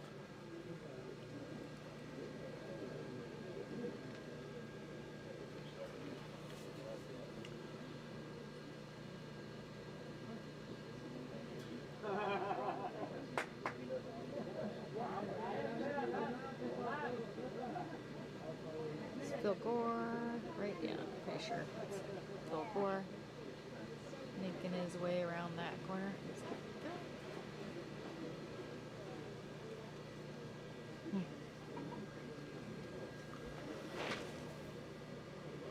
Okay. Maybe we'll take a little break. Yeah, maybe we should take a little break. We're Yeah. Yeah, let's get a coffee and we will get back to you in a couple of minutes, in a guys. little bit. We'll come Yeah. on back. Stay with Thanks us. for joining us. See you later. Bye, bye, bye.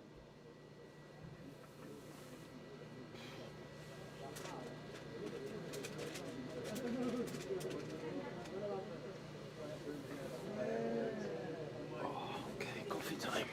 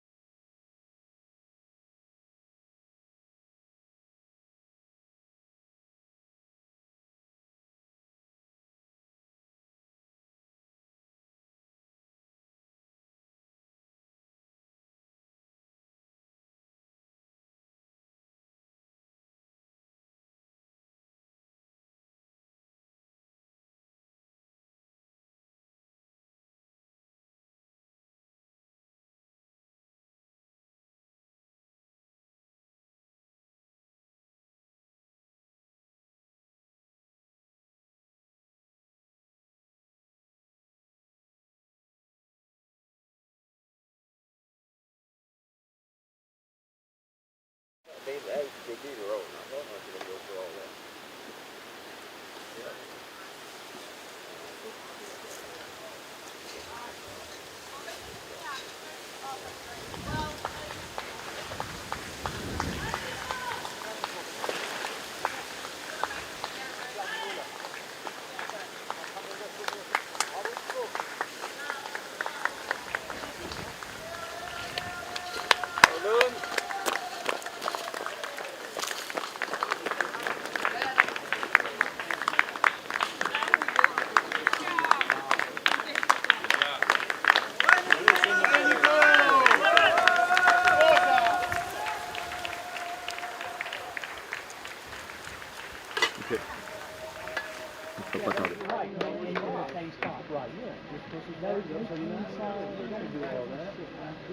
Zigzag back and forth. Oh,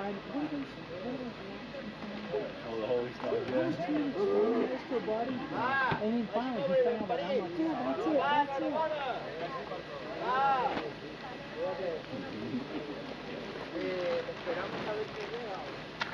Va a ver por lo que queda.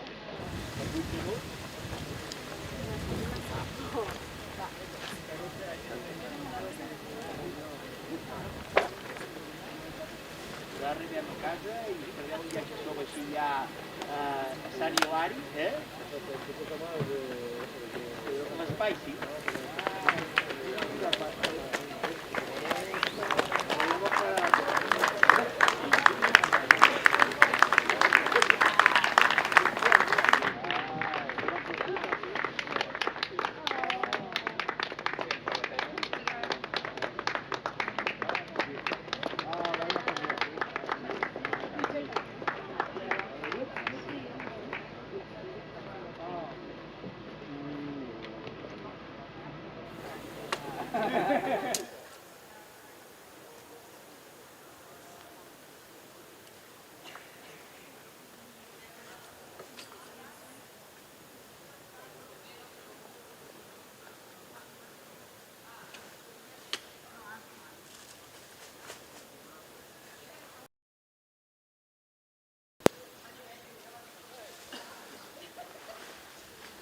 Fun, yeah.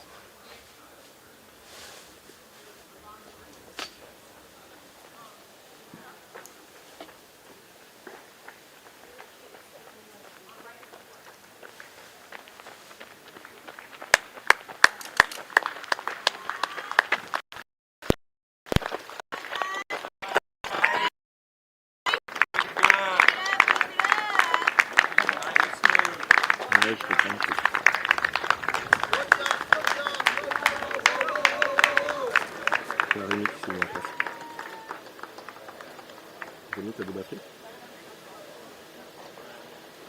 Ok. Sur le toit c'est allumé donc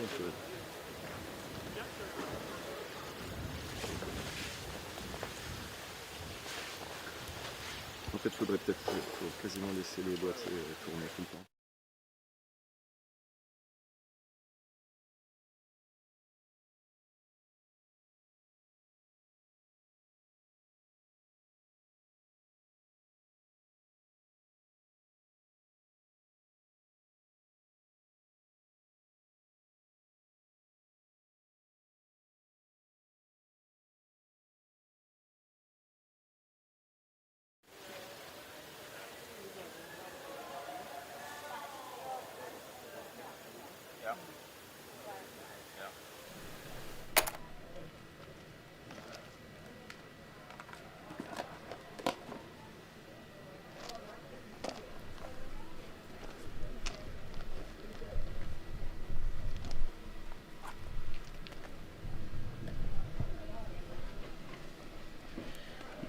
Is he sleeping easily? Pretty much, at least resting really well. He has really loud white noise in his earphones. And he said even if he doesn't fall asleep, like the 2 minutes of closing his eyes, like he wakes up refreshed, so. Isn't it cruel of you to have to wake him up every time? I mean, he chose to do this. Yeah, he slept way better this race than any other backyard, so I think it's helping him. And how is he doing so far? Like, what is he willing to do here? He wants to run until he physically can't make it back, so that's the goal. We'll see. Yeah. Survive the heat first.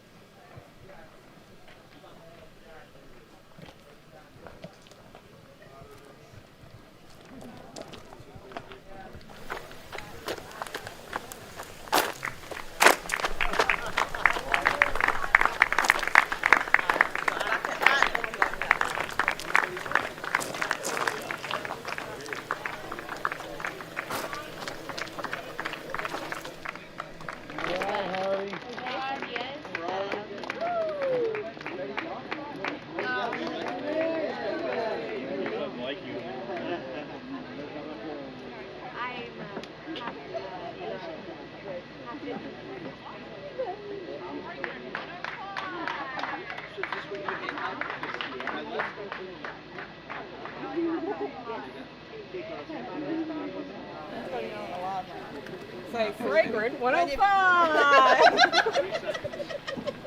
Oh, did we even bring the fragrance up? Oh yeah. It's okay. It's all right, you're prepared. It's all right, Dunk. You're prepared. It's all right. Dunks, harps, we're prepared. Most important thing. We are prepared, Dunks. We are prepared, harps. It's happening. Fragrant 105. Trail snails, bring it. Raw power. It's raw power. 2.5. Really, it looks like we have a stand-up comedy duo here. He's not laughing though. Apparently we're not funny. He wants to laugh. He wants to laugh deeply, no?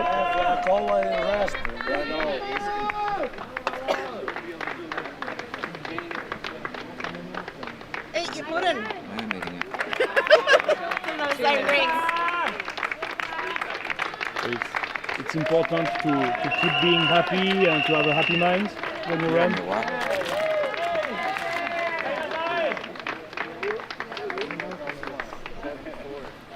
Looking forward to the night course. Not long. Let's get through the next lap and then we'll talk about the night course later. What? No.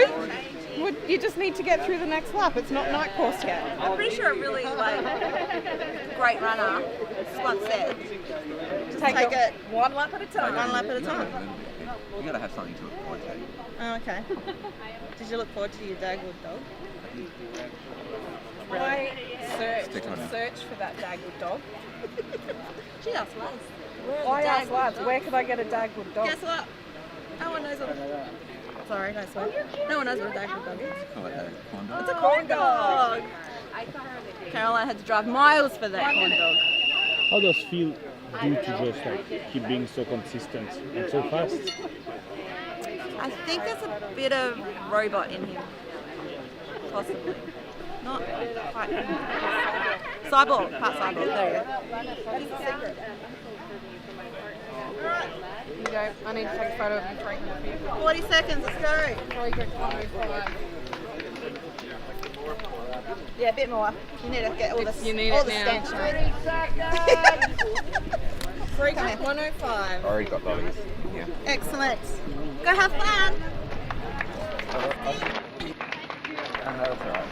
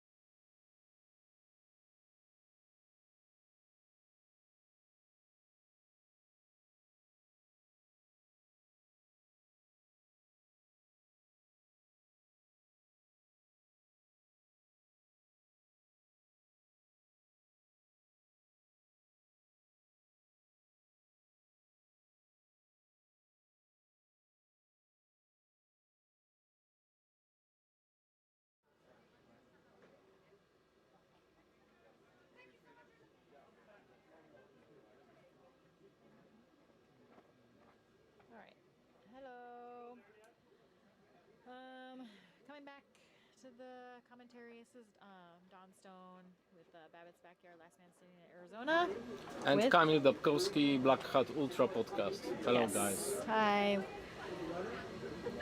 So we're continuing. Yeah. We are almost finishing the loop 105.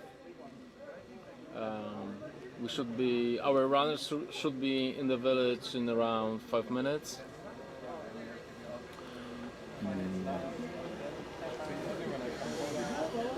Last time of Phil Gore was 52 minutes and Nicolas Contender 51 minutes. Those are two fastest runners for now. Look at all these fun people joining the chat. Clarksville, Tennessee, Oaxaca, Mexico, watching since yesterday afternoon. Nice, Izzy. Yucatan, Kansas City, Colorado Springs, Colorado, Brisbane, Australia. Tower Rooftop, Isengard. Huh. That's interesting, Brendan. Tower Rooftop. In Germany. Nice. We have people from all over the place. This is awesome. This is amazing. Seattle, Washington. Welcome. I don't know if anybody's new to the backyard format, but this is a loop course that the athletes do on the hour every hour, and they have to start it every hour, basically. Yeah. If they get in early, yeah. If they get in early, like 10 minutes, and they get to hang out in the village for 10 minutes and do whatever they need to do before they have to get out for that next hour. Yes, and right now, currently, they are running a day loop in the forest, 4.1 miles. Yeah, exactly, and they have 1 hour to do it. If you're watching oh, sorry. No. In a couple of hours, runners will be switching to night loop, which is on the road. Less technical terrain, 30 meters elevation of gain, which is 100 feet. Yeah, and this is our channel, our challenge for our runners. Currently, they have around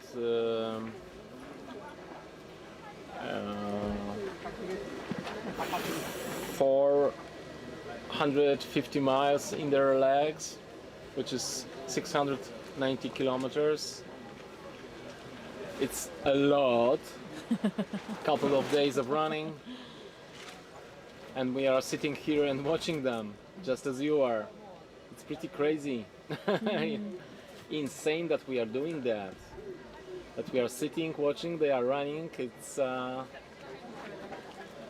if somebody not interested in the sport will look at us from the side, it will look like we are Spectacular. Delusional.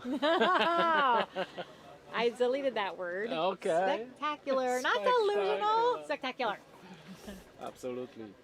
But we love to be a little bit crazy, and we love the sport, so here we are. Physical endurance. Yes. Some extraordinary top-of-the-line athletes in the world. Obviously, they've done 104 laps.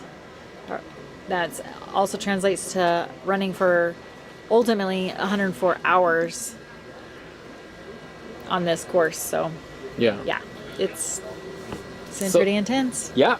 So our remaining runners are Nicolas Contender from France. Perfect. Phil Gore from Australia, Kazuhiro Kawahata from Japan, Harvey Lewis from United States, Ivo Steyert from Belgium, John Knoll from USA. 6 of them only left. 72 started this journey a few days ago. 5 days ago. 5 days ago, exactly. Because it feels like 5 days ago. So I really want to make sure that we everybody knows. Bring that home 5 days ago. We have experienced a lot of weather change, lots weather was changing during those 5 days, especially the beginning was hard with heavy rain. Now it's getting better and better. The last 3 days are pretty cool. Mostly uneventful, huh? For the weather. Yes. Yesterday was hot, but we had a thick layer of clouds and the forest giving good shadow, so it wasn't that bad for the runners. Today is not that hot as yesterday, but we have clear sky. So also the day loop started with the tarmac. Couple of feet. I mean, not feet. It's like almost 1 mile on the tarmac, and then they enter the forest. So during this time when they are on the tarmac, they feel heat much more, that's for sure, and they are wearing accordingly. Regarding Phil Gore is just entering the village. Yeah. As you can see, he's looking really, really good. Oh yeah. His tent is 40 meters from the corral. I don't know why he didn't enter the tent. He started to sit close to the corral. He's not entering his tent all the time. Previously he was walking and meeting his crew in the tent. Now he starts to sit on the chair close to the corral. Apparently he wants to save his legs, and he doesn't need that much support and things around him to take care of him. So yeah, I guess he's preparing for the final push during this event. Yeah, because Phil Gore, he holds the world record for laps at 119 hours or laps on the for the world record for a backyard. That was a backyard in Australia. Today he just finished his 105th lap, so I assume he's working towards his record of 119. So now he's completed 437 miles, 704 kilometers. Yes, and now we are waiting for Nicolas Contender. He should be... He used to run very close to Phil. Now the gap is much bigger. I wonder why. But let's wait for Nicolas and see how he looks. And I'm looking at some fun facts on Phil Gore. He's 39 years old, a father of 4, and a full-time firefighter. He's done he's a 2-time backyard world record holder, 102 yards in 2023. He trains to and from work. He does 100K. He likes to eat real foods. He plans hour by hour, stays in the moment. He doesn't think too far ahead. He makes sure to run every day, 5K or more, to be consistent with his training. There's some fun facts about Phil Gore.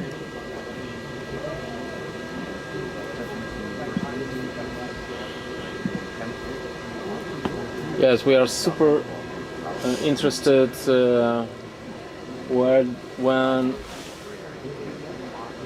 Nicolas will enter the village. We could see the runners. We can see Nicolas like 200 meters from the village. So apparently the gap between Phil and Nicolas is getting bigger and bigger.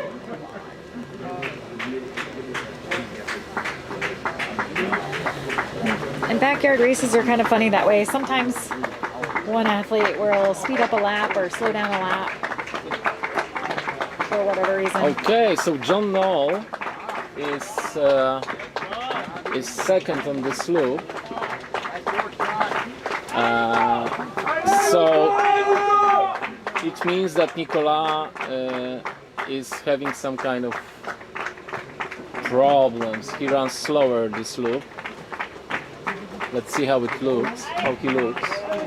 Oh, he's walking towards the corral, so it's not... All right. Nico Nah. from France. He's not happy with this loop. He's making his way in. Yeah. Maybe he's ready for the road. Yeah, maybe. Time to go to the road. So we'll be going to the road in about, let's see, 4, 5, 6, couple more hours. Yeah. So hopefully all the runners will finish this loop. It's 4 minutes to the cutoff. The cutoff time is in 4 minutes, so they don't have much time.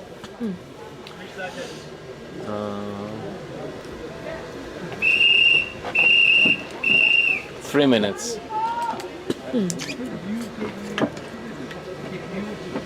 Yeah.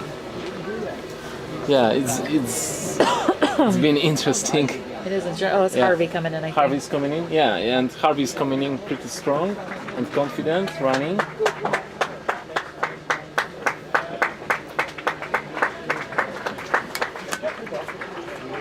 Was it? Oh, yeah. Yes, Ivo. And there's Ivo behind him. Ivo Steyert.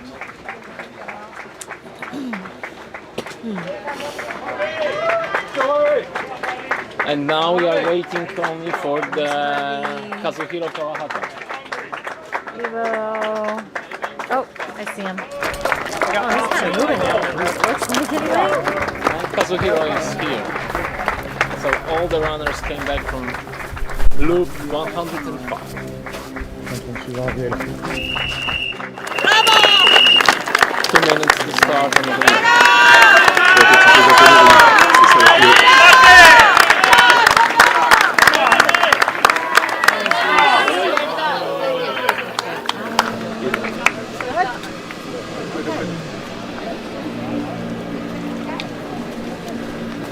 Looks like he's having a little bit of a tough time right now. Hopefully they can turn around in a couple minutes here. yeah, to be honest, I don't know why Kazuhiro every loop making his life a little bit more difficult, because instead of him like getting back the same road he came in and sit down, he's trying to turn around. Below. He has a complicated road to the He does have a to his complicated chair, route to navigate to his chair under the tent. And right now he has twisted his ankle a little bit is that what he during did? that, yeah. So it's really, I guess, just a polite Japanese, and he doesn't want to go back the same route. He wants to take another route. He's a tall. Ja, stek van mij, hè? He's a little bit tall. Je hebt echt nog tijd. Comes across the finish line, and there's a stake in the ground with a rope attached to it. And Wel, the de rope tweede is ijsje van vertical. onderweg. And for whatever reason, he chooses to go around the stake and under the rope every time to go to the tent that's staked down by the rope, instead of just turning around and going back to the tent. He's been doing that. So he might have twisted his ankle a little bit trying to navigate the stake in the ground and the rope, and there's just a lot of stuff going on there right now.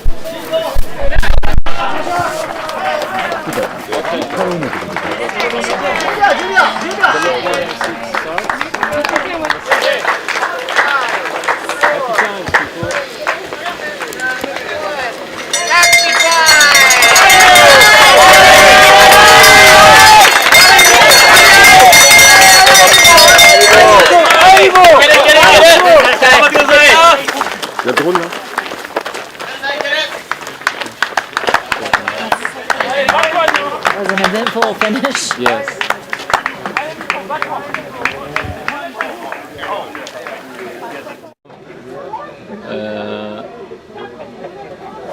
To be even with the record score, 108 loops, and we are 4 loops from breaking this record.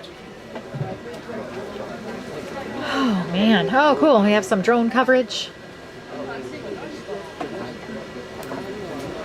It's one of our sponsors, Road ID, sponsoring Big's Backyard Championship Look at those athletes right there. Staggered. 1, 2, 3, 4, 5.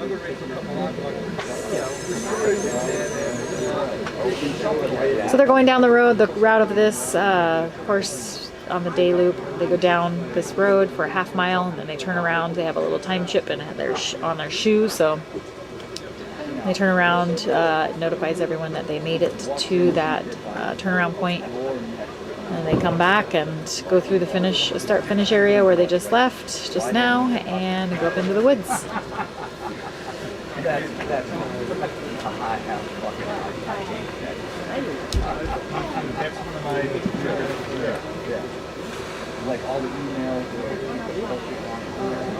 These athletes are so strong. Yes, I agree. Oh my gosh. That's a Spartan. That's, yeah.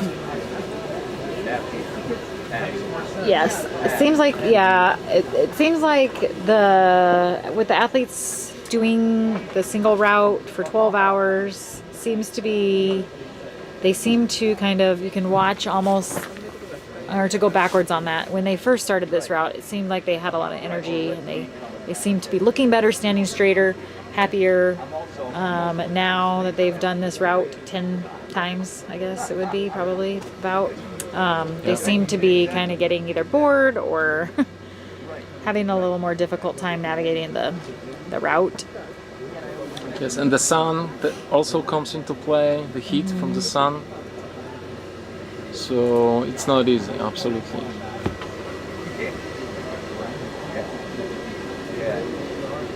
That's impressive. It's hard to even describe these athletes because it's just so unbelievably amazing that it's hard to even. 437 miles. 437 miles in an hour. Sorry, 105 hours. I mean, that's, we have some 250-mile races that 250 miles. It takes athletes that long or over that long just to complete it. And they have done that distance in 105 hours. It's amazing. 437 miles, 704 kilometers.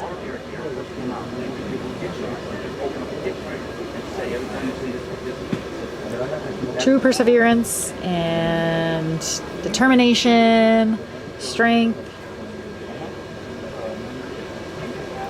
And also preparation for the crew. Most of the runners have this Excel file when it's exactly in which it is stated which loop, which hour, what needs to be applied to the runner, when to change shoes. Some crews are preparing themselves very precisely. Mm-hmm. Yeah, when we mentored Sarah Perry's tent the other night to interview her crew person, he mentioned how, was it Sarah? Oh no, it wasn't Sarah, sorry. It was Edith's, her crew person, Edith Perez. She's the Hungarian female athlete that finished last night 76 hours. Her crew person, they had a very rigid schedule on what she ate, what she drank, what she did on every time she came in for the laps. While Megan Eckert of the US, she finished at 92 hours last night. Her crew, they had an idea of what she needed, but then had a lot of variation for possibilities of anything different. So there were many options there for each loop. So yeah, it definitely runs. It depends on the runner, on the crew. Mm-hmm. Absolutely.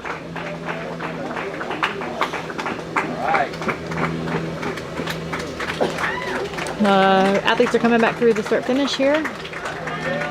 Was that 5? So that was Phil Gore that came through. So he came through in 5 minutes. So that's basically what they were doing in the beginning of this race. So we mentioned that before. So he's pretty consistent on that little section.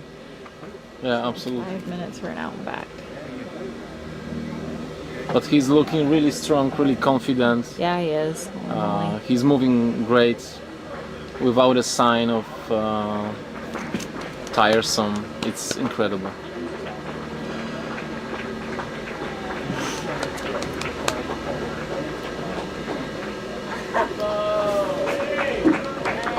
That little the shade female, section's got to be really you're nice. asking about the female loops, how much she take loops. She did 95 loops. Sarah Perry from Great Britain. Yeah. It was fantastic effort from ladies this time. Awesome. Sarah Perry's from Great Britain. Her original personal best is 59 hours, 59 laps. She bested that by 34 laps.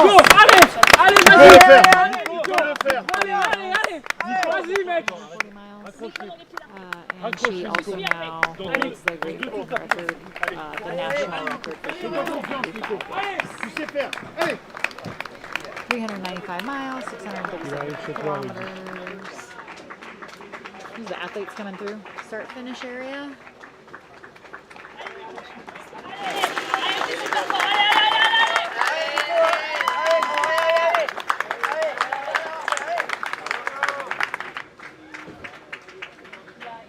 Yes, Nicola Contender slows down on this loop too. Let's see how it ends, because yeah, I think this is one of the most interesting competitors to Phil Gore, as well as Harvey Lewis, of course. And you see that drone coverage up in the woods there. So he's going up this, that's a climb that he's stopped and started hiking. That's a pretty good little hill section. And then you'll just see him probably disappear to the left because there's a single track. He's gonna just take that single track right into the woods, and then he's gonna be gone for that, the rest of the loop. There he is, single track. It's a really beautiful section. And then you can see him from the village right there at that power line. So we can see him from the village there, and then that's it. Let's keep on down that route.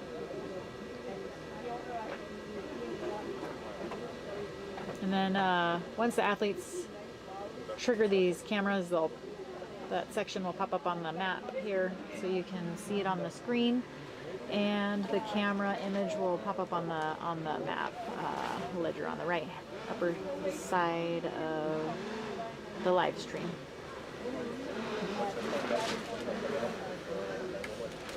Oh, that shot we didn't have.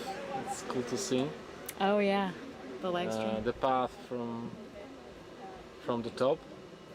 Or I mean the live stream, the drone. Yeah, the drone.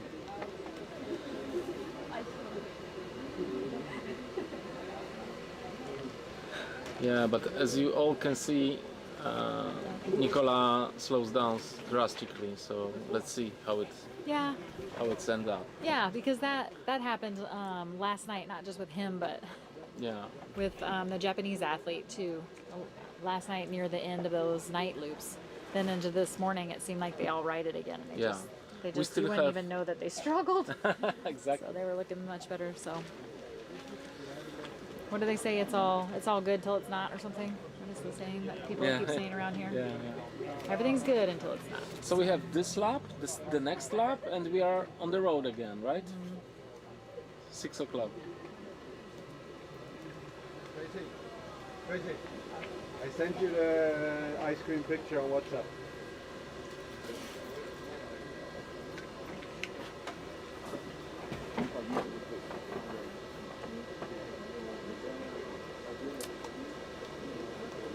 Okay, let's see what else we got going on here. So, let's see. Fun facts. I have a couple facts about Nicolas Contender. He's from France. He is 52 years old. He finished UTMB in 2022 in 29 hours and 59 minutes. That's 170 kilometers at 106 miles, 10,000 meters of gain, or 32,000 feet gain.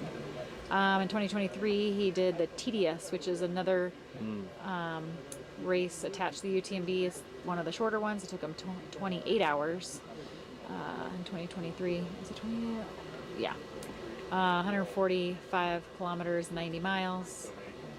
and 9,200 meters or 30,000 feet. So he's not new to ultra running, that's for sure. Yes, Kazuhiro Kawahata as well. He's a trail runner. He's in his 50s? Like 10 days ago, he has finished Lake Biwa 100. 100 miler with ITRA 6 points, which this means that it's a lot of elevation gain on this course, and it's 8,500 meters elevation gain. So he did it 10 days ago. So it's like resilience of this guy is incredible.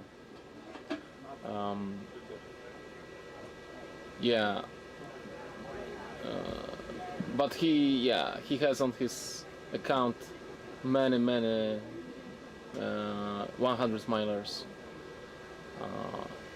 I don't see any data that he attended UTMB, but because he's running mostly in Japan.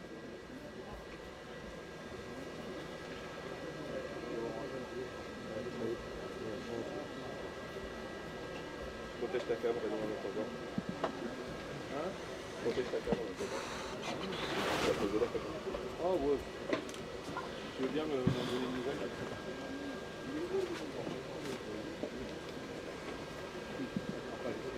Oh yeah, check that.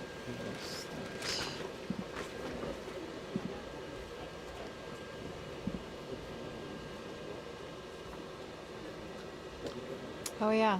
Okay. Race time. Let's see. Someone was mentioning race time, so it looks like with the athlete crossing the mat for running time versus down time, it looks like Nicolas Contender from France race time is 79 hours 59 minutes of constant time. It looks like Phil Gore 81 hours and 39. Kasura Karahata 89.30. Harvey Lewis 92 hours and 46 minutes of moving time. Evo is 93 hours and 54 minutes, and John Knoll has 94 hours and 55 minutes. So, I mean, when the racers take a little more time to complete the lap, it adds time to their race time, and then less time in the village, eating or resting or sleeping. Sometimes that's a positive thing, sometimes it's not. It just really depends on the athlete. It's whatever their plan is, really. Some of them don't need as much sleep. Some need more time to be able to get that sleep. So maybe an athlete comes in 10 minutes and they are able to fall asleep in 1 minute and they get 5 minutes of sleep. Another athlete might come in 10 minutes, they can't fall asleep for 5 minutes, so they only get a couple minutes sleep. So. Oh, Nicolas Contender has finished his attempt to break the record. Yeah. Nicolas is coming back to the village. He didn't complete loop 106.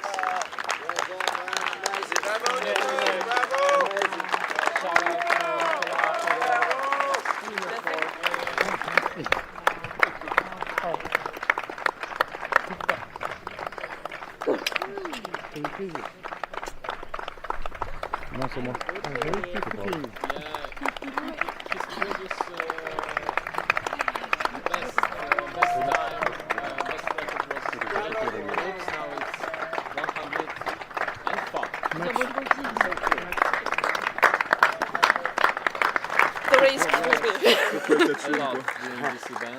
Ah bah, c'est le principe de la bagarre. We'll see him again in 2 years to compete here in the big backyard ultra. We're mute. T'as tout essayé depuis Ouais, le départ. j'ai tout essayé. On est super fiers de toi. On a fait le max, vous m'avez poussé. Comme des tarés. C'est super. T'as envie de retourner dans la forêt une dernière fois là? L'envie, non, enfin oui. Enfin, Et puis je pouvais plus, la descente, j'ai essayé la première descente. Non, Ça voulait plus. ça voulait plus. Ça veut dire qu'on a trouvé les limites. Ouais. Ça fait quoi, 104 105. 105 Si tout va bien, on va voir. Ouais, bah 105. Imagine comment t'as explosé ton record. Le record de France.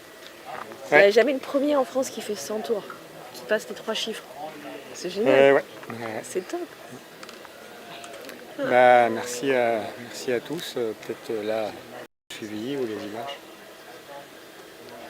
Organisation. On va aller voir. Celui qui a inventé cette course. Ça valait le coup. T'as vécu de sacrées émotions ici? Ouais, quand même. Ah ouais. Évidemment, la longueur de la course. Ça fait, je sais pas. 4 jours. 4 jours. 4 jours. Ouais. Presque 5 jours. Conditions météo, c'est un samedi. Le fait de pouvoir côtoyer des champions là, comme ceux qui sont là. Bref. On s'est bien amusé. Ouais. Tu vas aller saluer justement le créateur de la course. Ouais. D'accord, s'il est là. Ouais. Je sais pas où il est. Je crois qu'il est allé prendre sa douche. Ah, ok. Non, évidemment. Bravo! Bravo! Je vais faire un petit salut. Je vais faire un petit salut, c'est pas mal. Congratulations, sir. Thank you. A well-fought battle. It was a pleasure. We only wish you could have suffered more. Oh. He already A suffered. big PR. Good, congratulations. Yes, indeed. Yes. Rest and recover, It sir. was fantastic. Hein? Tu veux venir t'asseoir? Ouais. 4 epic days in the big backyard. That was insane. Bravo Nico.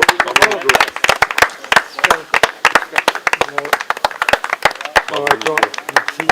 C'est trop fort. C'est bien. Bravo. Vous avez fait. Super. Bravo. Bravo à toi. C'est un beau félicitations. C'est là. Well done.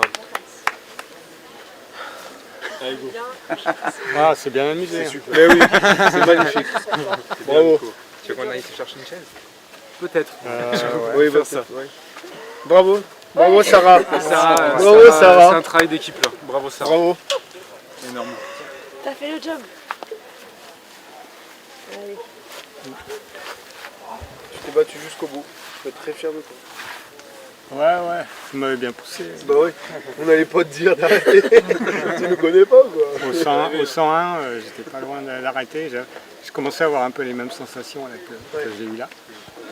Et là, c'est revenu avec un peu trouble. Ouais. Ouais, t'étais au bout. Le sommeil. Au niveau des jambes, ça ne m'est plus. Ouais, t'avais jamais connu ça? Là, tu l'as rencontré. Ouais, T'es sorti de ta zone. Ouais. Et t'as tout essayé, t'as tout donné, et c'est top. Ah oui. C'est génial. Bravo. Encore sur un terrain plus facile, tu peux des fois compenser. Mais là, certaines parties forêt, il faut avoir des pieds et des muscles qui répondent. La classe. Ouais. C'est énorme, je peux t'offrir. Ouais, je sais pas. Là, tu réalises pas, mais c'est énorme. Ouais. C'est exceptionnel. Et t'as eu un engouement pour le live. On avait toute la famille, les collègues de bureau qui ont fait tourner le live pendant toutes les journées sur les ordi du bureau. Ah, tout le monde regardait en direct sur les téléphones pendant les randos. Bien plus tard, c'est pas grave. Tout est géré. Le 52, 54, je sais pas quoi, on s'occupe de tout. J'y vais pas demain travailler. Non,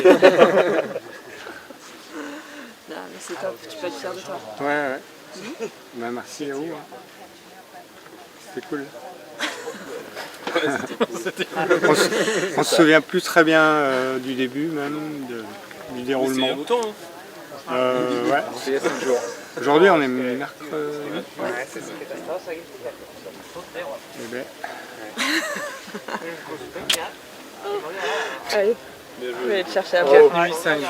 j'aurais le droit de boire une bière. Need the beer.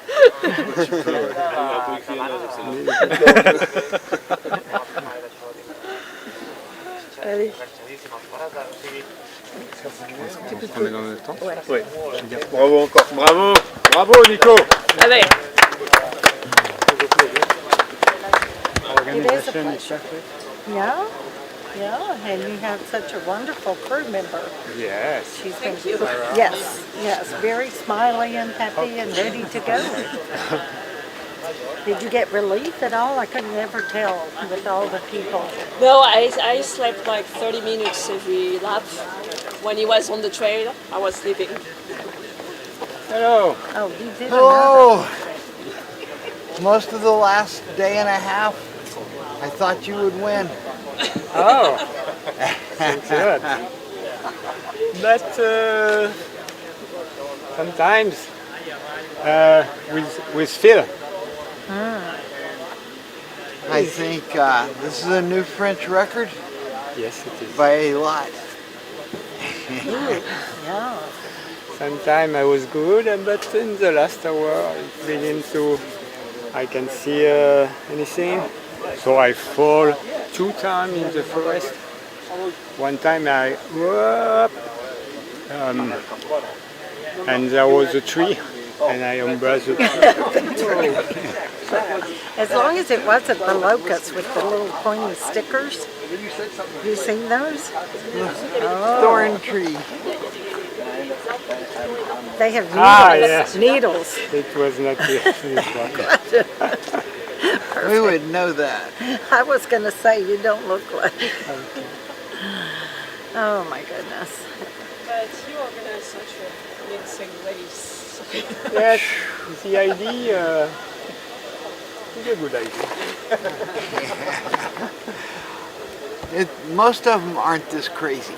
I don't think a lot of people understand this degree of craziness. Thanks to Big Dog also. But, oh. And there is the Big Dog's coin.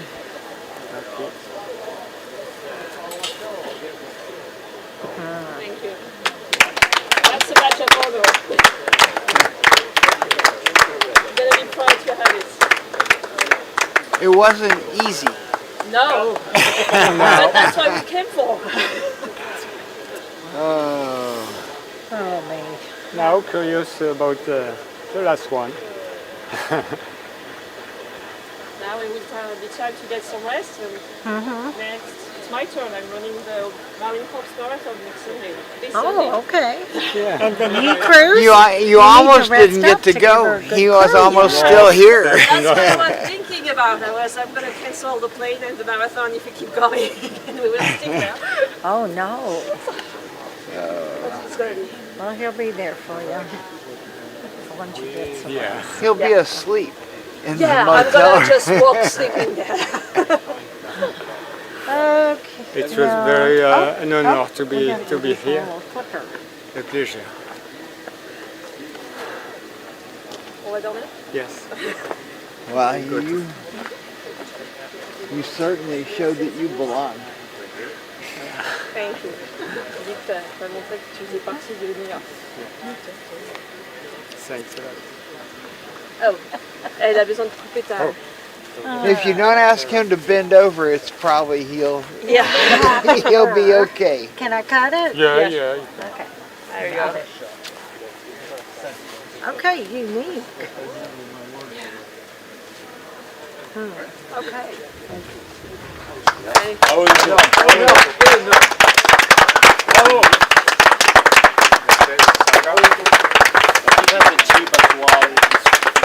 So, see you in 2 hours? In 2 years? We will see. 2 years. You need to sleep more than 2 hours. I think so. Okay. Let's go. Thank you. Thanks a lot. In 2 years, he'll get the gold one. Finger crossed.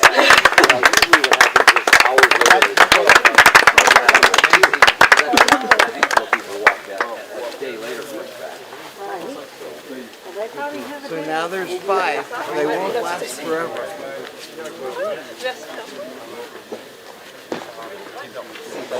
Énorme, énorme.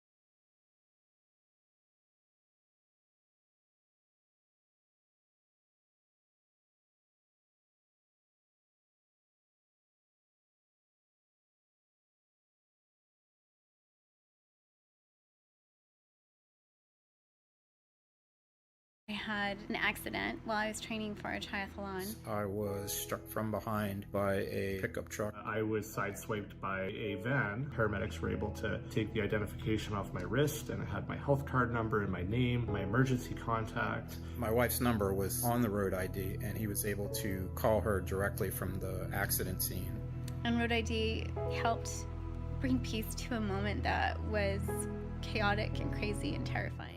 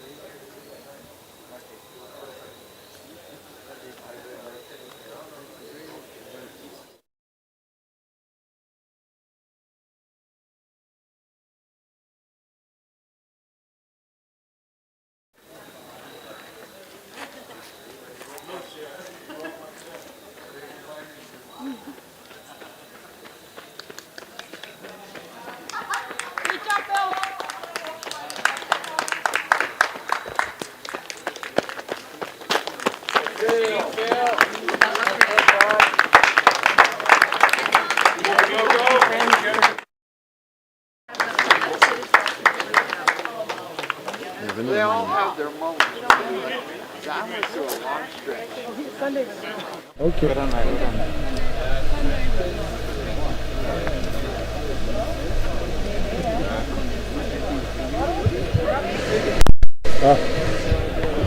Pardon.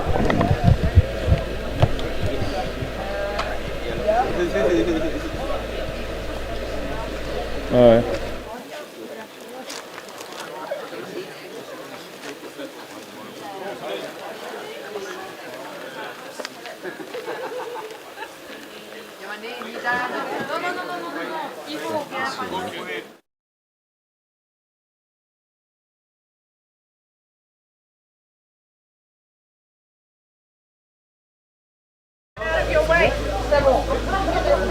Désolé.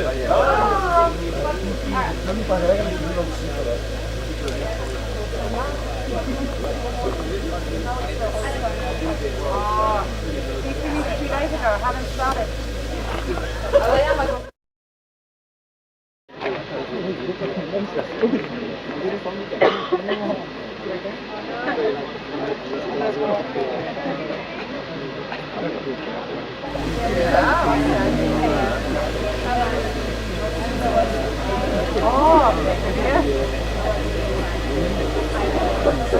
Можешь Николай Христов.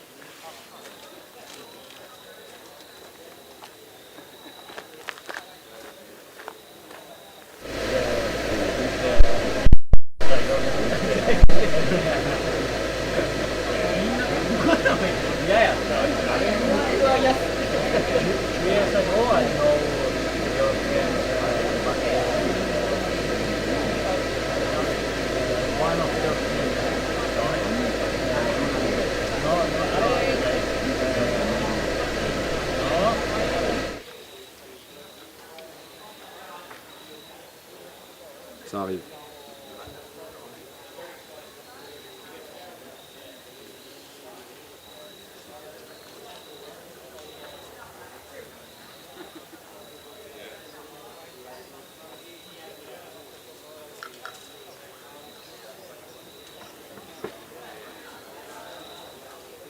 Yes. On the field. On the field. It looked to me like the last one got that's different.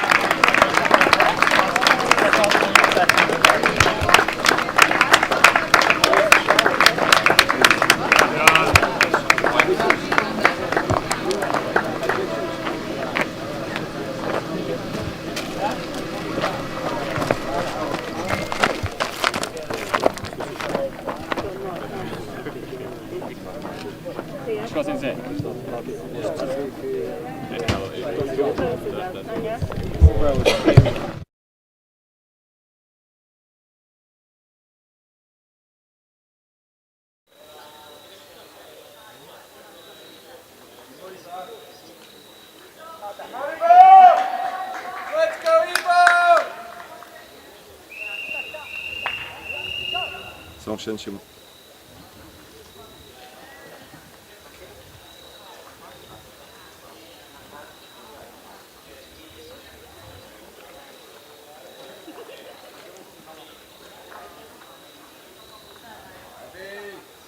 Ça va récupérer.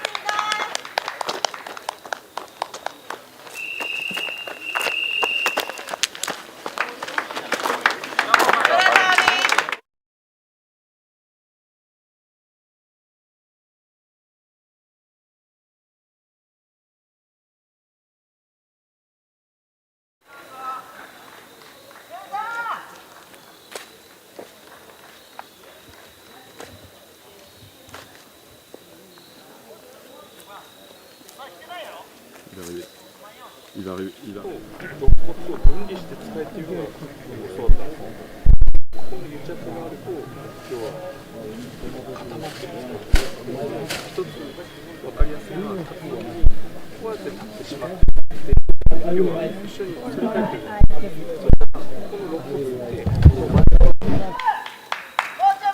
Ça va être au sprint.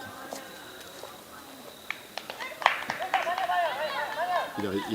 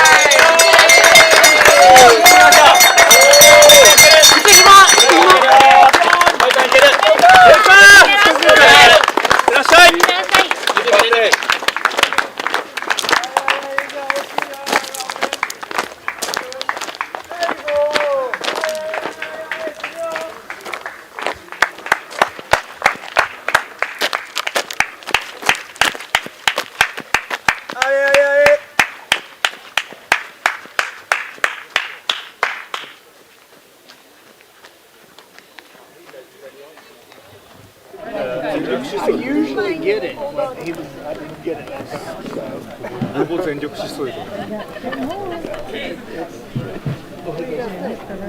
Next to the, up next to the trail.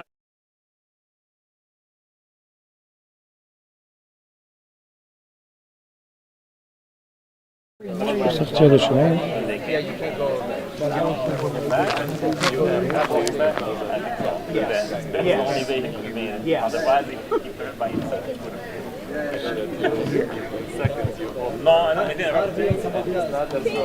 that's exactly right. Yeah. The next last make sure this is like way before.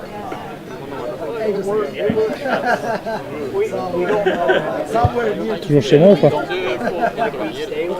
J'ai mal au dos.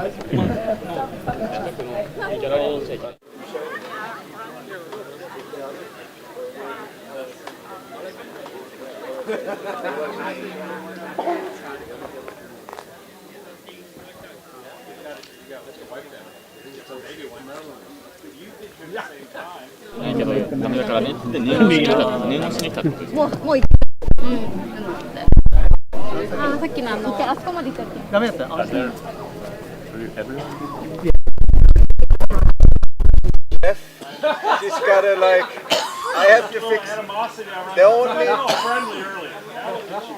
and you started bringing me coffee the last day. You should have done that the first day, man.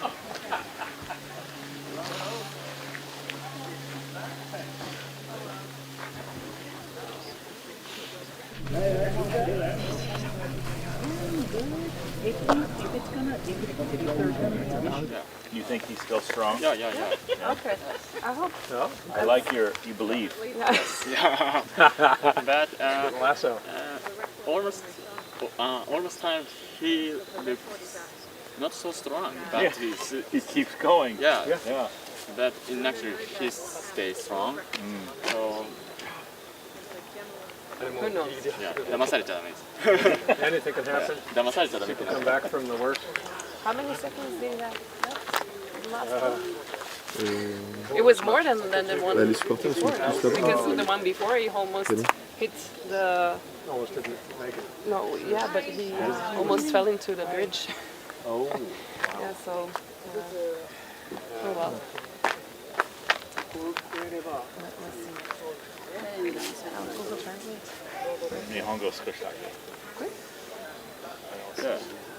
Don't be fooled by him. Oh, okay. I'm going to take a picture of that. Can you show me? Can you show me? Yeah. He's just pretending. Oh, really? 滑り込んだことはドキュメンタリーの方に託してここでは言わんとこ。あ、全然いいっすよ。いや、だけ言葉少なくて。